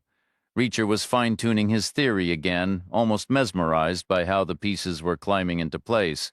It was better than he had hoped, maybe even better than he could fully grasp. Chang, meanwhile, was focused on getting out of town. She was watching a local Phoenix morning show that had swapped its usual recipes and fashion segments for crime coverage.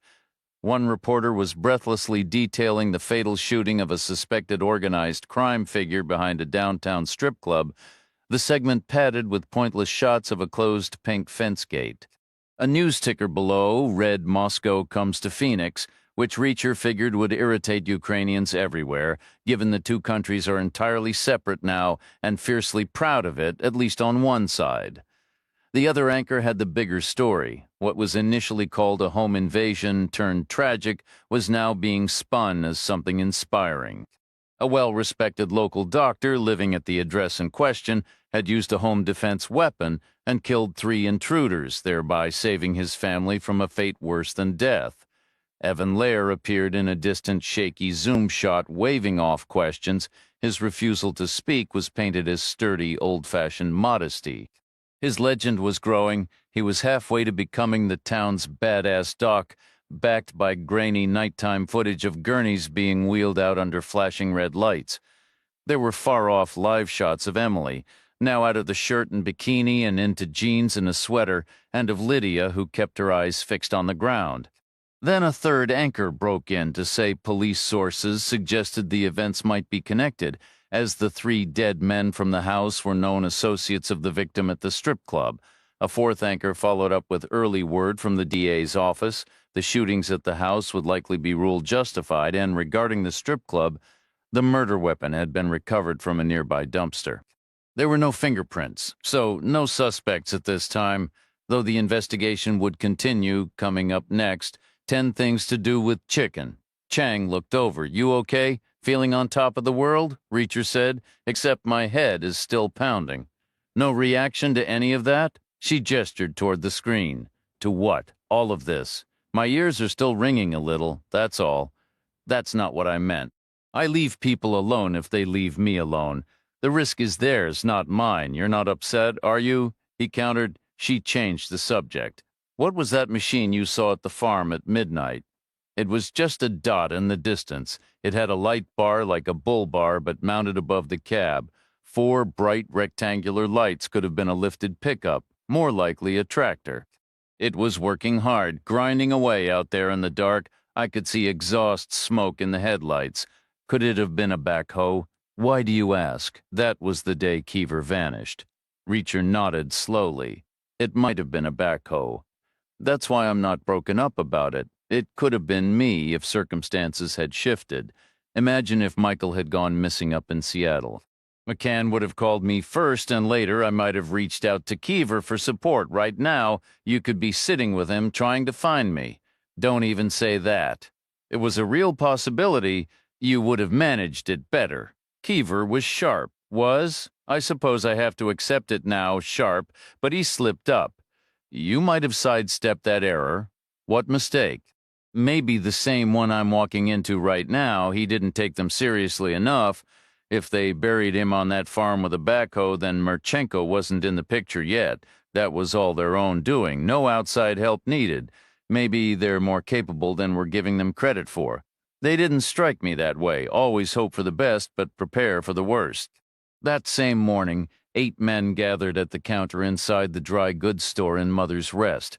The store owner was already there, dressed in his usual 2 shirts, looking just as disheveled and unshaven as ever. The first to join him was the parts man from the irrigation supply shop, followed by the Cadillac driver from the FedEx outlet, the one-eyed clerk from the motel, the hog farmer, the counterman from the diner, and the Moynihan brother who'd been kicked in the groin and disarmed. The eighth man arrived 5 minutes later, wearing his crisply ironed jeans, his hair perfectly blow-dried. The first seven stayed quiet, waiting for him to speak. He said, "The news isn't good. Our trust was misguided. The menu system failed to perform as we anticipated. It didn't handle the problem for us. As of now, we're on our own." A low murmur of discontent rippled through the group.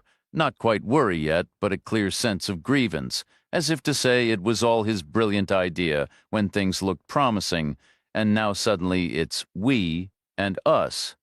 The hog farmer spoke up. "Is that what I saw on CNN this morning? That report from Phoenix? The Russian? He was Ukrainian, and it wasn't just him. The other three were his people, too. What about the first one? Was his name Hackett?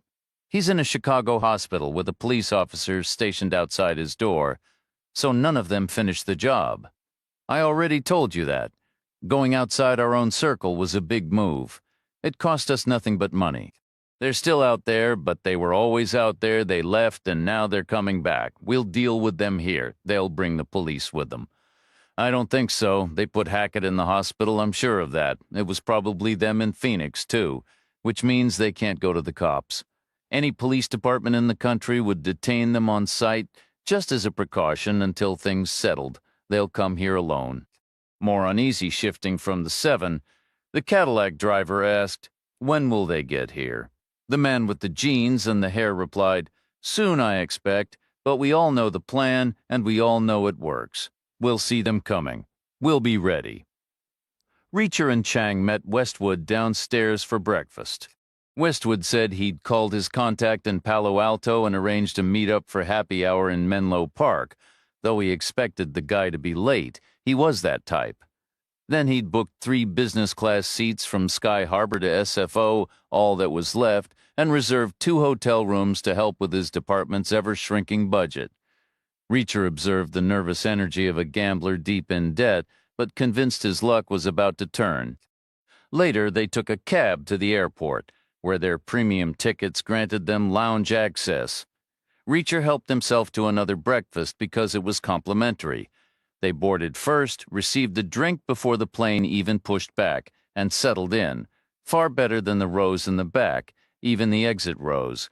The flight itself was neither especially long nor particularly short, somewhere in between.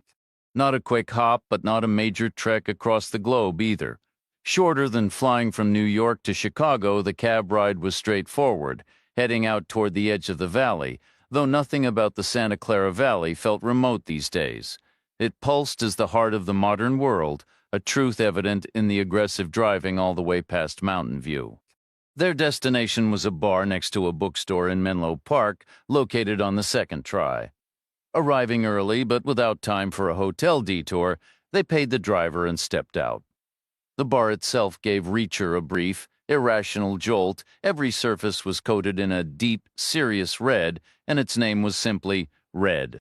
For a wild second, his mind raced with paranoid theories, wondering if Westwood was playing some elaborate, cruel joke by evoking the ghost of Pink like a plot twist from a detective novel. He shook it off, reasoning the techie had picked the spot, making any connection purely accidental. Besides, the place carried an air of deliberate irony, not cheap kitsch. The paint had a subdued mid-century weight to it, reminiscent of government-issue supplies. Distressed stencils of hammers and sickles adorned the walls, artificially aged, alongside framed Pravda headlines and battered Red Army helmets. The sign on the door used a backward R for a faux Russian effect, which sparked a faint, fresh worry. Was this a nod to Marchenko? No. Westwood surely knew Russia from Ukraine. But would a meticulous tormentor even find a Ukrainian-themed bar? He dismissed it. The techie chose it. Chang glanced over. "You all right?" "Overthinking," Reacher said. "A bad habit, almost as useless as not thinking at all. Let's wait in the bookstore." Stepping onto the curb, Reacher's foot caught just a slight stumble, more of a scuff than a fall. He glanced back. The pavement seemed uneven, or maybe it wasn't. Chang asked again, "You okay?" "I'm fine," he said. Westwood mentioned he'd been to the bookstore before for a signing, a science journalism anthology featuring an award-winning piece of his. The store was cool in every sense, from its chilled air to its calm, intellectual patrons. Westwood drifted one direction, Chang another. Reacher browsed the display tables. He read when he could, usually from America's vast informal library of discarded paperbacks, dog-eared and soft, picked up in bus stations or lonely motel lobbies, read and passed along. He preferred fiction to fact because the facts in books were so often wrong, contradicting the few things he knew for certain from first-hand experience. Made-up stories were more honest. Everyone started on the same page. He wasn't picky about genre.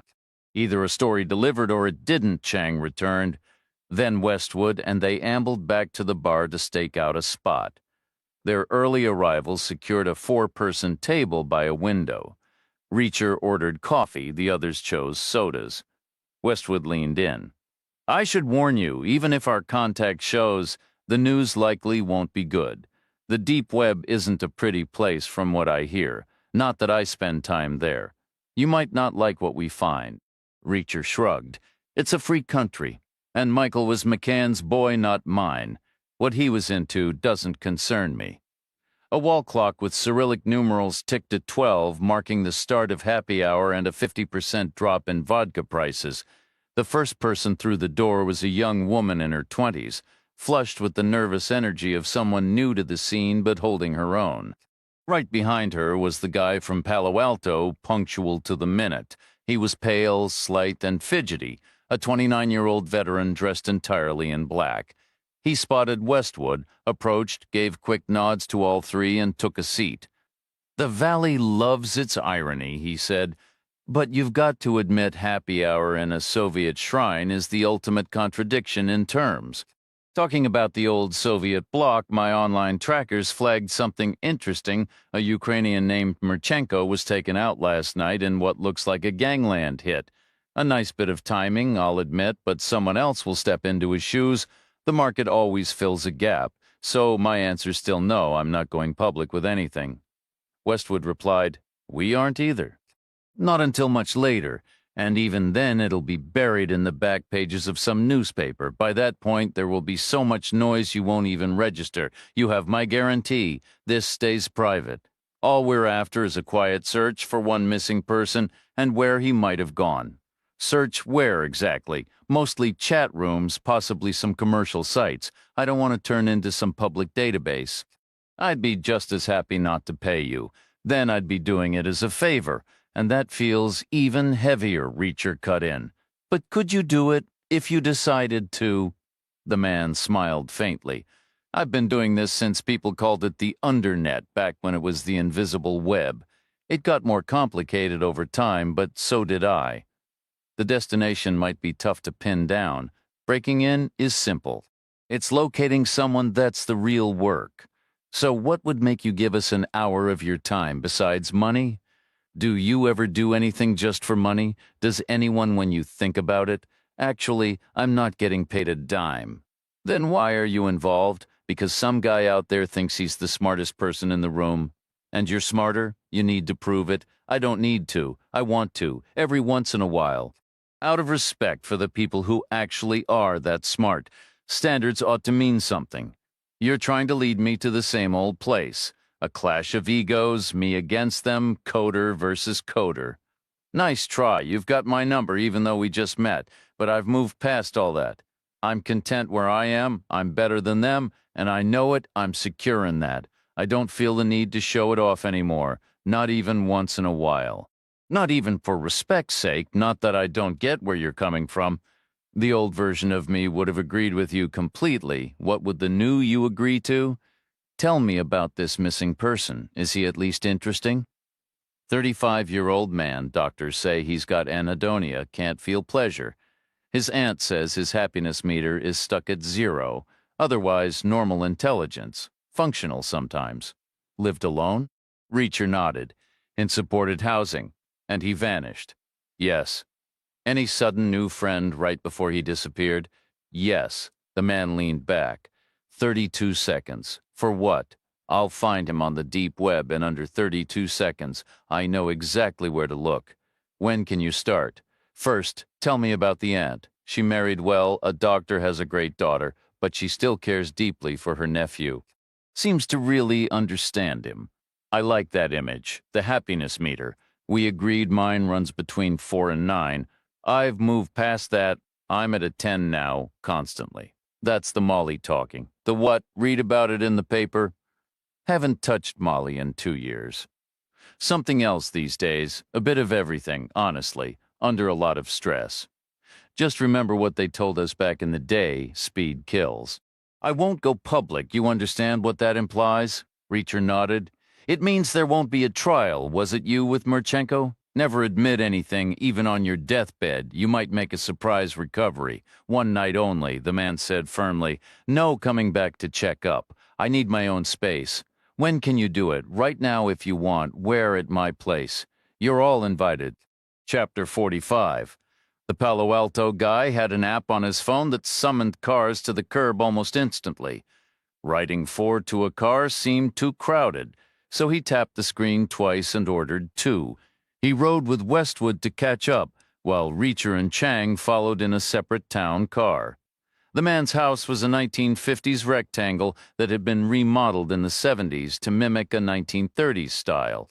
Reacher figured it carried 3 layers of ironic authenticity, which probably made it worth more than everything he'd ever earned. Inside, everything was clean, sleek, and done in shades of silver and black. Reacher had anticipated a chaotic mess of electronics, similar to what they'd found in McCann's Chicago apartment, but the den held only a modest glass table and a single generic desktop computer. The setup consisted of a mismatched tower, monitor, keyboard, and trackball, connected by just 5 wires, each trimmed to exact length, orderly and untangled. The man explained, I assembled this myself. There are significant technical barriers and data incompatibility issues to navigate. It's akin to traveling to a foreign land. You must learn the language and, more critically, the local customs. I developed my own browsing software built on Tor, the same system everyone uses, which was ironically created by the United States Naval Research Laboratory to offer a secure platform for political dissidents and whistleblowers worldwide. That's the law of unintended consequences for you, coming back to haunt us all. Tor stands for the onion router, which perfectly describes what we're facing. Endless layers like an onion's skin within the deep web and across its isolated sites. He took a seat and powered on the machine. The display showed no flashy graphics, no cosmic imagery or icons, just concise green text against a black backdrop, all businesslike, reminiscent of an airport kiosk or a rental car terminal. The man asked, "What's the name of the person we're looking for?" Chang replied, "Michael McCann." Social Security number, unknown, home address. Also unknown. That's not ideal, the man said. There are initial procedures to follow.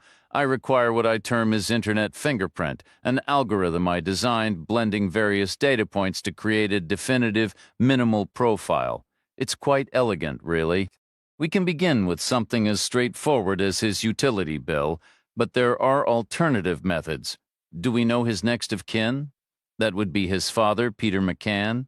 His mother passed away years ago. Do we have an address for Peter McCann? Chang provided it. The unremarkable brownstone on an ordinary street in Lincoln Park, Chicago, apartment 32.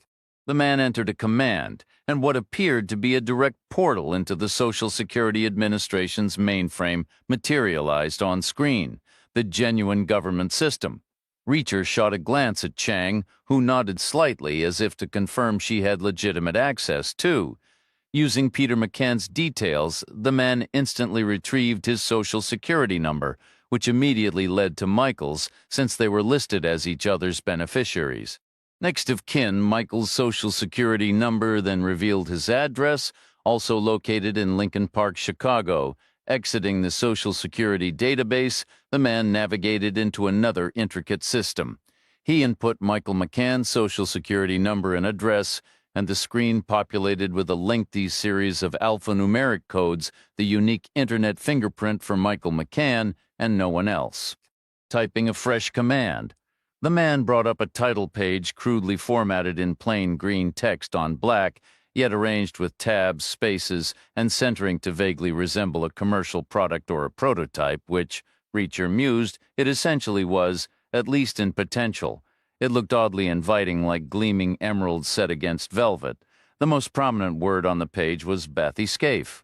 See the connection? The man asked. It's a type of submarine, Chang said, designed to reach the deepest ocean floor. Initially, I named it Nemo, after the character in 20,000 Leagues Under the Sea who captains the Nautilus. I liked that Nemo means nobody in Latin. It felt fitting. But then they released that animated movie about a fish, which completely spoiled the reference. He entered another command, and a search box appeared. All right, let's get this show on the road. I'll bet you 32 seconds flat. He pasted a string of the alphanumeric codes from the fingerprint, superior to a mere name, presumably into the search box, clicked the execute tab, and an internal clock began ticking in Reacher's mind. 5 seconds in, the man remarked, "One day this will be a lot quicker." The basic search works fine, but pulling up pages relies on an old word processor's find and replace tool. At the 12-second mark, he added, "Don't misunderstand. It's plenty fast in absolute terms. The real challenge is the sheer size of the deep web. I don't have Google's resources. Nobody's begging for my attention here. They're trying to avoid it. But I'm in there right now, moving among them. They can't see me, but I see everything." 25 seconds passed in silence before the search halted and the screen filled with a list of links. "We've got him," the man announced. 26 seconds total, well under the estimated 32. "Not bad at all," Reacher replied. "I took a calculated risk and narrowed the scope. I had a hunch about where he might be." "Where was that?" "I assume Mr. Westwood filled you in on my methods. Sometimes the trails we follow choose us. They aren't always the most logical paths," Reacher clarified. "It's about the solution, not the puzzle itself. Searching the deep web is a technical feat, but being inside it can be grim," the man continued. "It's a bit of everything, but you can think of it as resting on 3 pillars. 1/3 is a massive criminal bazaar where anything is for sale, from stolen credit cards to contract killings. There are auction sites where hitmen underbid each other for jobs. You can even find places to detail how you want someone killed and get a personalized quote." Chang cut in. "So where did you locate Michael McCann, the second pillar?" the man said. "Is the most vile pornography imaginable, stuff that turns even my stomach, and I'm not exactly conventional. Is that what he was involved in?" "No, I found him in the 3rd category." "Which is?" It was a reasonable guess, given his anhedonia, that happiness meter permanently stuck at 0. "The 3rd pillar of the deep web is all about suicide," the man from Palo Alto went on. "I visit those forums occasionally, more as an observer of human behavior than a gawker. I imagine Michael McCann was on the milder end of the spectrum, probably born with depression, and if his mother died young, that's a tough combination.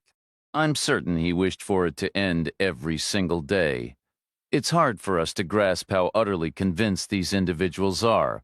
This isn't about mood swings. They genuinely, profoundly despise their lives and want out. They talk about catching the bus out of town. But taking that step is huge. Some boards offer support, which is why I asked about a sudden new friend. They call them suicide partners, people who agree to go together holding hands as they jump, so to speak. The forums connect them with lots of talk about compatibility. Is Michael's partner also missing? We don't know, Chang admitted. We're not even sure if it was a man or a woman. We believe it was someone near Tulsa, Oklahoma. Westwood asked, "What do they discuss on the other boards?" "They obsess over methods constantly," the man explained. "It's their central question. They pore over data like it's sacred text. Topping the list is a shotgun to the head, considered instantaneous and 99% effective. A handgun in the mouth follows at 97%. A shotgun to the chest scores 96, while a handgun to the chest is about 89, roughly the same as hanging. Self-immolation rates around 76%, and burning your house down is about 73. Most aren't willing to settle for lower odds. Jumping in front of a train gets you back up to 96%, leaping from a roof is 93, and driving into a bridge support hits 78, but wear your seatbelt or you might be thrown clear. Unrestrained drivers average only 70% success. You need to be in place when the engine crashes through, and ever popular, nearly matching the shotgun, is cyanide. It's more than 97% effective, and it works in about 2 minutes. The catch is, those 2 minutes are pure, hideous agony. That's the core issue. The most reliable methods are violent. Not everyone can stomach that, men or women alike. And circumstances matter. If you live in a city apartment, you don't have access to your uncle's old hunting rifle out in the barn. If you can barely make it to the bathroom, how are you supposed to drag yourself to a railroad track? So what do people do instead? They talk. They talk endlessly about the Holy Grail, something swift and painless, like drifting off to sleep and never waking up.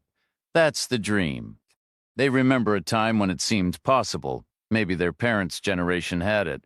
A bottle of sleeping pills and a glass of scotch, or a hose run from the exhaust pipe through the window of the family sedan. You'd fall asleep, and that was it. Guaranteed. But not anymore. Modern cars have catalytic converters that cut the carbon monoxide down to a harmless trickle. You'd just end up with a headache and a rash. The scotch is still the same, but the pills aren't. They're safe now. Take the whole bottle and you'll sleep for a day and a half. But you'll wake up groggy and very much alive. Life in America has gotten awfully protected, which leaves these folks in a bind.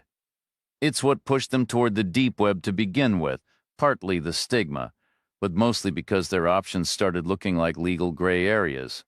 On the surface, everything comes with liability issues and social responsibility, and all that lawyerly noise. Take the car method. Since the family sedan is useless now, the new workaround became those little disposable hibachi grills from the supermarket. You buy 6 or 8, put them up on shelves in your bedroom, light them all, and the carbon monoxide pours out like an invisible liquid, pooling on the floor and rising until it reaches the bed. In theory, it's swift and painless, the Holy Grail. Except, of course, one of those grills is practically guaranteed to set the wall on fire. The building burns down, and whoever suggested the method gets buried under 500 lawsuits. Chang asked, what other laws are they breaking? It circles back to what a person can handle. Even the hose-in-the-window method was too crude for some, too cold in the garage, too cramped in the car. The whole setup just looked strange, though, credit where it's due. Carbon monoxide does leave a good-looking corpse. Cherry red, almost healthy, makes the mortician's job easy. But some people want to die at home, inside the house. The real Holy Grail is dying in your own bed. That led to experiments with other gases, plus an interesting medical fact. Let me ask you something. When you hold your breath too long, what is it that finally forces you to breathe? I suppose I'm running out of oxygen. That's the interesting part. It isn't the lack of oxygen, it's the buildup of carbon dioxide. Similar, but not the same. The point is, you could breathe in any inert gas, and as long as it wasn't carbon dioxide, your brain would stay perfectly content. You could fill your lungs with pure nitrogen, 0 oxygen, and be moments from death. But your body would just think, hey, we're fine here, no carbon dioxide to report, no need to start breathing again until we detect some. Which, of course, you never will, because you'll never breathe again. You'll never need to. So, some folks turn to nitrogen, but welding cylinders are heavy and hard to manage. Then they tried helium from the party store, but that required masks and tubes, and the whole scene still looked absurd. In the end, most people won't settle for anything less than the classic image, the bottle of pills and the glass of scotch, exactly like it used to be. Except it can't be anymore. Those pills were most likely Nembutal or Seconal, and both are tightly controlled now. There's no legal way to get them. Of course there are ways to get it if you know where to look in the shadows where no one's watching, the ultimate prize. Most of what you find online is a complete fraud. Obviously you'll see ads for powdered Nembutal shipped from China. Just mix it in water or juice. They'll ask for $800 or $900 for a single dose. Imagine some hopeless person wiring that money, then waiting by the door, sick with worry for a package that never comes. The powder in the photo was just baby powder, and the bottle was lifted from some other medicine entirely. It's a special kind of cruelty, really, targeting people at their absolute lowest point, stealing their last shred of hope. Reacher noted, but you're suggesting some offers are legitimate. You said most are scams, which leaves a few that aren't. Seconal is impossible to find now. That leaves Nembutal as the final option, the only game left in town in this country. The sole legal use for it is putting down large animals. Some of it walks off from vet clinics, and let's be honest, some vets have flexible morals. Why wouldn't they?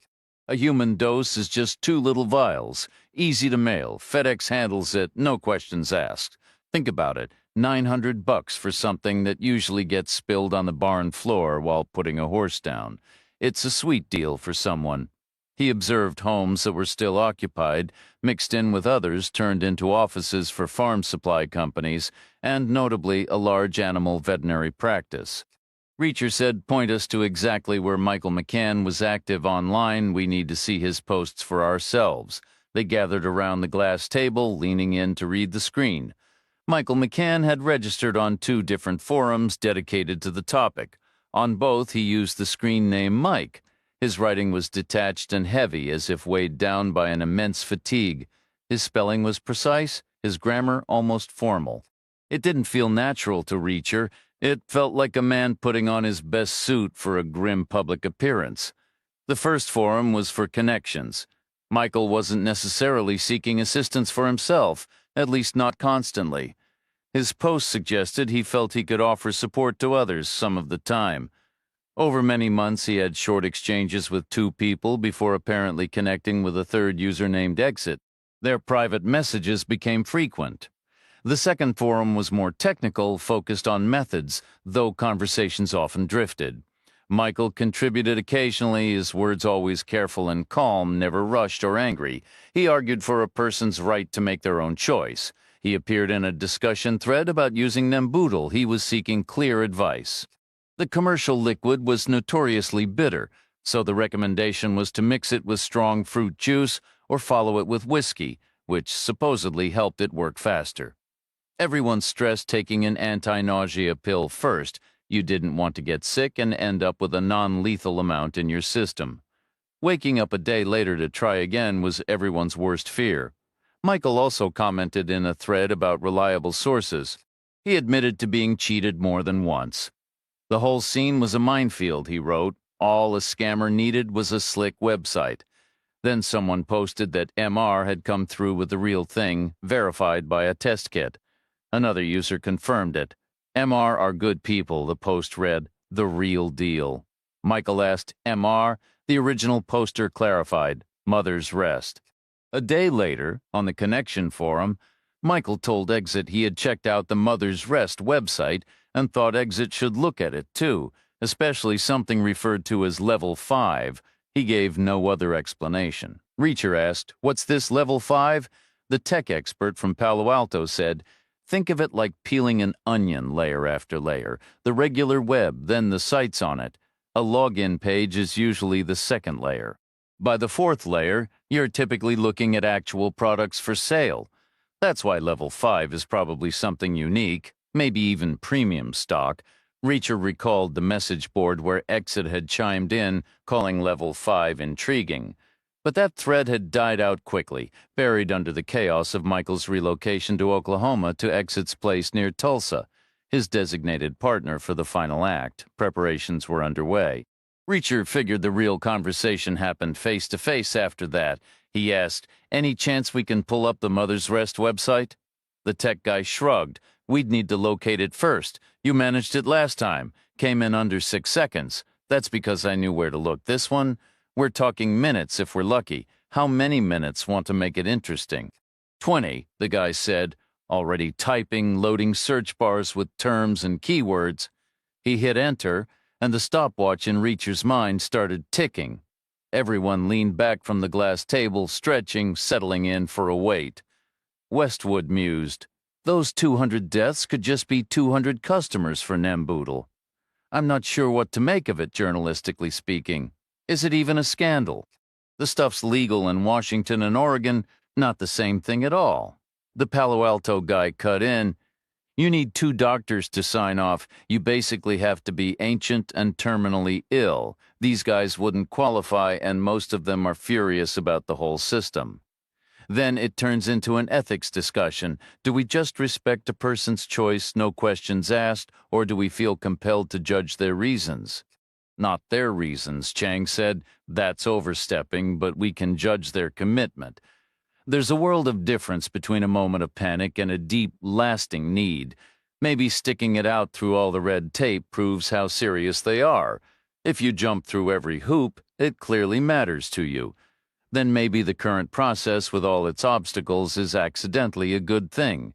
They have to really work for it. They're earning their peace in a way. Reacher shook his head. But what is Mother's Rest earning? 200 orders at $900 each is less than 200 grand. Over the whole operation, presumably minus wholesale cost and shipping, that's pocket change. A hobby. You can't pay a guy like Merchenko with hobby money? Something bigger is happening there. Has to be because he stopped. Chang pressed. Because what? We believe a man was killed there. What man? At the very start? The one with the backhoe? Keever? Yeah, Keever. Why kill a man over a side hustle? There has to be more to it. Level 5 could be that special merchandise. Could be worth a lot more. Reacher glanced at the monitor, still searching. 7 minutes down, he said. I'm trying to picture what could be so valuable. Valuable enough for Merchenko's price tag. The Palo Alto guy murmured, They all have my sympathy, honestly. Mine too, Reacher said. I get the worry about someone burning down an apartment with a hibachi, but otherwise, let people do what they want. They didn't ask to be here. It's like returning a sweater that never fit, Chang countered, except it shouldn't be too simple or impossibly hard, which somehow puts the rest of us in charge of setting the bar. Is that fair to anyone? Westwood groaned. This is exactly what I was worried about. An ethics seminar. I could have written this from my desk on a slow news day. Didn't need to blow the travel budget. My editor is going to roast me for this. 12 minutes gone, they drifted to the kitchen for drinks, helping themselves a strangely retro scene. It reminded Reacher of places from his childhood, a dozen different base housing units around the globe. The weather outside always changing, but the kitchen cabinets always the same. Some military moms would launch into a frantic scrubbing with disinfectant on move-in day, but his own mother, being French, trusted in built-up immunity. It usually worked, though his brother did get sick once, probably from some questionable restaurant. He was starting to date around then. Chang noticed his distant look. You all right? I'm fine, he said. 18 minutes gone. They returned to the den and the silent clock kept ticking. 19 minutes had passed. The man from Palo Alto spoke up, his voice thoughtful. We never settled on the stakes for our wager. Reacher considered this. What did we agree on initially? Nothing at all, the man replied. Another minute ticked by. Reacher shifted in his chair. We probably shouldn't overstay our welcome here. The program is still running, the man assured him, a hint of pride in his tone. My skills are superior to theirs, trust me. What's the longest search you've ever conducted? Reacher asked. 19 hours straight, the man answered without hesitation. What did you uncover? The president's daily itinerary posted on an assassin's forum. The president of the United States? The very one. And the schedule was completely accurate when my search began. Did you report it? That presented a real ethical puzzle, the man admitted, his fingers pausing over the keyboard. I'm not a public service, besides. The site was so deeply hidden with so many false leads and mirrored servers, it might as well have been hosted on another planet. The Secret Service wouldn't have just taken my word for it. They'd have seized all my equipment, dragged me into endless consultations for a year or more, so, no, I didn't make the call, and nothing came of it. Fortunately, no tragedy occurred. 27 minutes in, the relentless scrolling finally halted, the screen refreshed, presenting a stark list of hyperlinks. The list revealed one primary URL for the Mother's Rest website, along with 4 internal pages and one curious external reference. The Palo Alto man focused on the external link first, noting its unusual nature. With a few keystrokes, he retrieved an isolated chat room comment from a user named Blood. The message read, I hear Mother's Rest has good stuff. It was posted on a secure, obscure board that felt like an enthusiast community, not a suicide forum. The context was vague, offering no further clues, a definitive dead end. "Let's go straight to the source," the man said, a faint, unintended smile touching his lips, no pun intended. He didn't use a mouse. This was old-school software, all command-line driven. His pale fingers danced across the keyboard in a rapid, blurring rhythm. The screen dissolved and redrew into a full-color website.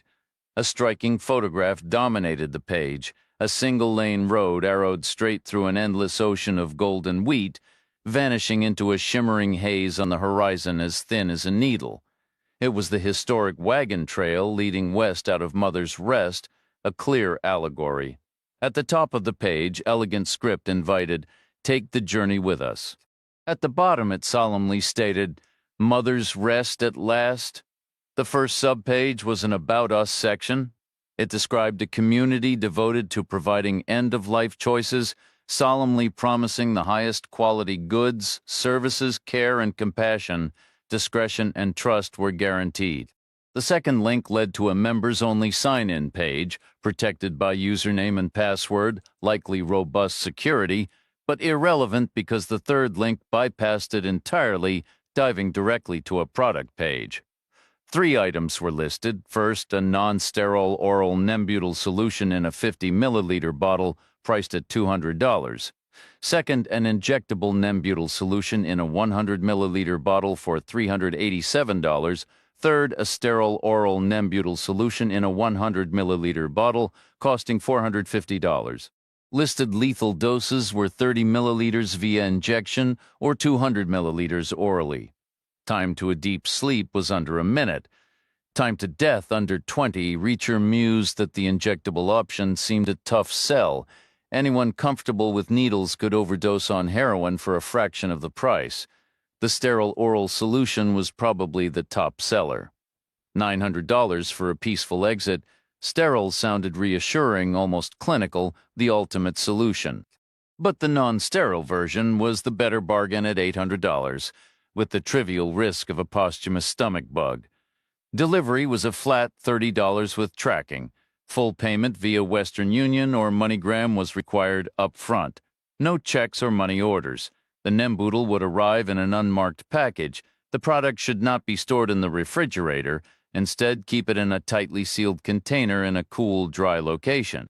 Below that was a simple button prompting users to place an order. Chang observed, "Reacher was correct. This page isn't how Merchenko gets paid." Westwood suggested, "Let's move on to level 5. Getting there felt like the slow crawl of old dial-up internet, though Reacher was certain frantic, invisible battles were raging in the background. Somewhere, a lone coder's script was dueling with the site's digital defenses, a relentless microscopic war of millions of feints and probes every second, tunneling deeper through layer after layer. Finally, the page loaded. Michael McCann's associate Exit had described it as interesting. Reacher had to agree, depending on what you were looking for. It advertised a concierge service. Members were instructed to travel by train to Mother's Rest, departing from Chicago or Oklahoma City. A representative would meet them at the station and escort them to a luxury motel for the night. The following day, a luxury sedan would transport them to the Mother's Rest headquarters, where a private annex awaited. Inside was a suite designed to mimic a high-end hotel, complete with a serene bedroom atmosphere. Once settled at a time of their choosing, an assistant would provide a drink containing Nembutal and then discreetly leave. For those uneasy about swallowing a bitter liquid, an alternative was offered, a standard sleeping pill, followed by the assistant pressing a button. This would activate a classic 1970s small-block Chevrolet V8 engine positioned outside, far enough to be silent, but its exhaust, sweet and rich, would be piped directly into the room to perform its gentle duty. The cost of the service was available upon inquiry, which Reacher imagined would be astronomically high. He pictured the well-dressed man from the train with his collared shirt and fine leather bag, and the woman in her elegant white dress as if headed to a garden party in Monte Carlo, both clearly wealthy, both perhaps gravely ill, both seeking a dignified conclusion. In his mind, he saw them different people on different days performing the same poignant ritual. Standing at the dusty window of room 203, arms held wide, hands still clutching the drapes, staring out at the morning light as if beholding it for the very first time, their final morning. Chang asked quietly, "Michael and his friend, is this what they chose?" "This is the story," Westwood said, his voice taking on a sharp, almost sarcastic edge. "Right here, in black and white, I could write a piece asking if this is our future. Maybe in a century, with chaos, overpopulation, and droughts, these places will be on every corner like coffee shops. But I'd have to see it for myself first, after spending the travel budget, of course. Perhaps," Reacher said, "after we verify it, what's left to verify? We know what's there. Veterinary Nemboodle gets shipped out by mail and wealthy clients arrive by train, and honestly, who can claim either part is wrong? I could explore if the deep web simply foreshadows what's coming next. Maybe it has to. It's just human desire, unfiltered and unregulated, strangely organic. The book rights for this belong in the philosophy section, because this is how societal shifts begin. We've witnessed it before. 100 years from now, this might be utterly routine." Keever didn't think it was routine yet, Reacher countered. He could have just shrugged and walked away. He could have reinvented himself and gotten out of the path of so-called progress, but he saw something that wasn't right. "Do you see it?" Westwood asked. "I'm not certain," Reacher admitted. But Keever was, and that's what matters. What could possibly be wrong here?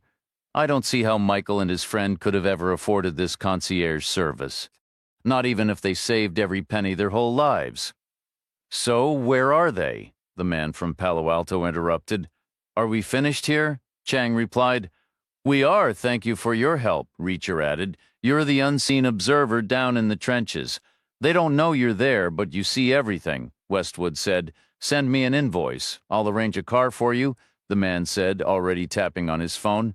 The room stirred to life, and Reacher moved toward the exit, taking one step, then another. Suddenly, the floorboards on his left erupted upward at a wild, impossible slant, pitching to a 45-degree angle as if shoved by some colossal, instantaneous force. His first thought was earthquake before the violent tilt threw him off balance, slamming him hard into the doorframe. The impact struck across his chest and neck like a swing from a heavy plank, dropping him in a clatter to the floor. He took a frantic look around for Chang, bracing for whatever came next. This was no earthquake. He pushed himself up to a sitting position while the others crouched low. "I'm all right," he said. "You fell over," Chang pointed out. "Maybe a floorboard was loose." "The floorboards are perfectly fine. Could be a warp in the wood." "Do you have a headache?" "Yeah." "You're going to the emergency room." "Bull." "You forgot Keever's name earlier. You had to say, the guy who was killed with the backhoe. That's classic aphasia. You lost a word and worked around it? That's not nothing.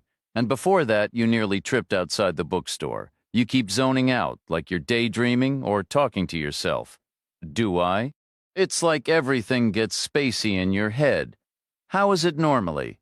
"You're going to the emergency room. Don't need it. Waste of time. We should head straight to the hotel." "I'm sure you're right, but do it for me. I've never done that before. There's a first time for everything. Let's hope it's not just this." Reacher stayed silent. "For me," Reacher, Chang repeated. The guy from Palo Alto chimed in. "Go to the ER, man."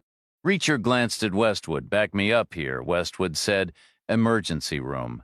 The Palo Alto guy added, "Tell them you're a software engineer. They'll move you right through. Some of those tech firms make huge donations." They followed his advice, claiming a status Reacher neither possessed nor was ever likely to, ranking right down there with professional quilter, avid scrapbooker, or church choir tenor. But it worked. He was seen in under 90 seconds. 90 seconds after that, he was being wheeled toward a CT scan of his head. He called it bull, a pointless waste of time, but Chang held firm. The machine whirred to life with a low electric hum, just X-rays doing their job, followed by a wait for a doctor to review the images. Reacher repeated his complaints. Bull, waste of time, the same old song, and Chang stood her ground again. Eventually, a physician entered holding a file, a certain look in his eye. Chang and Westwood remained in the room. Reacher said the CT in CT scan stands for computed tomography. The doctor replied, I'm aware. I know what day it is and who the president is. I remember what I had for breakfast. Both times I'm proving there's nothing wrong with me. You have a head injury. That's not possible. You have a head. It can be injured. You have a cerebral contusion, contusio cerebri in Latin, technically two, both coup and contra coup, clearly caused by blunt trauma to the right side of your skull, Reacher asked. Is that the good news or the bad news? The doctor explained. If you'd taken that hit on your upper arm, you'd expect one hell of a bruise. That's exactly what you have, just not on the outside. There isn't enough flesh there. The bruise is on the inside, on your brain, with a twin on the opposite side because your brain bounced inside your skull like a goldfish in a test tube. That's what we call coup and contra coup. Reacher said, symptoms? They vary with the severity and the individual, but can include headache, confusion, drowsiness, dizziness, loss of consciousness, nausea, vomiting, seizures, and issues with coordination, movement, memory, vision, speech, hearing, emotional control, and thinking. That's quite a list. It's the brain. What about mind specifically? Which symptoms will I get? I can't say for certain. You have my paperwork right there. An actual picture, it can't be interpreted with perfect precision. Case closed, then. You're just guessing. I've been hit in the head before. This is no different. No big deal, Reacher said. It's a head injury, the doctor insisted. What's the next part of your speech? I believe the scan warrants keeping you overnight for observation. That's not happening. It should. If the guy had hit my arm, you'd tell me I'd be fine in a couple days. The swelling would go down and you'd send me home. You can do the same with my head. It happened yesterday, so by tomorrow, that's a couple days. I'll be fine. If it's even what you say it is, you could have that file mixed up with someone else's. The brain is not an arm. I agree. An arm isn't protected by a thick skull. The doctor sighed. You're an adult. This isn't a psychiatric ward. I can't hold you here against your will. Just sign yourself out at the desk. He turned and left, ready for his next patient. Maybe a coder, maybe not. The door swung shut behind him. Reacher looked at Chang. It's a bruise. It's already getting better. Thank you for getting it checked, she said. Let's go find the hotel. Should have gone straight there, Reacher. You fell over. He walked with deliberate care to the taxi line. People often said that on a map, San Francisco looked like a thumb pointing north, shielding the bay from the Pacific. Reacher, however, thought it curved more like a raised middle finger. He wasn't sure why the city would be mad at the ocean. Maybe the fog had something to do with it. Either way, the hotel Westwood had chosen was at the very tip, right on the waterfront where the nail would be. It was dark, so the view was mostly a void, save for the Golden Gate Bridge, brilliantly lit up to the left, and the distant twinkling lights of Sausalito and Tiburon far off to the right. They checked in, cleaned up, and met in the hotel restaurant for dinner. The room was elegant, with crisp white linen on every table. Couples and small groups filled the space. They were the only party of three. All around them, quiet trysts and hushed business deals were unfolding. Westwood pulled out his phone. 40,000 suicides every year in America, he read, one every 13 minutes. Statistically, we're more likely to kill ourselves than each other, who knew? Chang leaned in. If 5 of them every 9 days use the Mother's Rest service, that's a couple hundred a year, like Keever's note suggested, and we've already seen 2. Reacher considered this. What would you pay for that? I wouldn't, I hope, if it's $900 to do it yourself in bed. What's a reasonable premium? 5 times as much, say $5,000? Maybe, Chang said, for the pampering. It's like going to a spa instead of filing your nails at home. That would be $1 million a year, better than a poke in the eye with a sharp stick. But their proposed hit list for this week alone was Keever, McCann, you, me, and the Lair family, 7 people, which doesn't seem to be a problem since they just rent some Ukrainian muscle for the heavy lifting. That's a massive overreaction for $1 million. People get killed for $1 on the street in a panic, not as a calculated business strategy. I think there's more money in this than $1 million, but I don't see how. Would folks really pay 10 or 20 grand or more? They could just buy an old Chevy and a garden shed and drill the hole themselves. This isn't a rational decision, Chang countered. It's based entirely on not buying your own Chevy. That's the whole point. Full service, discreet, and hands-off, so what would they pay? I don't know. It's hard to picture. Imagine you're wealthy and you want out. One final luxury. Discreet professionals in the background ensuring everything goes smoothly, care and concern, a hand to hold. It's a major event in your life. You might pay what you paid for your car, probably a Mercedes or a BMW, 50 grand maybe, or 80 or more. Why not? You can't take it with you. Westwood looked up from his phone. When are we going there? Reacher's expression turned grimly amused. When we have a plan. It's a tactical challenge, like approaching a small island across open water. The land there is flat as a pool table.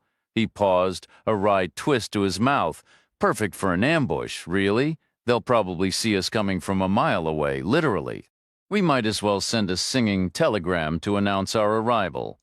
The grain elevators stood as the tallest structures for miles around, and I knew they'd be rigged with ladders and maintenance catwalks. They'd have lookouts posted who would spot us coming from 10 minutes out.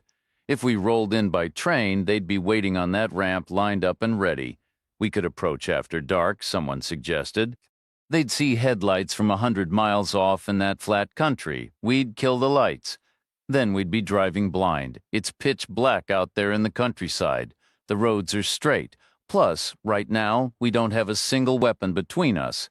Westwood stayed quiet. After the meal, Westwood headed to his room while Reacher and Chang took a walk along the Embarcadero near the water. The night air was cool, a full 50 degrees cooler than Phoenix had been. Chang in just a t-shirt pressed close against him for warmth, their steps becoming an awkward three-legged shuffle. "You holding me up?" Reacher asked. "How is your head now?" she said. "Still there. I don't want to go back to Mother's Rest until you're better. I'm fine, really. I wouldn't go back at all if it wasn't for Keever, but who am I to judge? They're filling a need. Maybe Westwood has a point, maybe in 100 years we'll all be signing up for that service." Reacher was silent.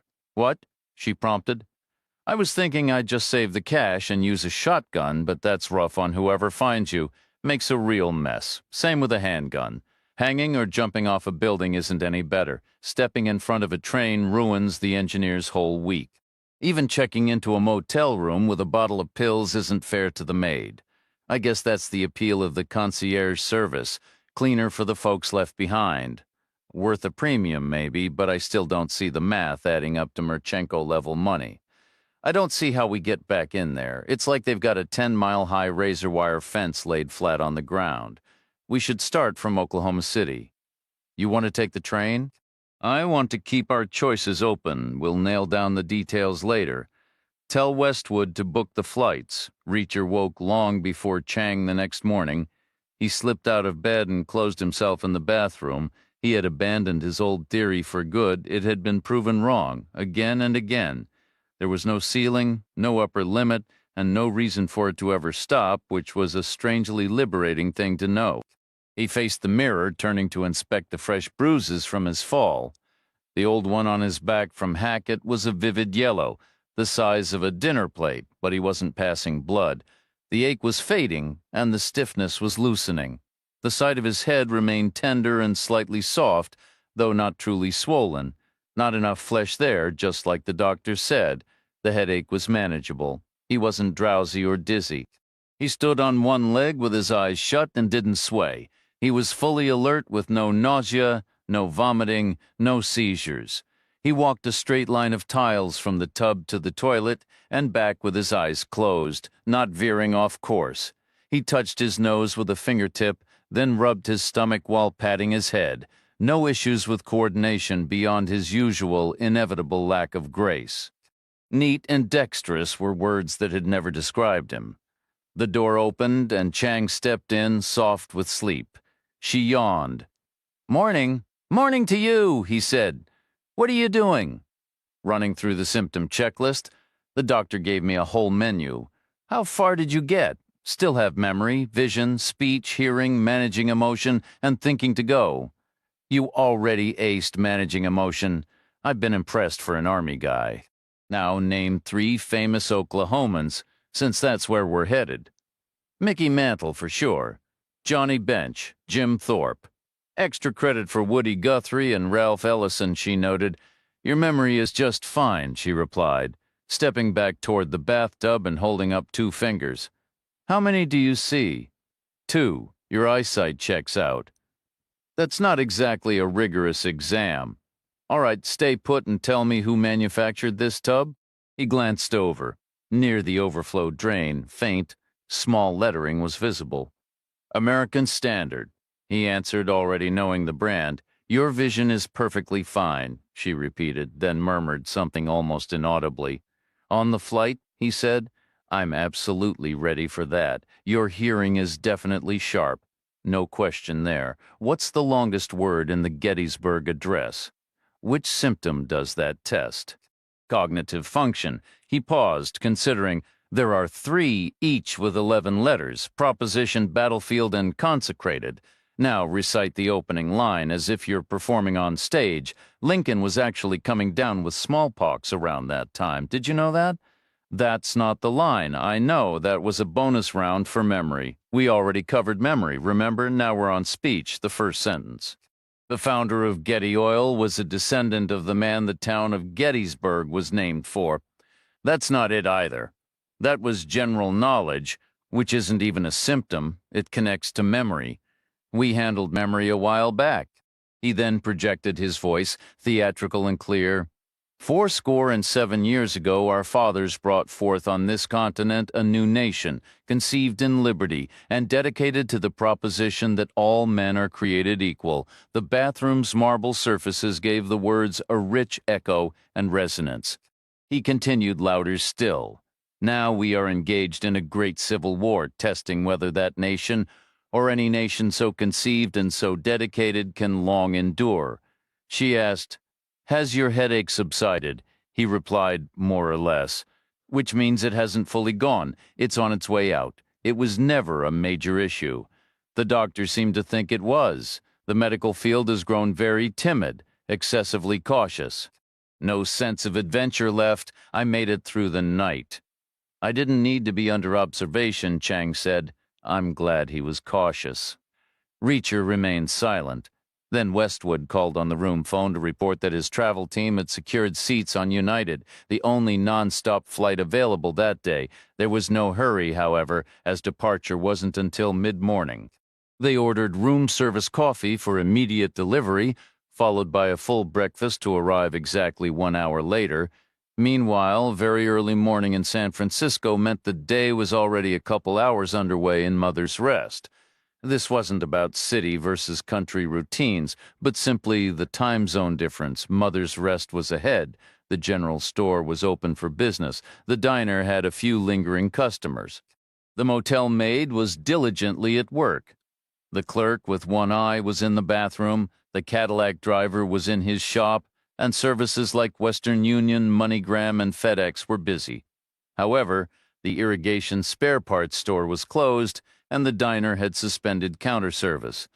Those 2 men were stationed on a metal catwalk atop what they called Elevator 3, the old concrete giant, the largest of its kind there. With binoculars in hand, they operated a simple system. 2 roads led into town, one from the east and one from the west, the latter following the old wagon train trail running almost directly beneath them. There were no roads from the north or south, only the railroad tracks. This setup heavily weighted the risk toward the roads. The men sat facing opposite directions, one watching west, the other east.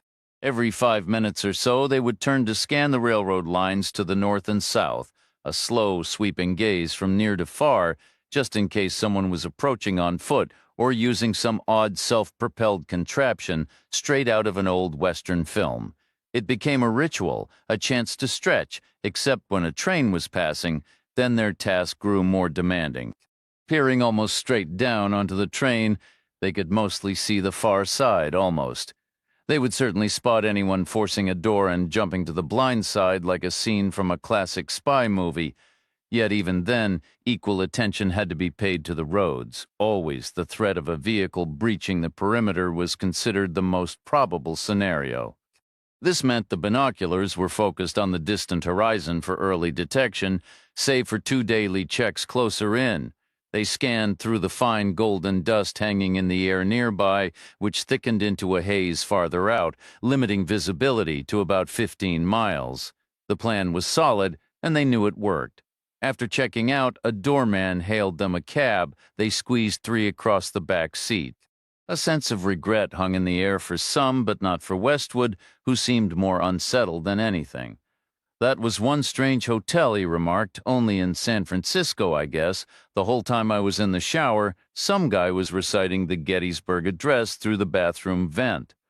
Chapter 49. The flight was uneventful, and the Oklahoma City hotel, booked by the LA Times, was a grand century-old building with 3 distinctive spires. It had acquired a faint mustiness over the decades, though a renovation about 10 years prior had given it a fresh lease on life. It was perfectly adequate, and most importantly for Reacher, it maintained a standard of service he appreciated. He turned to Chang. "Go have a word with the concierge. Tell him you like to explore a new city on foot to really get a feel for it, but naturally you're concerned about safety. Ask if there are any areas you should steer clear of." She returned 10 minutes later with a paper tourist map, the kind printed in bulk for convention attendees. The concierge had marked it up with a ballpoint pen, drawing a thick blue line to wall off certain inner-city neighborhoods, clear no-go zones. It reminded Reacher of a crude sketch of East Berlin from the Cold War. One quadrant was not only circled, but emphatically crossed out with an X, so forceful it had nearly torn the paper. "He told me not to go there day or night," Chang reported. "Sounds like my kind of place," Reacher said. "I'm coming with you. I was counting on it." They ate an early meal, a late afternoon affair that felt like a fancy brunch with simple ingredients dressed up. The coffee was excellent. Afterward, they waited an hour for the sun to dip below the horizon, ending the long plains day. Streetlights flickered on, followed by car headlights, and the murmur from the bars shifted from a daytime lull to an evening buzz. "Let's go," Reacher said. It was a long walk. The city planners had wisely kept the convention district insulated. The wilder parts of town were many blocks away. The character of the streets gradually changed as they walked. The brisk pace of workers heading home gave way to a stoop culture, with small groups lingering in doorways, not doing much of anything. Some storefronts were shuttered for the night, while others looked permanently boarded up. A few remained open, doing a steady trade in snacks, soda, and single cigarettes. "You doing okay?" Chang asked. "Just fine," Reacher replied. He navigated by instinct, looking for the kind of spot where people might congregate and cars could pause briefly. Vehicles lined the curbs and cruised slowly by tricked-out Japanese coupes, lowriders, and massive old sedans from Buick and Plymouth that rode like land yachts. Some were customized with wide mag wheels, chrome exhaust pipes, and glowing blue undercarriage lights. One car was lowered so drastically it sat nearly waist-high, its engine protruding through a hole in the hood like a miniature oil derrick, crowned by a huge 4-barrel carburetor and a giant chrome air filter level with the roof. Reacher stopped to stare. "I need to look at those satellite images again," he said. "Why?" Chang asked. "Something's off about them. What is it?" "I don't know. It's a feeling in the back of my mind, not a clear memory. I'm fine. You sure? Test me. Ask me a question. Teddy Roosevelt's vice president, Charles Fairbanks. I thought he was a movie actor. You're thinking of Douglas Fairbanks." They moved on, passing sagging wooden houses built close together. Their weedy front yards were enclosed by wire fences, some empty, some piled with trash, some holding chained dogs, and others littered with the bright abandoned toys of children. They discovered a slanting road that bridged the gap between 2 secondary thoroughfares. It was broad enough for 3 cars, but both sides were lined with parked vehicles. The street stretched long enough to allow for slowing, stopping, and accelerating again. Reacher observed, "This looks promising." There was activity on the stoops, concentrated mostly toward the middle of the block. Young boys, around 12, clustered in groups. their eyes darting left and right, watching for cars. Reacher suggested, "All right, this is where we act like we've just realized our mistake and make a quick exit." They reversed course and hurried back to the secondary road behind them. Taking a sharp right, they continued walking in roughly their original direction, now moving parallel to the street they had just left. They paused when they estimated they were aligned with the unseen group of kids who they assumed were gathered a long property length to their right, factoring in the depth of a backyard, a house, a front yard, and the sidewalk. Reacher calculated it was about 400 shadowy feet. He said, "Let's go see what's on offer." They selected a vacant house with a boarded front and a snapped chain on its gate. Moving with swift, purposeful confidence, they entered, slipped down the side of the structure, crossed its overgrown yard, and reached the back fence. This fence met at a sharp angle with the yard of a house on the diagonal street. It likely wasn't their exact target, but it was adjacent. Reacher pried a wire panel loose from its frame, and they slipped through, their pale faces briefly visible in the dusky yellow light. They crossed this new yard and peered through the gap between the house and its neighbor. They were one property off. All the action was happening one lot to the left, separated by a chain-link fence. Climbing it would mean metallic rattling and clinking. Chang was nimble, far more so than Reacher, who was built more for force than finesse. The yard they dropped into was neglected, a miniature wilderness of weeds and tall grass. The back of the house showed one lit window. Reacher advised, "Try to keep your right hand in your pocket when possible. Let them wonder if you're armed." "Does that actually work on occasion?" she asked. "Are they drug dealers?" He gave a single nod. "Like a fast food drive-through. They use kids to run the bags and cash to the cars. Young enough to avoid serious charges, though that part might be outdated, just an old myth, especially here. Oklahoma probably tries them as adults now." The irony of the situation wasn't lost on him. Here they were, two adults sneaking around while the system debated whether to treat children as criminals. The illuminated window was on the right, likely a living room. To the left was a dark window and a door, probably leading to a kitchen. They rustled through the knee-high weeds toward the door. Reacher tested the handle, locked. He sidestepped and peered through the grimy kitchen window into a dim space cluttered with trash and dirty dishes, pizza crusts, empty cans of Red Bull and beer. He took another step and pressed against the wall, angling a glance through the lit window. Two men were sprawled on separate sofas, engrossed in their phones, thumbs moving rapidly. Between them on a low table sat two black nylon duffel bags, the cheap kind sold in discount stores. On one bag rested a bulk pack of rubber bands, on the other lay an Uzi submachine gun. Reacher crept back to Chang at the kitchen door and whispered, "We need to find something heavy. For the window?" He nodded. "What about that?" He followed her gaze to a small concrete patio.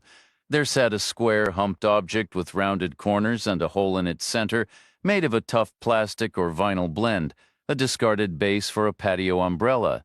He murmured, "Think you can toss that?" "Absolutely," she replied. A grin spread across his face. "Definitely not some fragile, delicate thing," he said, "right after I break the door down." She lifted it. He took his stance. He whispered, "Ready?" She gave a nod. One stride, two, three, and he drove his heel into the lock, the door exploding inward. As he stumbled through the opening, he heard the living room window shatter and the heavy umbrella stand slam against the floorboards. He moved swiftly through the kitchen into the living room. The man on the left was still clutching his phone, frozen. The man on the right had his hand darting toward the Uzi, but his motion jerked to a halt as his shoulders hunched, and he flinched, a startled reaction to the deafening crash behind him, the spray of glass across his head and neck, and the sight of a large, heavy object from the yard whipping past his eyes. Also sailing into his view was Reacher's right boot, which connected solidly with the side of his face, dropping him to the floor like a discarded trench coat. That was effectively the end of it. From there, Reacher simply had to snatch up the Uzi, flick the selector to automatic, secure the grip safety, and point the barrel at the left-hand man's chest. "Don't move," Reacher said, and the man obeyed. The hallway was silent. A summer evening, warm and thick. Everyone outside enjoying the street. The man asked, "What's this about?" Reacher said. "This is where we relieve you of your guns and your cash." The man's eyes flicked involuntarily toward the bag topped with rubber bands. Chang moved in behind them, her hand in her pocket. Reacher said, "Search them." She did quickly and meticulously, Quantico training evident. From both men, she retrieved only a car key and 2 handguns, a Glock 17 and a Beretta 92, both 9mm, matching the Uzi.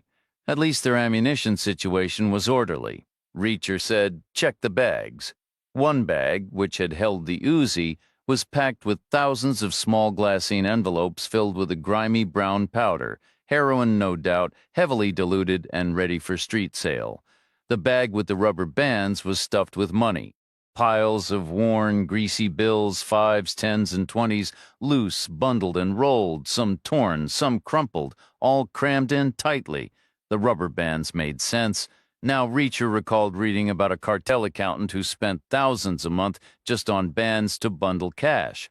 He asked, "Where's the Audi?" The guy said, "Out front. Good luck with it." "You're coming with us. You'll carry the bags." "Like hell I am."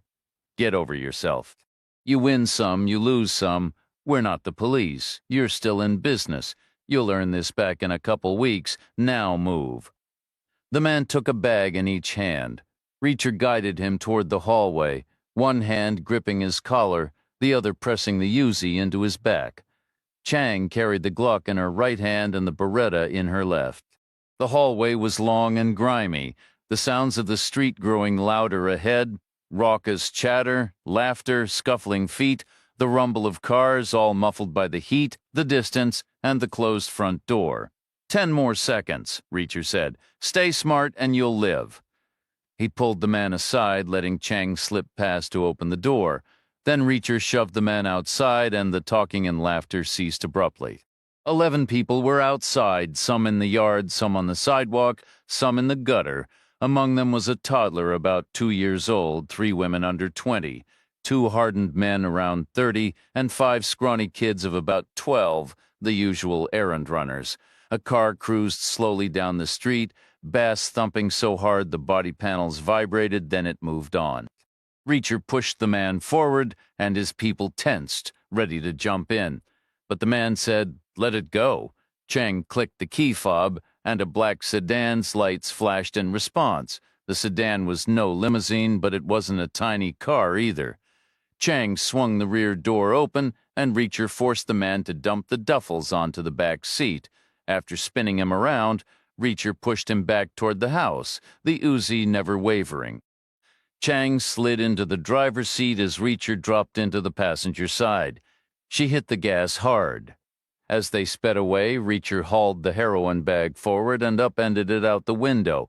A blizzard of tiny glassine packets erupted into the air, glinting dully in the light like a swarm of expired insects caught in the vortex of their escape. People spilled into the street, scrambling and diving for the scattered packets, some even sprinting after the car in a frantic, chaotic ballet. The men from the house were there too, shouting and waving their arms, utterly failing to restore any semblance of order as their product was snatched up by the crowd. That was the last glimpse Reacher got before Chang wrenched the wheel into a sharp left turn at the end of the diagonal street, leaving the chaotic scene behind for good. 4 blocks from their hotel, they abandoned the Audi in a multi-level parking garage, leaving the doors unlocked and the key in the ignition. They zipped the weapons inside the bag of cash and carried it back to Westwood's room. There they indulged in a bit of theatrical flair, unveiling their prizes one by one like a magician's act. First came the Beretta, then the Glock, followed by the Uzi, each met with appreciative nods. Finally, they let the bag fall open, spilling a cascade of cash across the bedspread. Westwood stared, then quipped, "I think I'm reconsidering my stance on the philosophy section." While Westwood and Chang began counting the money, Reacher inspected the firearms. Each was fully loaded with a round chambered, totaling 67 interchangeable rounds. The Uzi was in solid shape. Most of them were. It was a straightforward tool built for the gritty reality of combat, not some idealized version of it, a quality some would also attribute to the Kalashnikov. The handguns were another story. The Beretta, in particular, was a precision instrument. Exquisitely engineered and incredibly tough, it still demanded a bare minimum of care, something dope dealers in Reacher's extensive experience rarely provided. Their money spent just fine, but their weapons had a nasty habit of failing. It was a simple fact of life, born from neglect. Both the Glock and the Beretta felt dry and gritty to the touch. They were durable machines and probably functional, but probably wasn't a word that belonged anywhere near the reason you picked up a gun in the first place. It was a philosophical loop. If you couldn't trust a weapon, was it even a weapon at all? Reacher, look at this, Chang said, pulling him from his thoughts. He looked initial appearances had been misleading. The greasy fives, the bricks of tens, and the loose rolls of 20s were genuine, but they were merely a facade. They were a last-minute addition, a thin top layer concealing the real treasure beneath, tight, official bank-banded bricks of $100 bills. Each brick was fresh, crisp, and fragrantly new. 100 bills per brick meant $10,000 each, and there were a lot of bricks. How much? He asked. More than $230,000, she replied. Reacher fell silent for a long moment. Then he said, "Can I see the satellite images of that farm again?" Westwood's laptop was already on, and the picture was still in his browser history. Despite his grumbling about the slow hotel Wi-Fi, the image loaded in seconds. Reacher studied it. Once again he saw the farmhouse sitting like an island in a vast golden sea of wheat. The details were all there: fences, packed dirt yards, hogs and chickens roaming, vegetable plots, the main house, and 6 outbuildings. Parked cars, satellite dishes, a generator shed. Faint lines showed where power cables looped between buildings and a phone line approached on poles. The wellhead cast its distinct shadow. It was better than any blueprint. This was the unvarnished, lived-in reality, not just a plan on paper. A sudden, unbidden memory surfaced, a similar farmhouse from years ago where a simple misunderstanding over a borrowed truck had escalated into a 3-day standoff. The tension had been so thick you could taste it, a metallic fear in the air that made every decision feel monumental. It was a reminder that places which looked simple on the surface often held the most complicated stories. He mimicked the gestures he had observed, sliding 2 fingers across the touchpad to navigate the image, then spreading them apart to zoom in. He began with the parked vehicles, imagining one in motion. He traced a path out of the farmyard onto a dirt road heading east toward the railroad tracks, then turning north along the edge of a vast field. This field stretched uninterrupted for over 10 miles before the road curved west at its far boundary, then turned north once more, eventually feeding into Mother's Rest as a narrow, almost forgotten access lane. It met the wide plaza at a dead end, that same plaza which later led to the grain elevators. Essentially, it was a private driveway 20 miles long, leading nowhere else. He retraced the virtual journey in reverse, all 20 miles back to the farm, and parked the imaginary car where he had begun. He zoomed out until the farm dominated the screen from edge to edge. Closest to the railroad sat the hog enclosure. It featured a large wooden shelter and a fenced area about 6 times its size. The ground churned into a muddy, pockmarked mess by heavy animal traffic. A barn, slightly larger than the hog shelter, stood nearby. Neither structure showed any signs of electrical power. The generator shed was easy to identify, with an intake snorkel through the wall and a top-hat exhaust vent on the roof. Diesel for an operation of that scale.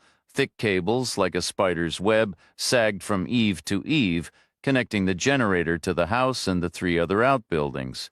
"Let's assume the largest structure is the main house," he said, "the one with the cars and the satellite dishes. But which building is the so-called suicide suite?" The others crouched beside him, shoulders nearly touching. Westwood offered, "The suicide suite is likely the next largest. It would need space for a bedroom, a living area, bathrooms, that sort of thing. Complete with power for climate control, soft lighting, maybe even background music. All the creature comforts." He pointed at the screen. "That one? Almost certainly. Then where's the small block Chevy V8? In one of the remaining outbuildings, somewhere remote and soundproofed." He gave a slow nod. "I remember seeing something similar in West Texas once, where they used old car engines to drive irrigation pumps." This was back when gasoline was practically cheaper than water.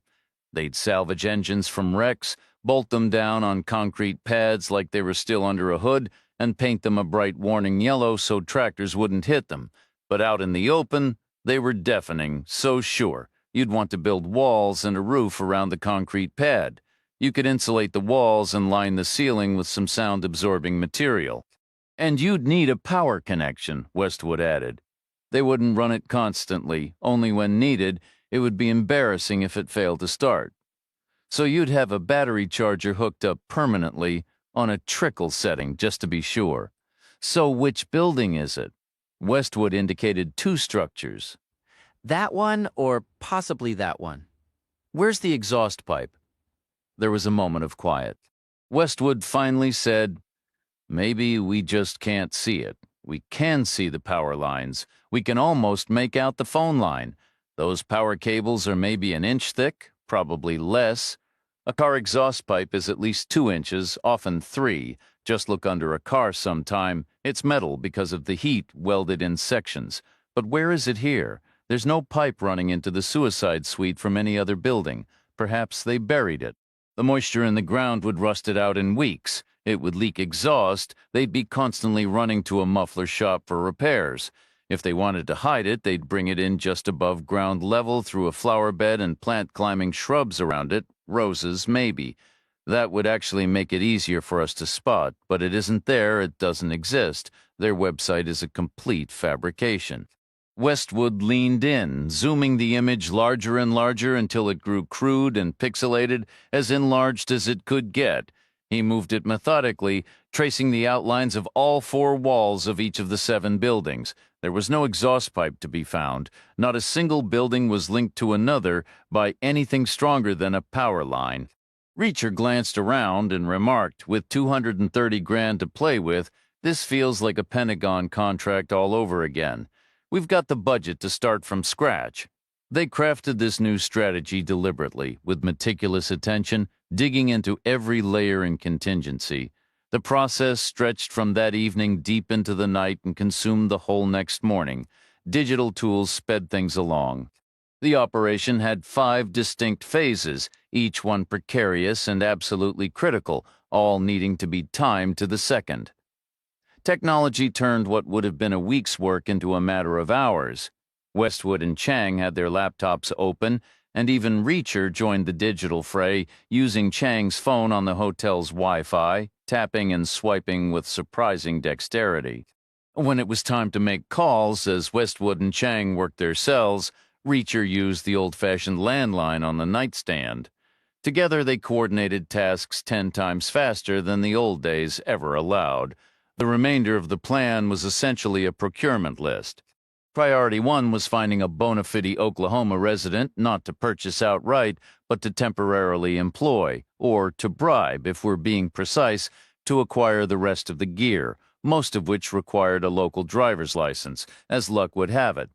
The hotel concierge offered his services. He fancied himself a worldly problem solver and was clearly tempted by the generous fee.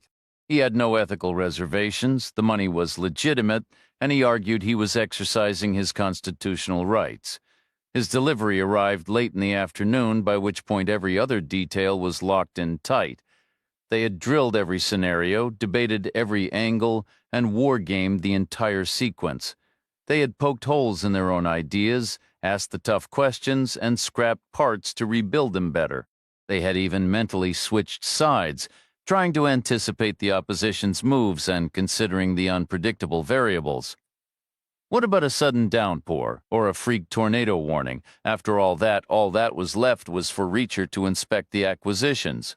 There were 3 primary items. They had resisted the urge to go overboard, like kids unleashed in a toy store.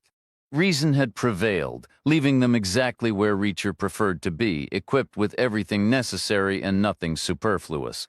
All 3 were Heckler & Koch models, a compact P7 pistol for Westwood, similar to Hackett's secondary weapon, a simple point-and-shoot 9mm, smaller than standard, destined for his hiking boot and a provided ankle holster.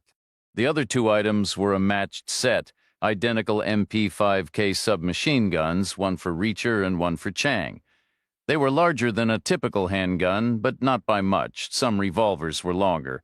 They featured pistol grips and chunky forward grips with a sleek, almost futuristic design adored by SWAT units and counter-terror teams globally. They could fire single shots or switch to full auto, capable of spitting out up to 900 rounds a minute, a staggering 15 bullets every second. Consequently, the rest of the delivery was ammunition, all 9mm parabellum usable in all three firearms, but already loaded into 4 P7 magazines and 24 MP5 magazines. Carrying more would have been impractical.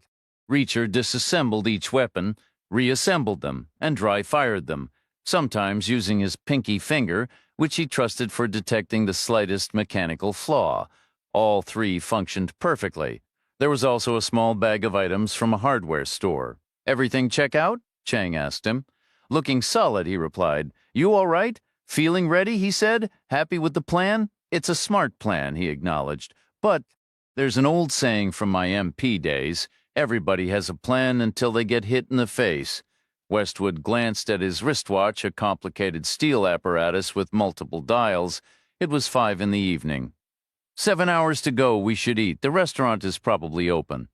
"You go ahead," Reacher said. "We'll order room service. We'll knock on your door when it's time to move."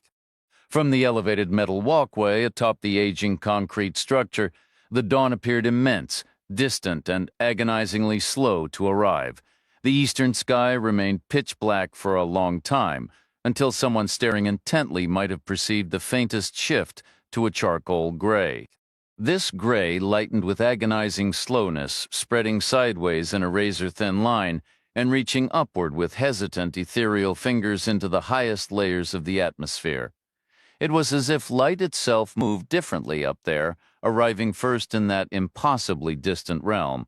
To those straining eyes, the very edge of the world began to materialize, outlined in the subtlest gradation of gray. So dim it was almost a trick of hope and imagination. Then delicate fingers of pale gold began testing the gray, shifting and wavering, as if making a decision. They spread, igniting a distant, thin layer, one tiny particle at a time, gradually turning it luminous and warm-tinted, like the glass of a vast, gentle bowl. This wan light grew stronger by the minute, until it washed the entire sky in a pale, shadowless gold. Warmer streaks soon bloomed along the horizon, and finally the sun heaved itself up, unstoppable, for one brilliant second, as red and fierce as a sunset before settling into a hot yellow blaze. It threw immediate, impossibly long shadows that stretched for miles. The sky transformed from pale gold to a clean, pale blue layer by layer, making the world above seem newly deep and infinite. The night's dew had settled the dust, leaving the air crystal clear until it dried. The view in every direction was pure and sharp. On the walkway stood the Cadillac driver with the Moynihan who'd been pistol-whipped and disarmed. The injured man was still unsteady, but the schedule waited for no one. He wore an old leather football helmet as a makeshift splint for his cheekbone. The Cadillac driver faced west, the new sun weak on his neck, while Moynihan squinted east against the glare, watching the road. He had seen no headlights all night, no movement at all, just the endless wheat and the curve of the earth. The scene was identical to the west, road, wheat, horizon, and utter stillness. It was the third morning, and so far completely uneventful. Down in the plaza far below, early risers moved toward breakfast like tiny ants, toy-like trucks parked, doors slammed shut, and the distant, muffled calls of good morning drifted up, softened by the sheer vertical distance. After 20 minutes, the sun had fully cleared the horizon and was already arcing south of east, beginning its daily journey. Dawn had firmly become day. The sky brightened to a uniform, cloudless blue. New warmth stirred the air, and the wheat fields below whispered and shifted as if waking up. From the top of elevator 3 to the horizon was 15 miles, a fact of elevation, geometry, and the relentless flatness of the land. This meant the men on the walkway floated at the exact center of a 30-mile circle, the entire visible world laid out beneath their feet. It was a golden disk under a high blue bowl, perfectly bisected top to bottom by the railroad and side to side by the road. From this height, both looked like narrow, ruler-straight pencil lines crowded by the sea of wheat. They met at the railroad crossing directly below, the center of the disk, the center of their world. The Cadillac driver sat with his knees drawn up to steady his binoculars, his gaze fixed on the far western end of the road. If anything was coming, he wanted the longest possible warning. Moynihan, his right hand shielding his eyes from the sun, held his binoculars shakily with his left. The helmet made it awkward. His method was a careful back-and-forth scan from near to far. He was determined not to miss a thing, his earlier bravado now replaced by a grim, focused patience. The quiet was almost worse than action, stretching the nerves thin. Somewhere in the distance, a lone hawk began a slow, circling climb, the only other movement in the vast waiting landscape. The walkie-talkie crackled to life. Moynihan lowered his binoculars and snatched it up, answering with a curt, "Go ahead." The voice of the man in jeans, the one with the wild hair, came through. "You two need to hold position until the morning train passes. Your relief is running behind." Moynihan glanced at the Cadillac driver, who just gave a weary shrug. This was the third dawn. The initial adrenaline had long since faded into a dull, watchful routine. "Copy that," Moynihan replied. He set the radio down, checked his watch, and muttered. 20 minutes out, scooping his binoculars back up, he raised a hand to block the low sun. "Got a visual," he announced. The Cadillac driver took a final, fruitless scan of the empty western expanse before turning. He shielded his own eyes, his grip firming to steady the shaking lenses. The eastern horizon was a blinding strip, the sun still low enough to make the air above the asphalt shimmer and dance, a distortion magnified tenfold by the powerful optics. There was a small, blocky shape on the road, seeming to wobble in place without advancing. An illusion of the heat and the magnification. It was a truck, probably doing 45, mostly white, headed right for them. "Keep watching it," the Cadillac driver said. "Make sure it's alone." He pivoted back to the west, bracing his elbows on his knees for a steadier view. A moment later, he exhaled sharply. "Well, hell, I've got something too." "What is it?" Moynihan asked. Best guess from this distance was a red car. A mere speck, with the rising sun glinting off its windshield like a mocking wink. Maybe 15 miles out. Same frustrating optical effect, it seemed to jiggle on the spot without getting any closer. "How's your guy doing?" the Cadillac driver asked. "Still coming. Any company. Can't tell yet. Could be a whole parade." Same here. They watched in silence. Distant vehicles on a ruler-straight road viewed head-on through lenses that magnified but flattened everything. Shimmering air, that urgent side-to-side rocking with no perceived progress, faint plumes of dust. Moynihan grabbed the walkie-talkie. After a quick exchange, he reported, "We have inbound traffic east and west. Moderate speeds. Estimated arrival coincides with the morning train." The man with the hair responded instantly. "This is the play. No doubt about it.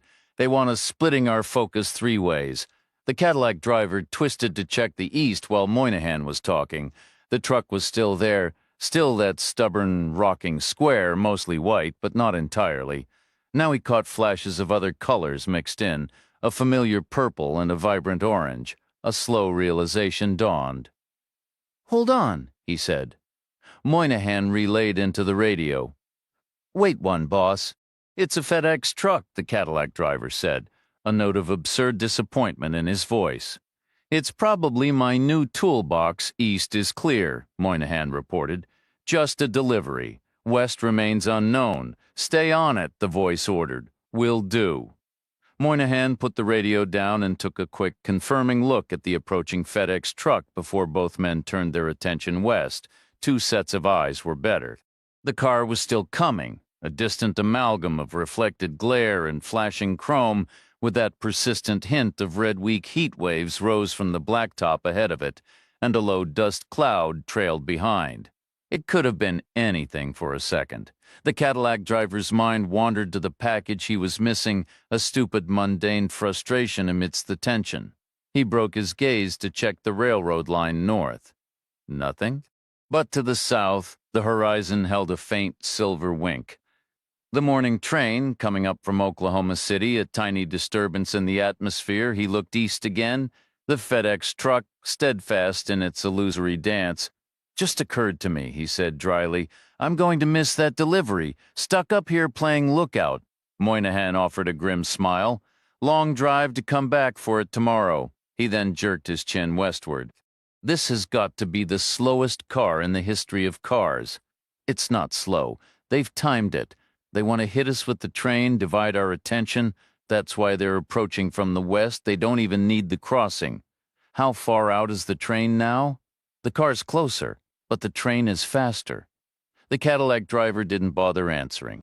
It was like one of those pointless hypothetical word problems from high school math, utterly detached from the slow-burning reality on the ground.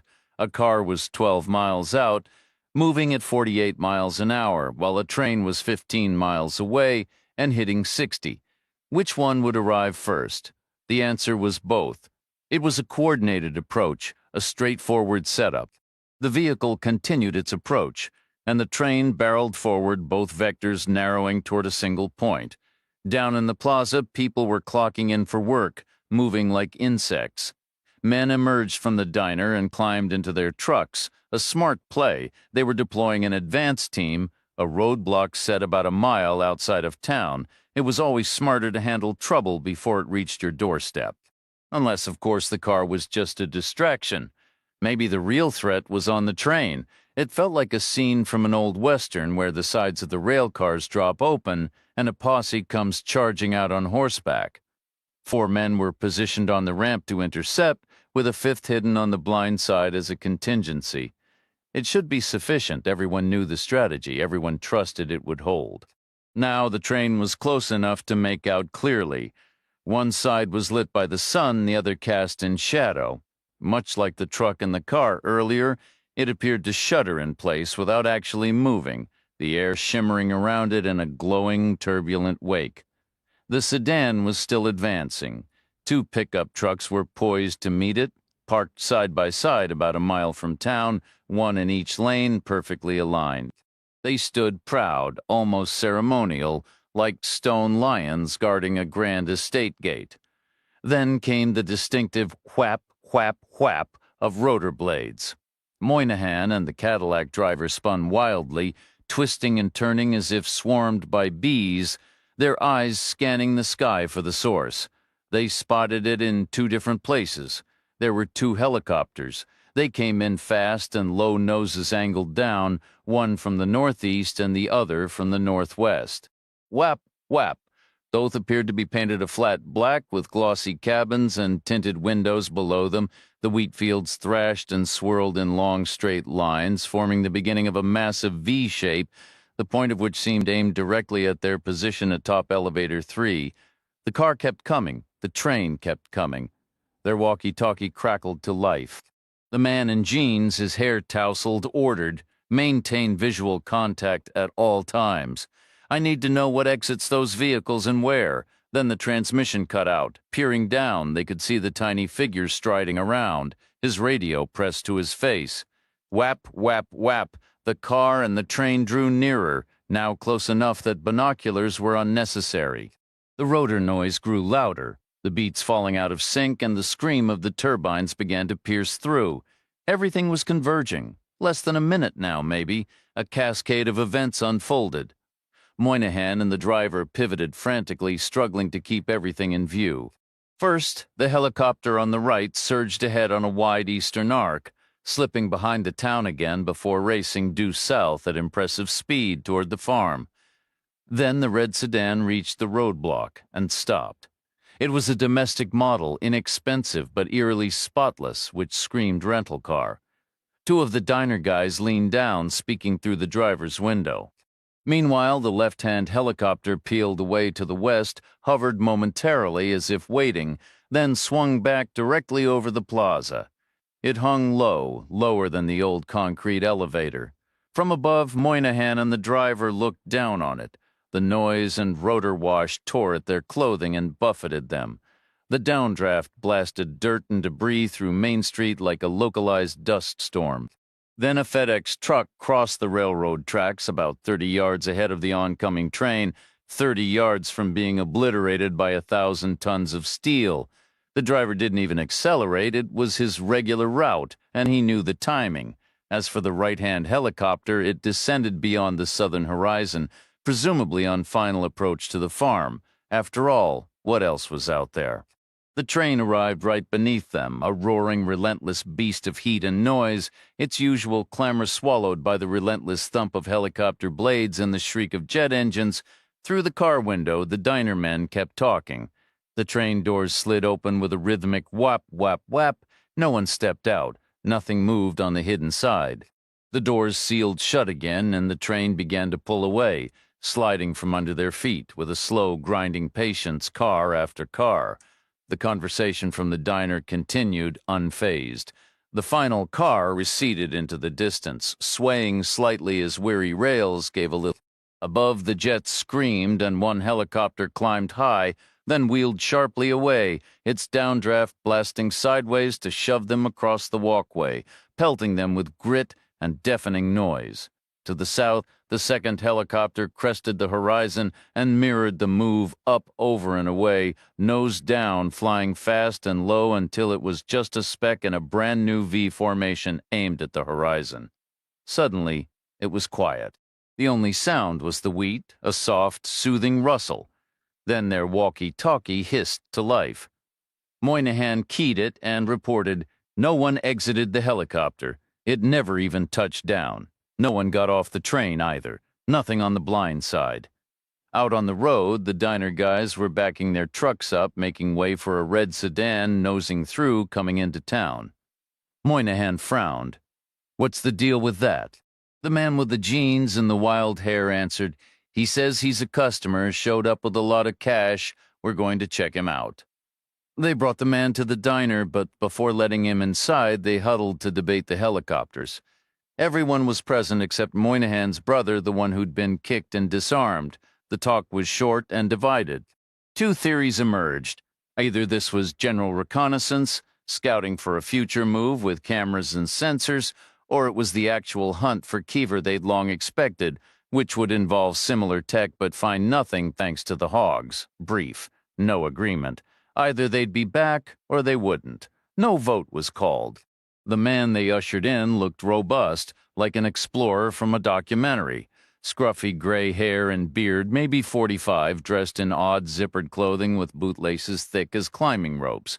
He introduced himself as Torrance, said he'd destroyed his ID. Not just for insurance, though his policy had certain clauses.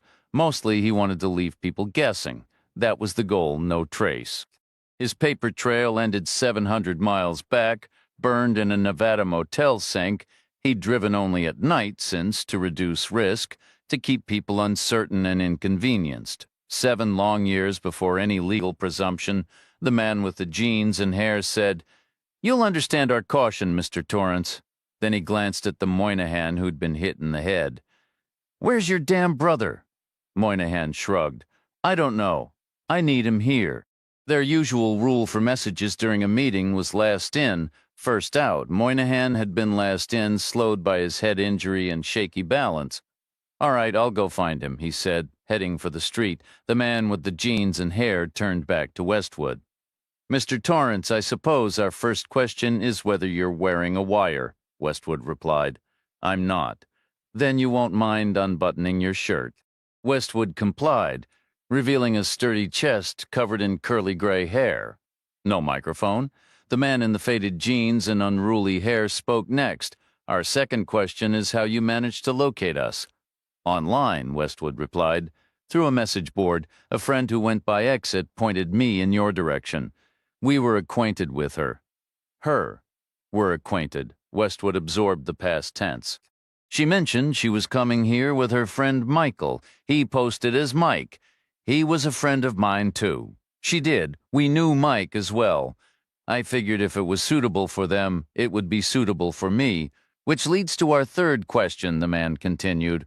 "What were your plans for that rental car? It's a blazing red paper trail sitting right outside." "I was hoping," Westwood said, "that for an additional fee, one of you could dispose of it. Take it all the way to Wichita or maybe Amarillo. It would be stolen in no time. Such an arrangement is possible, and if it ever turned up in some rough neighborhood or elsewhere, it would only deepen the mystery or make authorities lean toward a homicide. That was my thinking. As you're aware, we provide end-of-life options. And option means precisely that. We don't judge. We don't demand reasons. We don't offer counseling, and we don't attempt to change your mind. But your arrival has been unconventional. So we feel compelled to ask why, as an exception. Westwood's voice was flat. I'm finished.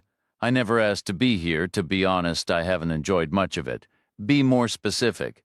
I owe a significant amount of money. I can't pay it back. I can't face what comes next. Gambling debts? Worse? The government? I made some serious errors. The man in the jeans glanced at the others, gathered there, all present except for the Moynihan brothers. 5 men. They shifted their feet, exchanged thoughtful, grim looks, and offered vague nods of agreement. The man turned back to Westwood. I believe we can assist you, Mr. Torrance. But I'm afraid it will require the entirety of what you brought with you, Westwood said. I want the gasoline engine. That's my chosen method. It's a popular selection. Is it leaded gasoline? It runs on unleaded now. Special cylinder heads.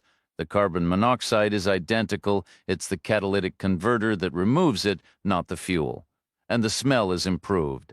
The benzene gives it an almost sweet note. It's considered a peaceful way. What do others usually choose? Most opt for a combination.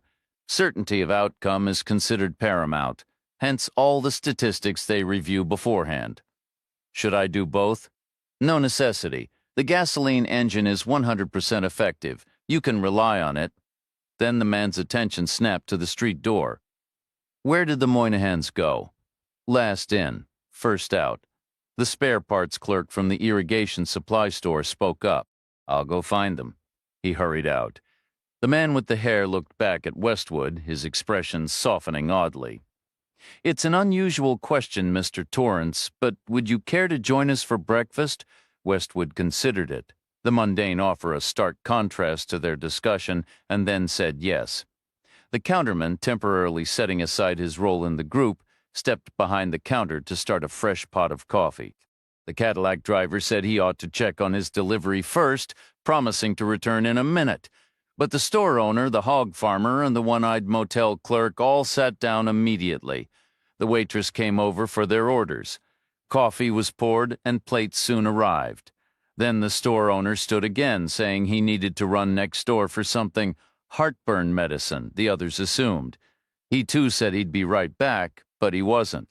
Neither was the Cadillac driver, or the Moynihans, or the man who had gone to look for them. The man with the jeans stared at the door, a line of tension forming in his shoulders. What in hell is happening? People keep walking out and not returning. He stood and moved to the window. There was nothing outside. Absolute stillness, no traffic, no pedestrians, nothing moved under the hot sun on the empty streets. The air itself felt dead. We have a problem, he said, his voice low and urgent. Out the back now, Mr. Torrance. You'll have to excuse us. We'll return for you later. And then he was running.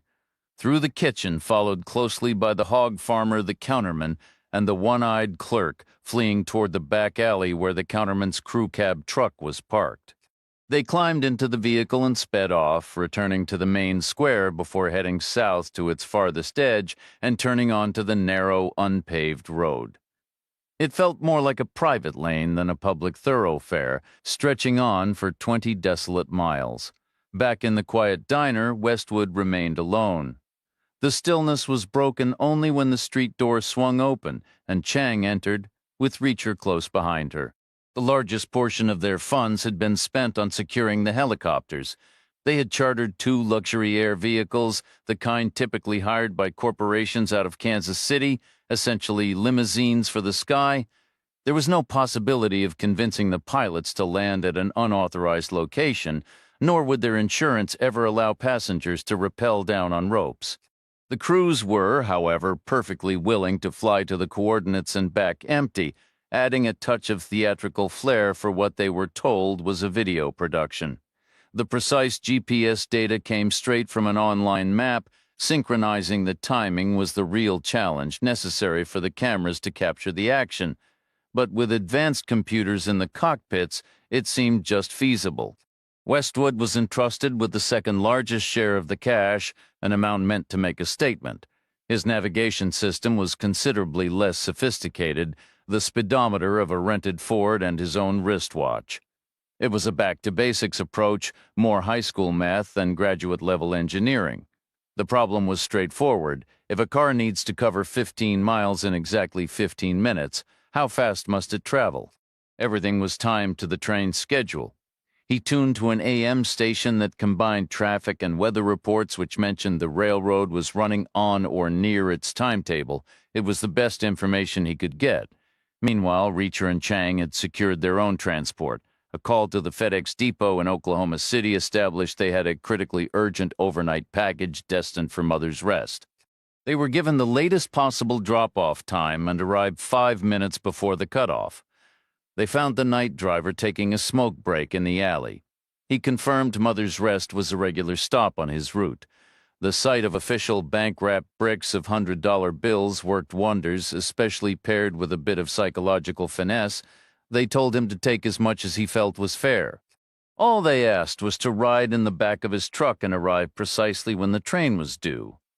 The driver assured them it was no problem. He could do the run with his eyes closed. It was so familiar. He even suggested they ride up front initially and then move to the rear as they neared their destination, hopping out unnoticed behind the store owned by the Cadillac driver amid the planned chaos of helicopters, train arrival, and Westwood's diversion. The timing, as it turned out, worked perfectly. There was certainly no shortage of mayhem, that much was undeniable. An unexpected bonus was finding the store empty, a short-term advantage that became a longer-term complication, adding one more item to the list of issues to resolve later. Their next phase began with the Moynihan whom Reacher had kicked in the groin. They spotted him limping down a side street, apparently heading toward the diner, the store, or possibly the motel. He was subdued without much struggle, secured tightly with 5 heavy-duty cable ties from the hardware store, gagged with a rag from the same place, and deposited in the vacant CPA's office next to the FedEx location, a door that hadn't been fitted with a substantial lock. Soon after, another man appeared, presumably a brother or cousin, sporting an absurd leather hat and searching for something. He met the same fate just as easily: 5 cable ties, a gag, and a spot on the CPA's floor beside his relative. Next was the spare parts clerk from the irrigation supply store, who came looking for the first 2. This time there was no casual chat about football, just the swift application of restraints and another rag before he joined the others on the floor. The ordinary townspeople wisely kept their distance, staying indoors, as if guided by some primal instinct. The sight of the submachine guns likely contributed. They looked foreign and menacing, like props from an action film. There was nothing to do but stay hidden. The 911 service was effectively out of order. The police were far away, and besides, it was sweltering outside, much more comfortable indoors with the air conditioning running. The Cadillac driver walked right into the trap, still under the illusion that his store was his own. He quickly joined the growing collection on the floor. They had to venture a bit farther to locate the dry goods store owner, catching him as he exited the rear of his building clutching a small bottle of stomach remedy. He, too, was restrained and gagged. Their impromptu roundup finally halted when the crew cab pickup truck roared away from behind the diner, leaving a sudden quiet in its wake. Westwood was left behind on his own. Someone had mentioned. They went along with the gasoline engine idea. Reacher gave a slow nod. They'll stick with the con until the very end, whatever it involves. I'm guessing the farm is their destination? Where else would they go? Are we prepared? We've done all we can. I'll get us there. I know you will. And that's where you plan to leave me behind, isn't it? Chang replied. We aren't leaving you behind unless that's what you want. It's not, Reacher said. I'd prefer to send you ahead instead of me. You're an adult. What happens to you isn't my concern. Come along if you wish. Stick with us the whole way, but stay on my left side. Why the left? I'm right-handed. I need my dominant side free. Understood? Let's move. Under ordinary circumstances, this would have been considered a test drive. a potential buyer taking an unfamiliar piece of machinery for a short, experimental spin, except Reacher was no potential buyer. He almost never bought anything that wasn't meant to be used up, and farm equipment was definitely not on his list. The salesman understood that, and Reacher wasn't the one driving it anyway because he didn't know how. He solved the first issue with the submachine gun and the second with Westwood, who had picked up the skill years ago when, as a science editor, he got roped into judging school projects. That sometimes led to getting his hands dirty with community volunteer work, which often meant dealing with literal manure, and machinery was always the best way to handle that. It was a New Holland backhoe, borrowed from the farm equipment dealer north of the old wagon trail. This wasn't a test drive so much as an impromptu loan, minus any actual courtesy. Reacher had no plans to keep it. On the back, it had a narrow digging arm with two sharp teeth, perfect for trenching. Up front, the bucket was wide and tall, but surprisingly shallow, more like a bulldozer blade. It was clearly a versatile machine, built to have all sorts of attachments bolted on. It was brand new, gleaming with fresh paint, and spotlessly clean, carrying that distinct new equipment smell. The cab was just wide enough to squeeze in 3 people, though there was only 1 seat. Westwood had to take it because he was driving. The space was crowded with levers and pedals. Chang was wedged in sideways on Westwood's left, and Reacher was crammed in on his right. The engine roared. This thing was built for tough, short-distance work, hauling between a hole and a pile, but it had road gears too. Westwood had it up to about 30 miles an hour by the time they cleared the plaza. Instead of turning onto the private drive, he aimed straight into the wheat field. The front bucket was raised a couple of feet off the ground, its bottom edge jutting forward like a metal jaw. It smashed the wheat down like a blunt scythe, churning up thick golden clouds of dust and plant fragments that swirled around them like a continuous linear explosion. Stalky debris thrashed against the undercarriage, and along the edges of the path they carved, the wheat swayed back in waves, brushing against the windows. The land looked flat from a distance, but where the tires met the dirt, it was uneven and lumpy. The backhoe pitched forward and back like a boat on rough water, bouncing on its soft tires, which bulged and struggled over every bump. Westwood was jolted up and down in his seat. Reacher and Chang clung on sideways like subway passengers on a train gone wild. The metal jaw hammered onward. Dust and fragments howled around them. 30 miles an hour, 20 miles to go, an elementary calculation, 40 minutes. But this was better than taking the private driveway. That route could be mined, or at least spiked with traps. And it definitely involved a straight 10-mile approach to a sharp right-angle corner, a spot where any sensible defender would set up a heavy machine gun. Arriving by car on that dirt road would be like charging up a motel staircase 2 steps at a time. They could pick you off like squirrels, better to have some room to maneuver. That meant they needed an off-road vehicle. That meant a battering ram. That explained the front bucket. It was bulletproof, too, about the size of a twin mattress. Heavy steel, built to shove through jagged rock, a narrow strip of visibility ran along the top, enough for what they needed, at least for the wheat. So far, so good the plan was holding, except for one small, unintended side effect. All the jarring and slamming was bringing Reacher's headache back with a vengeance. For most of the approach, the farm was hidden behind the wheat, so they navigated by the sun. It wasn't precise, but it was close enough. The first visual contact came about a quarter mile from their target, right on schedule, a house and 6 outbuildings, fences and packed dirt, a phone line on poles.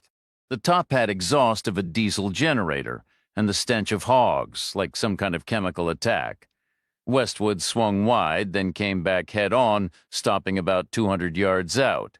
The engine dropped to an idle, the last bits of wheat settled quiet. Utterly alone, Reacher felt like a predator overlooking a water hole, then the water hole started shooting back. 3 weapons opened up, long guns all the same. A distinctive, flat, solid bark, followed by the crack of fast bullets in the air. NATO rounds from M16s if Reacher were a betting man. All of them missing so far, understandable. It was a deceptive shot.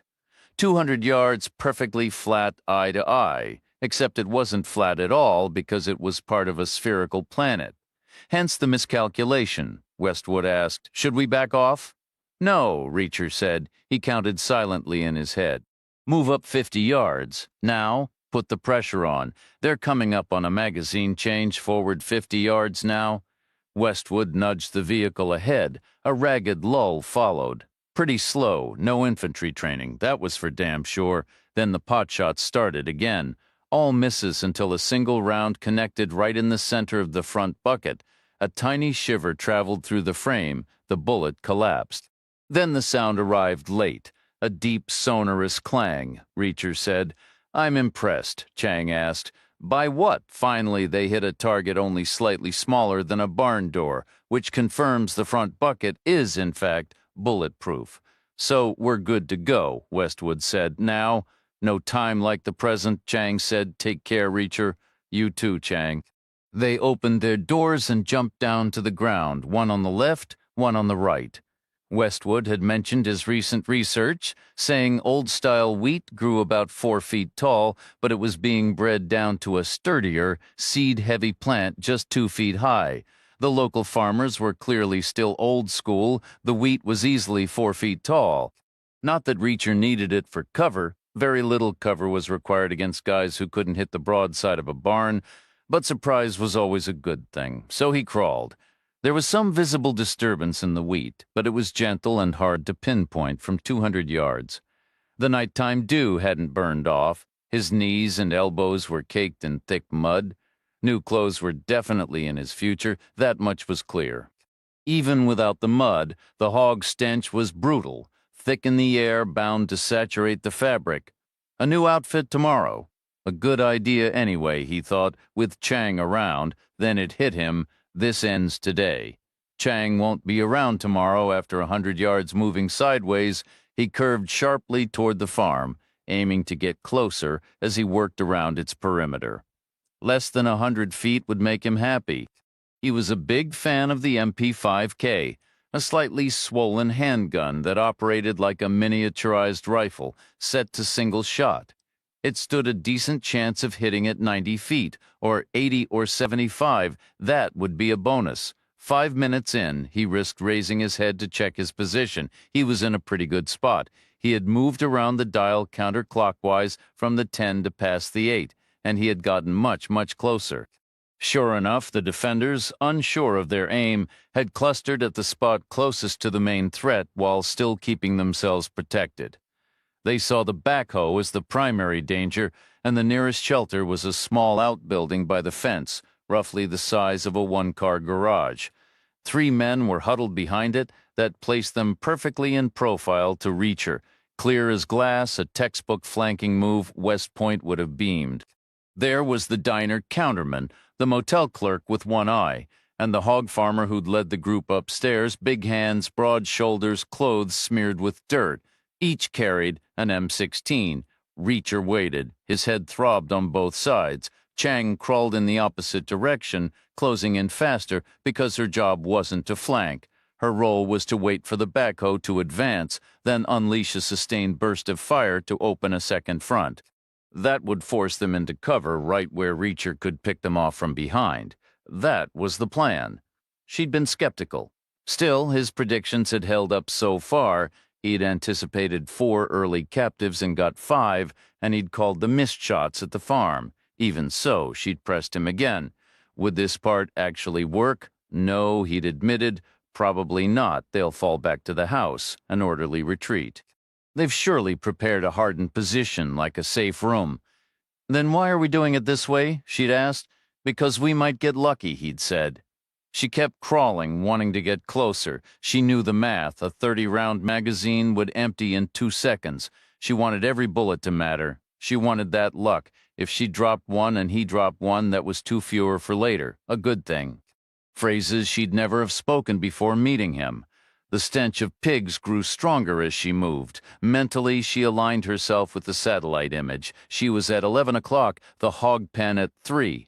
The smell told her 2 things. This was no genteel retreat. That was impossible. Some people wouldn't get within 100 yards without gagging, and Keever was buried there. She knew it.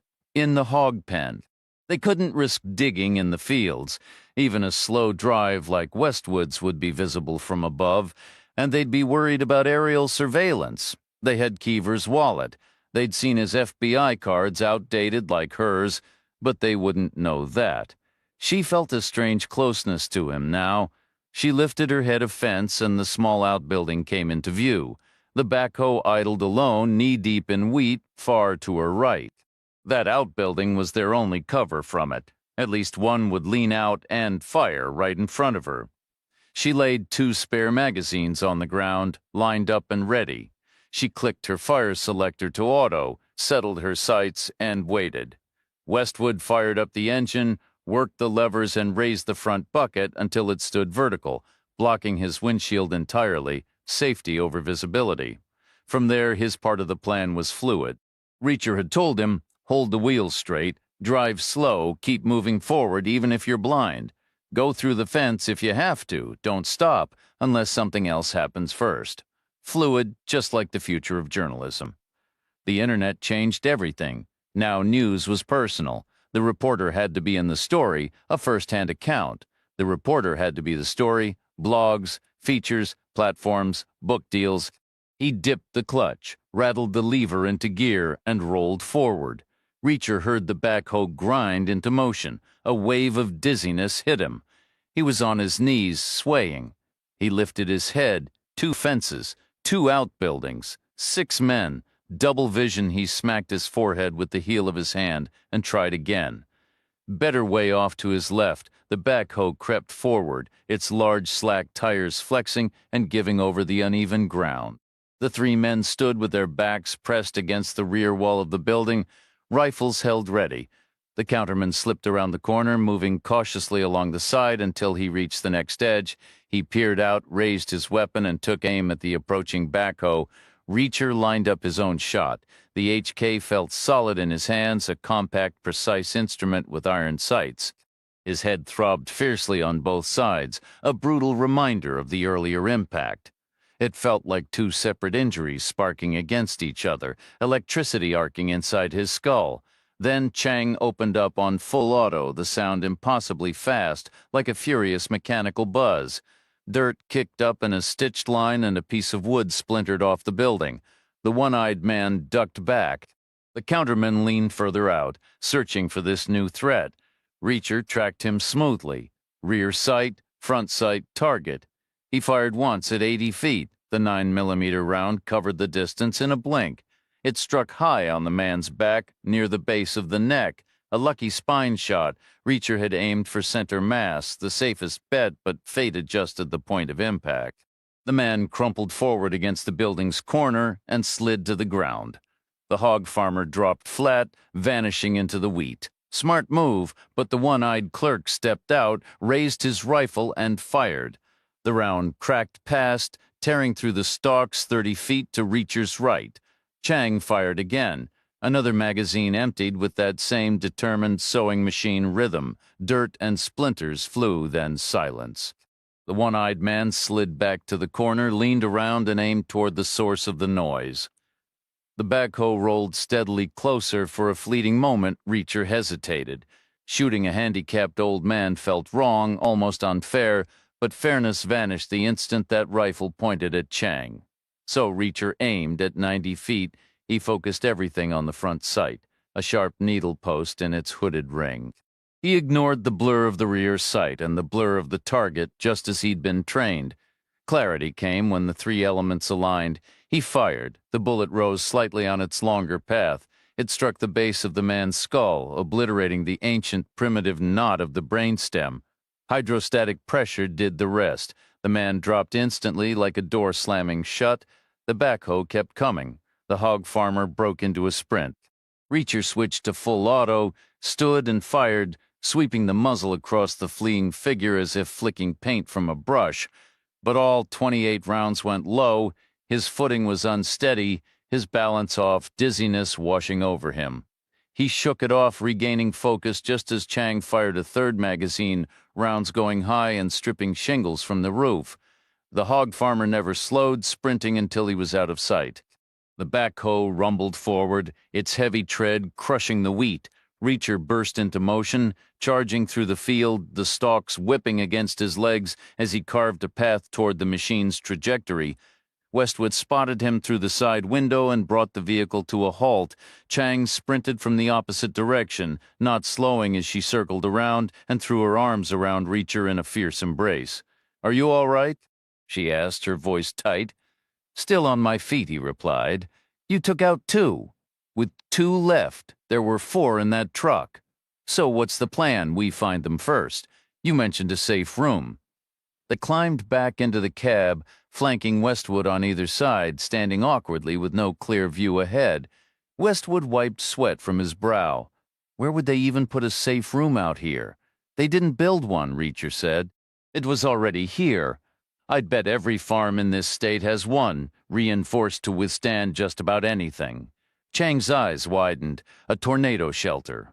Exactly, under the house, and it'll have a backup exit somewhere else, in case the main house collapses on the trapdoor. Every proper basement has one. These guys definitely do. They'd want the flexibility, probably a tunnel leading to a separate location with a hidden hatch.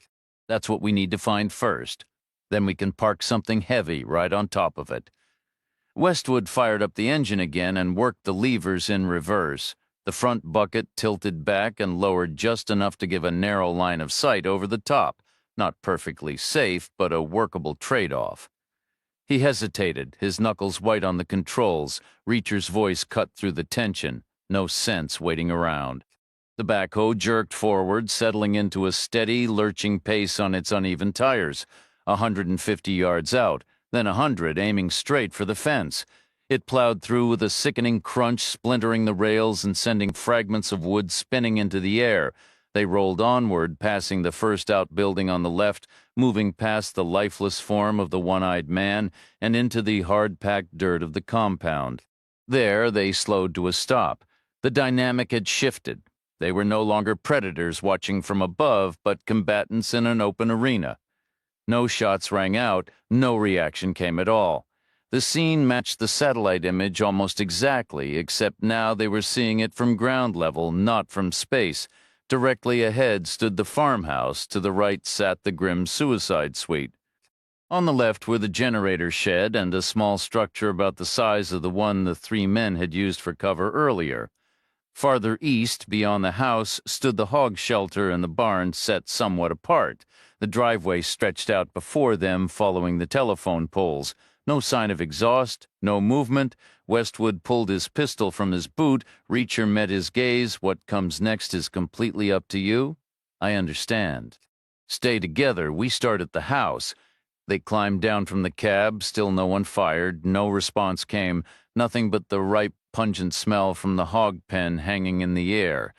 They moved across the hard-packed earth toward the house, walking in a line, Chang on the left, Westwood in the middle, and Reacher on the right, his head throbbing as if an ice pick were being driven into his ear. Reacher took up a watch on the front porch while Chang and Westwood went inside to search. He scanned the surroundings, alert for any movement. That secondary exit could be anywhere. A surprise could come from any direction, but nothing happened. After 2 minutes, Chang stepped back out. "We found the main entrance. Westwood's covering it. It's a complete mess in there." She took his place on the porch and Reacher went inside, finding Westwood in a hallway lined with bedroom doors. He was guarding the interior of what might have once been a linen closet. Now it was occupied by a heavy angled hatch, set at 45 degrees between the back wall and the floor, angled because it clearly capped a staircase leading down to an underground room, no question. The hatch was shut, but like any proper storm door, it would swing outward so the wind could never force it open. Reacher estimated the distance, the width of the hallway plus the depth of the closet to the center of the slanted hatch, then went to find the living room. There, he immediately understood what Chang had meant about the mess. The space was a tech enthusiast's fever dream, far more intricate than Peter McCann's Chicago setup. Monitors glowed from every surface, joined by a forest of keyboards, tower units, and racks of humming hardware. Hard drives were stacked in precarious towers, surrounded by fans, connectors, and power strips, all connected by a sprawling, chaotic web of wires, some neatly bundled, others hopelessly tangled. Reacher ignored the digital labyrinth entirely. He moved on, locating a living area dominated by a massive, antiquated sofa. It was a three-seater with ornate, curving arms and more than long enough for his purpose. He wrestled it back down the hallway, a clumsy combination of carrying and dragging, finally standing it on end to wedge it sideways between the hatch cover and the opposite wall. One exit was now effectively blocked. Out on the front porch, the three of them engaged in a silent, gesturing debate, mapping the probable location of a second escape route through sheer deduction. The house was a standard rectangle, so the underground shelter likely mirrored that shape. It was basic architectural logic, and given human nature, if the primary entrance was at one end, a secret exit would naturally be at the opposite. The tunnel would logically extend from the house's spine, heading out beneath the property toward either the generator shed or the smaller structure beside it. The generator shed was the sensible choice. It had a solid concrete foundation, easy to integrate with a tunnel mouth, and was a maintained clean space, a practical and safe emergence point. But these people weren't practical, they were paranoid. They weren't just hiding from the elements, but from other people. A predictable location would defeat the purpose. The smaller building, with its pair of rusted open garage doors, felt more likely. A broken lock meant no key was ever needed, a critical detail when every second counts. You wouldn't want to escape a crisis only to find yourself trapped in an outbuilding. They swung the heavy doors wide to reveal a cavern of clutter, scrap metal, old paint cans, and a paint-splattered drop cloth crumpled on the floor. It was the opposite of the generator shed, dirty, disorganized, and seemingly forgotten. Yet the junk was arranged with a curious, almost intentional disarray. Gaps existed where gravity and logic said they shouldn't, forming a navigable path that led toward the back. The largest void sat directly over a slight bulge in the stained cloth. Reacher yanked the cloth aside to reveal their prize, another heavy hatch, this one set flush into the concrete floor and sealed around the edges. It was shut tight. Perfect, Reacher said, while Chang went to find a vehicle with keys. Reacher and Westwood began heaving the strange metal aside to clear a path. She returned at the wheel of the same crew cab pickup they'd seen fleeing the diner earlier. With careful maneuvering, she positioned the truck until its left front tire rested squarely over the hatch cover. The second hole was sealed. Chang stepped out of the cab, staring at the displaced scrap. What on earth is all this? It was an excellent question. The material was all mild steel, a mix of squared tubing, solid rods, and thin sheet metal bent into odd, curled forms. A patina of rust covered everything, streaked in places with a black paint-like stain. Much of the tubing and all of the rod had been welded into sections that resembled modular fencing panels. They came in assorted sizes, some roughly 4 feet by 2, others 4 by 4, and a few about 6 by 3. The heap of twisted metal was a chaotic mess, none of it adding up. They had torn through a simple wooden post and rail fence with barbed wire. There was no metal fencing anywhere on the property or even in the whole county as far as Reacher knew. The pieces were all different sizes, some 3 feet tall, others 6, then 4 with no logical way to bolt them together into anything functional. The bolt holes didn't align, some vertical and some horizontal, and several sections even had hinges. This wasn't a fence at all. Chang's voice was a whisper. "My God, they're cages!" The metal strips, cut from larger sheets, had been rolled, beaten, and welded into grotesque shapes, all rusted and streaked with that same dark stain. There were hinged rings about 3 inches across with U-shaped eyes, manacles. Larger rings, 6 inches around, had long spikes brazed onto them, slave collars. Among the pile were crude iron masks, pincers, and nails. "The black stains," Chong said, her voice hollow. "I think that's blood." They retreated through the double doors into the sunlight, which felt unnaturally cold. Turning, they stared at the main house and the smaller outbuilding beside it, the so-called suicide suite. Reacher's tone was flat. "What comes next is completely up to you." He began walking. Chang fell in step without hesitation. Westwood lingered only a moment before hurrying to join them.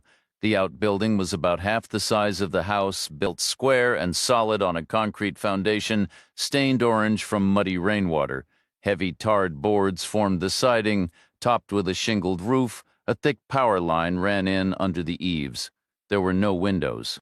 The door was locked. Reacher glanced at Chang. "Ready?" "Not even close," she said, her voice small and drained. He remembered her leaning close in the Cadillac driver's store, studying the phone book, her finger on the M for Maloney. He recalled the piles of packages, 2 shipped directly from overseas, sterile German medical steel, and a high-definition Japanese camera. He thought of the Palo Alto guy, baffled by that stray chat room message from someone called Blood. "I hear Mother's Rest has good stuff." It was from some obscure enthusiast forum buried deep in the hidden web. Reacher took a step back, then drove his heel into the lock. The door smashed inward, rebounded off the wall, and he stopped it with his hand. A vestibule. The smell hit them first, worse than the hog pens. Ahead was a small kitchen cluttered with mugs, water bottles, and a snarl of discarded wires and cables. A place of work, not rest. To the left was a narrow lobby with 2 doors. The one on the right led to a utilitarian bathroom, neither clean nor dirty, clearly shared. On the far wall were 4 coat hooks, but they held no coats, only rubber aprons smeared with brown and black. Reacher tried the door at the end of the lobby. It was unlocked. A dull ache pulsed in his head. "Ready?" he asked again. "No." Chang repeated that same defeated whisper. He pushed the door open. Darkness. The smell intensified, cold, metallic, foul.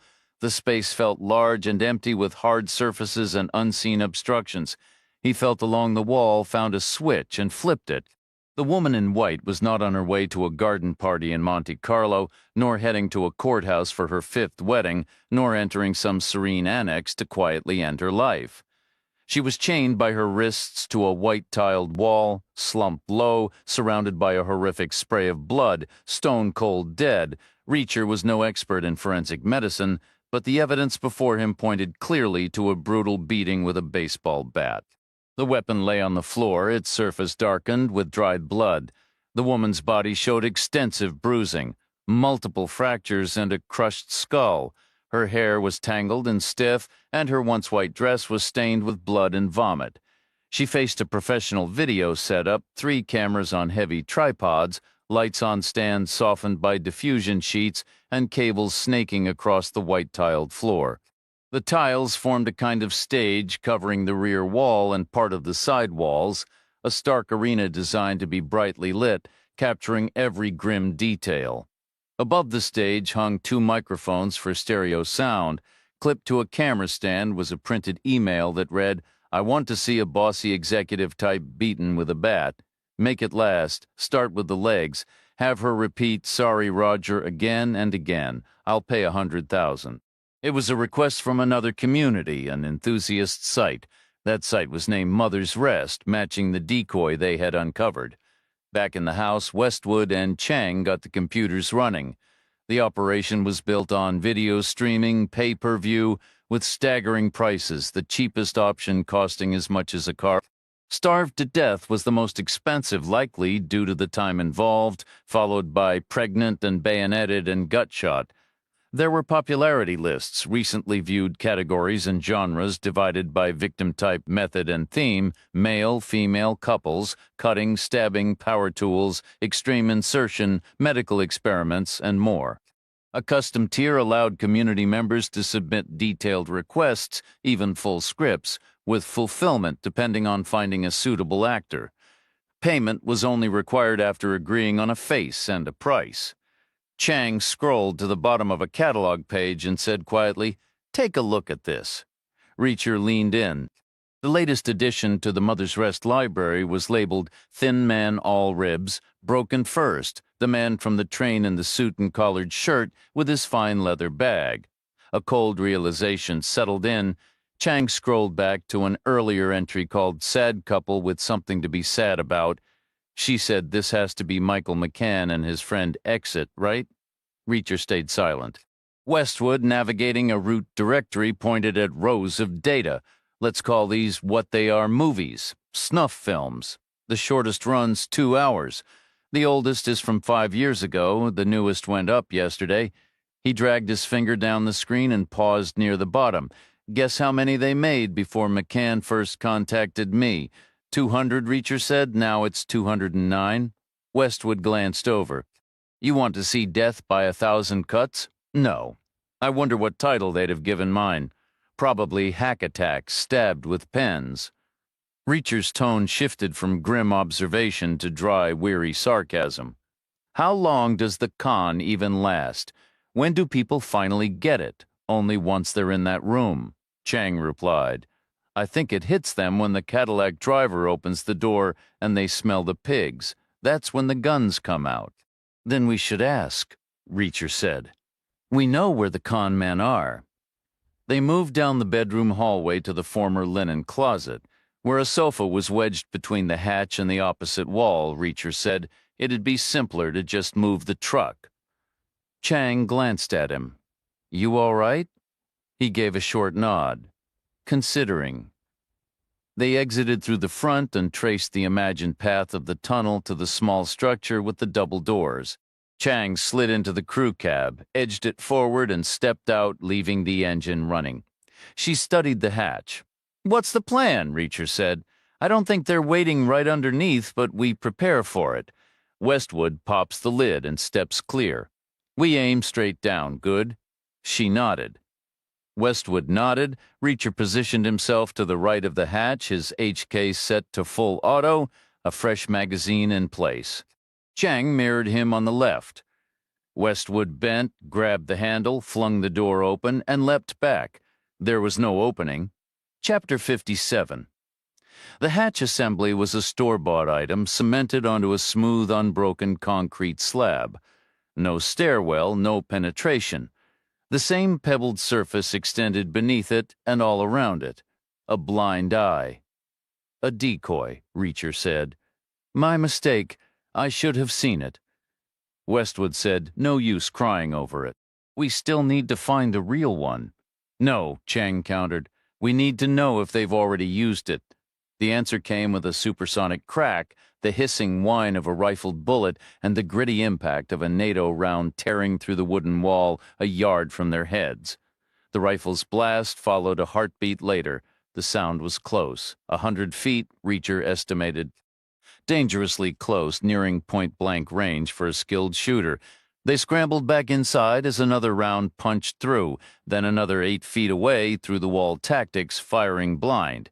This was the A-team, Reacher thought, the ones who could actually hit what they aimed at. He moved past twisted metal to the far back corner, invisible from outside.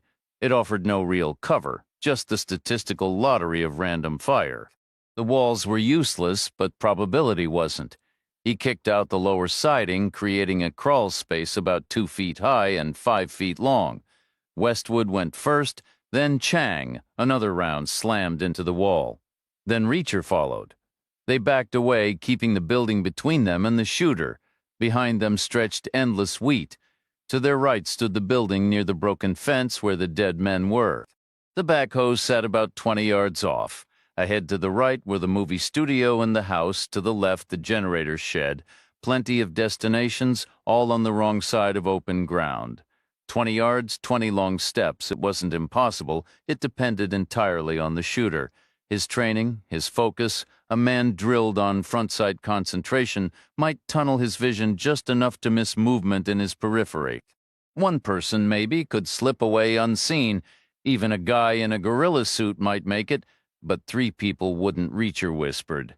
Stay put. Don't move. I'll come back for you. Chang said. Back from where? I'm going inside the building again. That's insane. Not really. Look at their shooting. It's a numbers game. I'm no less safe walking right into their line of fire. That's completely nuts. It's a big wall. What are the odds? I'm more likely to get struck by lightning on a sunny day. I'm coming with you. Fine, but Westwood stays. War correspondents advance with the second wave, Westwood said. Is that what I am? No, I'm just trying to make you feel better about staying behind. You're considering the book deal? Reacher said. Not entirely. Regardless, you should stay put. Reacher and Chang returned to the structure, slipping back inside through the same opening. Sunlight pierced the walls in a scattered pattern, most of the beams striking high up. A taller man might have struggled, but Reacher moved easily, and Chang remained untouched. Another shot tore through a sharp crack, a metallic ring, and a new spot of light appeared high and far to the left, another wasted round. If it's genuinely random, Reacher observed, every point is just as probable, even places already hit. He pressed his face to one of the bright holes, his voice muffled against the wood. We have to spot their muzzle flashes, then we can drive them back. I want them scrambling. Another round punched through, whining off metal, sunlight streaming in perfect height, but a good 10 feet to the right. I've got one, Reacher said, dust swirling. He blinked grit from his eyes. They waited, another shot high and left again. Reacher pushed back from the wall. I have both now, same position. The rear left corner of the film studio, about 110 yards out. They're alternating, ducking around the edge to fire. It's like some cheesy military flick. One's the hog farmer, the other's got that perfectly coiffed TV weatherman hair. Can we hit them from here? We could burn through a magazine to quiet them for a moment. Then we could shift down to the studio's front corner. And then what? Creep from corner to corner? It's a long rectangle, most buildings are, you know.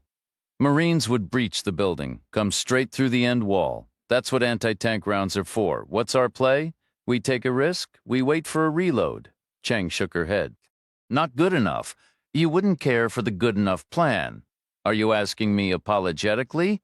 You bet I am. So what is it? His head throbbed. It's a devil's bargain. It guarantees one, but only one. The other runs, and aside from that, it's going to be downright ugly. Reacher fired first, since Chang was the quicker sprinter.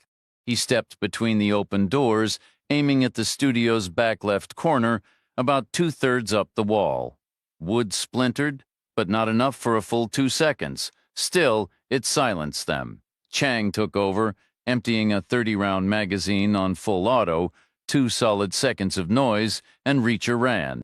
He sprinted for the near front corner of the studio, reloaded and fired down the building's length, corner to corner, another full magazine while Chang raced to join him, breathing hard as she pressed in behind. Ready? He asked. She didn't reply. They slipped inside the studio door, the vestibule, the familiar smell, the small kitchen with its mugs and water bottles. They waited. A sound, a man rolling around the corner, just like a bad war movie. They held still. A shot rang out, aimed at the now empty building they'd just left. Maybe a hit, maybe not either way. Reacher leaned out and fired half a magazine back, no precision, just a message. Your opponents are inside now. Right in your business. Reacher and Chang retreated, stepping backward past the bathroom, past the work aprons, through the door at the far end. The lights were still on. The woman in white hadn't moved. They stood facing away like cameramen distracted by a question. They waited. The hunters had become the hunted. Their prey was drawing them into a choke point. They'd have to show themselves, single file in a narrow, lit hallway.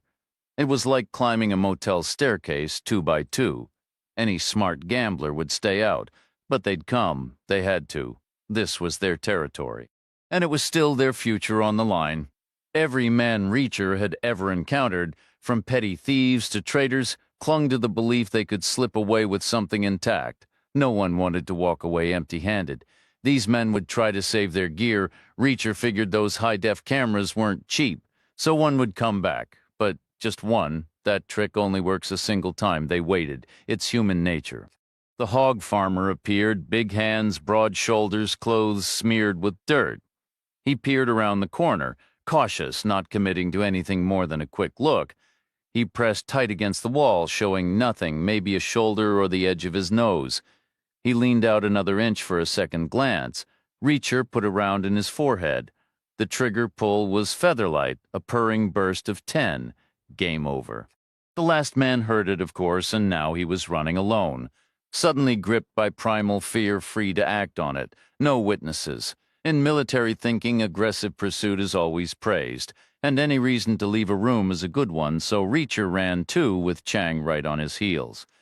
They cleared the hog farmer's body, burst out the studio door, and angled half left, aiming for the end of the house and the mouth of the driveway.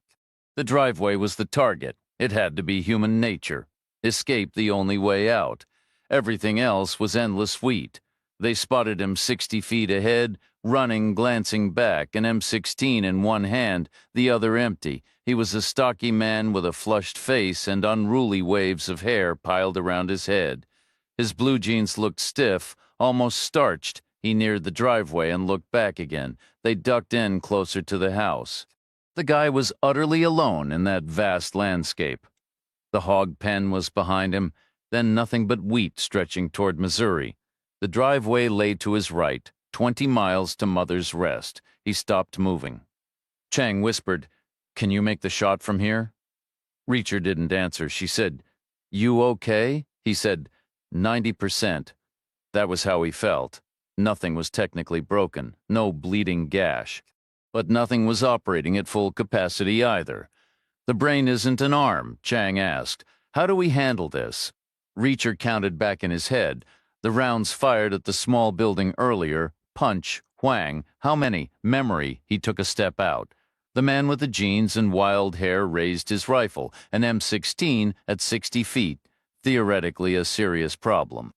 Any decent rifleman could hit a target at that distance, less than 40 barrel lengths for an M16, practically point blank. But this guy was no decent rifleman. That had already been proven at the small building. And now he'd been sprinting. Now he was breathing hard, chest heaving, heart hammering. Reacher stood still. The guy fired a clean miss, a foot high and a foot wide. Reacher heard the round buzz past, then a distant thud far behind as it smacked into a building, probably the small place near the broken fence where the dead men lay. He stepped back into cover, he said. Sooner or later he'll run out of ammo. Chang said he'll reload, but not fast. Is that the plan? I need you with me, just in case. Of what? 2 heads are better than 1, especially mine right now. You sure you're okay? Not really. But then, how good do I need to be? I'll go do it. I can't let you what? Not a woman's job? Reacher almost laughed. He thought of all the formidable women he'd known.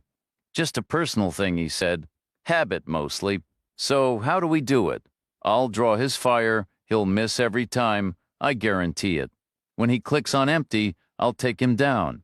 Meanwhile, you'll be moving closer, so if I miss, you won't.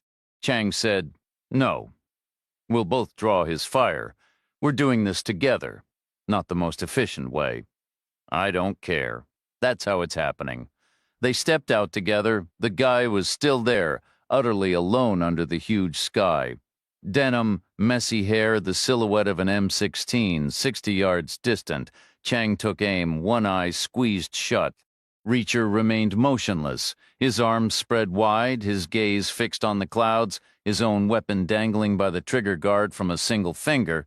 Go ahead, take it, the man did. He brought his rifle up, steadied himself, took careful aim and fired, and hit nothing.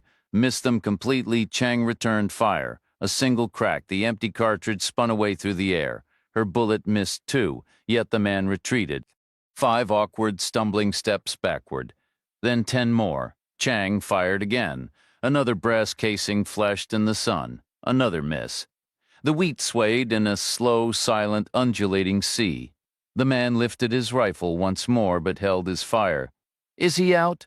Chang asked. Reacher's head throbbed. He's lost count, he said. So have I. Then a slow smile spread across his face. Feeling lucky? He raised his pistol. A comfortable 2-handed grip, firm yet relaxed. The front sight, the blurry target beyond. He blinked. His focus was there. But it wasn't perfect. A faint electric tremor ran through his arms, spreading through his whole frame. A familiar cocktail of coordination issues. Blurred vision, the whole frustrating package. He lowered the gun. We need to close the gap. They advanced, reclaiming the ground the man had yielded, deliberate and steady. Heartbeats calm, breathing even. The man gave up another 10 paces, the jeans and the hair moving backward toward the hog enclosure. Reacher and Chang pressed forward. The stench was foul, but a welcome change from the chemical reek of the movie lot. The man retreated 10 more steps and then jarred to a halt, his back pressed against the rough fence rails. Reacher and Chang stopped. The man raised his rifle, then let it fall again. He stood pinned against the fence, utterly alone, looking small and ridiculous in the vast emptiness. The midday sun blazed high in the southern sky. Far behind him, his hogs emerged from their shed, massive, slick creatures, each the size of a compact car, their hides glistening. Reacher moved forward. Chang kept pace. The man let his rifle drop and raised his hands. Reacher kept walking. Chang stayed level 50 feet, 40, 30, 20. The man's hands were high. In all those campfire stories, there was always a final speech. The villain had to hear his crimes recited. Reacher stayed silent. Stories were just stories, but the man spoke first. Their lives were already spent, he said, his voice pleading. Don't you see? They'd given up. The decision was made. They were gone. I was just utilizing a resource, and in the end, they got what they wanted. I doubt that, Reacher said. That wasn't any kind of prize. It was a final moment. An hour or two after everything was already over for them, they had chosen their end. How many hours did it take for the one you starved, man or woman? The man said nothing. Reacher pressed on. One practical question. The man looked up, wary, where are they? The man stayed silent, but his eyes flicked backward, a quick, involuntary glance toward the hogs. Reacher nodded. Then why bury Keever? The hogs were full that day. The man muttered, as if it were the most reasonable thing in the world. Then his tone shifted, turning almost wheedling. It was a specialty order from overseas, a perfect match. I'm just filling a demand. You can't blame me for what people want. Reacher said nothing. The man's hands lowered an inch. He wanted his shoulders free, his neck loose, for gesturing, for persuading, for making his case. For bargaining, for dealing. Reacher had seen it 100 times. Right to the bitter end, they always believed they could talk their way out. Chang raised her pistol. Reacher watched her, dark hair framing her face, her eyes intent, one closed, the other fixed on her sights. The post centered in the ring. This is for Keever, she said, giving the villain his reason. It could have been me. Her finger tightened. 20 feet. It was over in an instant. The round caught him in the throat. A full metal jacket clean through. The bullet would travel on, landing somewhere deep in the wheat field, lost forever. The thing would be buried, erased from memory, and it would break back down into its basic parts. Lead and copper, just another piece of the earth again. The man made a wet, choking sound, a single racking cough that echoed, and a froth of blood misted from the hole in his chest. For an instant he remained standing, just some guy propped against the fence rail, and then his body seemed to dissolve all at once, collapsing into a loose, liquid heap of denim and limbs. Reacher glanced over. What was your target? Chang didn't hesitate. Center mass. A faint grin touched Reacher's mouth. Never argue with center mass, he replied. He strode about 20 feet, grabbed the man by the collar and the back of his belt, and heaved him unceremoniously over the fence. The hogs were already charging. Chapter 59. None of them wanted to ride in the crew cab back to town. The idea of sitting where those men had been was too unpleasant, so they climbed onto the backhoe again. Westwood took the driver's seat with Reacher and Chang perched above him facing each other. But this time they took the dirt track. It was a slower road, but far smoother. They left the machine in the dealer's lot. The salesman emerged, giving the backhoe a thorough once-over. It was dusted with pulverized wheat, streaked with new scratches along its flanks and caked with dried mud. The front bucket bore a small, neat dent from the bullet impact. Not exactly showroom fresh anymore. Reacher peeled off $5,000 from their remaining cash and handed it over.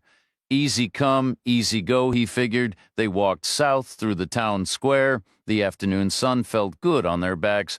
A kid was tossing a ball against a brick wall and swatting the rebound with a stick, the same boy they'd noticed earlier. They stopped at the motel office where Westwood reserved a block of rooms for himself, his photographers, and a small army of assistants. The new clerk was a teenage girl, probably college-bound, who worked with a cheerful, brisk efficiency. Reacher leaned on the counter.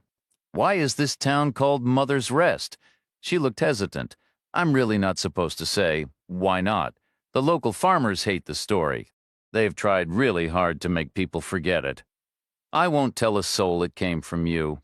It's a mangled version of an old Arapaho word, one word, but it sounds like two in English. It means the place where bad things grow. Westwood handed Chang the keys to his rental car and said his goodbyes. Reacher walked with her to the diner where the red Ford was parked. She said, "You were originally headed for Chicago." "That was the plan," he said. "You wanted to beat the cold weather. Generally a smart move. With Chicago, you could still catch the 7 o'clock train, have lunch at the diner, sleep all afternoon in a lawn chair in the sun. I saw you doing that the very first day I was here. You saw me? I was walking past. You looked peaceful. I told you. Army training, I can sleep anywhere. Are you going to get that checked out by a doctor? Maybe. I'm driving to Oklahoma City. I'll drop the car at the airport. I suppose Westwood's interns will fetch him a new one. I can fly home from there." He was silent for a moment. She studied his face. "You all right?" he said. "We were just talking about Chicago. Maybe I should pick somewhere new." She smiled. "Go see Milwaukee, all 36 blocks of it." He paused, longer than necessary, the quiet stretched. She asked again, softer, "You okay? Will you come with me to Milwaukee, just for a couple days, like a break? We've earned one. We could do what regular people do on a short trip." She was quiet for a long time, 5 or 6 seconds that felt much longer, right up to the edge of awkwardness. Then she said, "I don't want to answer that here. Not in Mother's Rest. Get in the car." He did, and she slid behind the wheel, started the engine, and put it in gear. She turned onto the old wagon train trail, heading west. The road arrowed straight through the endless wheat, narrowing to a thin, distant line before vanishing entirely into the shimmering golden haze of the horizon.